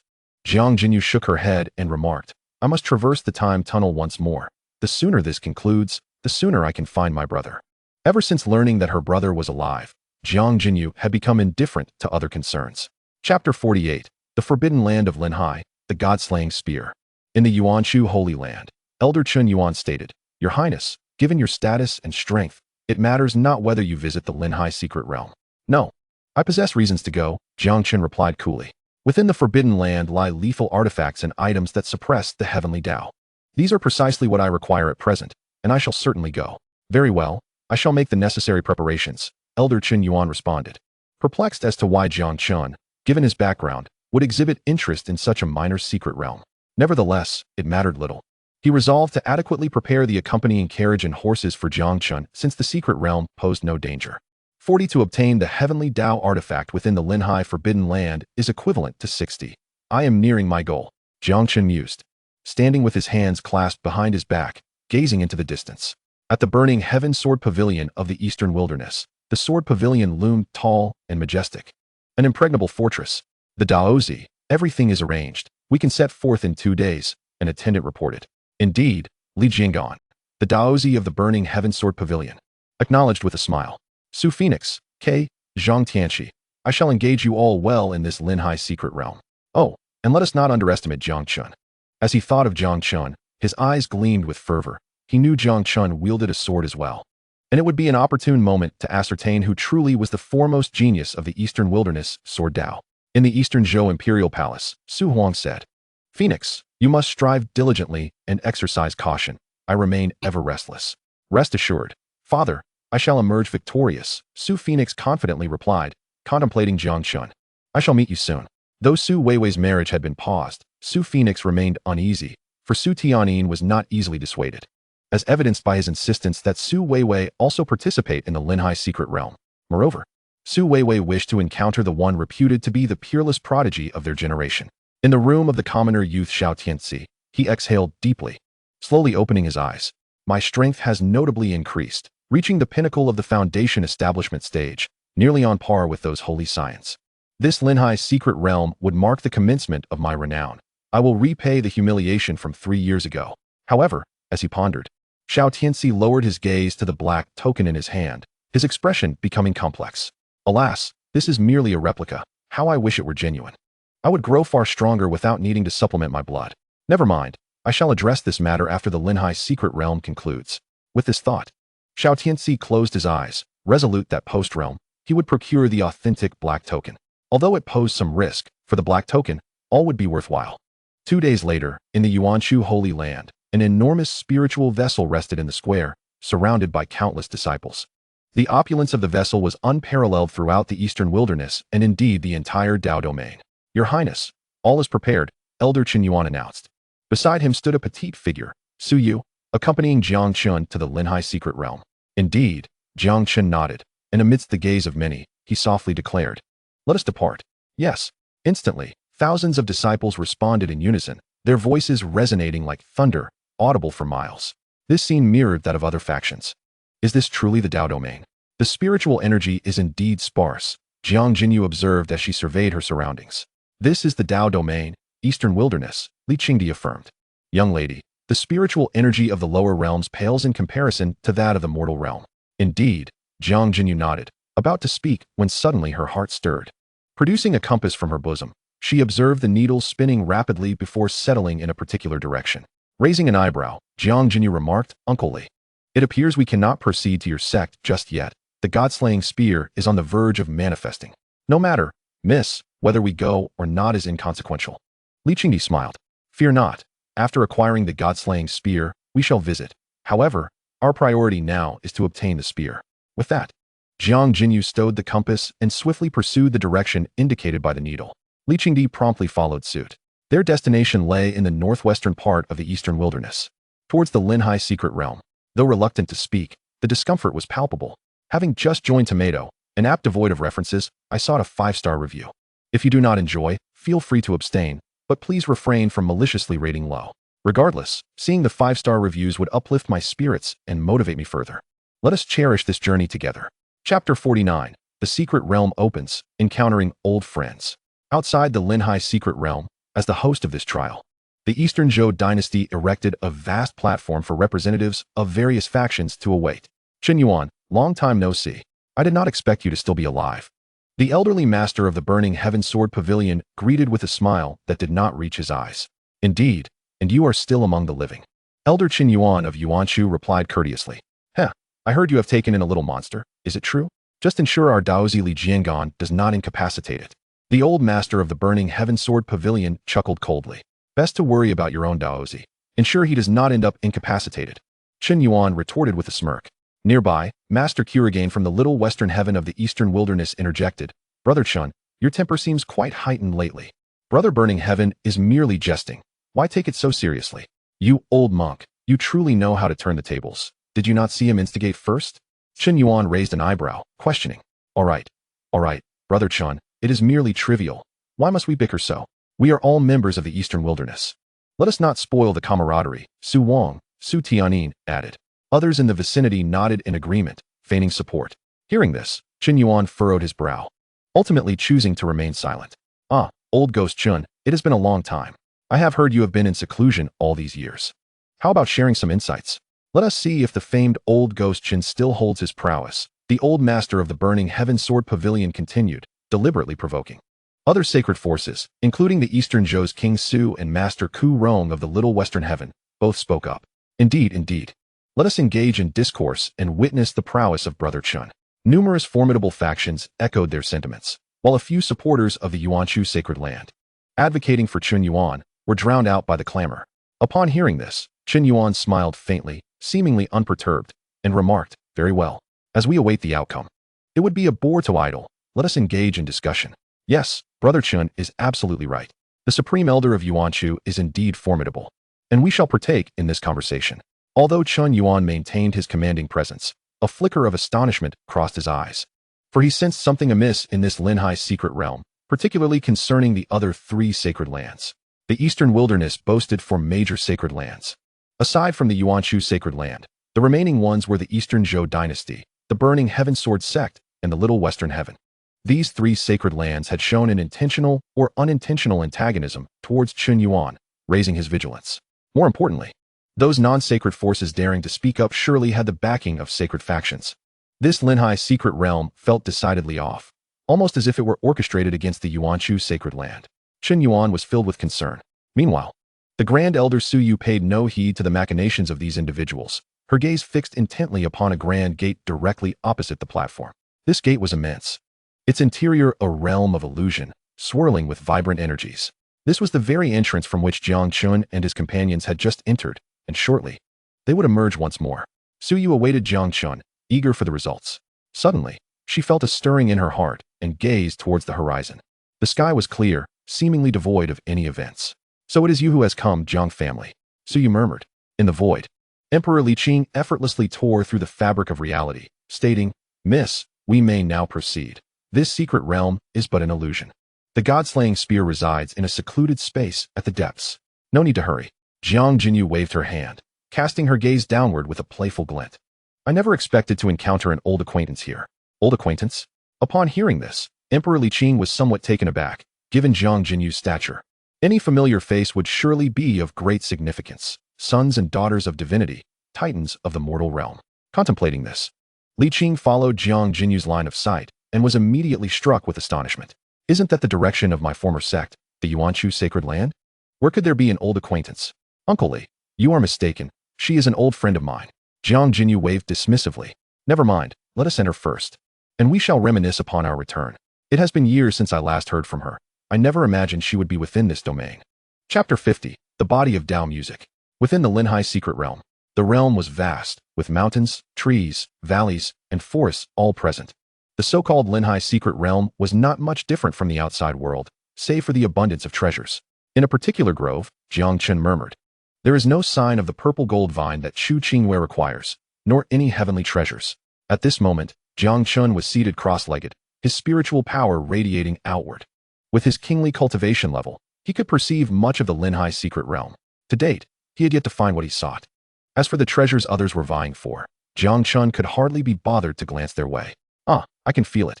Suddenly, Jiang Chen's eyes gleamed as he discovered a location within his perception that eluded identification. His spiritual energy seemed to be devoured as if by a black hole. What I seek must lie there. Jiang Chen slowly rose and headed towards the area of the black hole. Sword intent surged forth as a young man wielding a long sword, blood dripping from its blade, remarked, how utterly dull. These individuals are truly feeble. Li Jiangan of the Burning Heaven Sword sect licked his lips. Perhaps I should seek out the disciples of the other 3 sacred lands? Scattered across the ground lay numerous corpses, once the proud heirs of various factions, now reduced to lifeless husks. Ah, this replica token is sufficiently charged. It should suffice for quite some time. The common-clad youth, Xiao Tianxi, nodded at the black token in his hand. However, he grinned. Their blood cannot compare to that of the sacred land disciples. Who was it that Su Tianyin claimed was the most formidable? Ah, Jiang Chen of the Yuanshu Sacred Land. To claim the title of the strongest, it seems Jiang Chen is unavoidable. A glint of malice flashed in Xiao Tianxi's eyes as he murmured, "Then I shall slay him." Draining his spiritual energy, his marrow, his blood. His blood must be exquisite. With that, Xiao Tianxi strode off into the distance. Damn it. Upon entering, I was separated from Sister Weiwei. Su Phoenix stamped her foot in frustration. I shall find her later. First, I will seek out others to play with. But whom to find first? After a moment of contemplation, Su Phoenix's eyes sparkled as she declared, I shall look for Jiang Chen. Uncle Su is still not giving up. And I too wish to see what this Jiang Chen is truly like. With that, Su Phoenix swiftly traversed the secret realm. Along the way, she paid little mind to the treasures she encountered or the conflicts waged over them. The Linhai secret realm was essentially a trial for the talented. The treasures mattered little to the disciples of the sacred lands. What they truly cared for was engaging with their counterparts from other sacred lands, honing their skills, or even eliminating one another. Ultimately, when the secret realm concluded, there would be a showcase of the most exceptional talents to determine whose was the mightiest. Thus, let the ordinary treasures be fought over by the lesser factions. Jiang Chen continued his journey towards the heart of the secret realm, feeling increasingly close to the object of his desire. Simultaneously, a growing unease settled within him, prompting Jiang Chen to quicken his pace. Suddenly, he came to a halt as countless sword intents erupted around him, encircling him tightly within a radius of 100 meters. Before him stood a young man, a long sword in hand, gazing at Jiang Chen with a smile. That must be Jiang Chen, Xiao Tianxi thought, his eyes flashing as he prepared to make his move. However, sensing the sudden surge of sword intent and the presence of the sword-wielding youth before Jiang Chen, he hesitated. Li Jinggong. Perfect. It seems there is no need to rush. Let the two of them engage in their battle first, and I shall reap the benefits. Xiao Tianxi chuckled darkly. His body tensed, ready to strike when Jiang Chen and Li Jinggong clashed. You are Jiang Chen, I presume? Allow me to introduce myself.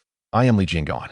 From the Burning Heaven Sword sect, Li Jinggong said, a wicked smile curling at his lips. However, before the words could fully escape his lips, a visage of sheer terror overtook him as his eyes widened in disbelief.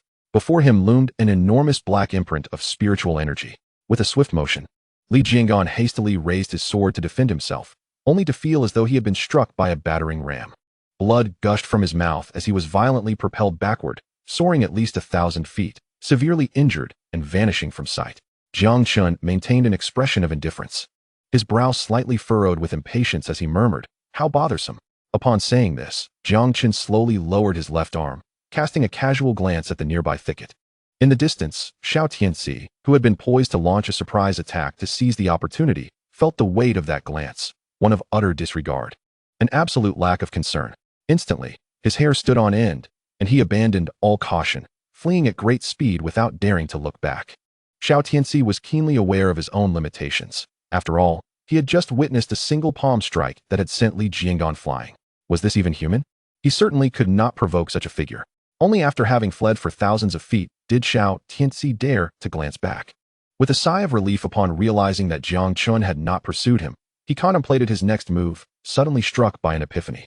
Li Jianggong's injury presented a prime opportunity.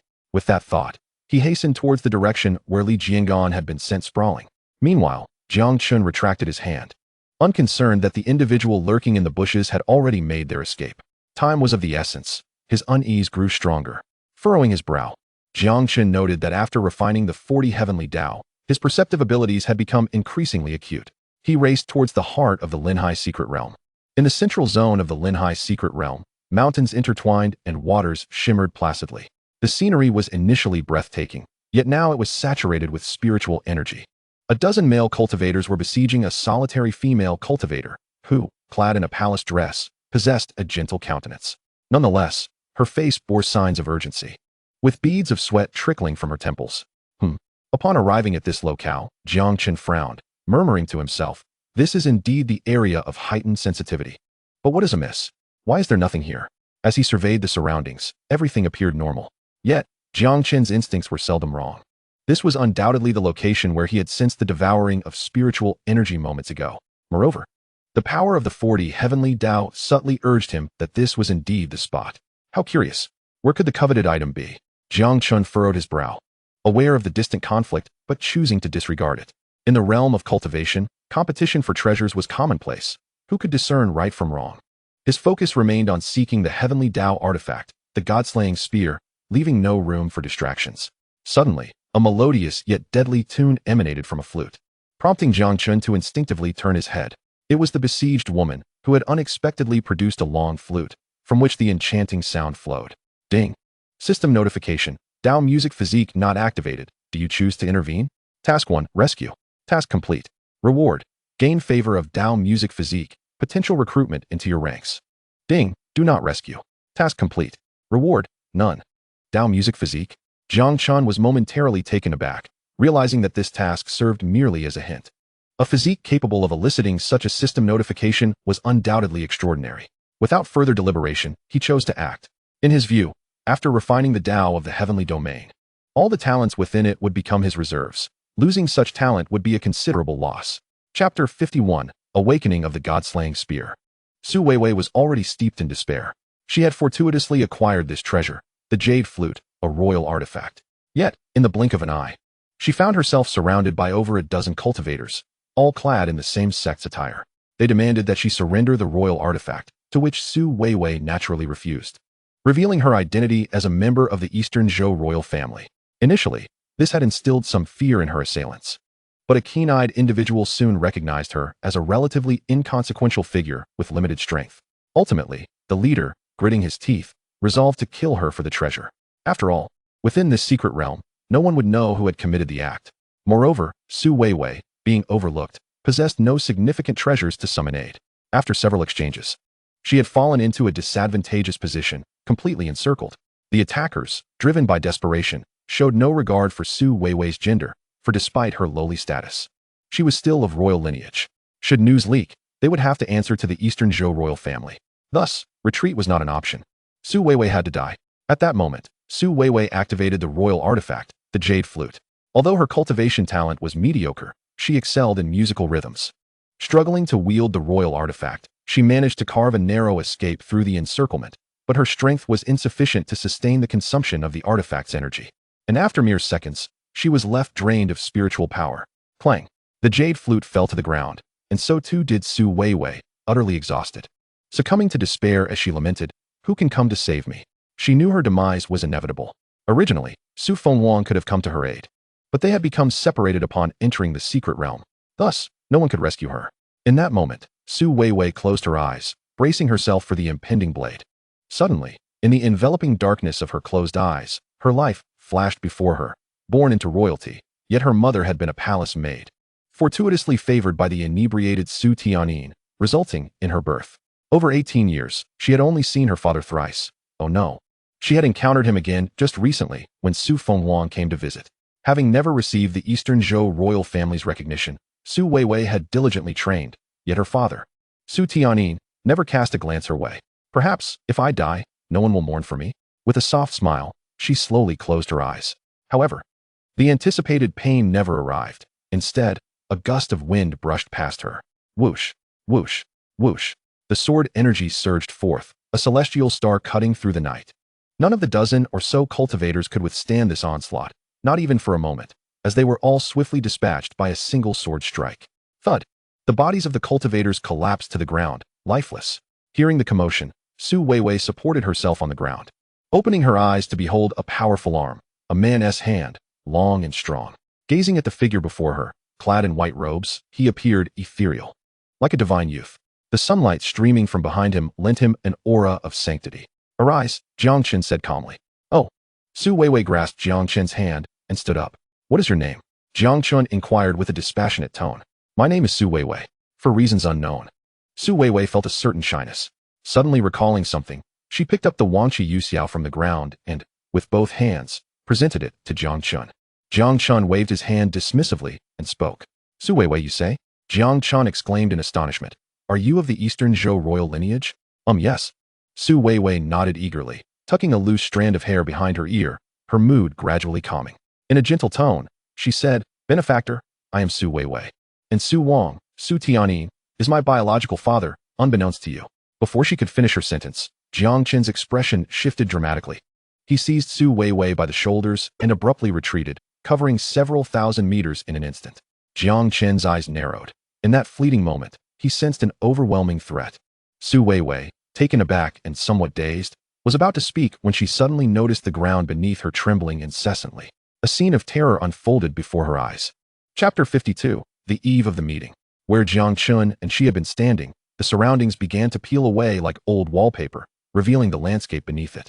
Indeed, Jiang Chen's heart tightened. He had previously wondered why he could not find anything here, only to discover that the object was concealed within the second layer of this painting. The center of the Linhai secret realm, the second spatial layer. No, it should be referred to as the Linhai Forbidden Zone, in front of a black altar. Damn it. Why is this so troublesome? Jiang Qingyue sat cross-legged beside the altar, accompanied by Li Qingdi. Upon the altar, a gun barrel trembled violently, as if yearning to break free from the altar's constraints. Truly, it was a fragment of a supreme artifact. Even in its incomplete state, it possessed tremendous power, capable of unleashing the force of the industry. Jiang Jinyu's internal spiritual energy surged wildly, attempting to suppress the industry power that had invaded her body when she had just acquired the Slaying God Spear. This thing was domineering. It bore a causal relationship, and if not eliminated in a timely manner, it would become Jiang Jinyu's inner demon during her future breakthroughs. Meanwhile, Li Qingdi was also working to dissipate the industry power. My lady, during my years in the Dao domain, I never knew such a thing existed in the eastern wilderness, Li Qingdi said with a bitter smile. It is not your fault. I too did not anticipate that this small space would turn out to be a little forbidden zone, and that this Slaying God Spear could be so peculiar. Even in its current state, it could deceive me. It seems my second uncle was not exaggerating. Indeed, the Dao domain is quite strange. How did I not know of this place before? Jiang Jinyu spoke, straining to eradicate the industry power. The industry power was too domineering and bore a causal relationship, making it difficult for both of them to move. In truth, with the powers of Jiang Jinyu and Li Qingdi, it was unlikely they would be harmed. The primary issue was that the gun barrel of the Slaying God Spear possessed its own spirit. It was cunning. When Jiang Jinyu and Li Qingdi entered the little forbidden zone, it had shown no signs of life. Not even when Jiang Jinyu touched it did it reveal its presence. Jiang Jinyu had not thought much of it, and thus fell victim. My lady, we must conceal ourselves. Once the Slaying God Spear breaks free from the altar, the outside world will surely change drastically. Many are currently training outside, and they will undoubtedly attack us if they see us, Li Qingdi advised. Understood, Jiang Jinyu nodded. And the two concealed their figures. With their strengths, they had no fear of the foundation-building cultivators outside. Indeed, it would not be an exaggeration to say that with just a finger, Jiang Jinyu could crush a multitude. However, as she worked to dissipate the industry power within her, Jiang Jinyu could not afford to move recklessly, lest it complicate matters further. Yet, Jiang Jinyu remained confident.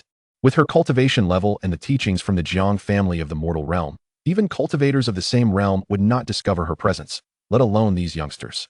She thought it best to observe whether any of these individuals possessed exceptional talent, remembering that Li Lao's sect was among them. Jiang Jinyu remarked. Indeed. Li Qingdi nodded in agreement. I believe you will not be disappointed, my lady. Let us await the outcome. Jiang Jinyu chuckled lightly. The Slaying God Spear trembled incessantly, releasing waves of powerful energy until, at last, the walls could no longer withstand it. This little forbidden zone at the center of the Linhai secret realm finally revealed itself. Simultaneously, such a commotion was witnessed by everyone within the Linhai secret realm, even those beyond its confines. What pure vitality! Truly worthy of the Holy Land's disciple, remarkably formidable. Bu Yishao Tianxi said as he set down the dried corpse in his hand. The deceased, in life, was none other than Li Jinggan, the disciple of the Burning Sky Sword Pavilion, whom Xiao Tianxi had exploited, leaving him with unclosed eyes. Suddenly, Xiao Tianxi spotted the extraordinary phenomenon not far away, his pupils constricting in horror. Could it be that a heavenly treasure has appeared? Will Jiang Chen venture there? His vitality would surely be even more delectable. Xiao Tianxi licked his lips and dashed toward the central region. What is that commotion? Su Phoenix, who had been searching for her sister Wei Wei, looked up and said, Shall we investigate? With that, she sprinted toward the center. A young monk raised his gaze to the sky, clasped his hands together, and murmured, This object is fated with my Buddha. With that, he quickly made his way toward the center. Simultaneously, within the Linhai secret realm, over 1,000 prodigies from various sects. Upon witnessing this phenomenon, their eyes reddened, hastily rushing toward it. Chapter 53. The heavenly devouring demonic art shines in the world. Outside. In contrast to the internal sensations of the Linhai secret realm, the external reaction was far more pronounced, as if the earth itself trembled. What is happening? Weren't we told there was no great danger? An angered cultivator exclaimed. They attempted to force their way in, but found that entry was no longer possible. It was noteworthy that even the Saint Lord realm cultivators could not enter. How could this be? Everyone, do not panic. There must be some unforeseen changes within. Su Tianyin said solemnly, beads of cold sweat forming on his forehead. It was crucial to note that nearly all the prodigies of the eastern wilderness were present. If something were to happen, the consequences would be unbearable, not just for him, but for the entire Eastern Zhou dynasty. I knew that which would come. Nothing good ever comes from her. Su gritted her teeth, thinking to herself. Before the black altar, the slaying god's spear ceased its trembling, its surface flowing with radiant light. Jiang Jinyu understood that this was merely a facade it displayed. At this moment, there were precisely 1,000 people surrounding the altar. All those within the secret realm had gathered. Notably, the closest to the altar was Jiang Chen, standing right beside it. While the 1,000 prodigies formed a circle around the altar, enclosing both it and Jiang Chen, he appeared rather out of place amidst the gathering. This object, I shall claim it, Jiang Chen stated nonchalantly. He offered no explanation, merely declaring his ownership in a single, straightforward sentence. Upon hearing this, the crowd frowned but remained silent, awaiting the words of the representatives from the sacred land. Amitba. Suddenly, a young monk stepped forward, his face adorned with a sincere smile as he addressed Jiang Chen earnestly. Benefactor Jiang should not be so overbearing. I am Xianxiapa from Little Western Heaven, and I perceive that this object bears significance to our Buddha. Begone. Xianxiapa's expression froze. Ha ha ha. Nearby, Su Phoenix chuckled, having long harbored displeasure towards Xianxiapa. In that case, Benefactor Jiang has offended. Treasures rightfully belong to those of virtue. You lack merit. And should you perish, the treasure shall be entrusted to a worthy individual, Xianxiapa proclaimed with righteous indignation. Everyone charge. Su Phoenix shrugged, indifferent as she was not closely acquainted with Jiang Chen. Given what had transpired with Su Weiwei, she almost wished for Jiang Chen's demise. But soon, Su Phoenix's eyes widened as she noticed Su Weiwei standing beside Jiang Chen. Sister Weiwei, why are you still standing there? Hurry over. No, young Master Jiang saved my life. I cannot leave now. Under the scrutiny of countless gazes, Su Weiwei stood beside Jiang Chen, her legs trembling. She had never faced such a scene before. Upon hearing her words, Su Phoenix's expression shifted dramatically, and she staggered to Su Weiwei's side. After exchanging a few words and understanding the situation, Su Phoenix realized the gravity of the matter. This is bad. She knew Su Weiwei's character. There was no way she would flee. Today, either she would perish here, or with this thought. Su Phoenix approached Jiang Chen and whispered, You, Jiang, do not play the hero. Take Sister Weiwei and flee quickly. I will hold them off. Jiang Chen, his expression unchanging, had been observing the two invisible figures by the altar. Finally, he turned his head, somewhat surprised, and replied placidly, No need. These rabble. With a mere wave of my hand, I can extinguish. Su Phoenix clenched her teeth in frustration, wishing to silence this arrogant fool. Before she could speak again, the surrounding crowd surged forward. Su Phoenix's complexion turned pale. Over 1,000 people. She contemplated fleeing, but glanced at the pale and motionless Su Weiwei, sighing inwardly. For Sister Weiwei, I shall fight to the end today. Before the altar, Jiang Jinyu and Li Qingdi exchanged thoughts. That Jiang Chen possesses quite an air, does he not? Not bad. He must be from your sect, Jiang Jinyu remarked playfully. Indeed, Miss, Li Qingdi confirmed. I am curious to see how this lad resolves the situation. It appears he has noticed our presence. I think the same, though I wonder what talent allows him to see through our illusions, Li Qingdi replied with a bitter smile. By his attire, he should be the disciple of Yuan Chu's sacred land. His strength should not be weak. Yet that little monk opposite him is too treacherous. He should not be acting in such a manner. Precisely. He is far too arrogant. What right does this cool little lad have to act so? It vexes me to see him, such a wasted handsome visage, Jiang Jinyu huffed in annoyance. Upon hearing this, Li Qingdi grew concerned. He could intervene at a crucial moment to keep Jiang Chen alive, but if Jiang Jinyu's impression of him soured, there would be no saving him. Everyone charge.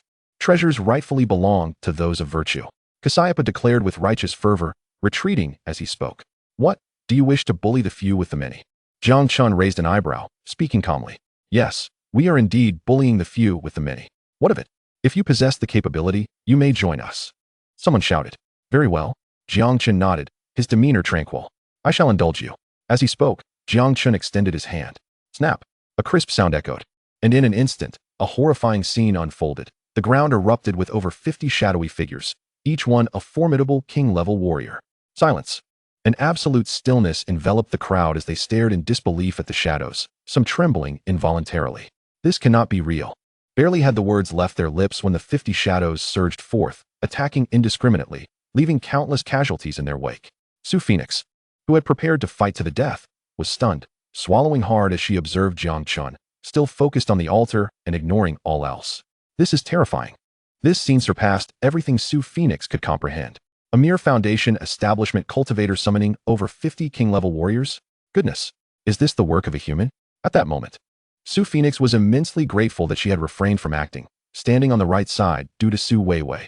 Otherwise, she too would have perished. Observing the techniques of those shadows, Su Phoenix understood they were indeed genuine king-level warriors. Unlike Jiang Chen, she lacked the divine king physique. A foundation establishment cultivator against king-level warriors? Did she think the void realm was non-existent? Cassiopeia could see it too. Goodness, what an unfathomable Buddha. I'm out of here. Cassiopeia's spirit surged, and he turned to flee, only to be ensnared by the shadows, ultimately meeting a gruesome end. Initially, these numbers attempted to resist desperately, believing they had the advantage with over 1,000 against just 50. Despite the vast difference in realms, they thought they could wear out their opponents. However, despair soon set in as they discovered that upon being slain by the shadows, their fallen comrades transformed into shadows as well. What hope was there? Their morale shattered. They were mercilessly slaughtered by the shadows. This was undoubtedly divine magic, a supreme innate technique, and this cool lad possessed such power? How could a lower realm harbor such divine arts? Jiang Qingyue was utterly perplexed. Miss, Li Qingdi said cautiously, since this disciple possesses such divine magic, perhaps do not. Jiang Qingyue interrupted angrily, her temper flaring. What is so impressive about divine magic? With that cool demeanor, he vexes me just by existing. Let him remain in the lower realm for eternity. Li, do not speak further. I will never bring such a person to the upper realm. Upon hearing this, Li Qingdi felt as though he were on the brink of despair. Oh, something's happening. Jiang Jinyu's eyes suddenly lit up.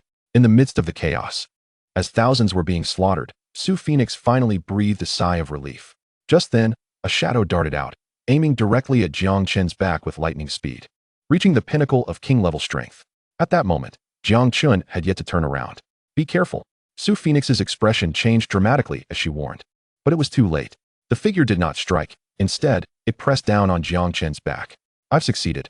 Xiao Tianxi's face turned pale, but he grinned widely. He had utilized a secret technique, sacrificing his blood essence for this moment. For he believed that summoning shadows would deplete Jiang Chen's spiritual energy significantly, presenting him with his opportunity. Everything you possess is now mine. Xiao Tianxi could not suppress his glee, laughing triumphantly. What are you laughing at? A calm voice suddenly resonated in his ear. Xiao Tianxi turned in shock to find Jiang Chen had already pivoted, gazing at him with an expression of tranquility. How could this be? Xiao Tianxi's countenance was one of utter disbelief. How intriguing. Is there some divine protection at play, or perhaps they have cultivated some absorption technique? Jiang Jinyu mused, an amused expression gracing her features. Miss, could it be the nether god technique that I imparted? Li Qingdi inquired. It is improbable. I am well aware of the potency of the nether god technique, and it lacks the stealthy ferocity exhibited here. Jiang Jinyu's words faltered, her eyes widening in disbelief. In the midst of the scene, Xiao Tianxi appeared pale and weak, as if vitality itself was ebbing away from him. He gazed at Jiang Chen with terror, trembling and rendered speechless. Ah, you are truly the first to dare engage in such antics before me. Jiang Chen sighed softly, a glimmer of admiration in his eyes. The devouring demon technique prior to consumption, remarkable. With full force, Jiang Chen unleashed the devouring demon technique, and in an instant, Xiao Tianxi was reduced to nothing but a desiccated husk, swept away like ash in the wind. How is this possible? A voice, laden with astonishment, emerged from the edge of the altar. Jiang Jinyu, disregarding everything else, fixed her intense gaze upon Jiang Chen, for she could not mistake the devouring demon technique. The only practitioners of this technique within the Jiang family, aside from her father, were the clan leaders. Who then was this youth? A sudden possibility flickered in her mind. Chapter 54. The Divine King Conquers the Nine Heavens versus the Moon Eye Shatters the Unmatched. Who is this young man? His identity loomed on the horizon. Jiang Jinyu suddenly spoke up, drawing the attention of those around her, including the Su sisters. Su Fengwang, with a stern demeanor, demanded, who? Yet, to her shock, she realized she could not sense the presence of the other. Jiang Chen remained calm, for he had already discerned that formidable foes lurked nearby. Clank. A black token fell to the ground, the sole remnant left by Xiao Tianxi after his obliteration. Jiang Chen raised an eyebrow, his sleeve flicking as the black token soared into his grasp without the stir of a breeze. Turning, he ascended the steps of the altar. By now, nearly 90% of the thousands of prodigies behind him had been slaughtered, leaving naught but devastation. Who are you? What is your name? How is it that you wield the devouring demon technique? Speak. Jiang Jinyu's figure materialized, her gaze fixated on Jiang Chen. blood trickling from her lips, evidence of her recent excitement overwhelming her control over her own power. Yet, Jiang Jinyu could not afford to dwell on this. An unsettling suspicion brewed within her that required confirmation. The devouring demon technique. Jiang Chen's pupils constricted slightly. He comprehended that these two hailed from the mortal realm, likely from the Changsheng Jiang family, for it was unlikely they could identify his practice of the devouring demon technique otherwise. I do not know what you speak of. What is this devouring demon technique? Jiang Chen replied nonchalantly. The ancestral technique of the Changsheng clan. It is no trivial matter for someone to be aware of its cultivation. Jiang Chen thought, wishing to avoid entanglements with the Changsheng family of the mortal realm at this juncture. Indeed, miss, perhaps you have misjudged, Li Qingdi interjected from the side. Impossible. Jiang Jinyu refuted vehemently, her agitation palpable. I am intimately familiar with the techniques of the devouring demon technique, and there is no room for error. It cannot simply be a lesser version of the so-called nether god technique. Moreover, without the bloodline power, one cannot grasp the essence of the devouring demon technique. The way this young man executed the devouring force was seamless. He has undoubtedly received true teachings. I maintain that you have mistaken your man. Jiang Chen furrowed his brow, but before he could utter another word, Jiang Jinyu suddenly formed intricate hand seals, her posture elaborate. With a fierce exhalation, she spat forth a mouthful of blood, commanding, with my blood, as the conduit of my lineage, awaken. As she spoke, a brilliant light erupted from her forehead, accompanied by a potent, peculiar force, bloodline power. This overwhelming force left the Su sisters and Li Qingdi gasping for breath. It was a pure bloodline suppression, akin to the dominance of a higher species over a lesser one, instilling in them a sense of trepidation akin to standing before an emperor, as if teetering on the edge of an abyss. After invoking the secret art, Jiang Jinyu disregarded her pallid complexion, her gaze fixed unwaveringly on Jiang Chen, intent on capturing every nuance of his reaction. However, disappointment soon washed over her. There was no change in Jiang Chen, no radiant light emanating from him. How can this be? I invoke the essence of the devouring demon technique. He must possess a bloodline. Jiang Jinyu was perplexed, her mind racing, for her bloodline had been the catalyst, intended to resonate with the dragon-patterned void jade within Jiang Chen. If he possessed it, the jade would surely respond, yet now there was silence. Jiang Chen observed the brilliance with a furrowed brow. Unbeknownst to him, at the moment Jiang Jinyu called upon her bloodline, the dragon pull and void jade within his chest trembled momentarily. However, before it could register, a surge of grand power instantly cloaked this sensation, suppressing it unless the host actively chose to unleash it. Wait, he must not have it on him. A glimmer of realization sparked in Jiang Jinyu's eyes as she murmured. Otherwise, being this close, I wouldn't need to invoke a secret technique to sense it. My previous inability to detect it, along with the failure of my bloodline invocation, signifies that the void jade is absent. The more she contemplated, the more convinced she became of her analysis. After all, her younger brother had been lost to the world, and it was normal for such a treasure to be absent. Of course, possessing the bloodline of the Changsheng Jiang family would still invoke some connection, a detail Jiang Jinyu conveniently overlooked. It seems I must take a chance. Jiang Jinyu resolved inwardly. To ascertain whether you are indeed my younger brother, I must impose. With this thought, Jiang Jinyu activated her secret art, forcefully suppressing her internal power, and slowly rose. Seeing this, Li Qingdi gasped in alarm, exclaiming, Miss, you cannot move now. Do not speak. Remain still. Yet Jiang Jinyu, despite enduring discomfort, charged toward Jiang Chen. Even while suppressing 80% of her power, Jiang Jinyu's strength remained overwhelming, far surpassing Jiang Chen's. To prevent any regrettable actions, she restricted her might to the realm of a respected elder. Jiang Chen frowned as several shadows surged forth, speeding directly toward Jiang Jinyu. With a slight smile, her eyes shimmered with a silvery luminescence. Moon Eye shatters the unmatched. In an instant, the multitude of black figures disintegrated into countless fragments, not due to spiritual force, but from sheer mental power, a crushing superiority. Beside her, Li Qingdi inhaled sharply, exclaiming in astonishment, This is the young lady's innate physique, the Moon Eye.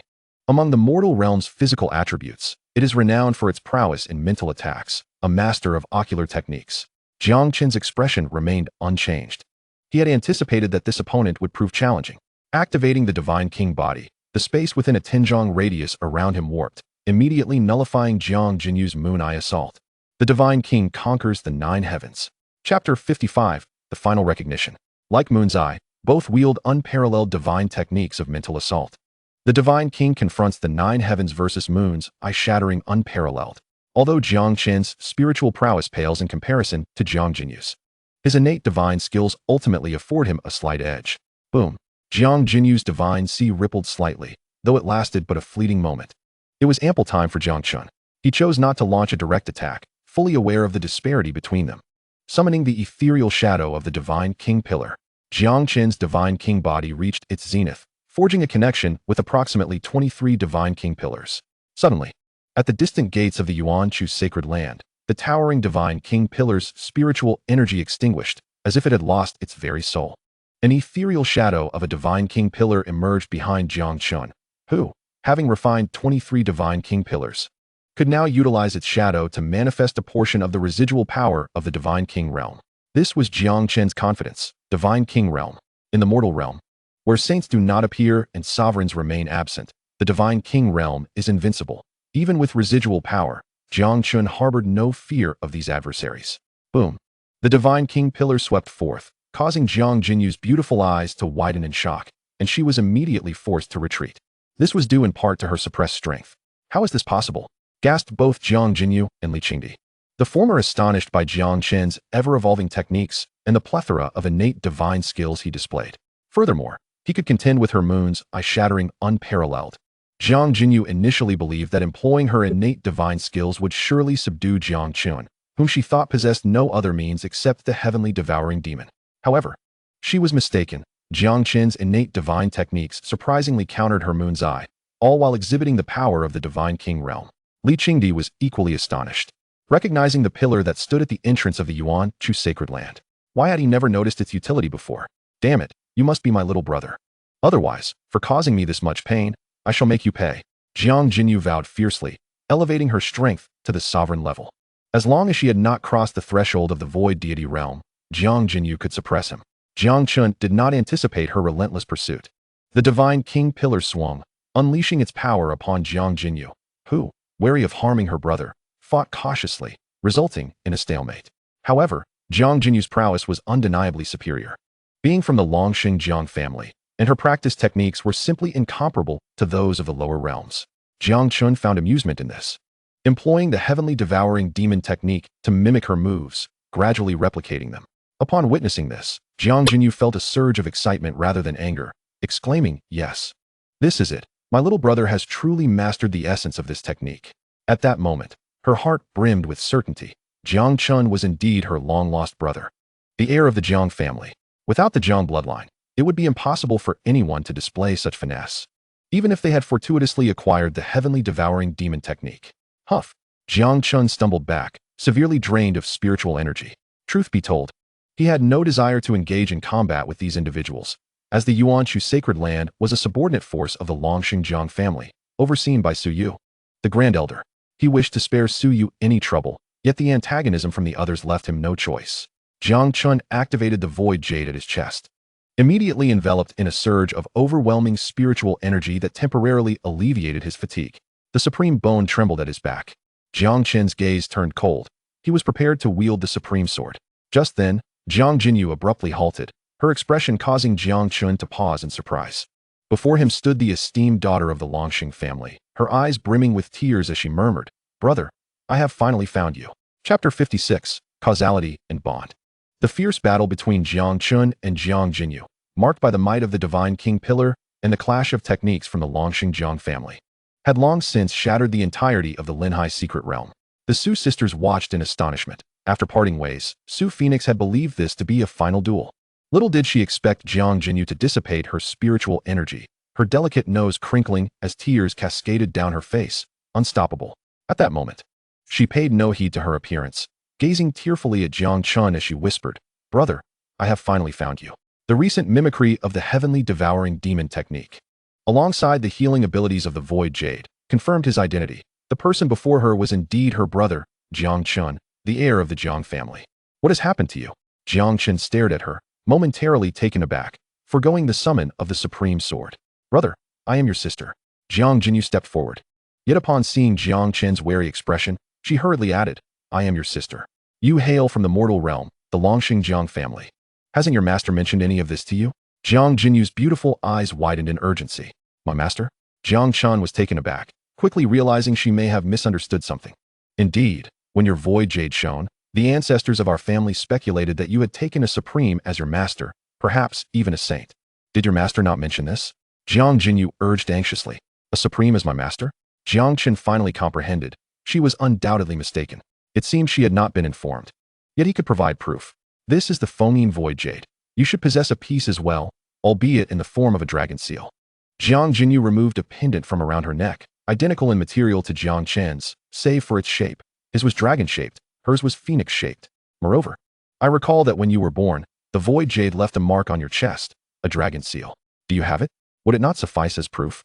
Jiang Jinyu continued. At her words, Jiang Chen's expression shifted, for he was aware that after acquiring the dragon-patterned void jade, a dragon seal indeed manifested on his body, significantly hastening his cultivation speed of the heavenly devouring demon technique. He had not anticipated it would prove useful today. System, what is happening? Jiang Chen inquired internally. Ding. System notification. The bond reason is that the host has a bond with the Jiang family. Enough of this bond nonsense. I just want to know, is the identity you've arranged for me truly that of her brother, a member of the Longxing Jiang family? Jiang Chen addressed the matter directly. Ding, theoretically. The host's current identity is indeed that of the Longxing Jiang family's heir, the divine son. Jiang Chen was momentarily dumbfounded. At that moment, Jiang Jinyu approached him, suddenly tugging at him. As Jiang Chen momentarily lost focus, he quickly regained his senses and hastily retreated. However, Jiang Jinyu still succeeded in her endeavor. In that fleeting instant, she discerned the dragon seal upon Jiang Chen's chest, alongside the void jade. At that moment, the heavy burden in Jiang Jinyu's heart was entirely alleviated. It was confirmed. All signs indicated that the individual before her was indeed her brother, the scion of the eternal Jiang family. As for why the bloodline resonance did not trigger the void jade, Jiang Jinyu concocted a plethora of explanations in her mind. Perhaps it was the doing of Jiang Chen's sage master, who deliberately withheld information about the eternal Jiang family to shield him from distractions, thereby naturally suppressing the void jade's response. The prior inability of the Jiang clan to deduce Jiang Chen's position was now easily elucidated. In an instant, countless interpretations flooded Jiang Jinyu's mind, each seeming increasingly genuine. Do not fret. Allow me to elucidate what your master has not disclosed to you. Jiang Jinyu spoke softly, having located her brother, which brought immense relief to her heart. Indeed, the situation is thus. As Jiang Jinyu began her explanation, her brow furrowed sharply. She had been caught off guard during their confrontation, and the residual power of the God King within her body surged, prompting the force of the underworld to stir restlessly. Jiang Jinyu furrowed her brow, aware that she needed to address her condition promptly. You have sustained grave injuries from the underworld's force. Allow me to assist you in your recovery, as I possess considerable experience in this regard. Jiang Chen suddenly interjected. The system had already indicated that his current identity was that of the Jiang family's young master, the scion. Thus he felt compelled to extend his assistance to his nominal sister. Very well, I appreciate it, dear brother, Jiang Jinyu exclaimed, momentarily taken aback but filled with excitement. She was a formidable figure above the sage master realm, and though Jiang Chen could momentarily contend with her using the God King's pillar, he was still far from her equal. Nevertheless, Jiang Jinyu felt elated, as in her eyes, Jiang Chen's actions indicated he had placed his trust in her words. My lady, I have already dispelled the underworld's force, unless. Li Qingdi began to rise, but upon encountering the murderous glare from Jiang Jinyu, he hastily swallowed the latter part of his sentence and fell silent. Jiang Jinyu suppressed the underworld's force on her own. If she did not act swiftly, even she would be unable to endure it. At that moment, a pair of hands gently pressed against her back, causing Jiang Jinyu to startle, nearly losing her composure. As the legitimate daughter of the eternal Jiang family, she was not accustomed to such intimate contact, as few dared to gaze upon her in the mundane realm over the years, let alone engage in close proximity. Thus, Jiang Chen's touch left her feeling quite unaccustomed. However, she quickly reminded herself that Jiang Chen was her brother, striving to calm her racing heart and ignore the warmth of the hands behind her. Yet, the more she attempted to disregard it, the more it contradicted her intentions. To her astonishment, Jiang Jinyu discovered that the underworld's force within her was rapidly diminishing, and its essence was flowing directly towards the owner of the hands behind her. Brother, please refrain from this. I am your sister, she urgently implored. Chapter 57, Acquiring Artifacts. Exiting the secret realm. Your sister is quite formidable. Although the underworld's force is tyrannical, I can refine it. You, on the other hand, lack the strength, and absorbing it would harm your body. Jiang Jinyu's words were imbued with genuine concern. Please, do not refer to me in such a manner. Let me gather my thoughts first, Jiang Chen replied, a frown creasing his brow as unusual feelings stirred within him. Nevertheless, His hands were not idle. System absorb. Jiang Chen instructed inwardly. Affirmative. In truth, Jiang Chen's hands merely mimicked the motion, while the system executed the absorption. The underworld's force is a manifestation of the heavenly Tao's power. More precisely, the spear of God killing is a suppressive force over the underworld's power within the heavenly Tao. This power is of utmost importance to Jiang Chen, and he would never reject it. In an instant, the system completely absorbed the underworld's force from Jiang Jinyu's body. It seems my brother has undergone significant changes over the years. Jiang Jinyu mused inwardly. The two had been separated since infancy, and according to her father's account, it was this brother who had instinctively pushed her away during the cataclysmic explosion of the void. Otherwise, she would have been the one lost. While Jiang Jinyu's heart was rich with sentiment, Jiang Chen slowly rose and approached the altar. The spear of God killing trembled ominously, sensing the danger, emitting a resonant hum. Upon witnessing Jiang Chen's movements, Jiang Jinyu was taken aback and quickly rose to protest. Brother, do not touch that. It is exceedingly malevolent. Indeed, I am aware. Jiang Chen replied nonchalantly. If there were no danger, it would not be a treasure of the heavenly Tao. Even the 12th grade Lotus platform posed risks during its refinement. Yet it ultimately fell under the system's suppression. As Jiang Chen grasped the spear's shaft, an overwhelming intent to kill enveloped his heart, immersing him in an ocean of boundless slaughter. However, it lasted but a moment before the system's power surged forth, repressing the spear's influence. Exhaling deeply, Jiang Chen's countenance turned pale as he reflected, truly a weapon of slaughter. Even in its residual form, the aura of death is profoundly intense. He promptly stowed the spear within the system's space, preparing for its refinement.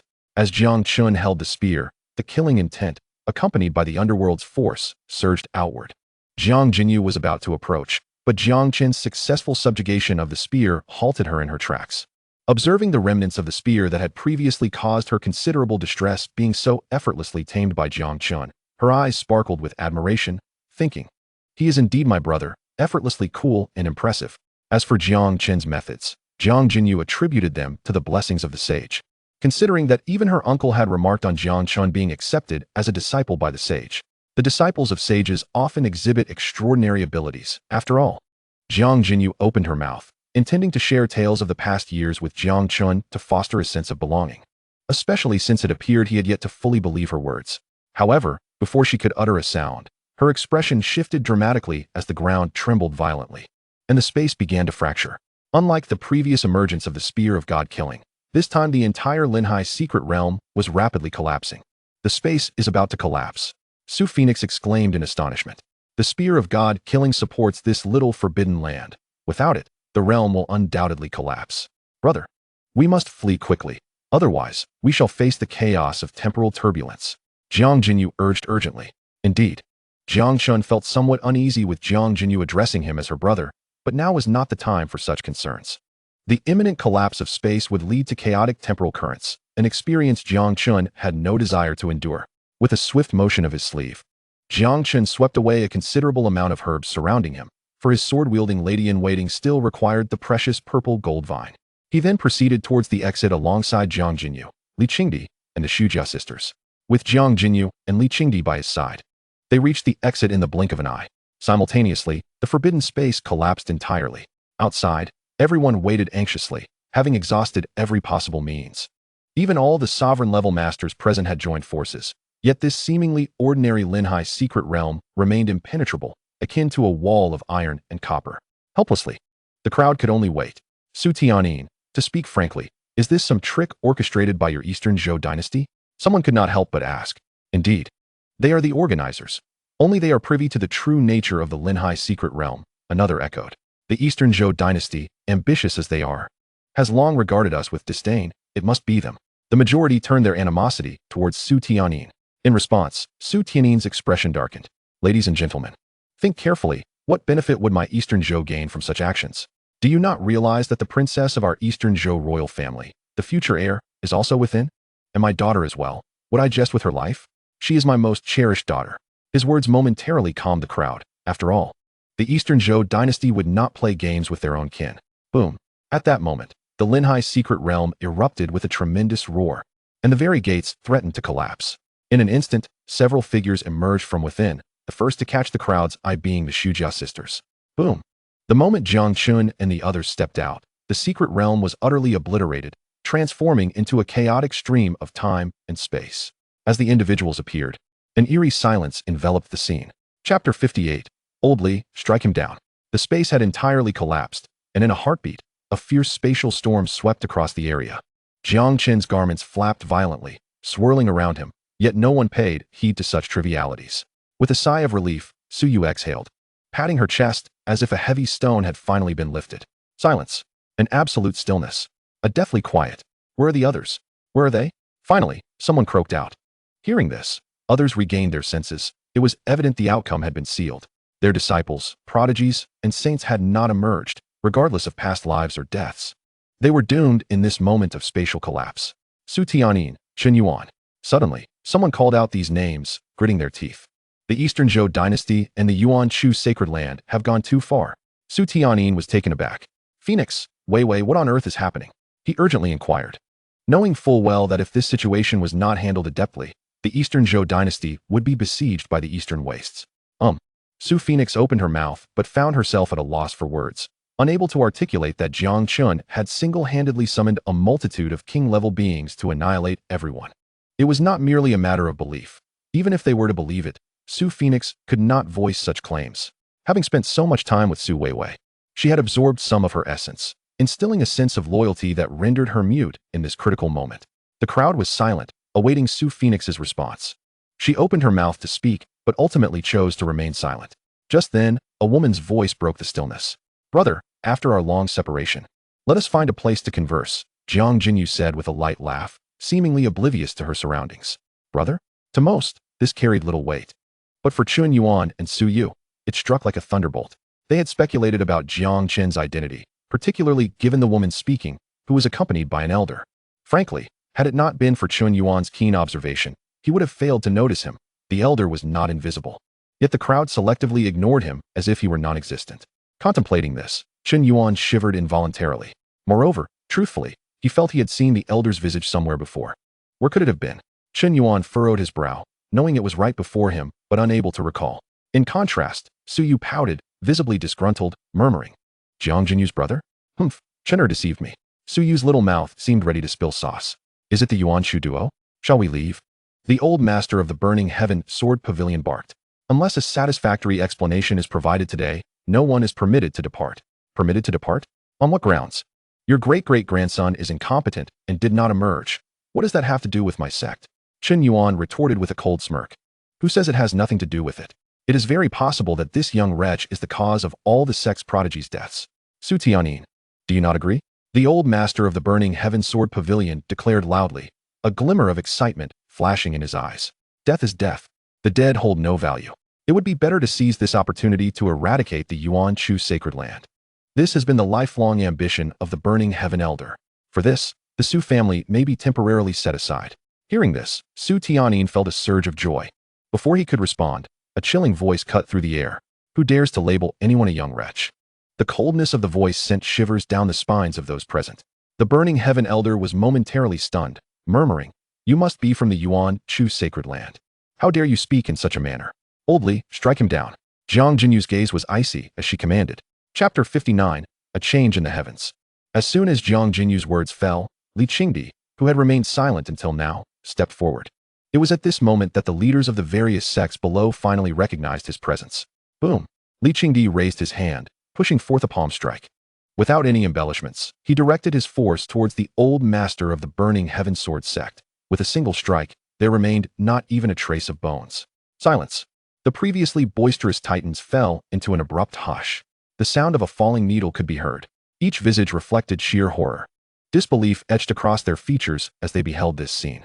The old master of the Burning Heaven Sword sect, a figure among the elite of East Wilderness, could not muster a word of resistance before being obliterated in an instant, leaving no remains.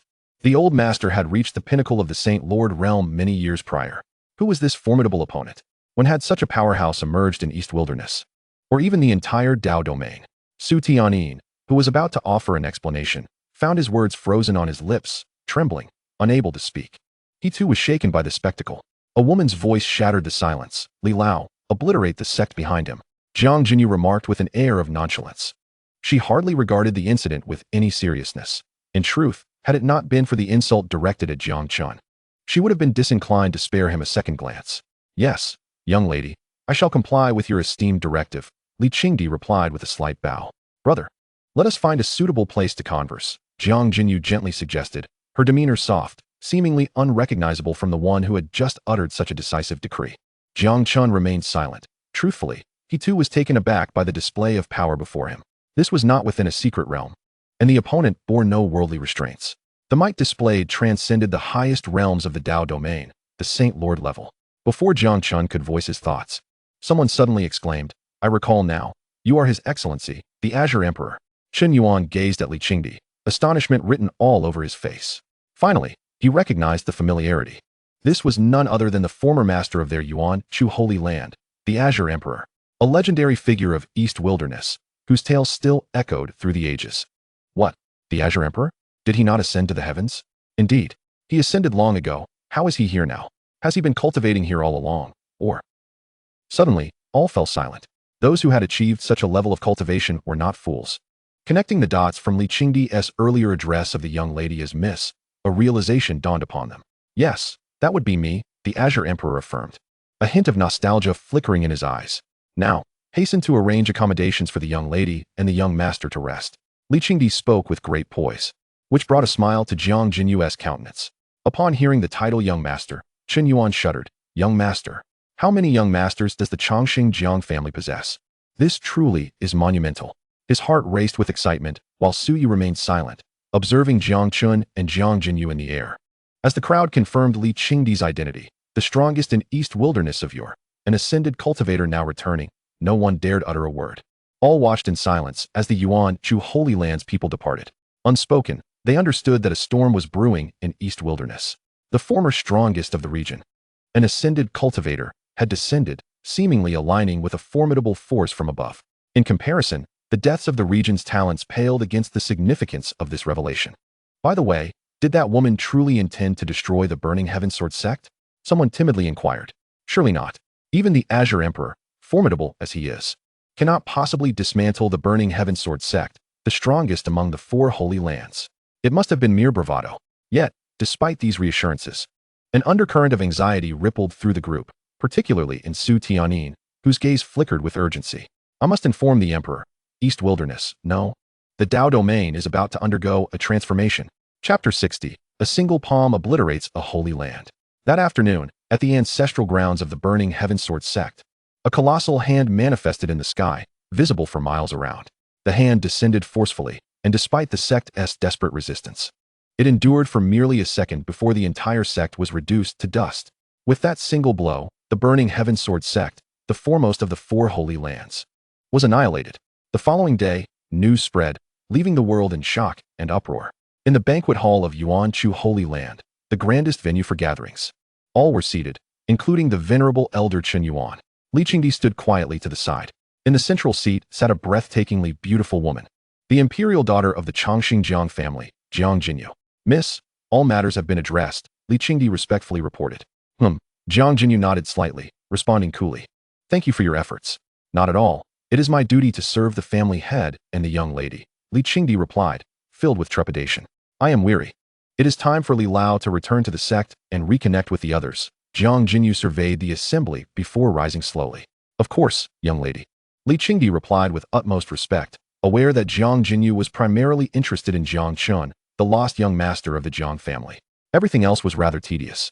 Without Jiang Chen, Jiang Jinyu would have returned to the mortal realm long ago. Truth be told, Li Qingdi was exhilarated. He had not anticipated that the young master would be cultivating and honing his skills in Yuan Chu Holy Land. This was indeed a tremendous fortune. After learning the details, his excitement surged. However, he was not naive enough to believe that Jiang Chen had genuinely become a disciple of Yuan Chu Holy Land. In his view, Jiang Chen was merely on a journey of training and exploration under the auspices of his master. Nonetheless, it was fortuitous. Regardless, the lost scion of the Jiang family was now intertwined with Yuan Chu Holy Land. "Farewell, young lady. Farewell, imperial daughter." Chen Yuan and the other esteemed elders clasped their hands in salute, their expressions imbued with profound respect. Before this young woman, who could annihilate a sect with a mere word, they felt an immense pressure, treading cautiously as if walking on thin ice, fearful of uttering a single word that could lead to their ruin. Conversely, they found interacting with Li Qingdi, the former master of Yuan-Chu Holy Land, far more comfortable. Chen Yuan was thrilled. Having gleaned the significance of Jiang Chen's identity, he realized that Yuan-Chu Holy Land was poised for monumental advancement. Among the crowd, the second elder's excitement was palpable. He felt a surge of hope. The young master of the Chongqing Jiang family. This status was supremely exalted in the mortal realm. He knew that his daughter, Chu Qingyue, had aligned herself with Jiang Chen, serving as his sword attendant. While the specifics were unclear, it was certain that his daughter's future was secured. Chu Qingyue maintained a calm demeanor. In her sea of consciousness, she was astonished to find that she had indeed arrived. The celestial maiden of the Yao Pool spoke solemnly. "Do you recognize him?" "I do not," came the reply. "But I have heard of him. He is the daughter of the Eternal Life clan, among the most esteemed in the mortal realm." The celestial maiden shook her head. "What astonishes me most is the identity of Jiang, your young master. He turns out to be the long-lost heir of the Jiang family. With such a prestigious lineage and the backing of a sage master, his status is unparalleled in the mortal realm. Qingyue, what he promised must indeed be true." "Indeed." Chu Qingyue nodded emphatically, her expression brimming with excitement. "He mentioned that opportunities come but once. We must seize them. A person of his standing would not speak falsely. This chance is genuinely singular, and we must not let it slip away." "I understand," Chu Qingyue replied. The crowd, each lost in their own thoughts, felt a surge of exhilaration, yet none noticed that among them, not only Jiang Chen was absent, but also the Grand Elder, Su Yu. Chapter 61. The heir of the Jiang family at the foot of the Enlightenment Peak, within the Half-Mountain Palace. System, what on earth is happening? How can I be the heir of the Jiang family when I have traversed here in flesh? Jiang Chen meditated, posing the question. Ding. Due to numerous entanglements, they have transformed into karma. Thus, the host may be considered the Jiang family's young master, yet simultaneously, not. Speak plainly. Jiang Chen's expression darkened. Gradually, through the system's elaboration, Jiang Chen came to understand why he could simultaneously claim and deny this identity. Upon his arrival in the eastern wilderness, when faced with the choice between becoming a cultivator or remaining an ordinary person, he chose the path of cultivation. The system rewarded him not only with the divine king body, but also with a legitimate identity. This identity was, in fact, that of the deceased heir of the Jiang family. Jiang Chen had assumed his place. It appears that everything truly stems from my own choices, Jiang Chen mused. Initially, this was merely a concealed identity that might never see the light of day. This was the first layer of entanglement. Subsequently, Jiang Chen chose to fuse the techniques of supreme sovereignty, underworld divine technique, and formless divine technique. With the system's assistance, he successfully derived the heaven-swallowing demon technique. At that time, the system had warned Jiang Chen of the entanglements. This constituted the second layer of entanglement, followed by the void jade. Perhaps? With a sigh, Jiang Chen continued, later. Upon obtaining the void jade, I discovered the dragon seal of the Jiang family's heir imprinted upon my chest. This marked the third layer of entanglement. However, the most troublesome aspect remains the divine king body. Jiang Chen chuckled bitterly. Indeed, the first divine king body in existence hails from the eternal life, Jiang family. And the deceased heir was also a divine king body. Under the weight of multiple entanglements, all ultimately crystallized into karma, perfectly outlining Jiang Chen's background. Yet, what of the bloodline? After all, I do not possess the true bloodline of the Jiang family. Jiang Chen inquired. Ding. The dragon pattern upon the host's chest can activate the bloodline, but requires a secret method and the ancestral artifact of the Jiang family for activation. How considerate. Jiang Chen remarked with a hint of sarcasm. Resigned to his fate, Jiang Chen acknowledged that the ties of karma were far too intricate. He could no longer shirk the identity of the Jiang family's heir. I had originally intended to accumulate power within the Dao domain, to refine a realm and ascend with some foundation. Yet who could have foreseen this predicament? Jiang Chen expressed his bewilderment. To be candid, his arduous efforts to refine a realm were solely for the sake of establishing a solid base. Jiang Chen had already prepared himself to ascend to the mortal realm, to start anew, to forge his strength, and carve out his own domain. He was mentally ready to endure hardships. Yet now, suddenly someone tells him, Jiang Chen, you need not strive any longer. You are the heir of one of the greatest powers in the mortal realm, an imperial son. Why bother with effort? Return and inherit the family estate. What thoughts would such words provoke in one who was striving to build something from the ground up?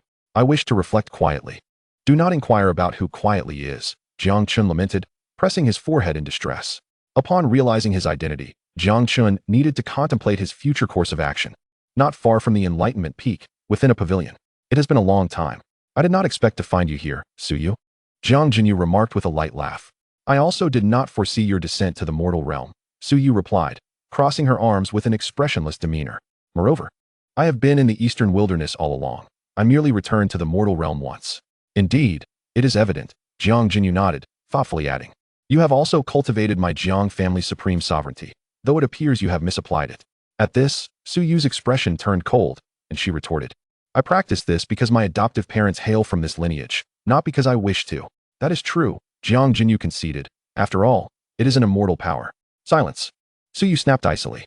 I do not wish to discuss this with you. Very well. Jiang Jinyu shrugged nonchalantly. Why have you descended to the mortal realm? Is it for Chun or for your brother, the Jiang family's heir? Su Yu's tone grew somewhat awkward. Upon mentioning Jiang Chen, Jiang Jinyu's expression shifted, losing its previous charisma. I did not anticipate this. Initially, my uncle had merely sent me to relax and retrieve a fragment of the god-slaying spear. Yet I did not expect to find my brother. Jiang Jinyu reflected. Perhaps this is fate? Are you so certain that Jiang Chen is your brother? Su Yu queried. Absolutely. Jiang Jinyu affirmed with a nod. Chapter 62. Beyond that position, Jiang Jinyu spoke confidently. My brother's name is Jiang Chen, and all signs indicate he is indeed my brother. There can be no doubt. He is undoubtedly my blood. If Jiang Chen is your true brother, then why has your Jiang family only now located him? With your family's prowess, it should have been quite simple to deduce, Su Yu pressed. This brings us to my brother's master. Do not mistake me. I am not referring to myself, but to my brother's true master. Jiang Jinyu glanced at Su Yu, stating, You assume we did not attempt to deduce his whereabouts. Yet we received no news, like a mud cow sinking into the sea. Our ancestor analyzed the situation and concluded it had been obscured by a supreme being or a sage. Jiang Jinyu explained, previously, within that secret realm, I performed the secret method right before him, yet the void jade upon him did not react. This is ample proof. With a sigh, Jiang Jinyu continued, However, I can understand. That nameless sage must have intended to temper my brother, keeping his true identity hidden to prevent distractions. Upon hearing this, Su Yu pursed her lips, remaining silent. Now, Su Yu's heart felt tumultuous. As Jiang Jinyu's implication was clear, Jiang Chen had a supreme being. Perhaps even a sage, as his master. His descent to the Dao domain was merely a trial, and he would soon depart, while she was not truly Jiang Chen's master. After a prolonged silence, Su Yu finally asked, What will you do? Will you take Jiang Chen back to the mortal realm? Indeed, Jiang Jinyu nodded, responding candidly. It is this thought that after many years of absence, I wish to make amends with my younger brother, allowing him to meet our ancestors and father, and gradually assume control of the Jiang family. When shall we depart? Su Yu inquired in a hushed tone. That depends on my brother, Jiang Jinyu replied, spreading his hands. I am uncertain. My brother has been assigned a trial task by his master, and I hold great respect for his choices. So I want to impose my will upon him. Taking a deep breath, Su Yu fixed her gaze on Jiang Jinyu and spoke earnestly. When Jiang Chen joins you in the mortal realm and returns to the Jiang family, can you assure me that he will not be bullied? I am aware of the treacheries and manipulations prevalent among your great powers. Ha! Jiang Jinyu chuckled, but suddenly his expression turned serious as he retorted coldly. I understand you have been hurt in this regard, but let me assure you, such things will not happen to my brother. I will not allow anyone to mistreat him. Su Yu shook her head, countering. Are you oblivious to the nature of your own family? There are many among large families who are greedy for power. In the past, with Jiang Chen absent, the position of the Jiang family's heir was left vacant. Once he returns, how much bloodshed and turmoil await him? That is not for you to worry about, Jiang Jinyu replied nonchalantly. News of my brother's situation has already reached our second uncle, and a wave of cleansing is imminent within the family. Cleansing? Jiang Jinyu's casual mention of the term sent a chill down Su Yu's spine as she envisioned a scene of carnage. Are you truly willing to sacrifice so much for this? Am I willing? Jiang Jinyu scoffed. You are aware of how my father ascended to power during the dragon contest, correct? Su Yu nodded silently, having heard of that significant event, a time of great upheaval within the Jiang family. Jiang Jinyu continued. My father once told me something I remember vividly. Aside from that position, anyone can be replaced. His tone was icy. I now find myself hoping my brother delays his return to the family, to spare him from the sight of some detestable individuals. As for you, my brother refers to you as his master, but do not take it too seriously. This is merely a trial for him. That is your assertion. Su Yu raised an eyebrow, responding, I hope you do not come to regret it. Just as they were conversing, both turned to glance at the half-mountain palace as a figure clad in white emerged slowly. The power of the heavenly Tao truly is a magnificent tonic. Jiang Chen stretched lazily. While contemplating, he had not forgotten to enhance his cultivation. He was already on the brink of reaching the king's realm, and with the aid of the 12th grade lotus lantern and the remnants of the god-slaying spear, combined with 60 units of heavenly Dao power. Jiang Chen had successfully broken through to the Venerable Realm. The next tier would be the Saint Lord Realm, the pinnacle of the Dao domain. Seeing this, Jiang Jinyu praised. Indeed, my brother is exceptional, breaking through multiple realms in succession. Why was there no commotion when Chin'er broke through? Suyu asked, puzzled. Jiang Jinyu glanced over and smiled. My brother possesses the innate divine king body. Unless he encounters certain unique realms, there are no thresholds before the divine king realm. Isn't the divine king body equivalent to the supreme body? Suyu murmured. Jiang Jinyu ignored her and stepped forward to Jiang Chen, smiling. Brother, congratulations on successfully breaking through to the Venerable Realm. Now may we have a conversation? Below the Void God realm, it's quite easy to break through. The protagonist has accumulated much, so leaping to the Venerable Realm is not an exaggeration. As for the harem issue, we have only just descended to the mortal realm, and the realm of mortals has yet to ascend, so why ponder so much over love affairs? Regarding the ascension timing, it will not be delayed. I currently have 60 heavenly Dao units, and will soon gather the remaining 2 sets of 20 to ascend. Chapter 63. Master, shall we proceed with the treatment? At the Wu Dao Peak, within the half-mountain palace, Suyu chose neither to enter nor to leave. I am merely observing the sunset. Indeed, that is the case. She mused silently. Yet, she found herself glancing back at the palace door from time to time. Jiang Jinyu had been inside for a while. Surely their reminiscing must be coming to an end by now. Moreover, she wondered if Jiang Chen would forsake her as his master once he had a sister. Lost in her thoughts, the palace door creaked open, and Jiang Jinyu emerged, his cheeks flushed with excitement, a lingering exhilaration upon his face. He cast a glance at Suyu but said nothing before turning to leave. This only deepened Suyu's frown as she pondered. What on earth did Chin'er and she discuss? Just then, Jiang Chen stepped out of the palace and approached Suyu, saying, Master, I have some matters to clarify. Humph. Suyu turned around, pouting. What is there to explain? The Jiang family's heir wandering through the mortal realm? It is not as you presume. Jiang Chen shook his head, exasperated. What is it then? You wouldn't actually be like that woman Jiang Jinyu, unaware of your own origins, would you? Suyu turned back, eyeing him suspiciously. Actually, that is indeed the case, Jiang Chen sighed, recounting the events, albeit with embellishments. Ah, so that is how it is. Suyu exclaimed, her mouth agape in realization. Indeed, Jiang Chen nodded, then suddenly asked, by the way, Master, you must have known my sister before, right? That is none of your concern. Suyu waved her hand dismissively, a hint of dissatisfaction in her voice. But you certainly address your sister with great familiarity, considering how little time you have known her. At this, Jiang Chen refrained from probing further. After all, whether he inquired of Suyu or Jiang Jinyu, the answers would remain the same. Sister is sister, and master is master. One can have countless sisters, but only one master, he said with a smile. Hearing this, Suyu's cheeks flushed slightly, and she retorted, do not flatter me. Your true master is far superior to me. I do not even deserve to be your teacher, let alone have anything to impart to you. As she spoke, Suyu lowered her head, fiddling with the hem of her skirt. Nay, Jiang Chen replied, his smile broadening. A teacher and a master are not the same. You are indeed my teacher. What difference does that make? Suyu questioned, puzzled. The distinction is profound. You are still young. You will understand in due time. Jiang Chen sighed inwardly, reserving his thoughts for himself, observing his somewhat disheartened little master. He pondered for a moment before cheerfully asking, by the way, Master, when is the next treatment scheduled? Suyu, lost in her own thoughts, was jolted back to reality by his question, nearly leaping out of her skin. Her face instantly turned crimson as she stammered, Tish, this can wait. It's not urgent. You've just returned, so rest first. With that, she fled in a hasty manner, her retreat rather comical. Jiang Chen chuckled softly, quickly regaining his composure. His expression neutral as he solemnly declared, Chu Qingyue, come forth to see me. In the Eastern Zhou Palace, Su Tianyin spoke respectfully, Royal Brother. This is the situation at hand.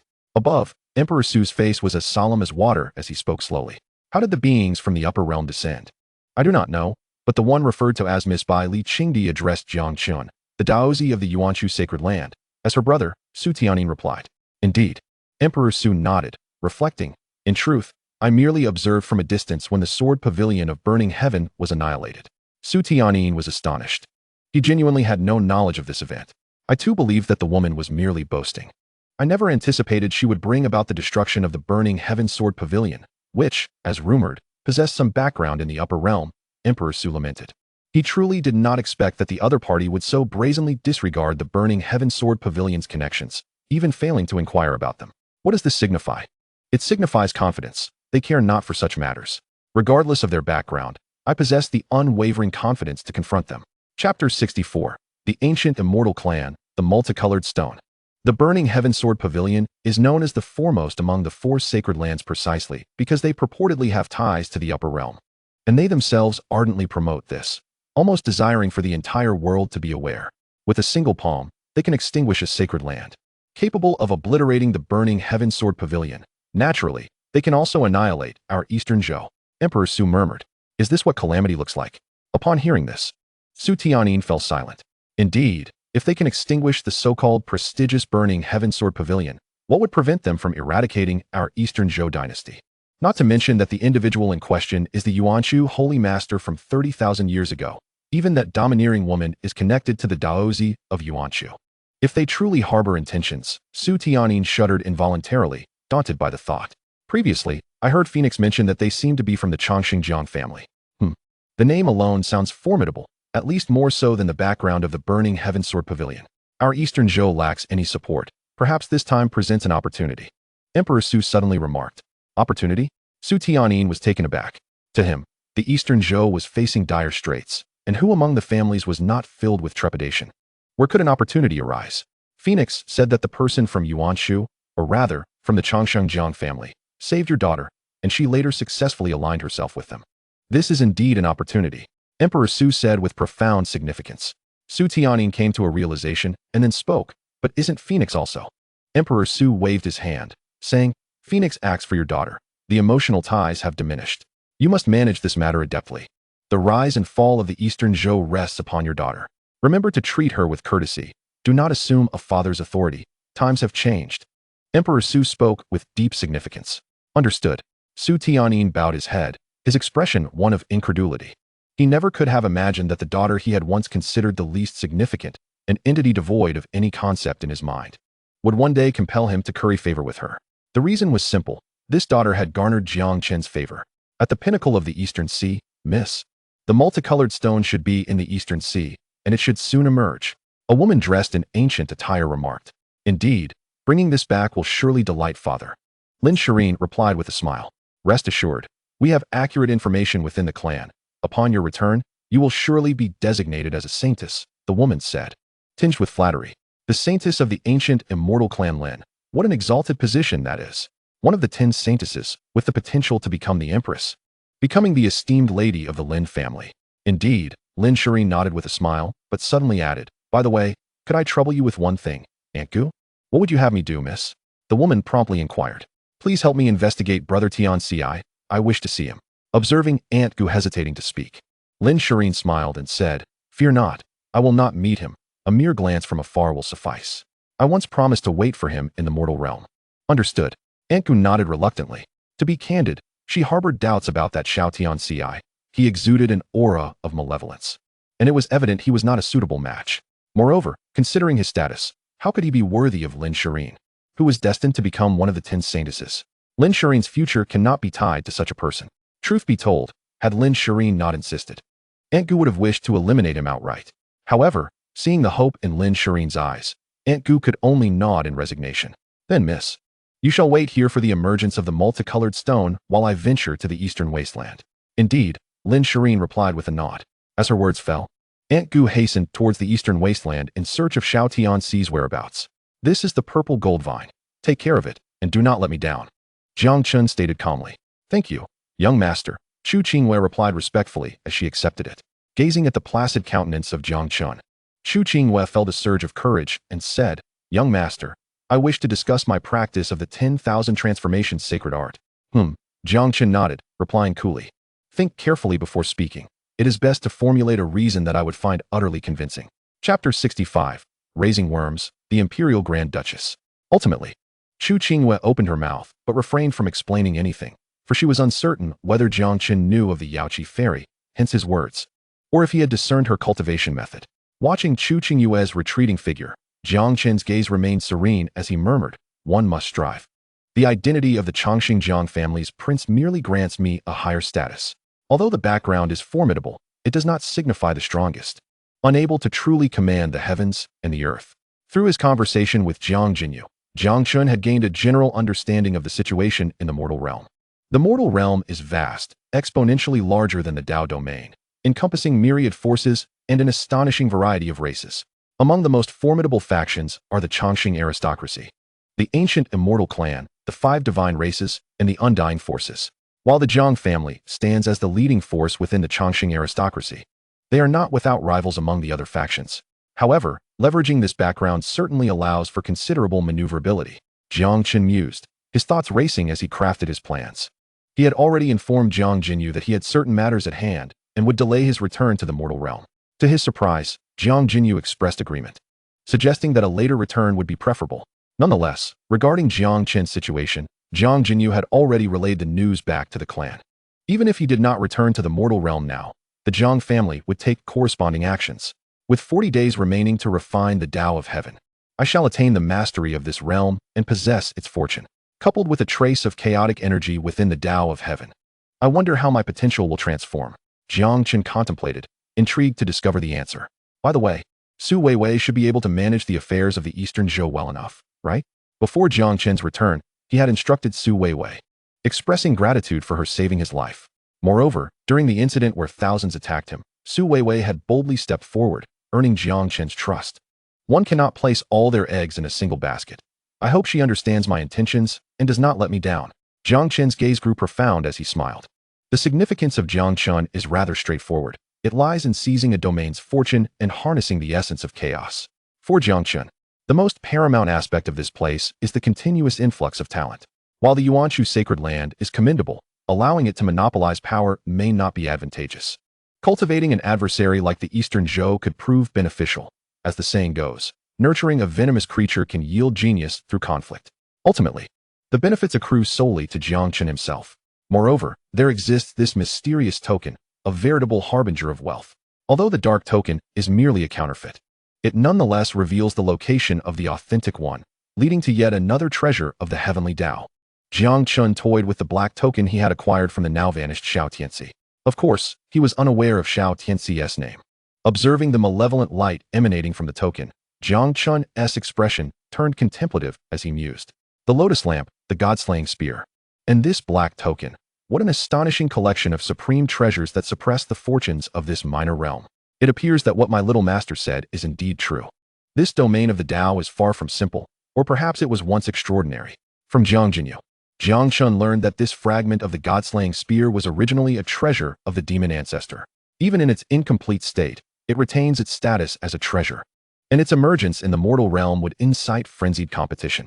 Suppressing the fortunes of these 3,000 minor realms is but a trifling feat. It could easily dominate even major domains. Consequently, the Chongqing Jiang clan dispatched Jiang Qingyue to the lower realm in search of the god-slaying spear fragment. However, now that it is in Jiang Chen's possession, it matters little, for he is now the scion of the Jiang clan, destined to wield it in due time. My little master must possess some secrets, but it is no concern. Once I fully refine the heavenly Tao, the truths will reveal themselves to me, Jiang Chen mused. As for the Eastern Zhou dynasty, it is common knowledge among the royal family that a shift has occurred. The most esteemed woman is no longer the future Empress Su Fenghuang, but rather the previously inconspicuous youngest daughter of Su Wang, Su Weiwei, who had no prior presence at all, even residing in a remote county rather than the imperial city. Yet, everything has changed. Although Su Weiwei's palace remains in the county, it has become the de facto second center of the Eastern Zhou. Not long ago, Emperor Su himself even paid a visit, a testament to Su Weiwei's elevated status. In the palace of Su Weiwei, her father, Su Tianyin, expressed his concern. Weiwei, we should return to the imperial city. Though this place has seen much renovation, it remains rather isolated, and many matters are inconvenient. I cannot bear to see my beloved daughter suffer. No need, I am quite content here. Su Weiwei replied with a gentle smile. Though she felt a moment of warmth, she knew who had bestowed this upon her. Without Jiang Chen's recognition, Su Tianyin would likely still be indifferent to her plight. Hearing her response, Su Tianyin opened his mouth, but ultimately fell silent. Su Weiwei had transformed. With Jiang Chen as her formidable backing, the entire Eastern Zhou now had to regard her with reverence. As the Grand Duchess of the Empire, Su Tianyin, as her father, should have been the one to benefit the most. Yet now, he found himself regretting not recognizing his daughter's brilliance sooner. However, it was too late for lamentation. He had already adjusted his mindset. Weiwei, has young Master Jiang shared his views on our Eastern Zhou with you? Su Tianyin inquired, his fists clenched tightly within his sleeves. In response, Su Weiwei softly replied, "No, young master has no opinions regarding Eastern Zhou."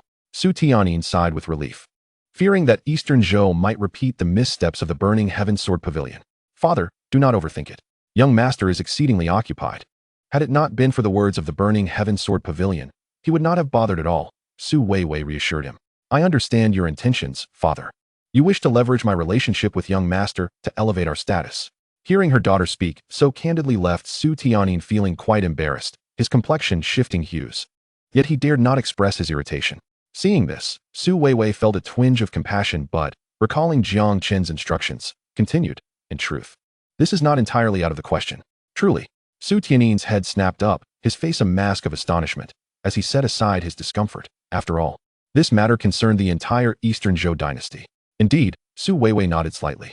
"Then it would be best for my royal uncle to discuss this with me. I fear you may lack the authority to decide." Su Weiwei's tone remained gentle, yet her words pierced Su Tianyin's heart like a dagger, cutting deep. Her royal uncle was none other than Emperor Su himself. "Very well, I shall summon your royal uncle shortly," Su Tianyin replied. His face flushed with humiliation as he exited the grand hall. What a disgrace. Yet after the humiliation, Su Tianyin's thoughts flowed freely. It seemed that Weiwei was indeed favored. Being allowed to make such significant decisions indicated her high standing, prompting him to adopt a more yielding approach in the future. Within the palace, Su Weiwei murmured to herself, "I truly cannot harden my heart." Yet she reminded herself, who had enabled her to rise and flourish, who had ensured her mother could enjoy a better life. For years, Su Weiwei and her mother had relied on each other, enduring hardships due to her mother's lowly status.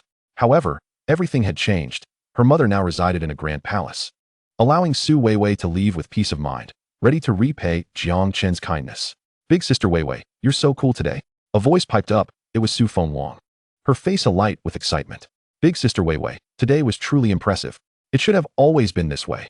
Previously, Su Wang uncle even wanted you to marry without resistance, and I felt indignant on your behalf."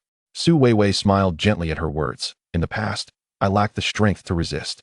But big sister Weiwei, I want to ascend to the upper realm as well," Su Fengwang said, her eyes wide with longing. "I cannot make such decisions, honestly. I am uncertain why young master values me enough to take me as a maid." Su Weiwei replied with a wry smile. "I understand that you cannot decide, but I still wish to try. It does not matter whether I go to the mortal realm. I merely do not want to be separated from big sister Weiwei," Su Fengwang said, as she nestled into Su Weiwei's embrace. Hearing this, Su Weiwei smiled softly. "Little Phoenix, you must learn to grow up and take care of yourself. I am now young master's maid and cannot look after you forever." "I don't want that," Su Fengwang pouted. As their conversation continued, Su Weiwei felt her cheeks gradually warm, akin to a delicate blush. "Then you should seek out young master and speak with him, with your talent. It should not pose any difficulty," she suggested, her voice trembling, punctuated by soft gasps. Ultimately, Su Weiwei gradually closed her eyes, and a melodious tune resonated from her lips.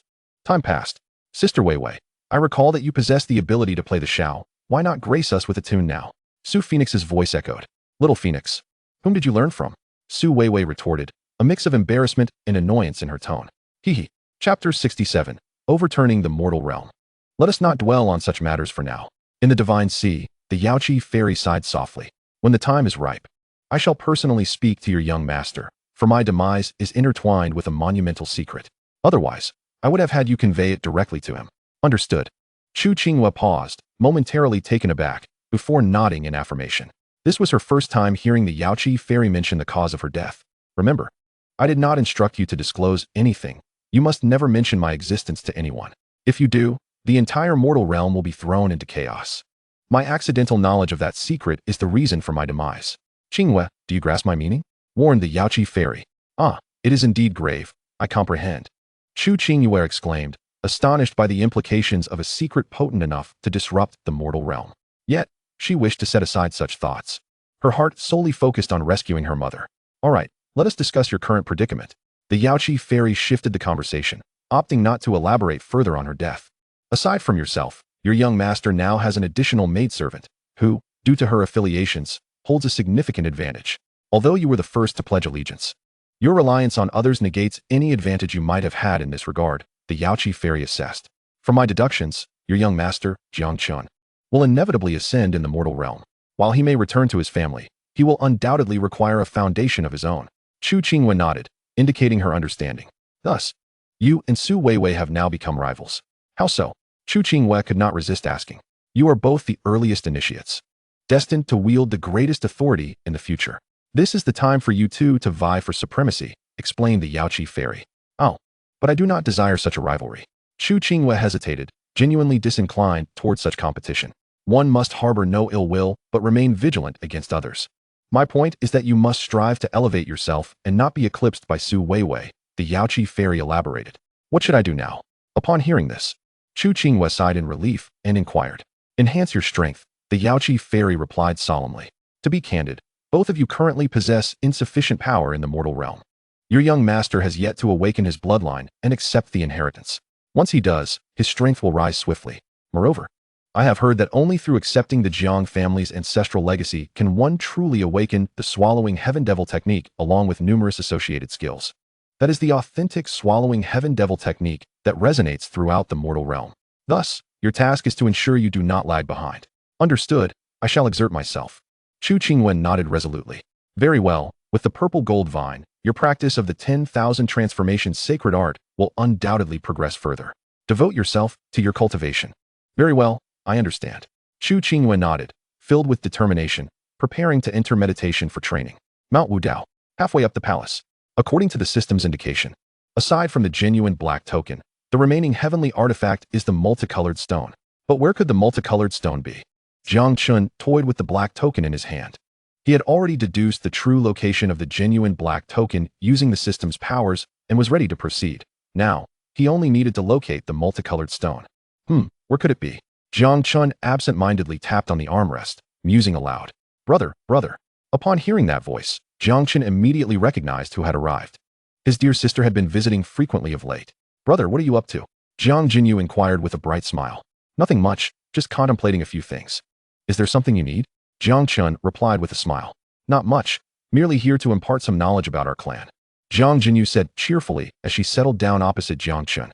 Ah, splendid. I am eager to learn. Jiang Chen nodded earnestly. After all, he would soon ascend. And these matters were essential to grasp. Very well. Seeing her brother so attentive, Jiang Qingyue felt a surge of joy and began her explanation. Jiang Chen listened intently, gradually uncovering the nature of the Jiang family in the mortal realm, or rather, the magnitude of its existence. The Jiang family occupied a domain of their own, known as Jiang territory, which was larger than the entirety of the Dao territory combined, not to mention the myriad of subordinate families and factions beneath them. As for the Jiang family's main branch, it boasted countless institutions, setting aside the mid- and lower-tier cultivator armies and various guards. The pinnacle of their organization consisted of three major entities: the Grand Elder Council, the Worship Hall, and the Sect Palace. Furthermore, there existed a forbidden area within the Jiang family that one could not enter without summons. Chapter 68. Why must they consent? The Grand Elder Council, the Worship Hall, the Sect Palace. Jiang Chen mulled over these three terms, pondering deeply. Thus, it stands to reason that upon ascending to the mortal realm, in order to seamlessly become the Jiang family's young master, I must first face their trials, correct? Only with the approval of these three powerful institutions can I secure my position. This scenario was familiar to Jiang Chen. It was a common trope in novels where the protagonist returns to their family, confronts antagonists, and, through a series of clever strategies and displays of strength, solidifies their standing. Upon hearing this, Jiang Qingyue looked at him in astonishment. No, brother, why would you think that? It is certain that you will become the young master. Father has only you as a son, and among our direct lineage, you are the sole male. Who else could be appointed? Jiang Chen was momentarily taken aback and could not help but ask, what about the Sect Palace? Do not worry, they will grant their consent. All matters will be settled before your return, Jiang Qingyue assured him with a sisterly glow. Moreover, they are quite reasonable. Uncle will persuade them well and provide sound reasoning. You need not fret. Jiang Chen facepalmed. He had nearly forgotten that he seemed to be unlike others. By the way, you are currently undergoing trials, correct? Is there a particular lady who captures your fancy? Take my advice, brother. Enjoy your time here, but when you reach the mortal realm, I shall introduce you to the daughters of the great clans and divine races. I promise you will be satisfied, Jiang Qingyue said, exuding a motherly shine. Jiang Chen took a deep breath and responded, no need for that. I am in the stage of cultivation and wish to focus on that. Matters of love can wait for later. Indeed, yes, prioritizing cultivation is paramount. These trifles can be set aside. Whenever you desire, seek me out, and I shall assist you. Jiang Qingyue nodded earnestly. Jiang Chen suddenly felt exhausted. Never mind, Jinyu sister, let us discuss my master instead. Jiang Chen swiftly changed the subject. I believe you are acquainted with my master? Jiang Jinyu frowned. Your master is that Suyu, correct? I must say, brother, while I have not inquired about your mentor, I can ascertain that they are undoubtedly a figure of immense stature, perhaps even a saint. Do not refer to others as your master so casually. Understood. Let us speak of Suyu then. Jiang Chen nodded, somewhat resigned. He recognized that she meant well. Suyu, alas, she too is a soul burdened by misfortune. Jiang Jinyu sighed and began to recount the tale. In the narrative, Suyu initially believed herself to be of noble origin within the Dao domain. Until one fateful day, she discovered that her parents were but adoptive guardians, and her true lineage hailed from the mortal realm. It was only after Jiang Jinyu departed that Jiang Chen regained his senses, murmuring to himself, so that is how it is. I wondered how the little lowly master was aware of matters pertaining to the mortal realm. Junior brother, a voice suddenly pierced through his thoughts, causing a sharp pain in Jiang Chen's head as he struggled to process the multitude of feminine voices. Yet, he felt compelled to meet with senior sister Tianlan, for she had always treated him with kindness. Previously, she expressed concern that upon ascending to the mortal realm, he might encounter formidable talents, leading to an imbalance in his mindset. In retrospect, her worries now seemed entirely unwarranted. After a brief explanation, Tianlan accepted Jiang Chen's words. I see. So, junior brother, what are your plans for the future? She inquired, her earlier anger dissipating, replaced by concern. We shall address future matters in due course, Jiang Chen replied with resignation. Giggle. Tianlan was momentarily taken aback, then burst into laughter, realizing that her little junior brother remained unchanged, despite his altered status. You may arrange things as you see fit. I must visit our master now. With a lightened heart, she turned to leave, but not before asking, by the way, junior brother, how well do you get along with your family? I hope you won't suffer any grievances upon your return. Fear not. Sister Jinyu assures me that they possess gentle temperaments. Especially my second uncle, who is remarkably kind and seldom loses his temper. He has been longing for my return, so there is no need for concern. Jiang Chen replied with a smile. In the Jang family of the mortal realm, a gruesome scene unfolded, with bodies strewn across the ground. Jiang Meng, the second master of the Jiang family, flicked the blood from his hands and coldly stated, Is everything taken care of? Yes, second master. All matters have been resolved. A respectful Jiang family elite responded. Good. On to the next target. Jiang Meng's voice was frigid. My nephew is returning soon. Act swiftly and leave no traces. I do not want anyone to come crying about retribution, invoking the saying 30 years in the east, 30 years in the west. Should I learn that someone has sullied my nephew's name, I will have their head. Understood, the elite responded, a cadre of over 30, all of whom were of the true god realm, an elite among elites. Chapter 69, The Ancient Lin Family. At the peak of the East Sea, Lin Shireen sat upon a cliff, speaking softly to herself. Xianxia, how fare you? Do you know that Ener has longed for you, despite the chasm that lies between us? Yet my heart cannot let go of you, she resolved. Once I acquire the soon-to-emerge rainbow stone and return to the mortal realm to inherit the title of the 10th saintess, I shall ensure your ascension as well. You protected me in our youth. Now, I shall protect you. Whoosh. At that moment, a figure approached swiftly from afar, their eyes filled with shock, joy, and concern. In the blink of an eye, they were behind Lin Shireen. Miss, the matter has been thoroughly investigated, Aunt Gu said with a slight bow. How is Tianxia? What is his current state and realm? Lin Shireen bombarded her with questions, only to halt upon noticing Aunt Gu's awkward expression. Speak. What has happened to Tianxia? Lin Shireen inhaled deeply, instinctively clenching her delicate hands, her veins standing out. Xiao Tianxia, he has perished, Aunt Gu whispered, a flicker of surprise crossing her gaze. That brat is finally gone. No one can obstruct the path ahead of you now. Silence. An oppressive stillness enveloped them. After a moment, Lin Shireen's voice emerged. Hoarse and trembling. How could this happen? How could my brother Tianxia die? What transpired? Who was responsible? Tell me everything. Yes, Aunt Gu began her explanation. I learned of this upon arriving in the eastern wilderness, and it all began with their Linhai secret realm. Lin Shireen's expression hardened. And as Aunt Gu elaborated, her countenance shifted with the revelations. At last, when Aunt Gu recounted the collapse of the Linhai secret realm and how all had succumbed to the spatial storm, including Xiao Tianxia, Lin Shireen could no longer contain herself. She stood abruptly, exclaiming, in that entire secret realm, with thousands of cultivators, why did only the direct descendants of the Yuan Chu Holy Land and the Eastern Zhou dynasty survive? Why? Aunt Gu hastily replied. Miss, theoretically, Xiao Tianxia was also participating under the quota of the Eastern Zhou dynasty. However, Only the direct descendants of those two families emerged unscathed, correct? Indeed. Lin Shirin replied coldly. Why should it be that out of thousands, only their direct descendants survived while Tianxi and everyone else perished? I refuse to believe it has nothing to do with them. Lin Shirin analyzed slowly. Aunt Gu remained silent, waiting for Lin Shirin to make a decision. After a pause, Lin Shirin declared, I shall venture to the eastern wilderness to avenge my brother Tianxi. But miss, Aunt Gu interjected, based on the information I have gathered, the people from the Yuan Chu Holy Land possess connections to the mortal realm. They were able to extinguish an entire sect with a mere strike. Furthermore, the sect in question also has backing from powers within the mortal realm. Their audacity indicates they possess considerable strength. Aunt Gu explained what she had learned thoroughly. In her view, while the ancient Lin family was powerful, it was unlikely they would offend a faction from the mortal realm for the sake of an unknown individual, especially one involved in nefarious deeds. At such a critical moment when Lin Shirin was on the verge of returning to the mortal realm to be conferred the title of the 10th Saintess. Do we fear them? Lin Shirin questioned. Chapter 70, An Unexpected Visitor. Aunt Gu shook her head, her voice grave. That remains unclear. But such overwhelming force suggests they possess some backing. It is uncertain which faction it might be, but it matters little. The ancient Lin family is not intimidated by any power. I care not for their faction. I shall exact vengeance for my brother Tianxi, Lin Shirin affirmed resolutely.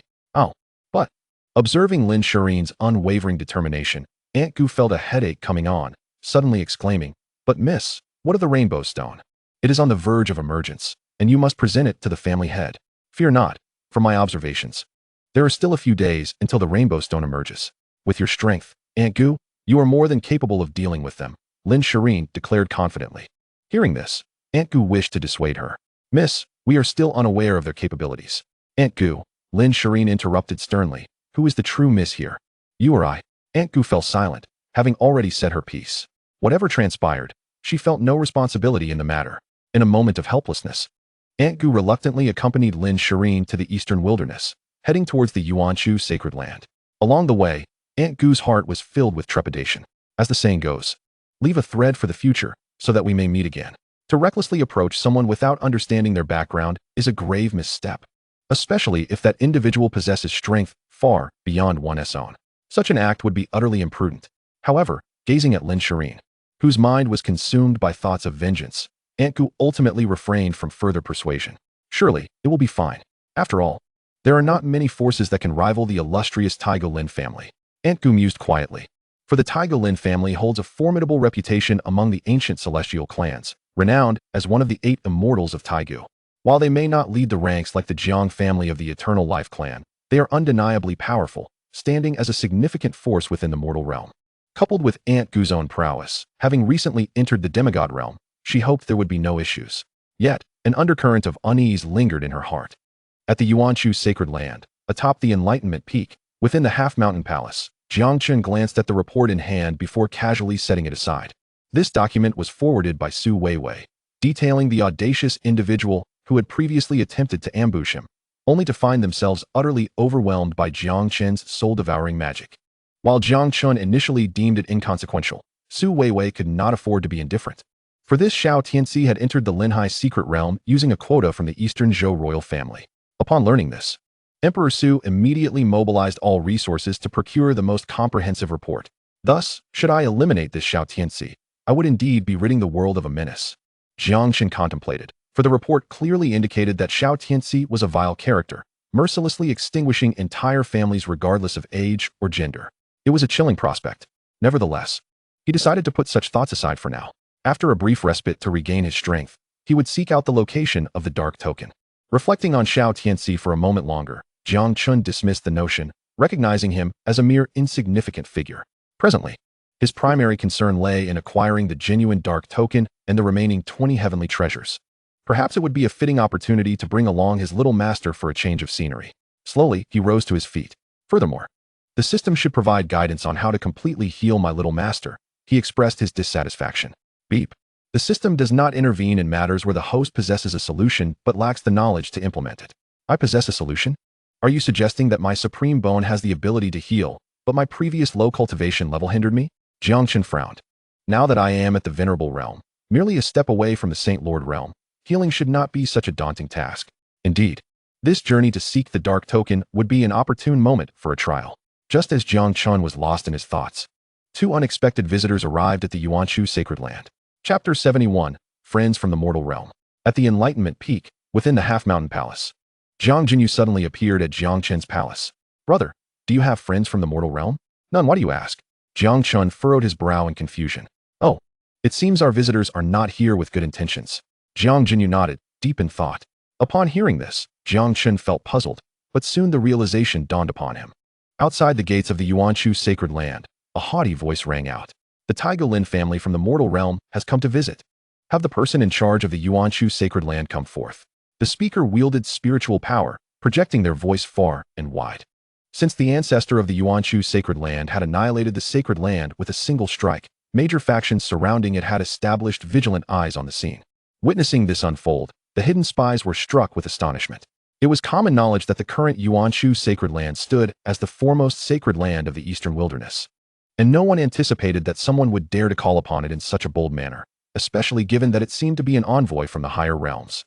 This was intriguing. Was this perhaps a supporter of the previously destroyed Fengtian Sword Pavilion? The spies frantically relayed the information, and soon the entire eastern wilderness was abuzz with the news, with numerous powerful figures arriving, albeit discreetly observing from the shadows. Humph, from the mortal realm. No matter who you are, if you dare harm my brother Tianxi, I shall surely avenge him, Lin Shirin declared coldly, with Aunt Gu standing quietly beside her. The two awaited the response of the Yuanshu sacred land, yet their anticipation soon turned to disappointment as time trickled by without a single person emerging. Lin Shirin's bewilderment quickly morphed into fury. These scoundrels, do they intend to be turtles hiding in their shells? She seethed, her silver teeth clenched. Initially uncertain, she was now convinced that Xiao Tianxi was indeed their doing.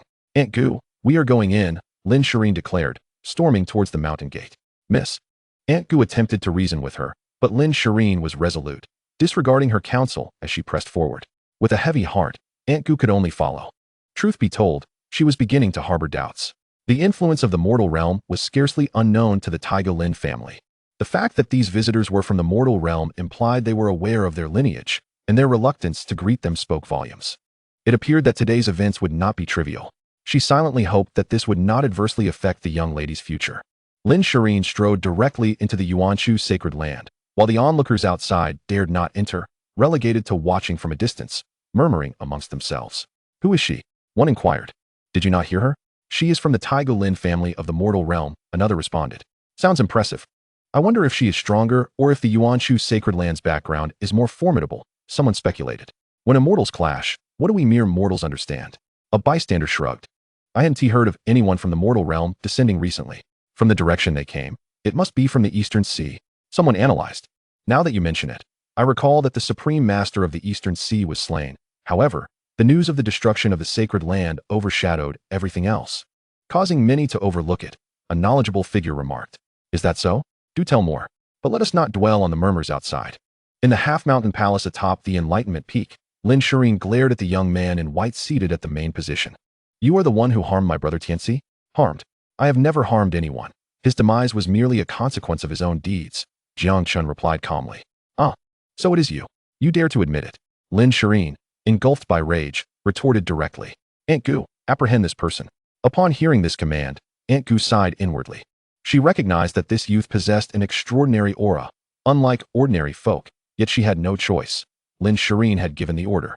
With a decisive step forward, a formidable surge of spiritual power emanated from Aunt Gu. Yet before she could fully manifest her initial strength of the demigod realm, an overwhelming aura, far surpassing her own, descended upon her in an instant.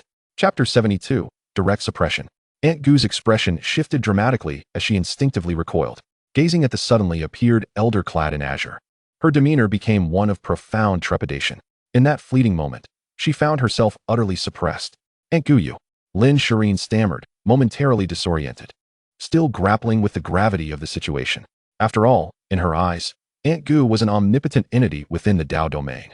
Even a holy master-level giant could be effortlessly dispatched with a mere flick of her wrist. What could possibly be beyond her reach? Who might this be from the ancient Lin family? I don't believe I've seen her before, an unexpected, cool voice interjected, laced with a hint of indifference. Upon turning to face the speaker, Aunt Gu felt as though she had plunged into an icy abyss. Who are you to inquire about my identity? Miss, silence. Lin Shirin had yet to utter a word when Aunt Gu swiftly admonished. disregarding the hierarchy and effectively silencing Lin Shirin. Relieved, Aunt Gu then turned back, bowing deeply with utmost reverence, her voice trembling as she spoke. My young lady does not recognize you. I humbly offer my apologies on her behalf. And who are you to warrant such respect? Jiang Jinyu cast a sidelong glance at Aunt Gu, responding nonchalantly. At her words, Aunt Gu's face flushed crimson with embarrassment. Unable to retort, it was not merely the presence of the formidable figure beside her that silenced her. Jiang Jinyu's esteemed status alone rendered her speechless. The eldest daughter of the Changsheng Jiang family, a princess of the empire, her noble lineage was unparalleled in the entire mortal realm. Of course, Aunt Gu was even more astounded by the realization that such a celestial being must defer to the one seated at the head of the table, a young man clad in white, whose identity must be of extraordinary prominence. Daring not to lift her gaze, nor entertain the thought, she felt an overwhelming sense of dread.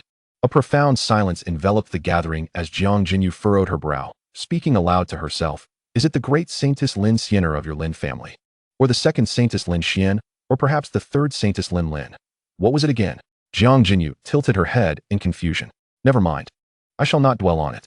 I only recall those few, yet it appears none of them are this young lady before me. Upon hearing this, Aunt Gu's spine bent further, her demeanor increasingly submissive. In response to the esteemed princess, none of them. This is the soon-to-be enshrined 10th Saintess, Lin Shirin. Aunt Gu discreetly signaled to Lin Shirin, urging her to acknowledge Jiang Jinyu. Lin Shirin clenched her jaw, resolute in her defiance, her gaze fixed stubbornly upon Jiang Jinyu. Refusing to speak, she believed she had done no wrong. She merely sought justice for Xiaotianzi. Witnessing this, Aunt Gu's heart raced in alarm. This reckless child had clearly lost touch with reality after spending too much time in the lower realms. The Jiang family was a force to be reckoned with. The Chongqing family's patriarch was not someone the ancient Lin family could afford to offend lightly. Aunt Gu was certain that while the ancient Lin family's influence was not insignificant, their status could not compare to that of the Jiang family, whose leaders commanded respect and obedience with a mere call. Moreover, even if the great saintess herself were present, she would not dare to provoke Jiang Jinyu, given the vast chasm in their respective standings. In that moment, Jiang Jinyu's eyes narrowed as she cast a sidelong glance at Li Qingdi, who immediately understood the unspoken cue. Aunt Gu noticed this exchange, her expression shifting as her anxiety heightened. Boom! A colossal aura enveloped the two, akin to a mountain pressing down upon them. Thud! Lin Shirin and Aunt Gu collapsed to their knees, unable to withstand the oppressive force. Li Qingdi had attained the pinnacle of the demigod realm. While Aunt Gu was merely at its initial stage, the disparity was already substantial, and Aunt Gu dared not resist the wrath of the Jiang family's imperial daughter. Soon, both Lin Shirin and Aunt Gu turned pale, on the verge of collapse. At that moment, Chapter 73, The Tragic Individual, A Single Promise. Jiang Chen, who had remained silent, suddenly gestured with his hand. Li Qingdi, understanding the implication, immediately retracted his spiritual power and stepped back. He recognized who truly held authority in this situation. This revelation caused Aunt Gu's pupils to constrict, disbelief etched across her face as she regarded Jiang Chen. What is her name? Lin Shirin, Aunt Gu gasped, panting heavily as she hurriedly replied. Ah, Lin Shirin, is it? Jiang Chen regarded her, his fingers idly tapping the armrest as he spoke nonchalantly. I say, that Xiaotianzi is deserving of his fate. I do not deceive you. Here is some documentation for your perusal. You will understand. With that, Jiang Chen tossed over the life profile of Xiaotianzi. This cannot be. How could Brother Tianzi be like this? Lin Shirin felt as though struck by lightning the moment she opened the first page. Her entire worldview shattered. The contents were utterly unbearable to witness, and she could not bring herself to read further. Such is the reality, Jiang Chen stated coolly. How can you prove that any of this is true? Lin Shirin fixed her gaze on Jiang Chen, refusing to overlook a single detail. Proof? Jiang Chen scoffed. I need not justify anything to you. Were it not for the system, were it not for your pitiable state, I would not even bother to engage. Lin Shirin remained steadfast in her scrutiny. Beside her, Jiang Jinyu interjected coldly. This is my younger brother, the only son of my father, the future patriarch of the Chongqing Jiang family. Do you require further explanation? Gasp. At her words, Lin Shirin fell silent, while Aunt Gu inhaled sharply, her heart racing. Could it be that the son of the Chongqing Jiang family patriarch, who had gone missing many years ago, was indeed this young man? Aunt Gu was now utterly speechless, fervently hoping for mercy from him. She subtly signaled to Lin Shirin, internally pleading, young ancestor, even if you are not yet a saintess, you cannot possibly hope to contend with him. Quickly apologize. Lin Shirin bit her lip, remaining silent, her fingers trembling as they flipped through the tarnished letters. Jiang Chen's expression grew colder. Driven by the system's objectives and a flicker of sympathy, he offered an explanation. However, if she continued to be obstinate and unyielding, a glimmer of murderous intent flickered in Jiang Chen's eyes. He would not be bound by the system's tasks. He would eliminate her first and foremost. Such individuals could not be spared. Thank you, young Master Jiang. In an unexpected turn, Lin Shireen bowed deeply, her gaze somewhat vacant. This time, I was presumptuous. I will make amends with all my strength. I recognize your status and do not wish to burden you with trivialities. However, I must express that I owe you a debt of gratitude. Whatever you request of me, I shall comply once. Lin Shireen suppressed her tumultuous emotions. Speaking with a calm demeanor, it seems you have come to an understanding, Jiang Chen replied indifferently. Thank you, young Master Jiang, for enlightening Shireen. Lin Shireen spoke with a serene voice, though her hand clutched the documents trembled incessantly. Let us depart, but do not forget the explanation to the outside world. Jiang Chen remarked casually.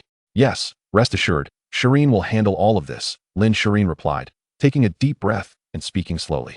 Upon witnessing this, Gu Yi, who stood nearby, finally felt her anxious heart settle. Thankfully, the young lady remained composed. Wait a moment, just as the two were about to leave. Jiang Jinyu suddenly called out, gazing at Lin Shireen with a look of curiosity. You too shall return to the mortal realm in the future. Allow me to impart a piece of wisdom. Jiang Jinyu paused momentarily before continuing. I have encountered many young ladies. Yet they all refer to me as young lady. Do you grasp my meaning? Shireen understood. After a brief silence, Lin Shireen performed a deep bow and exited with Gu Yi, her figure radiating a profound melancholy. Chapter 74. The Lords gather from the west. In the outside world, countless factions were catching their breath, their eyes wide with astonishment as they awaited the outcome. Just moments ago, a formidable aura had erupted within the Yuanchu sacred land, far surpassing the realm of the Holy Master, nearly overwhelming the onlookers. But soon after, an even more potent force emerged, compelling them to bow down. Now, they were eager to discern how the events would unfold. Slowly, two figures emerged from the gates of the Yuanchu sacred land. A gasp echoed through the crowd. Had they been defeated? Today, Lin Shireen has inadvertently offended many. I extend my gratitude to young Master Jiang for his magnanimity. In the future, there shall be ample recompense. Suddenly, Lin Shireen turned around and bowed deeply toward the Yuanchu sacred land and the Wudao Peak. After speaking, she soared into the air, with Gu Yi closely following. Silence enveloped the scene. After a moment, the onlookers finally comprehended the implication. Had this so-called member of the Taiga Lin family truly been vanquished? Someone swallowed hard and remarked, indeed, otherwise, it could not be like this. Another added, not just any victory, it was utterly overwhelming. Did you not see that woman bowing in front of everyone? This is a complete defeat. Hearing this, the various factions gazed at the gates of the Yuanchu sacred land with awe, realizing that the power backing their opponent must be extraordinarily formidable, even within the so-called upper realms. Consequently, the number of individuals coming to present tributes to the Yuanchu sacred land increased, not only from the eastern wilderness, but from other regions as well. In an instant, the previously obscure eastern wilderness and the relatively remote Yuanchu sacred land became the epicenter of the Dao domain, a place of reverence for many. Within the half-mountain palace, Jiang Jinyu scoffed, "Humph, a mere girl dares to refer to herself as young lady before your elder sister. Let me tell you, even the grand saintess of the Lin family must address me as sister in my presence." Upon hearing this, Jiang Chen shot her a glance, somewhat speechless. But, dear brother, have you taken a liking to this girl? Otherwise, why would you let her off so easily? Jiang Jinyu suddenly inquired. No, Jinyu, you think too much. Jiang Chen replied helplessly. He had spared her not out of affection, but rather because he disdained her being deceived. And there were rewards from the system. Why not seize the opportunity? He was not one to be easily swayed. Is that so? Jiang Jinyu mused, her delicate fingers stroking her chin as she analyzed. Her beloved was slain by you. Dear brother, does that not make her a widow? Do you have a penchant for such matters? Seeing Jiang Chen remain silent, Jiang Jinyu consoled him. Fear not, it is merely a triviality. Moreover, I observe that her primordial essence remains intact. She is still a maiden. Enough. Jiang Chen interjected, exasperated, realizing that if he did not speak, he might not be able to predict what his nominal sister would say next. He felt as though his sister had been possessed by Mo Tianlan. All right. I was only jesting, Jiang Jinyu said with a smile. Do not assume that you, dear brother, are solely focused on cultivation.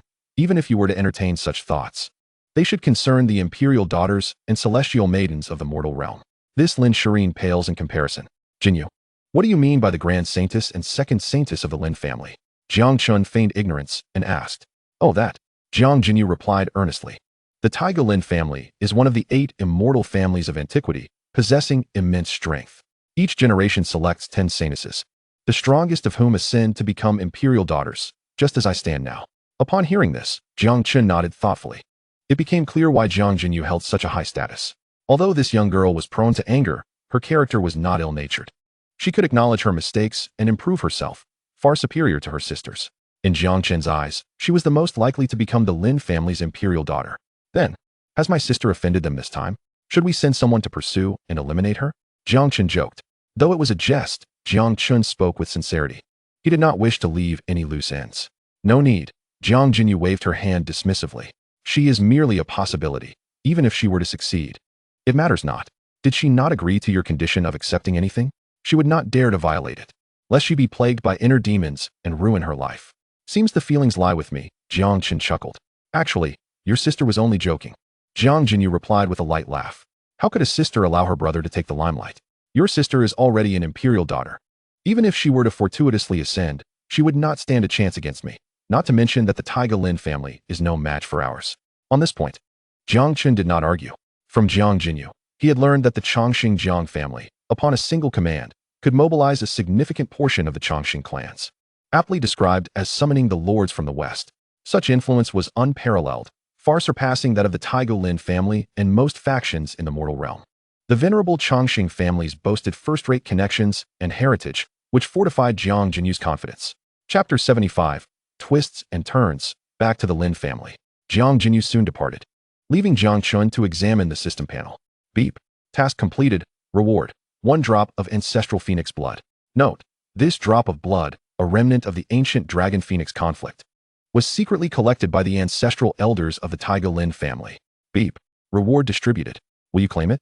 Initially, Jiang Chen intended to draw his weapon and confront Lin Shireen directly. However, the system unexpectedly issued a task.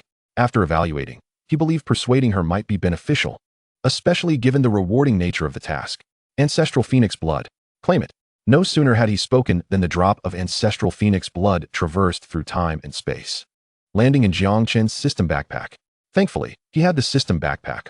Otherwise, the overwhelming pressure would have been insurmountable even for the Dao domain. As Jiang Chen gazed at the vibrantly crimson drop of blood nestled in his backpack, he marveled at the boundless energy it contained, the sound of phoenix cries echoing within. However, with the might of the system, this drop of blood could hardly alter the balance of power. Yet, he pondered, having just secured a promise. Would it be inappropriate to also take a relic cherished by her ancestors? Would they harbor resentment in their hearts? Jiang Chen felt a twinge of embarrassment, but it lingered only for a moment before he shifted his focus to the subsequent matters concerning the dark token and the colorful stones. In the realm of the mortal world, within the ancestral home of the Lin family, the family head inquired with concern, "Ancestor, is your health improving?" "Cough, it's manageable," replied the venerable ancestor. "I should have refrained from divining that particular scripture. I cannot perform divination for the time being, as it has harmed the heavens. Do not worry, ancestor. It is a perfect opportunity for you to rest, for there is nothing pressing that requires your divination. Nothing within the family is concealed from you," assured the family head hastily. Indeed, the ancestor nodded, stroking his beard with satisfaction. "Has that little daughter of yours returned? Prepare to bestow upon her the title of Saintess of 10. It will be soon. Lin Shireen is currently searching for treasures in the lower realm and will be brought up shortly," the family head responded with a smile. "Ah, a good child, so filial. Let me divine what treasures she has uncovered," the ancestor chuckled. "Wait, ancestor, did you not just mention that you cannot perform divination at this time?" The family head interjected quickly. "Ah, you are right. I had forgotten," the ancestor replied cheerfully. "Rest assured, ancestor, it is your treasure. How could it possibly be lost?" The family head reassured him, both of them making their way towards the palace of the ancestor. The family head's visit today was to provide protection for the ancestor, who had recently refined a drop of ancestral phoenix blood after a millennium of effort. However, due to a severe setback from divining that mysterious scripture, the ancestor sought to absorb it now. In truth, the family head's role in providing protection was of little consequence. The ancestor simply wished to flaunt his achievement. "Behold, this is the drop of ancestral phoenix blood that I have refined over a millennium, the only one in the mortal realm," the ancestor proclaimed as he unveiled the heavily guarded box for the family head to see.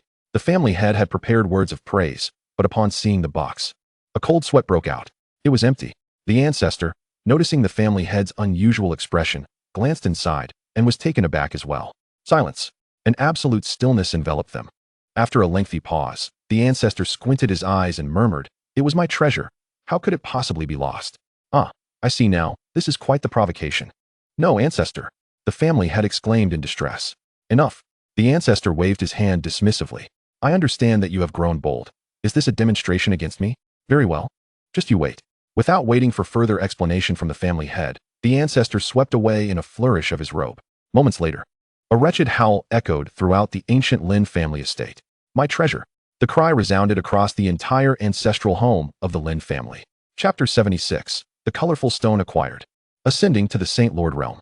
At Wudao Peak, Jiang Chen was entirely unaware that even before he had set foot in the mortal realm, he had already instigated a tremendous calamity within the ancient Lin family. Even if he were to learn of it, he would remain indifferent. For the items produced by the system possessed a shielding function they would not trace back to him. Ancestral phoenix blood. My supreme bone harbors the essence of the wandering dragon. I must ponder how best to proceed. Jiang Chen contemplated for quite some time, yet arrived at no conclusion. Ultimately, he decided to seek out his little lowly master and take her to the location of the dark token. A perfect opportunity to clear his mind while also collecting that 20 units of Dao power. At the pinnacle of the East Sea, amidst tumultuous waves, the emergence of the colorful stones should have sent ripples through the Dao domain of this small world. However, with Aunt Gu, a demigod-level powerhouse, the situation was kept under control. "Miss, we have finally acquired the colorful stone," Aunt Gu said respectfully, holding a dazzlingly radiant spirit stone. She gazed at Lin Shireen, who sat at the edge of a cliff, her face devoid of expression. "Oh," Lin Shireen uttered softly, cradling her knees and resting her face upon them, her demeanor vacant and hollow. Aunt Gu opened her mouth, but ultimately remained silent, offering only a wry smile. Ever since Lin Shireen returned from the primordial sacred land, she had been like this. Despite Aunt Gu's countless attempts to counsel her, none had proven effective. To be honest, Aunt Gu was still filled with trepidation. After all, the other party comprised the heirs of the eternal Jiang family, particularly Jiang Chen. News of the eternal Jiang family's heir had long since reached the clan. However, according to the sisters within the family, Aunt Gu knew that the clan was currently preoccupied with internal strife between the ancestor and the family head, rendering them indifferent to this matter.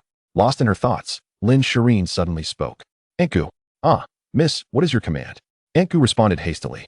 "Deliver this colorful stone to young Master Jiang, and inform him it is an apology," Lin Shireen said calmly, gazing at the setting sun dipping below the horizon. "Ah?" Aunt Gu hesitated. The colorful stone bore an astonishing amount of worldly power, certainly a precious item. "Do it. After all, it was my fault initially."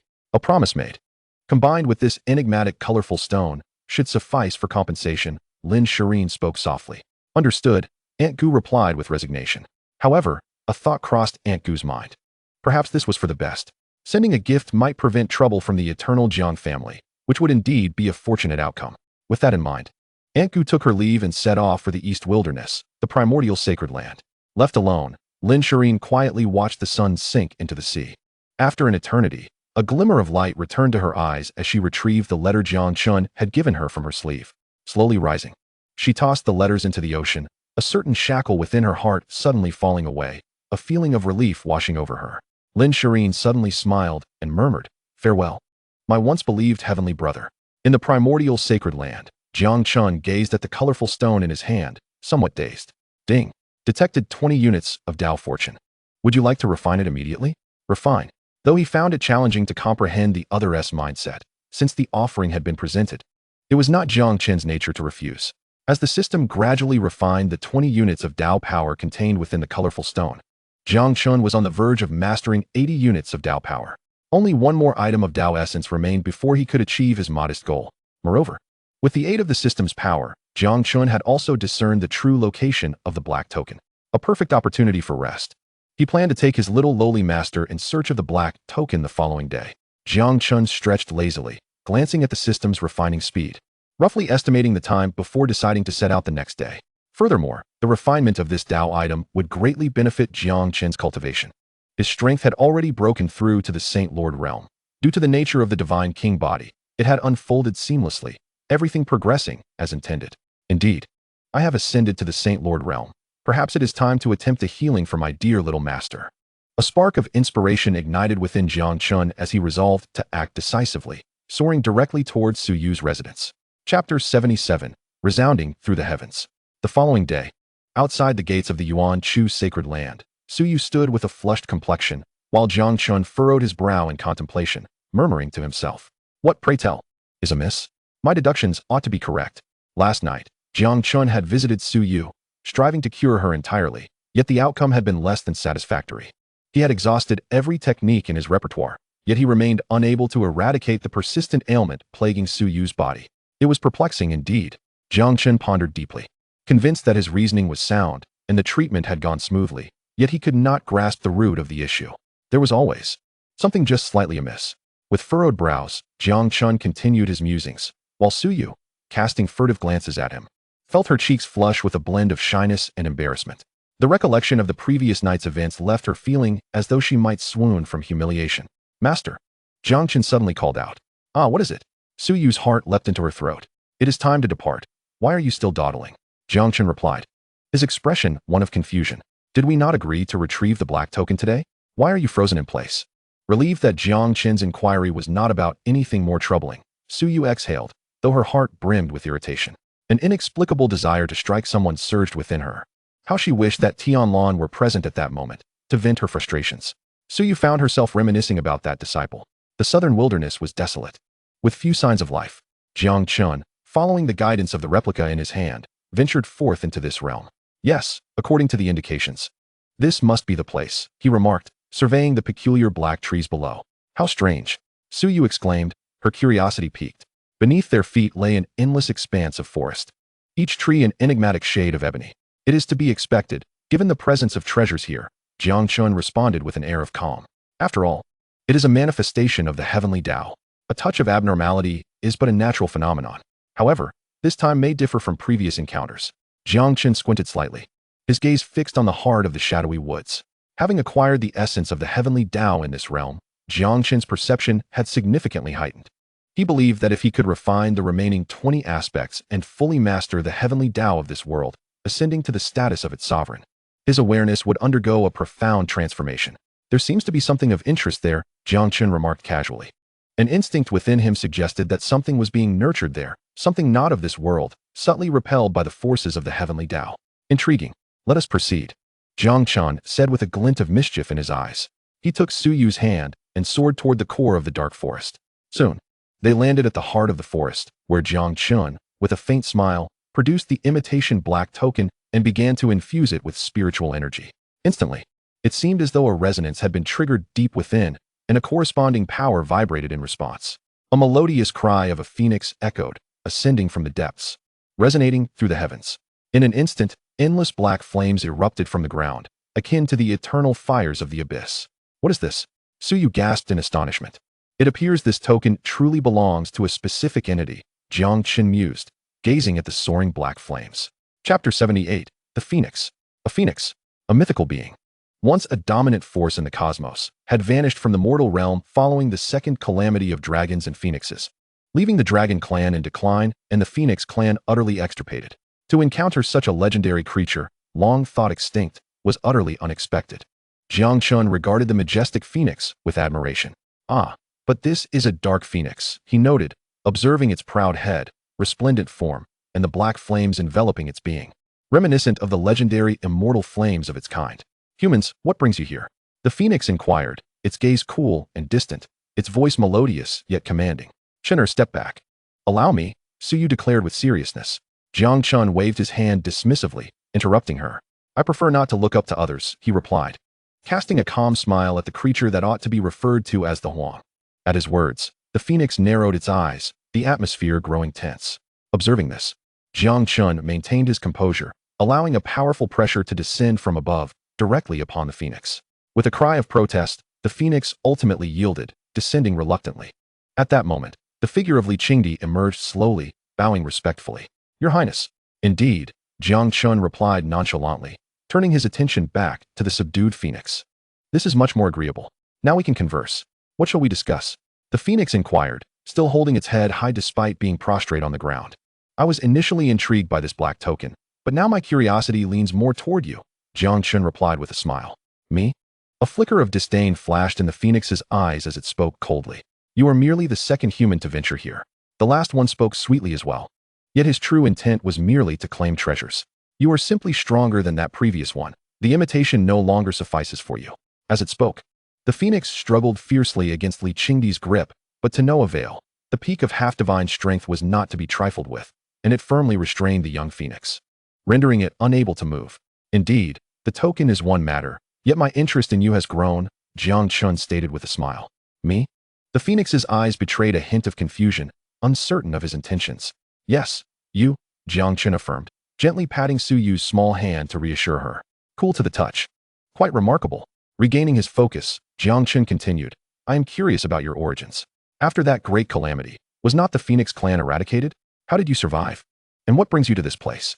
Furthermore, it appears you have undergone a mutation. Share all with me. At his prompting, the young phoenix remained silent, exuding an air of stubborn pride. Speak, and should you satisfy me, I shall release you, Jiang Chen urged, coaxing gently. Really? The young phoenix's eyes brightened at the prospect. Indeed, Jiang Chen replied with a warm smile. However, your willingness to remain by my side afterward is entirely your own decision. Through the words of the little phoenix, Jiang Chen finally comprehended the sequence of events. During the great calamity of dragons and phoenixes, her mother had cast her into the other realm, where she landed in this domain. In the place where she lay in slumber, a black token had beckoned her awareness. This token, to be precise, should be known as the Sacred Fire Token. For many years, the little phoenix had been absorbing the power within it to grow. Naturally, some degree of mutation occurred, granting her the immortal flame of the Sacred Fire Token. Over the years, she had quietly flourished here, unnoticed by the many who had passed through. The little phoenix had been exceedingly cautious. Without the treasures of heaven and earth, her growth was painstakingly slow, and she dared not approach humans until the arrival of Xiao Tianzi, who deceitfully stole the imitation Sacred Fire Token she had labored to create. At this juncture, Jiang Chen could sense the little phoenix's clenched teeth, her deep-seated resentment palpable. So it was, he mused, how could there still be phoenixes in this world? You must be the last of your kind. Jiang Chen nodded, enlightenment dawning upon him. Upon hearing this, the little phoenix's spirits fell, and she murmured, having absorbed the power of the Sacred Fire Token, along with some other influences, my bloodline has become less pure. Thus I can no longer be counted among the royal blood phoenixes. At this, Jiang Chen's heart stirred as he recalled the drop of ancestral phoenix blood in his system's backpack, though he chose to remain silent. Do you remember who your mother is? Jiang Chen inquired further. I have long forgotten. The memories from that time have faded significantly. I only recall my mother saying she would battle the old dragon on the other side. The little phoenix replied, her tone laced with melancholy. By the standards of the Phoenix clan, this young phoenix had yet to reach maturity. At this, Jiang Chen sighed, just as he was about to speak. Ding. System detecting tasks. Task 1. Force the dark phoenix to recognize its master. Task completed. Reward. Master Ball. Task 2. Have the dark phoenix voluntarily recognize its master. Task completed. Reward. Pet function unlocked. Chapter 79. The innate human race. A Master Ball. How splendid. This system is becoming increasingly clever. Jiang Chen yearned for the Master Ball, as it represented a childhood dream, yet he remained rational. No mere item could compare to the newly unlocked function. I choose option 2, Jiang Chen declared, intrigued by what the new function might entail. After making his choice, Jiang Chen gazed at the little phoenix lying on the ground, opting to continue their casual conversation rather than delve straight into the matter. Little phoenix, since you lack resources and your growth is slow, why do you remain here instead of venturing out to seek resources? Upon hearing this, the little phoenix retorted, do you think I do not wish to? It is simply not possible. With a downcast tone, she continued, when my mother cast me into the lower realm, I was still a child. The spatial barriers inflicted great harm upon me. Otherwise, I would not have lost so many memories. Moreover, I was gravely injured. And the energy from the Sacred Fire Token has only alleviated my condition somewhat, yet it has also created an invisible bond, preventing me from straying too far from the token. Understanding dawned upon Jiang Chen as he nodded, his earlier confusion resolved. It was not that the little phoenix did not wish to seek out resources, but rather that she was unable to do so. So, you are destined to remain trapped here for eternity, confined to this space? Jiang Chen chuckled. Of course not. The little phoenix exclaimed excitedly. I endured countless hardships and painstakingly accumulated resources to create an imitation token. Although it has many flaws, it allows me to leave this place temporarily. Who would have thought that human named Xiao Tianzi would come and steal it from me? As she spoke, the little phoenix gritted her teeth, tears welling in her phoenix eyes, revealing just how challenging it had been to craft that imitation token. I knew it.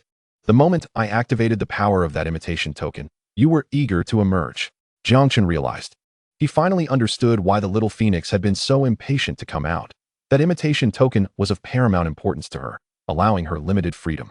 So, do you want it or not? Jiang Chen teased, playfully toying with the token, resembling a cunning wolf tempting a little lamb.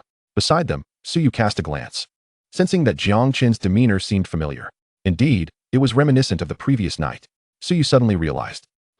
I want it, but you won't give it to me. Humans are the most cunning. You clearly have no intention of sharing, yet you still say such things. The little phoenix scoffed disdainfully. You are quite right. Not only will I not give you the imitation token, but I shall also take the genuine sacred fire token away, Jiang Chen stated with grave seriousness. You human. The little phoenix fumed, ready to erupt, when suddenly, Li Qingdi unleashed a surge of spiritual pressure, rendering her immobile. Nevertheless, the little phoenix's gaze remained forlorn. Rest assured, I know the sacred fire token is your lifeline. I will not let you perish. Not only will I ensure your survival, but I will also help you escape from here, granting you freedom and access to the finest resources, Jiang Chen spoke languidly. I will even assist you in evolving back into a pure-blood royal phoenix. This series of enticing words left the little phoenix in a daze. After all, her experience was limited, having been born here and never having ventured beyond the dark forest. Otherwise, she would not have fallen victim to Xiao Tianzi's trickery. Yet, it was precisely because she had been deceived once that the little phoenix had become more astute. Soon, she regained her senses, eyeing him warily. Why should I trust you? And why would you help me? What is your motivation? Jiang Chen smiled placidly and replied, simply because I hail from the Chongqing clan, the scion of the Chongqing family. With innumerable resources at my disposal, just based on my ability to easily subdue you, does that suffice? Chapter 80, Pet Function Unlocked. Upon hearing this, the little phoenix fell silent. Though she was unaware of the significance of the Chongqing clan, she could sense the formidable presence of the elder beside Jiang Chen, who had effortlessly subdued her. Is what you say true? But I remember that most humans are feeble. The little phoenix could not help but exclaim, confusion flickering in her eyes. Indeed, it is true. As for the feeble, do you not understand the distinction between innate and acquired humans? Jiang Chen replied slowly. Jiang Chen was not lying. The Chongqing clans and the ancient celestial clans, as well as the 5 great divine races, relied not solely on their ancestors' legacy, but, more importantly, on their innate human status, which endowed them with exceptional talents unmatched by the acquired races. Upon hearing this, the little phoenix fell silent. She understood the difference between innate and acquired humans. After a moment, she spoke. What do you need me to do? Become my mount, Jiang Chen stated plainly. Only then will I save you. Impossible. The little phoenix erupted in fury, her voice raised in protest. My phoenix clan will never become a human's mount. Never. Do not even think about it. Is that so? Have you considered that your mother may not be deceased, but rather alive somewhere? Meanwhile, without the divine resources for cultivation, your time may soon be at an end, and you could perish here. The choice is ultimately yours, Jiang Chen remarked with a calm demeanor. His patience was drawing thin. As the saying goes, he had said all there was to say. If the little phoenix remained unconvinced, a flicker of intensity flashed in his eyes, indicating the preference for task 1 instead. The master ball was also a commendable option, albeit the pet system had yet to be activated, which was somewhat regrettable. Upon hearing this, the little phoenix hesitated, her gaze rife with inner turmoil. Jiang Chen stood there, unperturbed, awaiting her final decision. Suyu glanced at the composed Jiang Chen, then at the little phoenix, her skepticism deepening. It seemed that the previous night, Jiang Chen had urged her to disrobe for treatment under similar circumstances. I agree. The little phoenix articulated with difficulty. However, do not let me discover that you are deceiving me, otherwise, I shall bite off a piece of your flesh even at the cost of my own annihilation. That is indeed the most rational choice you could have made. Jiang Chen replied with a smile, having almost reached for the master ball just moments ago, but managing to restrain himself. We can now formalize our contract. There's no need for such complexity. I have a superior alternative. Open your mind. Jiang Chen approached the little phoenix, pressing his hand to her forehead as he spoke. The instant the little phoenix agreed, a notification of task completion echoed in Jiang Chen's ears. The pet system was activated. Without hesitation, the little phoenix released her mental barriers. And soon she felt an extraordinary power binding her consciousness. This was no ordinary mental contract. Jiang Chen smiled as he observed the addition of her attributes on the system panel. Pet race, Phoenix. Bloodline, royalty, incomplete. Realm, Holy Master. Age, approximately 12 years in human terms. Skill, Immortal Flame. The panel enumerated all of the little phoenix's attributes. So, you are still not of age. Jiang Chen exclaimed in surprise. Ignoring his comment, the little phoenix spoke in a tone of dread. What have you done to me? This is not the power of a contract at all. Don't concern yourself with the details. The success is what matters. You know I would not harm you. Jiang Chen reassured her, turning to Li Lao. Release her restraints. Yes, Your Highness, Li Qingdi responded respectfully. Immediately, the little phoenix lunged at Jiang Chen, attempting to bite him. Li Qingdi moved to intervene, but Su Yu, looking anxious, was also prepared to act. Jiang Chen waved his hand dismissively, indicating there was no cause for alarm. Indeed, under the system's restraints, the little phoenix was incapable of inflicting harm upon him. It seems the pet functionality is designed akin to that in games. Jiang Chen mused.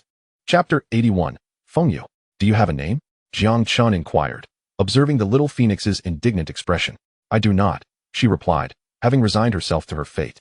Their bond was established, and she could not alter it. Thus she chose to trust Jiang Chen. I shall name you Fengyu from now on. I shall refer to you as Little Feng, Jiang Chen declared.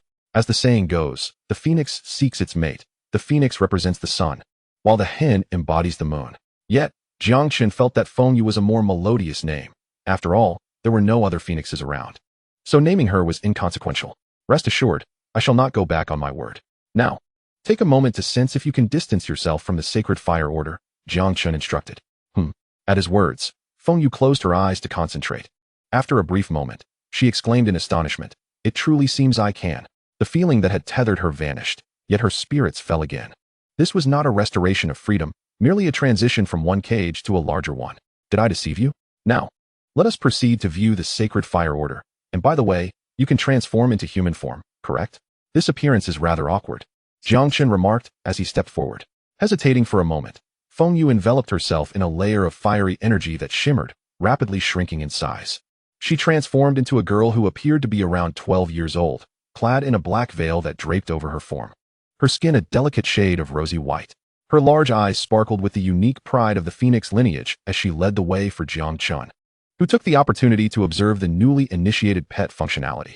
Upon careful examination, Jiang Chen discerned that this pet feature mimicked the settings from the game. However, it lacked any affection metrics, eliminating the possibility of the pet running away due to low affection.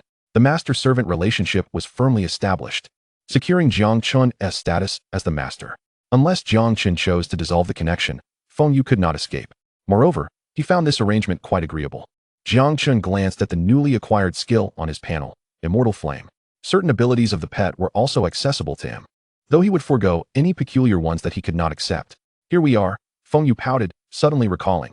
By the way, I still do not know your name. It dawned on her that she had inadvertently revealed herself without knowing the man's name.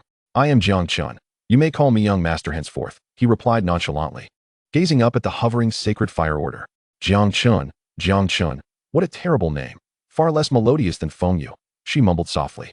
Jiang Chen, amused and exasperated, thought to himself that she was named by him, yet had the audacity to criticize his name. However, his attention was now fully focused on the floating sacred fire order. The dark token levitated in the air, and aside from the hellish flames emanating from it, he could sense a familiar energy within. The power of the heavenly Tao. The remaining 20 units of heavenly Tao power resided here. With a single gesture, Jiang Chen easily drew the sacred fire order into his grasp, prompting a notification. Ding! Detected 20 units of heavenly Tao power in the domain. Shall it be refined now? No, Jiang Chen replied calmly. He opted not to refine it immediately. After all, he was outside, and any unforeseen events would be difficult to manage. It would be better to return to the Enlightenment Peak for a breakthrough.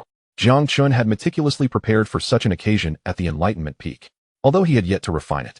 The entirety of the heavenly Tao power within the domain was now in his possession. Upon returning, he would refine the 20 units of heavenly Tao power from the sacred fire order and attend to some matters, thus concluding the affairs at this location. Jiang Chen stretched lazily, murmuring, the mortal realm, is it? Wait for me. I shall return shortly. Jiang Chen suddenly recalled something as he glanced at Fengyu. What are you planning to do? She asked, her expression wary. Nothing much, merely testing a function. Jiang Chen chuckled as he activated the pet recall feature in the system. Whoosh. The figure of Fengyu vanished from sight, and Jiang Chen cast a glance at his panel. Indeed, the status of Fengyu within the system had changed. Though the precise distance remained uncertain, he resolved to conduct a thorough examination upon his return. Jiang Chen rubbed his chin in contemplation. Chapter 82.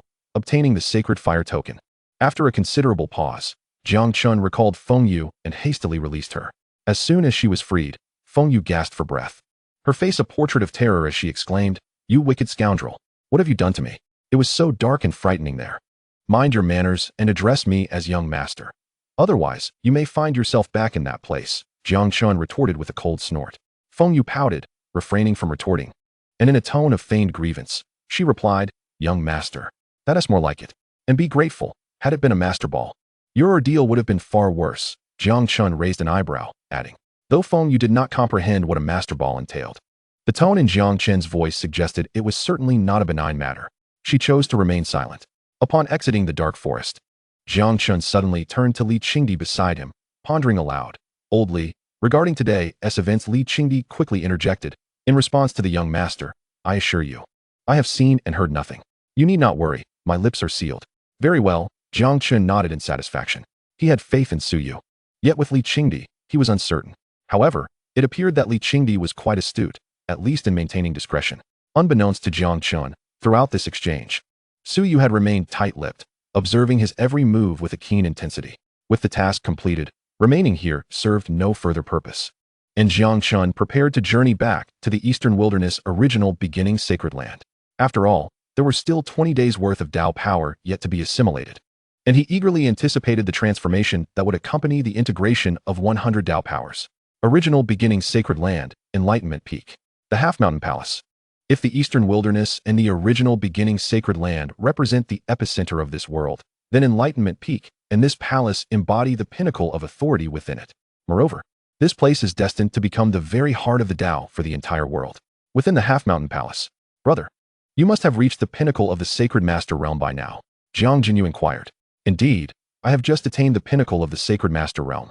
And I am but a step away from breaking through to the void god realm, Jiang Chen replied. Then it seems you will soon return to the mortal realm. It would be best to break through to the void god realm upon your return to the clan. After all, the clan possesses relevant experience. As breaking through to the void god realm is a significant threshold, Jiang Jinyu said with a smile. What do you mean? Jiang Chen asked, slightly puzzled. Jiang Jinyu began to elucidate. For cultivators, the foundation establishment realm is about the selection of techniques, while the void god realm signifies the beginning of your path in cultivation. Before the void god realm, most paths are similar. However, beyond it, you must gradually carve out your own unique way. Jiang Jinyu spoke with earnestness. Once you enter the void god realm, you officially embark on the divine path. With myriad paths available, no one can choose for you. And selecting the right one is exceedingly challenging.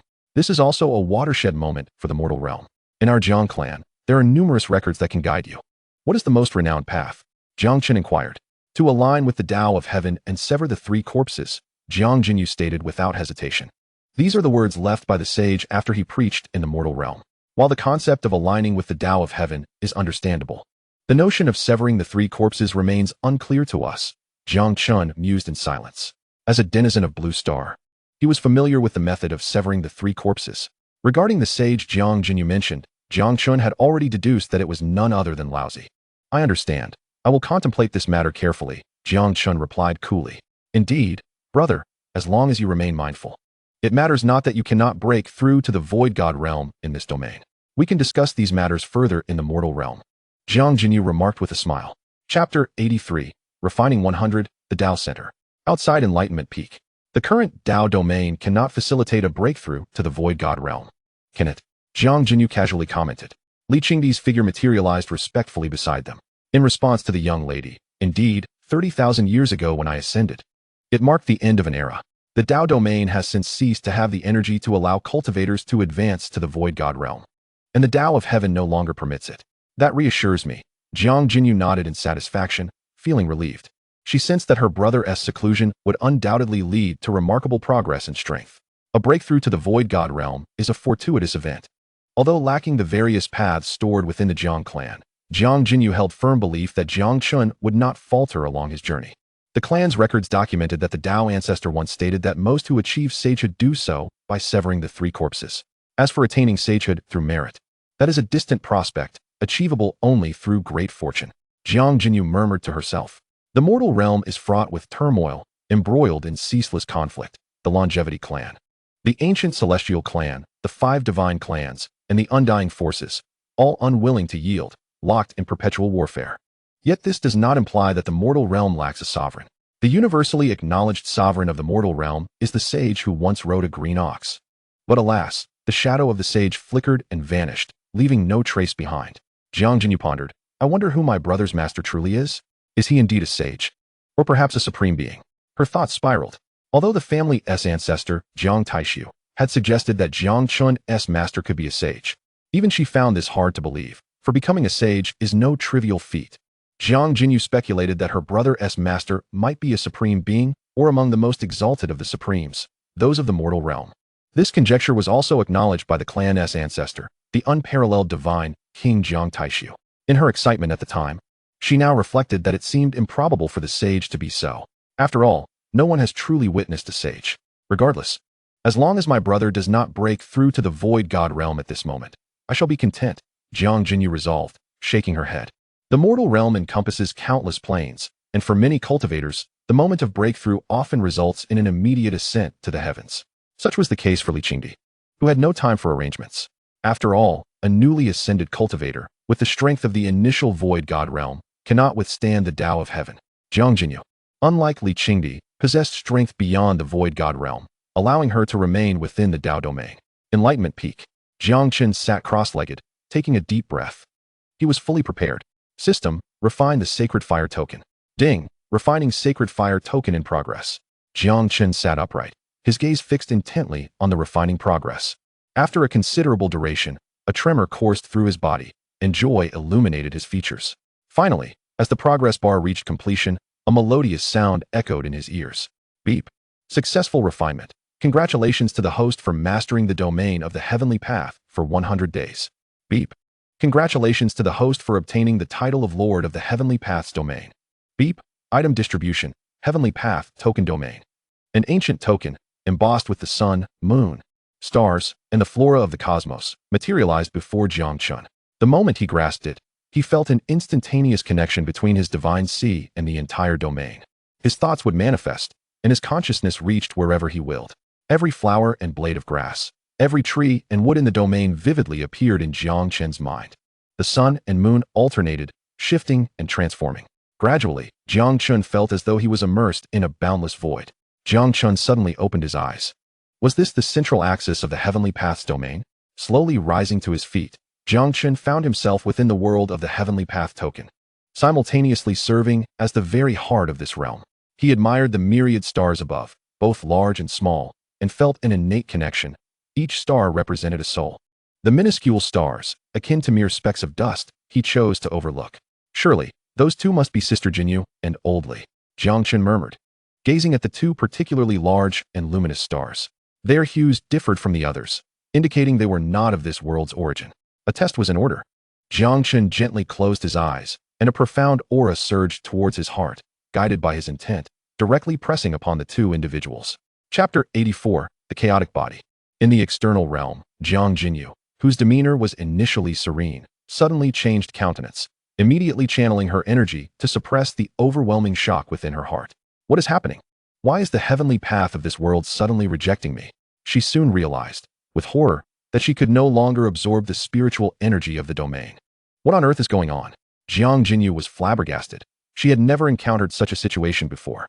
A chill gripped her heart. Being unable to absorb spiritual energy meant she had no means of replenishing her power. If this continued, she would inevitably be unable to endure.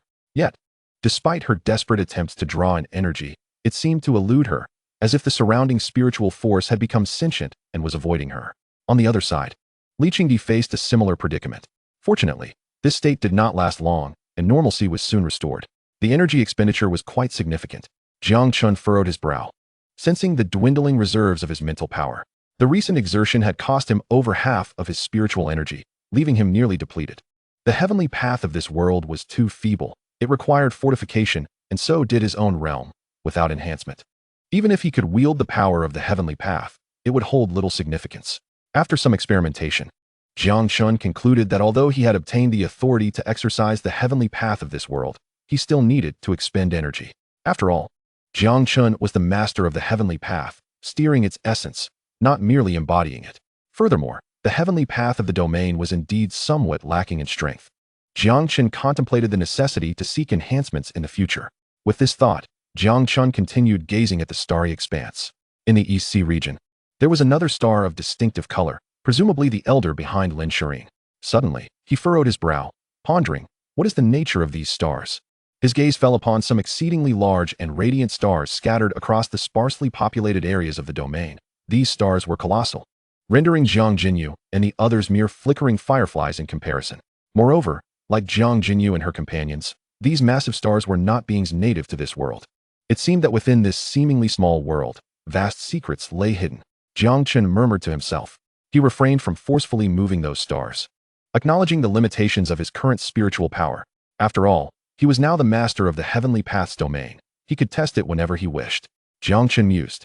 Following his experiments, he found that controlling individuals of the domain, particularly those with traces of domain energy, was relatively easy. He even harbored a vague sense that he could relocate the stars, bringing them directly to this place. Leisurely, he surveyed the starry sky, akin to a child with a newly acquired toy, casually observing. Suddenly, he spotted a wisp of energy, a swirl of chaotic essence, rare yet fundamentally significant to this world. The instant Jiang Chen's consciousness brushed against that chaotic energy, a system notification resonated in his ears. Beep, system notification, comprehension of chaotic energy. Would you like to refine it? Refinement, Jiang Chen declared without hesitation.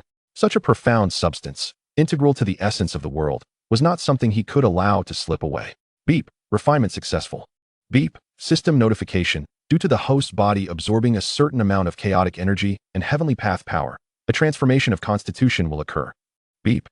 Would you like to upgrade your constitution by fusing the divine king body, supreme bone, heavy eye, heavenly path power, and chaotic energy? Task completion rewards, chaotic body. Chapter 85, The Difficult Choice. Chaotic body, renowned as the supreme constitution of the ages, unparalleled in the world. Among the various methods Jiang Chen was aware of to achieve the chaotic body, none matched his unique accomplishment. Yet, in Jiang Chen's eyes, while the chaotic body was admirable, his other abilities were equally commendable, making it difficult to part with them. System, will my other constitutions cease to exist after the fusion? Jiang Chen inquired. Beep. The method of forming the host's chaotic body is distinct. It is a forced fusion, thus theoretically differing from the traditional understanding of the chaotic body. Upon hearing the system's explanation, Jiang Chen finally grasped that his method of achieving the chaotic body was exceedingly unique, potentially groundbreaking, utilizing the world's chaotic energy as a conduit to meld three formidable constitutions. Therefore, in theory, whenever Jiang Chen wished to employ the divine king body, supreme bone, or heavy eye, he could simply extract that aspect from the fused chaotic body.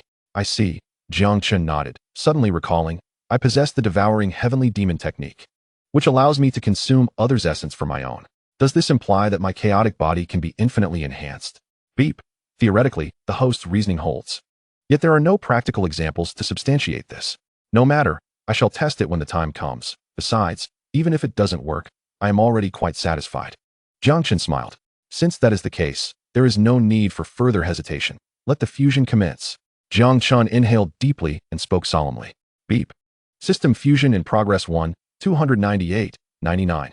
Beep. Fusion complete. Congratulations to the host for acquiring the chaotic body.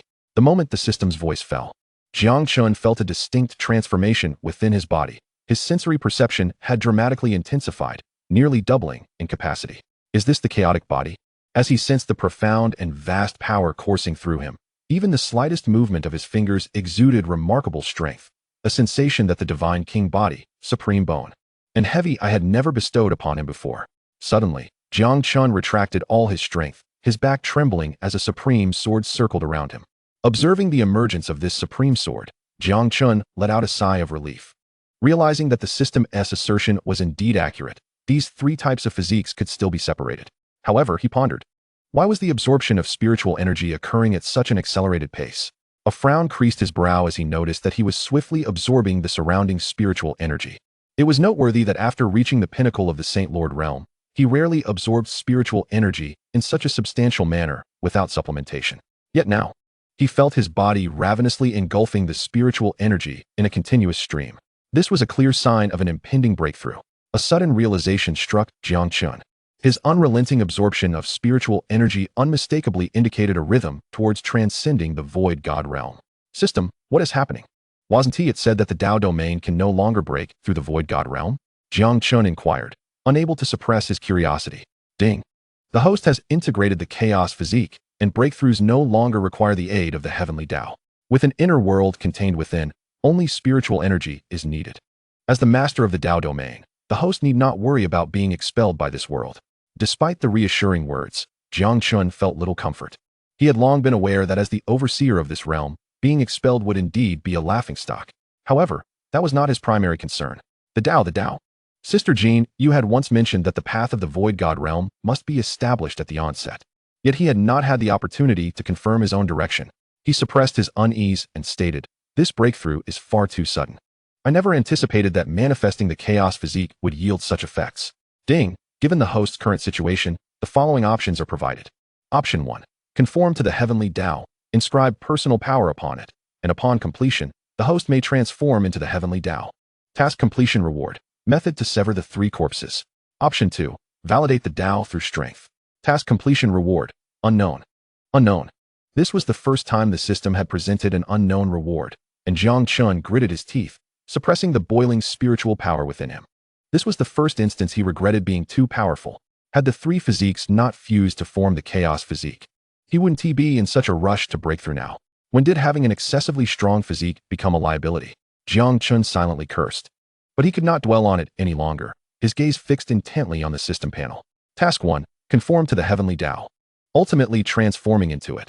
How many would covet such an opportunity? System, if I choose option 1, does that mean I am inscribing my Dao upon all heavenly Daos? Jiang Chen suddenly queried. Affirmative. Then, would this mean I am in control of the heavenly Dao, or is the heavenly Dao in control of me? Or perhaps, would I become a mere puppet of the heavenly Dao? Jiang Chen murmured to himself. This time, the system remained silent. Jiang Chen pressed on. But if that were the case, would I still be myself? I imagine that such a host would not be favored by you, system. Taking a deep breath, he continued. I choose option 2, validate the Dao through strength. Ding, system notification. Validating the Dao through strength will be exceedingly arduous. The host will be suppressed by all heavenly Daos of the world. Please choose cautiously. Danger warning. This operation is irreversible and cannot be modified. No further discussion is needed. I seek to be the master of the world, exerting pressure across the heavens and the earth, rather than becoming a puppet of the heavenly Dao. Let the breakthrough commence. Jiang Chen declared slowly. As for the danger warning, he paid little mind to it. What a joke. Having chosen to validate the Dao through strength, could he possibly back out halfway? This is no child's play. Hurry up and break through. I am eager to see that unknown reward. Jiang Chen grinned. Ding, task complete. Reward, auction system. Ding, congratulations, host. The system has fully recognized its master. Ding. Congratulations, host. Breakthrough to the Void God realm. Ding. The heavenly Dao of the Red Dust realm and the 6 major realms have sensed the host. But the system has concealed this information. A series of system notifications flooded Jiang Chen's awareness. But he barely had time to register them, as the spiritual power within him seemed to explode. Boom. An overwhelmingly powerful aura erupted from Jiang Chen, instantly surging forth from the Enlightenment Peak, the Yuan Chu Holy Land, the Eastern Wasteland, and the Dao Domain. In an instant, the entire Dao Domain felt an incredibly terrifying fluctuation of power, surpassing the limits of the Dao Domain itself. Simultaneously, the 6 major realms, including the Red Dust realm, sensed this immense power. However, the Dao Domain's heavenly Dao, controlled by the system, intercepted the signal, failing to detect Jiang Chen's location. Thus, Jiang Chen's breakthrough resembled that of an exceptionally gifted cultivator defying the heavens as he transcended the Void God realm. Outside the Half-Mountain Palace, this aura surpassed the Saint Lord realm. His brother was actually breaking through to the Void God realm. What on earth was happening? Jiang Qingyue rushed to the palace, her face etched with anxiety. What is going on? Wasn't it said that the environment of the Dao Domain could no longer support breakthroughs to the Void God realm? I do not know, but indeed, the Dao Domain lacks the environment for such a breakthrough. Li Qingdi replied, utterly bewildered. What in the world is happening? Jiang Qingyue exclaimed in frustration. They could not fathom that Jiang Chen had achieved the chaos physique, nurturing an inner world that required none of the environmental conditions necessary for other cultivators. All he needed was sufficient spiritual energy and comprehension. Of course, had Jiang Chen chosen not to validate the Dao through strength, his breakthrough would have been significantly expedited. However, he opted for validation through strength, or more accurately, to rupture the heavenly Dao, akin to Pangu's creation of the world. This path was destined to be arduous, with the difficulty of breaking through being magnitudes greater than that faced by other cultivators. Outside the Half-Mountain Palace, not only Jiang Qingyue and Li Qingdi had gathered, Su Yu, Mo Tianlan, and others had also arrived. How is this possible? How did he achieve this? In the sea of consciousness of Chu Qingyue, Fairy Yaoqi stared blankly. Su Yu bit her lip, her hands clenched tightly, a flicker of determination flashing in her eyes. Atop the eastern sea, Aunt Gu, who had been comforting Lin Shirin, abruptly lifted her head upon sensing the surge of power, exclaiming in shock, "Someone is breaking through to the void god realm. How could this be?" Lin Shirin was momentarily stunned. Having remained in the Dao domain for so many years, she was acutely aware that the current environment could not nurture a void god realm. Jiang family, S. Qilan's son. Aunt Gu suddenly sighed. Chapter 87. The Dao domain S. Heavenly Dao, concealing the heavenly mechanism. At this moment, the Dao domain was tumultuous, with an incessant influx of spiritual energy converging towards the eastern wasteland. In this instant, the powerful beings of the Dao domain felt the surrounding spiritual energy thinning and looked on in astonishment towards the source of the disturbance. Some entities from the forbidden areas within the Dao domain trembled momentarily before returning to stillness. Outside the half-mountain palace, the spiritual energy surged and roared, crashing forth. Gazing upon the boundless, seemingly endless stream of spiritual energy, Jiang Jinyu and Li Qingdi felt a greater shock than anyone else. As cultivators of the mortal realm, they are acutely aware of the terrifying nature of the tribulations. The greater the amount of spiritual energy absorbed, the stronger Jiang Chen's foundation of spiritual power becomes, propelling him further towards the pinnacle of success. My brother is indeed a rare genius among millions. I wonder how many lightning strikes this time will descend upon him, and if he is adequately prepared. Suddenly, Jiang Jinyu felt a wave of anxiety wash over her. She secretly hoped for a greater number of tribulations. Yet her concern for Jiang Chen's readiness overshadowed her thoughts. Worry filled her eyes, but there was little she could do. After all, these tribulations could only be borne by the cultivator themselves. Any assistance would only amplify the tribulation's ferocity, a widely accepted truth in the mortal realm. Boom. The heavens reverberated with rolling thunder, echoing through the skies. May my brother emerge unscathed. He is so intelligent. Surely he must have made preparations. Jiang Jinyu silently prayed. Beside her, Suyu was biting her lips until they nearly bled, overwhelmed with frustration at her own helplessness. At that moment, her resolve only grew stronger. Within the palace, the thunderous roars of the tribulations outside could not penetrate this sanctum. System, what is the maximum number of tribulations for the void divine realm? Jiang Chen had regained consciousness and inquired. Replying to the host, the void divine realm tribulations number a dual 9. Oh, so that's 18 strikes. Jiang Chen mused, stroking his chin. Then I shall summon 49 strikes. System, the tribulations are decreed by the heavenly Dao of the domain, and now that Jiang Chen governs this Dao, the number of strikes is merely at his command. It is primarily to obscure other celestial mechanisms, making them believe Jiang Chen remains within the confines of celestial regulations. Regardless of the cacophony outside, Jiang Chen engaged in a discussion with the system. He carefully reviewed the previous system notifications. It seems my choice to fully bond with the system was indeed the right one. If I had not chosen this path, would you have abandoned me, system? Jiang Chen reflected. Ding, reply to the host. Yes. It appears I was not mistaken. Jiang Chen murmured. It is a pity that just as I achieved the chaos body, a moment ripe for meteoric advancement, I find my progress severely impeded by the heavenly Dao's disapproval of using force to validate my path. Ding. Reply to the host. Due to the concealment of the domain's heavenly Dao, your cultivation speed is not significantly hindered, only without the chaos body. After this explanation, Jiang Chen understood. In simple terms, although using force to validate his path had consequences, the shielding effect of the heavenly Dao allowed his cultivation speed to remain largely unchanged. Had the heavenly Dao of this domain been set in motion long ago? Is my traversal through the Dao domain rather than others a result of the system's manipulation? Jiang Chen suddenly inquired. Ding, reply to the host. Yes, the heavenly Dao of the domain was originally a part of the system's functionality, intended to obscure celestial mechanisms. Indeed, Jiang Chen exclaimed. He had long suspected that the heavenly Dao of this domain was, in fact, a component of the system. By walking the path of force to validate his Dao, the various heavenly Daos would undoubtedly sense and reject him. However, with the presence of this domain's heavenly Dao, Jiang Chen could blend in seamlessly. Is this what it means to possess a self-contained miniature world? Jiang Chen mused, feeling the heavenly Dao token. Suddenly, he smiled and said, so the most critical aspect is for me to resist certain temptations? Indeed, had I not been privy to various myths and legends, I might have unwittingly chosen the first path. Jiang Chen sighed in reflection, for such temptations are not easily resisted. The prospect of effortlessly attaining saintly status beneath the cosmic heavenly Dao, in a position exalted above all, is tantalizingly within reach. Yet Jiang Chen was unwilling. He sought to suppress the heavens and the earth, ruling over eternity, unwilling to bow beneath anyone, even if that being were not human. Let us explore the auction feature. It has been classified as unknown, and I am quite curious about it. Jiang Chen shook his head and smiled. Outside, the heavens roared. A tempest of thunder and lightning erupted, a spectacle akin to the apocalypse itself. Gazing at the colossal bolts of lightning, all present trembled, having never witnessed such formidable tribulations. Is this the tribulation of the void divine realm? The text suggested that overcoming the celestial god realm would be no more than this. Jiang Jinyu's face paled, her throat dry, as she watched the thunderbolts descend from the ninth heaven again and again. With each strike, her heart fluttered. Has my brother's talent reached such heights? A lightning strike meant for the celestial god realm, targeting the void divine realm?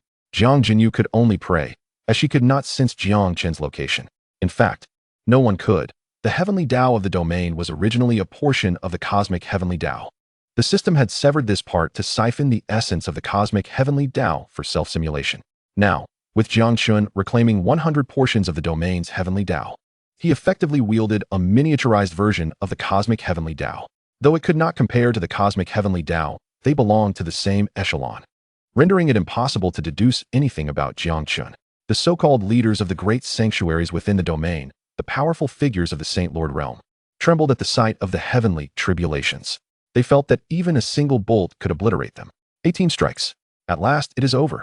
Watching the 18th bolt descend, Jiang Jinyu finally exhaled in relief. With 9 as the limit, the void divine realm only permits a dual 9, 18 strikes being the maximum. This is a well-known fact in the mortal realm. Boom.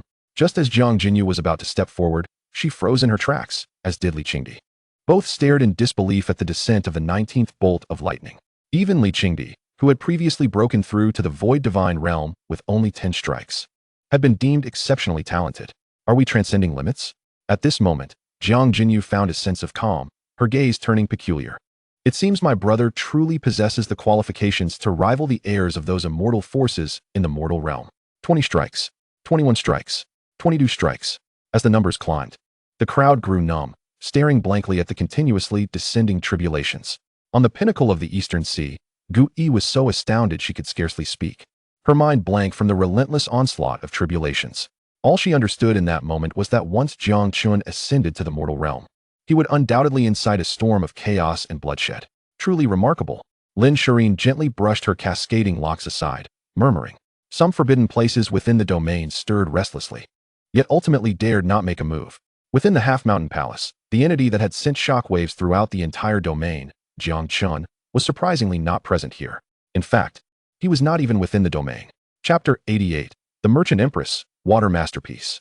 In the mortal realm, in the merchant domain, the vast and boundless mortal realm consists of countless plates, among which the merchant domain is one of the most renowned. This is quite simple, as the headquarters of the 10,000 Realms Merchants Association is established here. Although the 10,000 Realms Merchants Association does not belong to the ranks of immortal forces, its collection of treasures is all-encompassing, with branches in nearly every subordinate plane of the mortal realm. The treasures collected here are truly diverse, and many immortal powers frequently procure artifacts from this source. Thus, despite not being part of the immortal ranks, the connections and resources he possesses are undeniably remarkable. Few factions dare to show him disrespect. Concurrently, numerous forces covet the treasure trove of the 10,000 Realms Merchant Guild. Today, the marketplace is abuzz with activity, as representatives from various eternal families, ancient celestial clans, and immortal forces have all gathered. The reason is straightforward. Today marks the annual grand auction of the 10,000 Realms Merchant Guild headquarters. Every item up for bid in this auction is a priceless gem, capable of inciting madness in the mortal realm and leaving the major immortal factions in awe. In this colossal auction hall, every individual seated is an esteemed guest. Having received an invitation from the 10,000 Realms Merchant Guild, the invitations were extended to the foremost immortal powers, eternal families, and several formidable free cultivators. It is no exaggeration to assert that the attendees represent a significant portion of the mortal realm. Clang, clang. A beautiful woman cheerfully tapped her wooden hammer, standing at the auction podium, which was draped with a red cloth concealing the items for sale. Surrounding the vast auction hall, numerous figures cloaked in gray discreetly maintained order. Esteemed guests, the first item for auction is the ancient Xian gold. The auctioneer, aware of the disinterest of these high-ranking individuals in superfluous chatter, promptly proceeded to the matter at hand with a radiant smile. This ancient Xian gold hails from the lower realm, the Stone Mountain realm, and has formed into a precious treasure after thousands of years of evolution. It is one of the finest materials for crafting heavenly artifacts. The bidding begins at 100,000 top-tier spirit stones, 110,000, 120,000. A handful of individuals raised their paddles. After all, during the initial phase of the auction, the true magnates were not overly concerned, as the most valuable items would be saved for later. Moreover, while the individuals in the public seating were powerful, they were not the very pinnacle of strength. The foremost representatives from the eternal families and great free cultivators were ensconced in the VIP boxes. In VIP room 01, an excited elder with white hair remarked, "Miss, the auction is buzzing with energy, and several individuals from ancient celestial clans have already placed bids." "Yes, quite well," responded a young woman, elegantly attired in scholarly garb. Her features were strikingly clean and captivating, particularly her eyes, which sparkled with wisdom. Her demeanor exemplified the saying, "A cultured mind radiates elegance." The woman, Chu Qingyue, was the heiress of the 10,000 Realms Merchant Guild and had begun to assume control of the family business at a young age. Although her personal power was modest, the essence of the Merchant Guild lay in its commercial acumen. Yet, in the mortal realm, formidable cultivation was paramount for security, and the Shui family, despite their status, still lagged in this regard. Indeed, this year's profits will increase by 1 percentage point. Observing the lively atmosphere of the auction, Chu Qingyue's delicate brows relaxed, and her earlier anxieties diminished considerably. However, we must not become complacent. We need to continue developing our personal influence. Without formidable strength as a safeguard, even the greatest wealth is of little use. "Yes, miss," the elder replied respectfully, though his eyes betrayed a hint of skepticism. In his view, while the heiress was indeed capable and astute, she invested too much thought into enhancing the guild's strength. Surely, with so many connections, who would dare challenge the 10,000 Realms Merchant Guild? Noticing his expression, Chu Qingyue furrowed her brows slightly and sighed. This mindset was shared by many within the guild. Connections?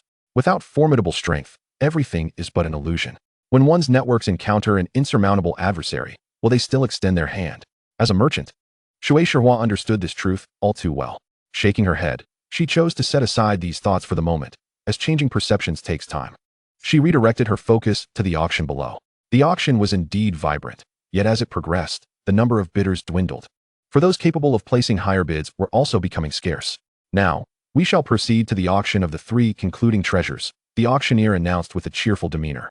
Upon hearing this, the representatives from the eternal families and immortal forces in the VIP boxes sat up straight. The finale items from the 10,000 Realms Merchant Guild had never disappointed. The first concluding item is a fragment of the god-slaying spear. The spearhead from the legendary demon ancestor Rahu, the auctioneer explained with a smile. There was no need for excess words. Just the keywords demon ancestor Rahu and god-slaying spear were sufficient to ignite excitement throughout the hall.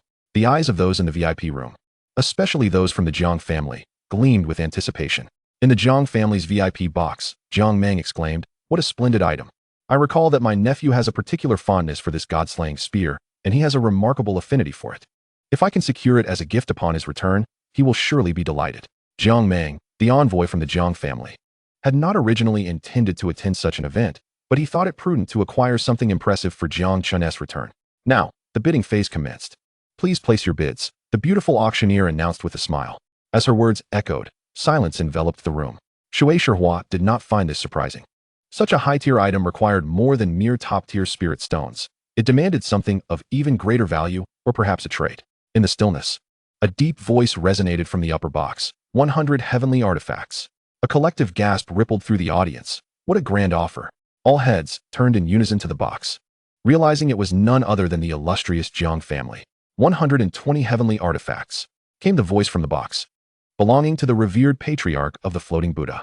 150 heavenly artifacts. Gradually, a few interested major forces began to place bids, albeit with limited enthusiasm, merely to inflate the price. It was evident to all that Jiang Meng was particularly invested in the spearhead. 300 heavenly artifacts. Is there anyone willing to bid higher? The auctioneer cheerfully inquired.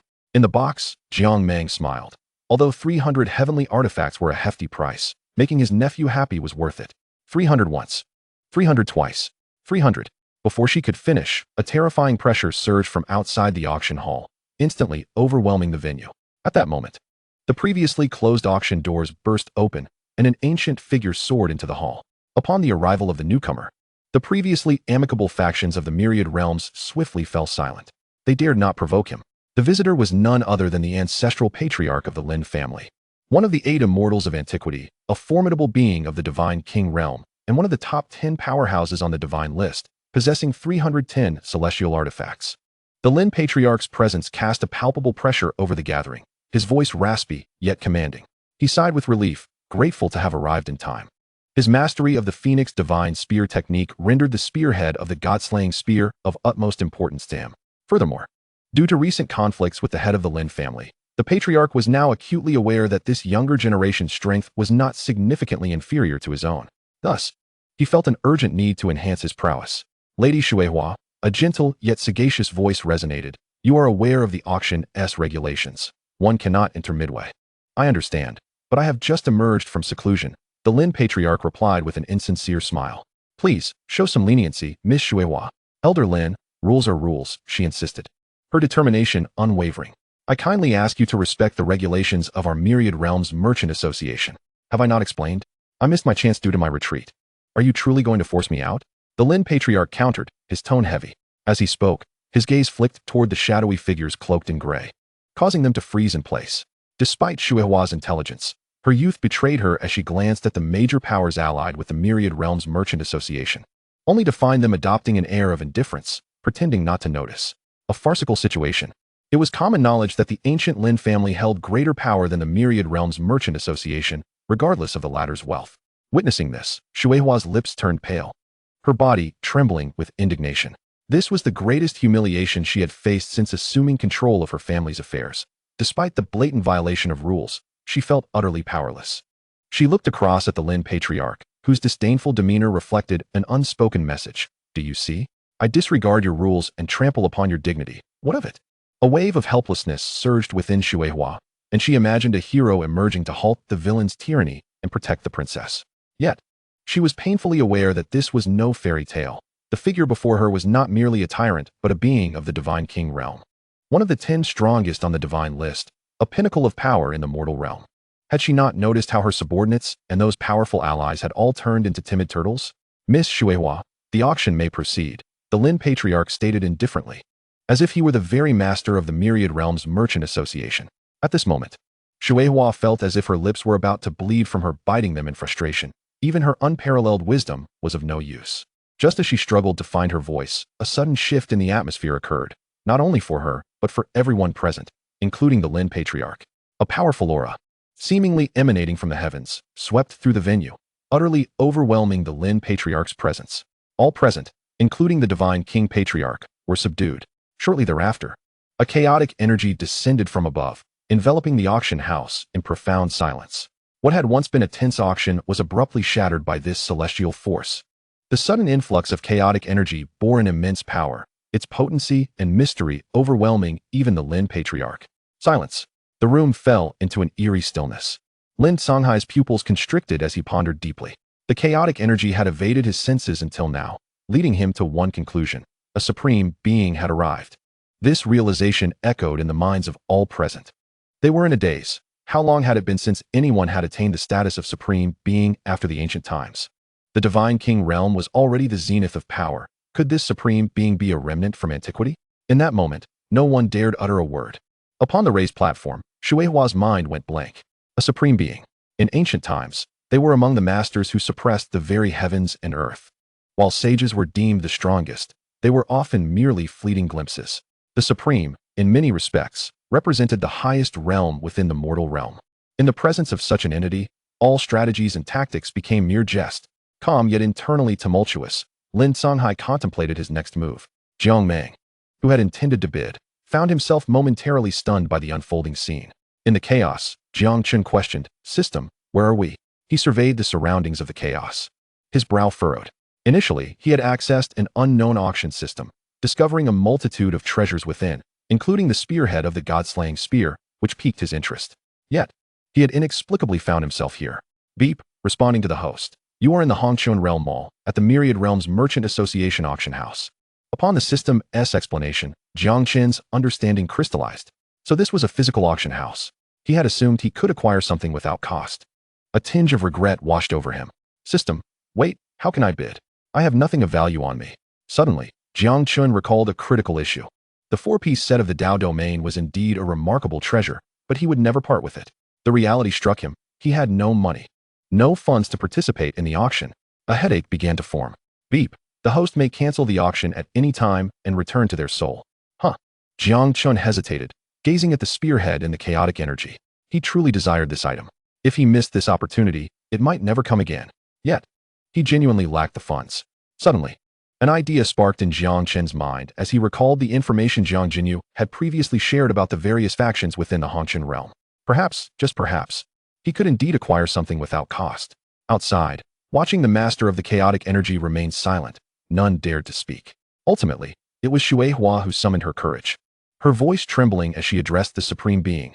I am Xuehua of the Myriad Realms Merchant Association. I am honored by your presence. But may I inquire about the purpose of your visit? In that instant, many present could not help but admire the courage of this seemingly insignificant girl. To speak before a Supreme Being was a feat worthy of a titan among the immortal powers.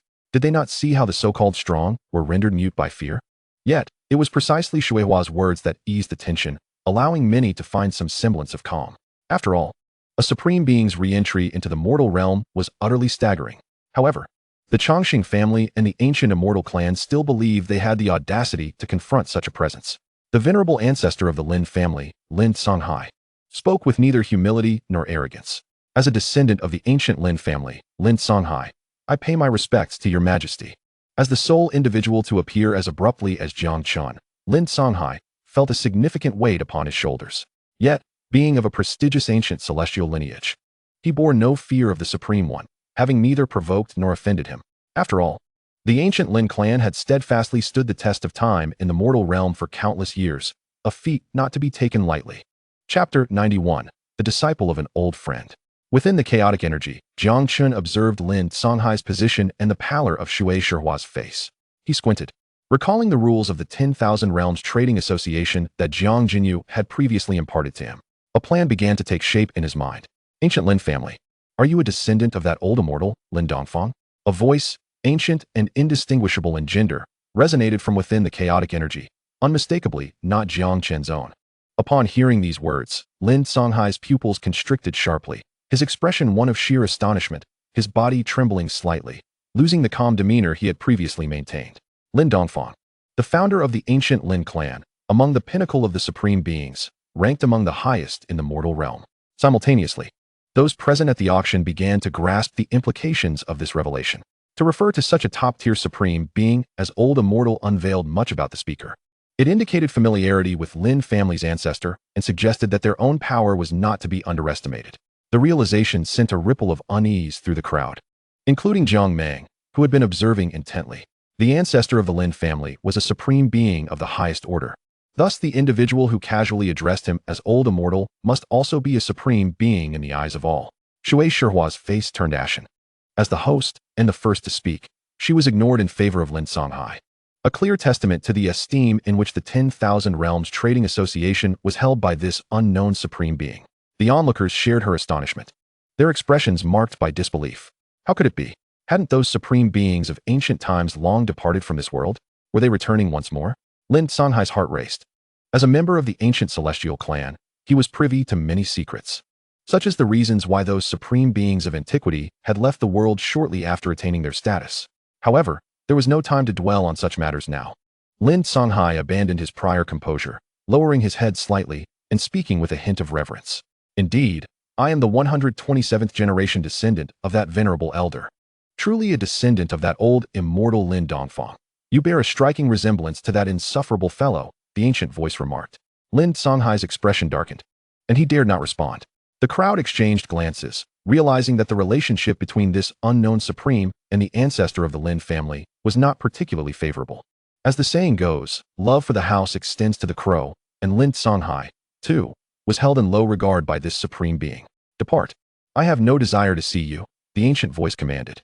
Lin Songhai's brow furrowed, bitterness swelling within him as he cast a reluctant glance at the tip of the god-slaying spear, then back at the chaotic energy. To act? A laughable notion. No one understood better than the ancient celestial clans the vast chasm separating a supreme from a divine king. Yes, I take my leave, Lin Songhai responded, lowering his head and speaking somberly. With that, he did not linger, soaring away from the auction house, leaving the trading domain behind. At this moment, Lin Songhai was consumed by fury. As a venerable ancestor of the ancient Lin family and one of the top 10 powerhouses among the divine kings, he had never before endured such humiliation. Nevertheless, while he seethed, he understood that this was not the time for such thoughts. He would return to scrutinize ancient texts. Could it be that these supreme beings might once again walk the mortal realm? Within the auction house, the representatives of the eternal Jiang family and others, upon recognizing the master of the chaotic energy as a supreme, voiced their respect. Eternal Jiang family, Jiang Mang, pays his respects to your majesty. Daoist sect, Dao Yin and Yang, pays his respects to your majesty. The Floating Buddha clan, Floating Buddha Immortal, pays his respects to your majesty. After confirming the identity of the supreme being within the chaotic energy, representatives from various eternal families, immortal forces, and the 5 divine clans expressed their homage. Yet Jiang Chen, enveloped in the chaotic energy, remained indifferent, instead addressing Shui Shihua. Little girl, though your strength is modest, you possess a certain boldness, worthy of the name Water Celestial. Upon hearing these somewhat flattering words, Shui Shihua was momentarily taken aback, only to be filled with exhilaration. Water Celestial. The female ancestor of the Shui family was a figure who had barely reached the supreme realm. Before Shui Shihua could respond, Jiang Chen continued, I require the tip of the god-slaying spear as a gift for a newly accepted disciple of an old friend. Speak freely of your needs. Chapter 92, Self-written and Self-directed. Disciple of an old friend? This title momentarily stunned everyone present, leading to a flurry of frantic analysis. An old friend of a supreme must certainly be a supreme themselves, as only beings of the same rank could share camaraderie. No wonder the supreme showed interest in the incomplete tip of the god-slaying spear. It was, after all, a gift for the disciple of an old friend, which explained everything. Everyone silently acknowledged the validity of their deductions. Shui Shihua, initially startled, soon became animated. In her view, this was a golden opportunity. To ask for something at this juncture would be sheer foolishness. Moreover, this supreme being appeared to have a connection with her ancestor, and his earlier actions clearly favored the 10,000 Realms Trading Association. In such circumstances, how could she not seize the moment? Taking a deep breath, Shui Shihua resolutely declared, Your Majesty, your words are too kind. Since this item belongs to an old friend of my ancestor, let it be a token of respect from a junior to you. I earnestly implore you to accept it, otherwise my ancestor would surely be displeased. Her words flowed seamlessly, transforming the auction into a familial gesture. A junior honoring a friend of their ancestor, thereby establishing connections. Truth be told, Shui Shihua was uncertain whether that female ancestor had passed away, but at this moment, such statements were undoubtedly wise. This sentiment resonated with the representatives of various factions in the VIP room, all nodding in approval. Indeed, the current generation of the 10,000 Realms Trading Association had produced a remarkable talent. As a side note, the VIP box was now empty, as those who had bowed to Jiang Chen had already departed. Within the chaotic energy, Jiang Chen nodded in satisfaction. Indeed, this young lady is quite astute. To be honest, he felt a twinge of anxiety after his previous comment. What if she had indeed requested something extravagant that he could not fulfill? Thankfully, Jiang Chen had gambled on the assumption that someone so young, managing such a vast enterprise, would not be overly concerned with trifling gains. So far, his guess had proven correct. Of course, this was merely the first part of his plan's success. There remained a second part. Jiang Chen's gaze remained fixed on the representative of the eternal Jiang family, his nominal second uncle, Jiang Mang. He had just deliberately uttered those words, primarily to gauge Jiang Mang's reaction, hoping for his cooperation to maximize the benefits at stake. Jiang Chen murmured to himself, below. Upon hearing Jiang Chen mention an old friend's disciple, Jiang Mang's heart stirred. Although he had acted impulsively, he was by no means foolish. A fool could never ascend to the status of the second master of the Jiang family. Jiang Mang quickly connected the dots regarding his nephew, realizing that his nephew's master was likely a revered figure of the mortal realm. This unknown supreme had claimed to present a gift to an old friend's disciple, and it was remarkably coincidental that it was the tip of the god-slaying spear. Jiang Mang pondered deeply. He could hardly believe in such serendipity. He would even dare to assert that the old friend's disciple spoken of by this unknown supreme was none other than his own nephew, the young master of the Jiang family, Jiang Chen. However, it would be prudent to confirm this. Jiang Mang reassured himself internally. Taking a deep breath, he proclaimed aloud, Your Excellency, Miss Shui Hua, I am Jiang Mang from the Jiang family of eternal life. I wish to procure this spear tip as a gift for my nephew, who is returning from his studies. Hiss. At these words, everyone present inhaled sharply, their faces etched with astonishment as they gazed at Jiang Mang. This second master of the Jiang family was indeed formidable. Did he not see that the supreme wished to keep this item for the disciple of an old friend? Naturally, Many rival factions of the Jiang family rejoiced at this development. Over the years, the Jiang family had grown increasingly powerful, intensifying the pressure on them. What would happen if the Jiang family provoked a supreme? Haha, they would certainly find themselves in dire straits. Meanwhile, Shui Shihua furrowed her delicate brows, casting a surprised glance at Jiang Meng, subtly shaking her head. She had long heard of this second master's fiery temperament, yet she did not anticipate such impulsiveness. Everyone awaited Jiang Chen's response. Truth be told, Jiang Meng felt a trickle of cold sweat on his forehead, suddenly realizing he might have acted rashly. No harm done. I did not mention my nephew's name, he consoled himself. Within the chaos, little did Jiang Meng know that Jiang Chen was overjoyed upon hearing his words. He had not anticipated his second uncle to be so cooperative. It was genuinely endearing. With this, my plans could expand further. A glimmer of brilliance flickered in Jiang Chen's eyes. Chapter 93. A powerful alliance in the outside world. An ancient voice resonated. Is it Jiang Chen, the one from the Eternal Life Jiang family, returning from his studies? Indeed. Jiang Meng breathed a sigh of relief and replied hastily. He realized he had guessed correctly. The old friend mentioned by this supreme was indeed his nephew's master. In that case, do as you see fit. The ancient voice echoed once more. Rest assured, I will handle this matter appropriately, Jiang Meng replied excitedly. The dialogue between the two had left everyone in attendance in stunned silence. The supreme was not angered? As they listened further, although they exchanged only a few words, those present were astute enough to deduce the implications. The old friend's disciple mentioned by the supreme was none other than Jiang Meng's nephew, the very Jiang Chen. Wait, Jiang Chen. Representatives from various formidable factions suddenly paused, their expressions shifting as they exchanged glances, each recognizing the thoughts of the others. If memory served, the son who had gone missing years ago from the Jiang family bore that very name. Could it be that Jiang Chen had never truly disappeared, and that it was merely an excuse the Jiang family presented to the outside world, while in reality, Jiang Chen had become a disciple of a supreme? The crowd's imaginations began to race, various scenarios flooding their minds. Meanwhile, Shui Shihua was also caught off guard, quickly realizing, the disciple of the supreme, Jiang Chen. She promptly committed this name to memory. Not only her, but everyone present etched that name in their minds. With that concluded, the supreme departed. Jiang Chen remarked. As he spoke, the chaotic energy receded, the immense pressure that had once spread for miles vanishing without a trace. After a moment, someone exclaimed, "So this is the power of a supreme." In truth, although all present gazed with reverence, their thoughts had long since locked onto the chaotic energy, eager to witness any transformations. Just as Jiang Chen finished speaking and prepared to leave, their focus peaked, yet they failed to capture any trace of his departure. The miles of pressure, a mere command, dissipated entirely. This was the essence of a supreme's might. Someone whispered in awe. Within the VIP room, many factions had divine kings present. They understood that a divine king could never achieve such instantaneous disappearance of pressure over vast distances. Such capability could only belong to a supreme. There were still 2 closing auction items, yet no one cared anymore. What could possibly be more astonishing than the emergence of a supreme?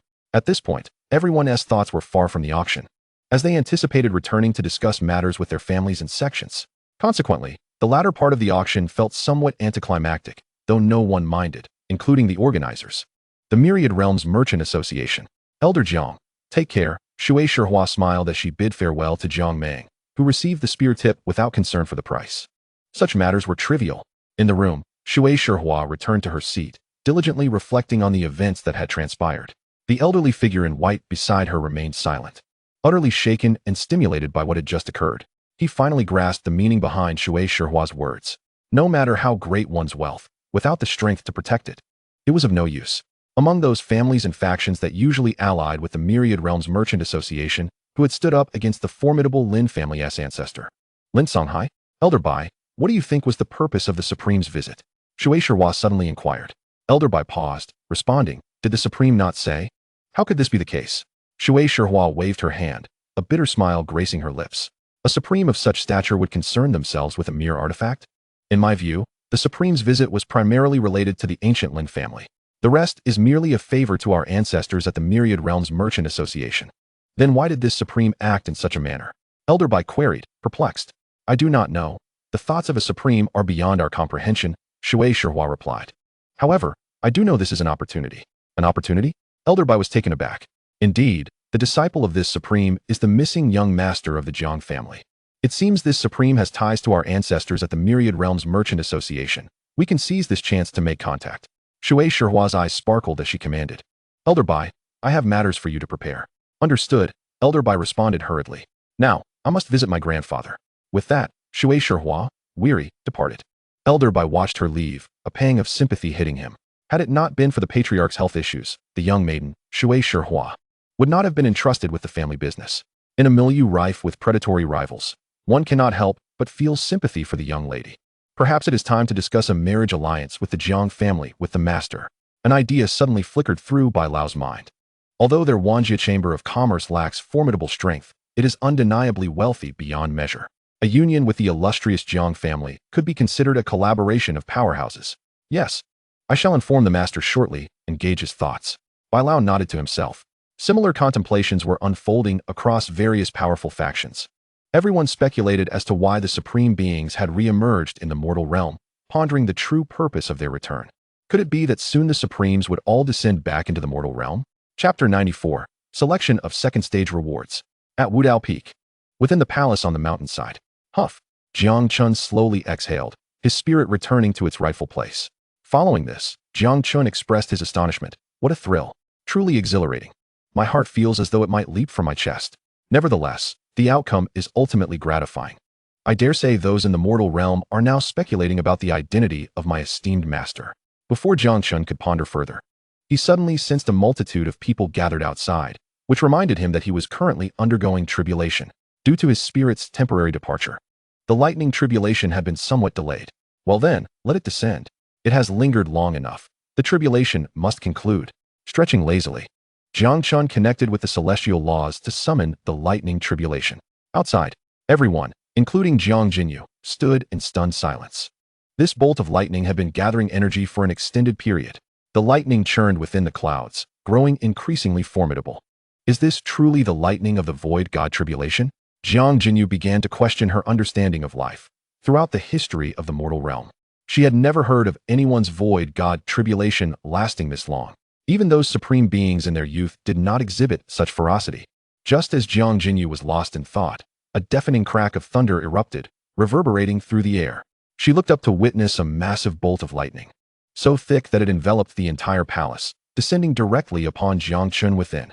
Is this not a tad exaggerated? Jiang Qingyue trembled as she spoke. The others, including Su Yu, fixated their gazes intently on the palace, unable to tear their eyes away for an instant. Inside the palace, to Jiang Chen, the colossal lightning bolt that appeared so fearsome to the outside world was effortlessly dismissed with a wave of his hand, absorbed into his sleeve without any impact. It was time to greet the onlookers outside. With this thought, Jiang Chen rose slowly and exited the palace. Huff. Upon seeing Jiang Chen emerge unscathed, Jiang Qingyue and Su Yu exhaled in relief, finally at ease. Su Yu was about to rush forward, only to find that another figure had already leapt ahead. Brother, are you all right? Jiang Qingyue enveloped Jiang Chen in a hug, frantically checking to see if he had lost anything. Everything is fine, Qingyue. It was merely the void god tribulation. There was no need for such concern. Jiang Chen chuckled, brushing aside her frantic hands. Observing Su Yu's ostensibly proud demeanor, which belied her genuine concern, he reassured her gently, rest assured, I am unharmed. Upon hearing this, Su Yu finally relaxed completely. Jiang Chen took a moment to comfort everyone before turning to head back inside. Jiang Qingyue was curious how Jiang Chen had transcended the void god realm despite the laws of heaven seemingly prohibiting it, yet she refrained from asking, respecting his silence. Following this event, the prestige of Yuanshu's sacred land soared, drawing visitors from all directions. Inside the palace. System, can this auction feature be upgraded? Thankfully, I managed to intimidate the other party this time, but what if I fail to do so in the future? Jiang Chen inquired. Truth be told, approaching the headquarters of the Wanjie Chamber of Commerce had been perilous. He was fortunate to have successfully frightened Lin Songhai. Had the latter not been intimidated, Jiang Chen would have faced significant danger. However, with the system's protection and the ability to retreat at any moment, Jiang Chen felt assured of his safety. Nonetheless, he realized he had inadvertently exposed himself. After all, he did not possess genuine means to contend with top-tier powerhouses at the Divine King level, for he was not a true supreme. Ding, responding to the host. This feature is currently under development, please wait. Ah, well then. I shall refrain from utilizing this auction system excessively in the future. Jiang Chen frowned and remarked, given his lack of confidence. It was manageable to avoid action once or twice, but over time, suspicion would inevitably arise. Jiang Chen began to inspect his status panel, as he was about to venture into the mortal realm and needed to organize his own strength. He aimed to master all his skills to ensure optimal synergy. What is this? Jiang Chen discovered an additional package in his backpack. Ding, responding to the host. This is the package from the second stage selection. Second stage? Jiang Chen was taken aback and promptly asked, when did the first stage occur? Ding, responding to the host. The first stage was the initial character background selection phase. Upon hearing the system's explanation, Jiang Chen understood. The so-called first stage selection referred to the choices he made upon entering the Dao domain, whether to be a cultivator or a wealthy heir. With that said, I am quite eager about this package. Jiang Chen's eyes sparkled with interest. After all, that package had granted him his initial constitution, the divine king physique, which became the foundation of his subsequent cultivation. Open it, Jiang Chen commanded. Ding. Congratulations to the host for obtaining the Supreme Remains map in 1 Supreme Pearl. A Supreme Remains map? A Supreme Pearl? Jiang Chen raised an eyebrow, as both items bore the title of Supreme. Had he not been informed by Jiang Qingyue that there had been no Supremes in the mortal realm since ancient times, Jiang Chen might have assumed they were as common as dirt. Exercising patience, Jiang Chen meticulously examined the 2 items, confident that they would not disappoint him. The significance of the divine king physique had been paramount when he first entered the Dao domain, and now, as he prepared to enter the mortal realm, the utility of these 2 items would surely be invaluable.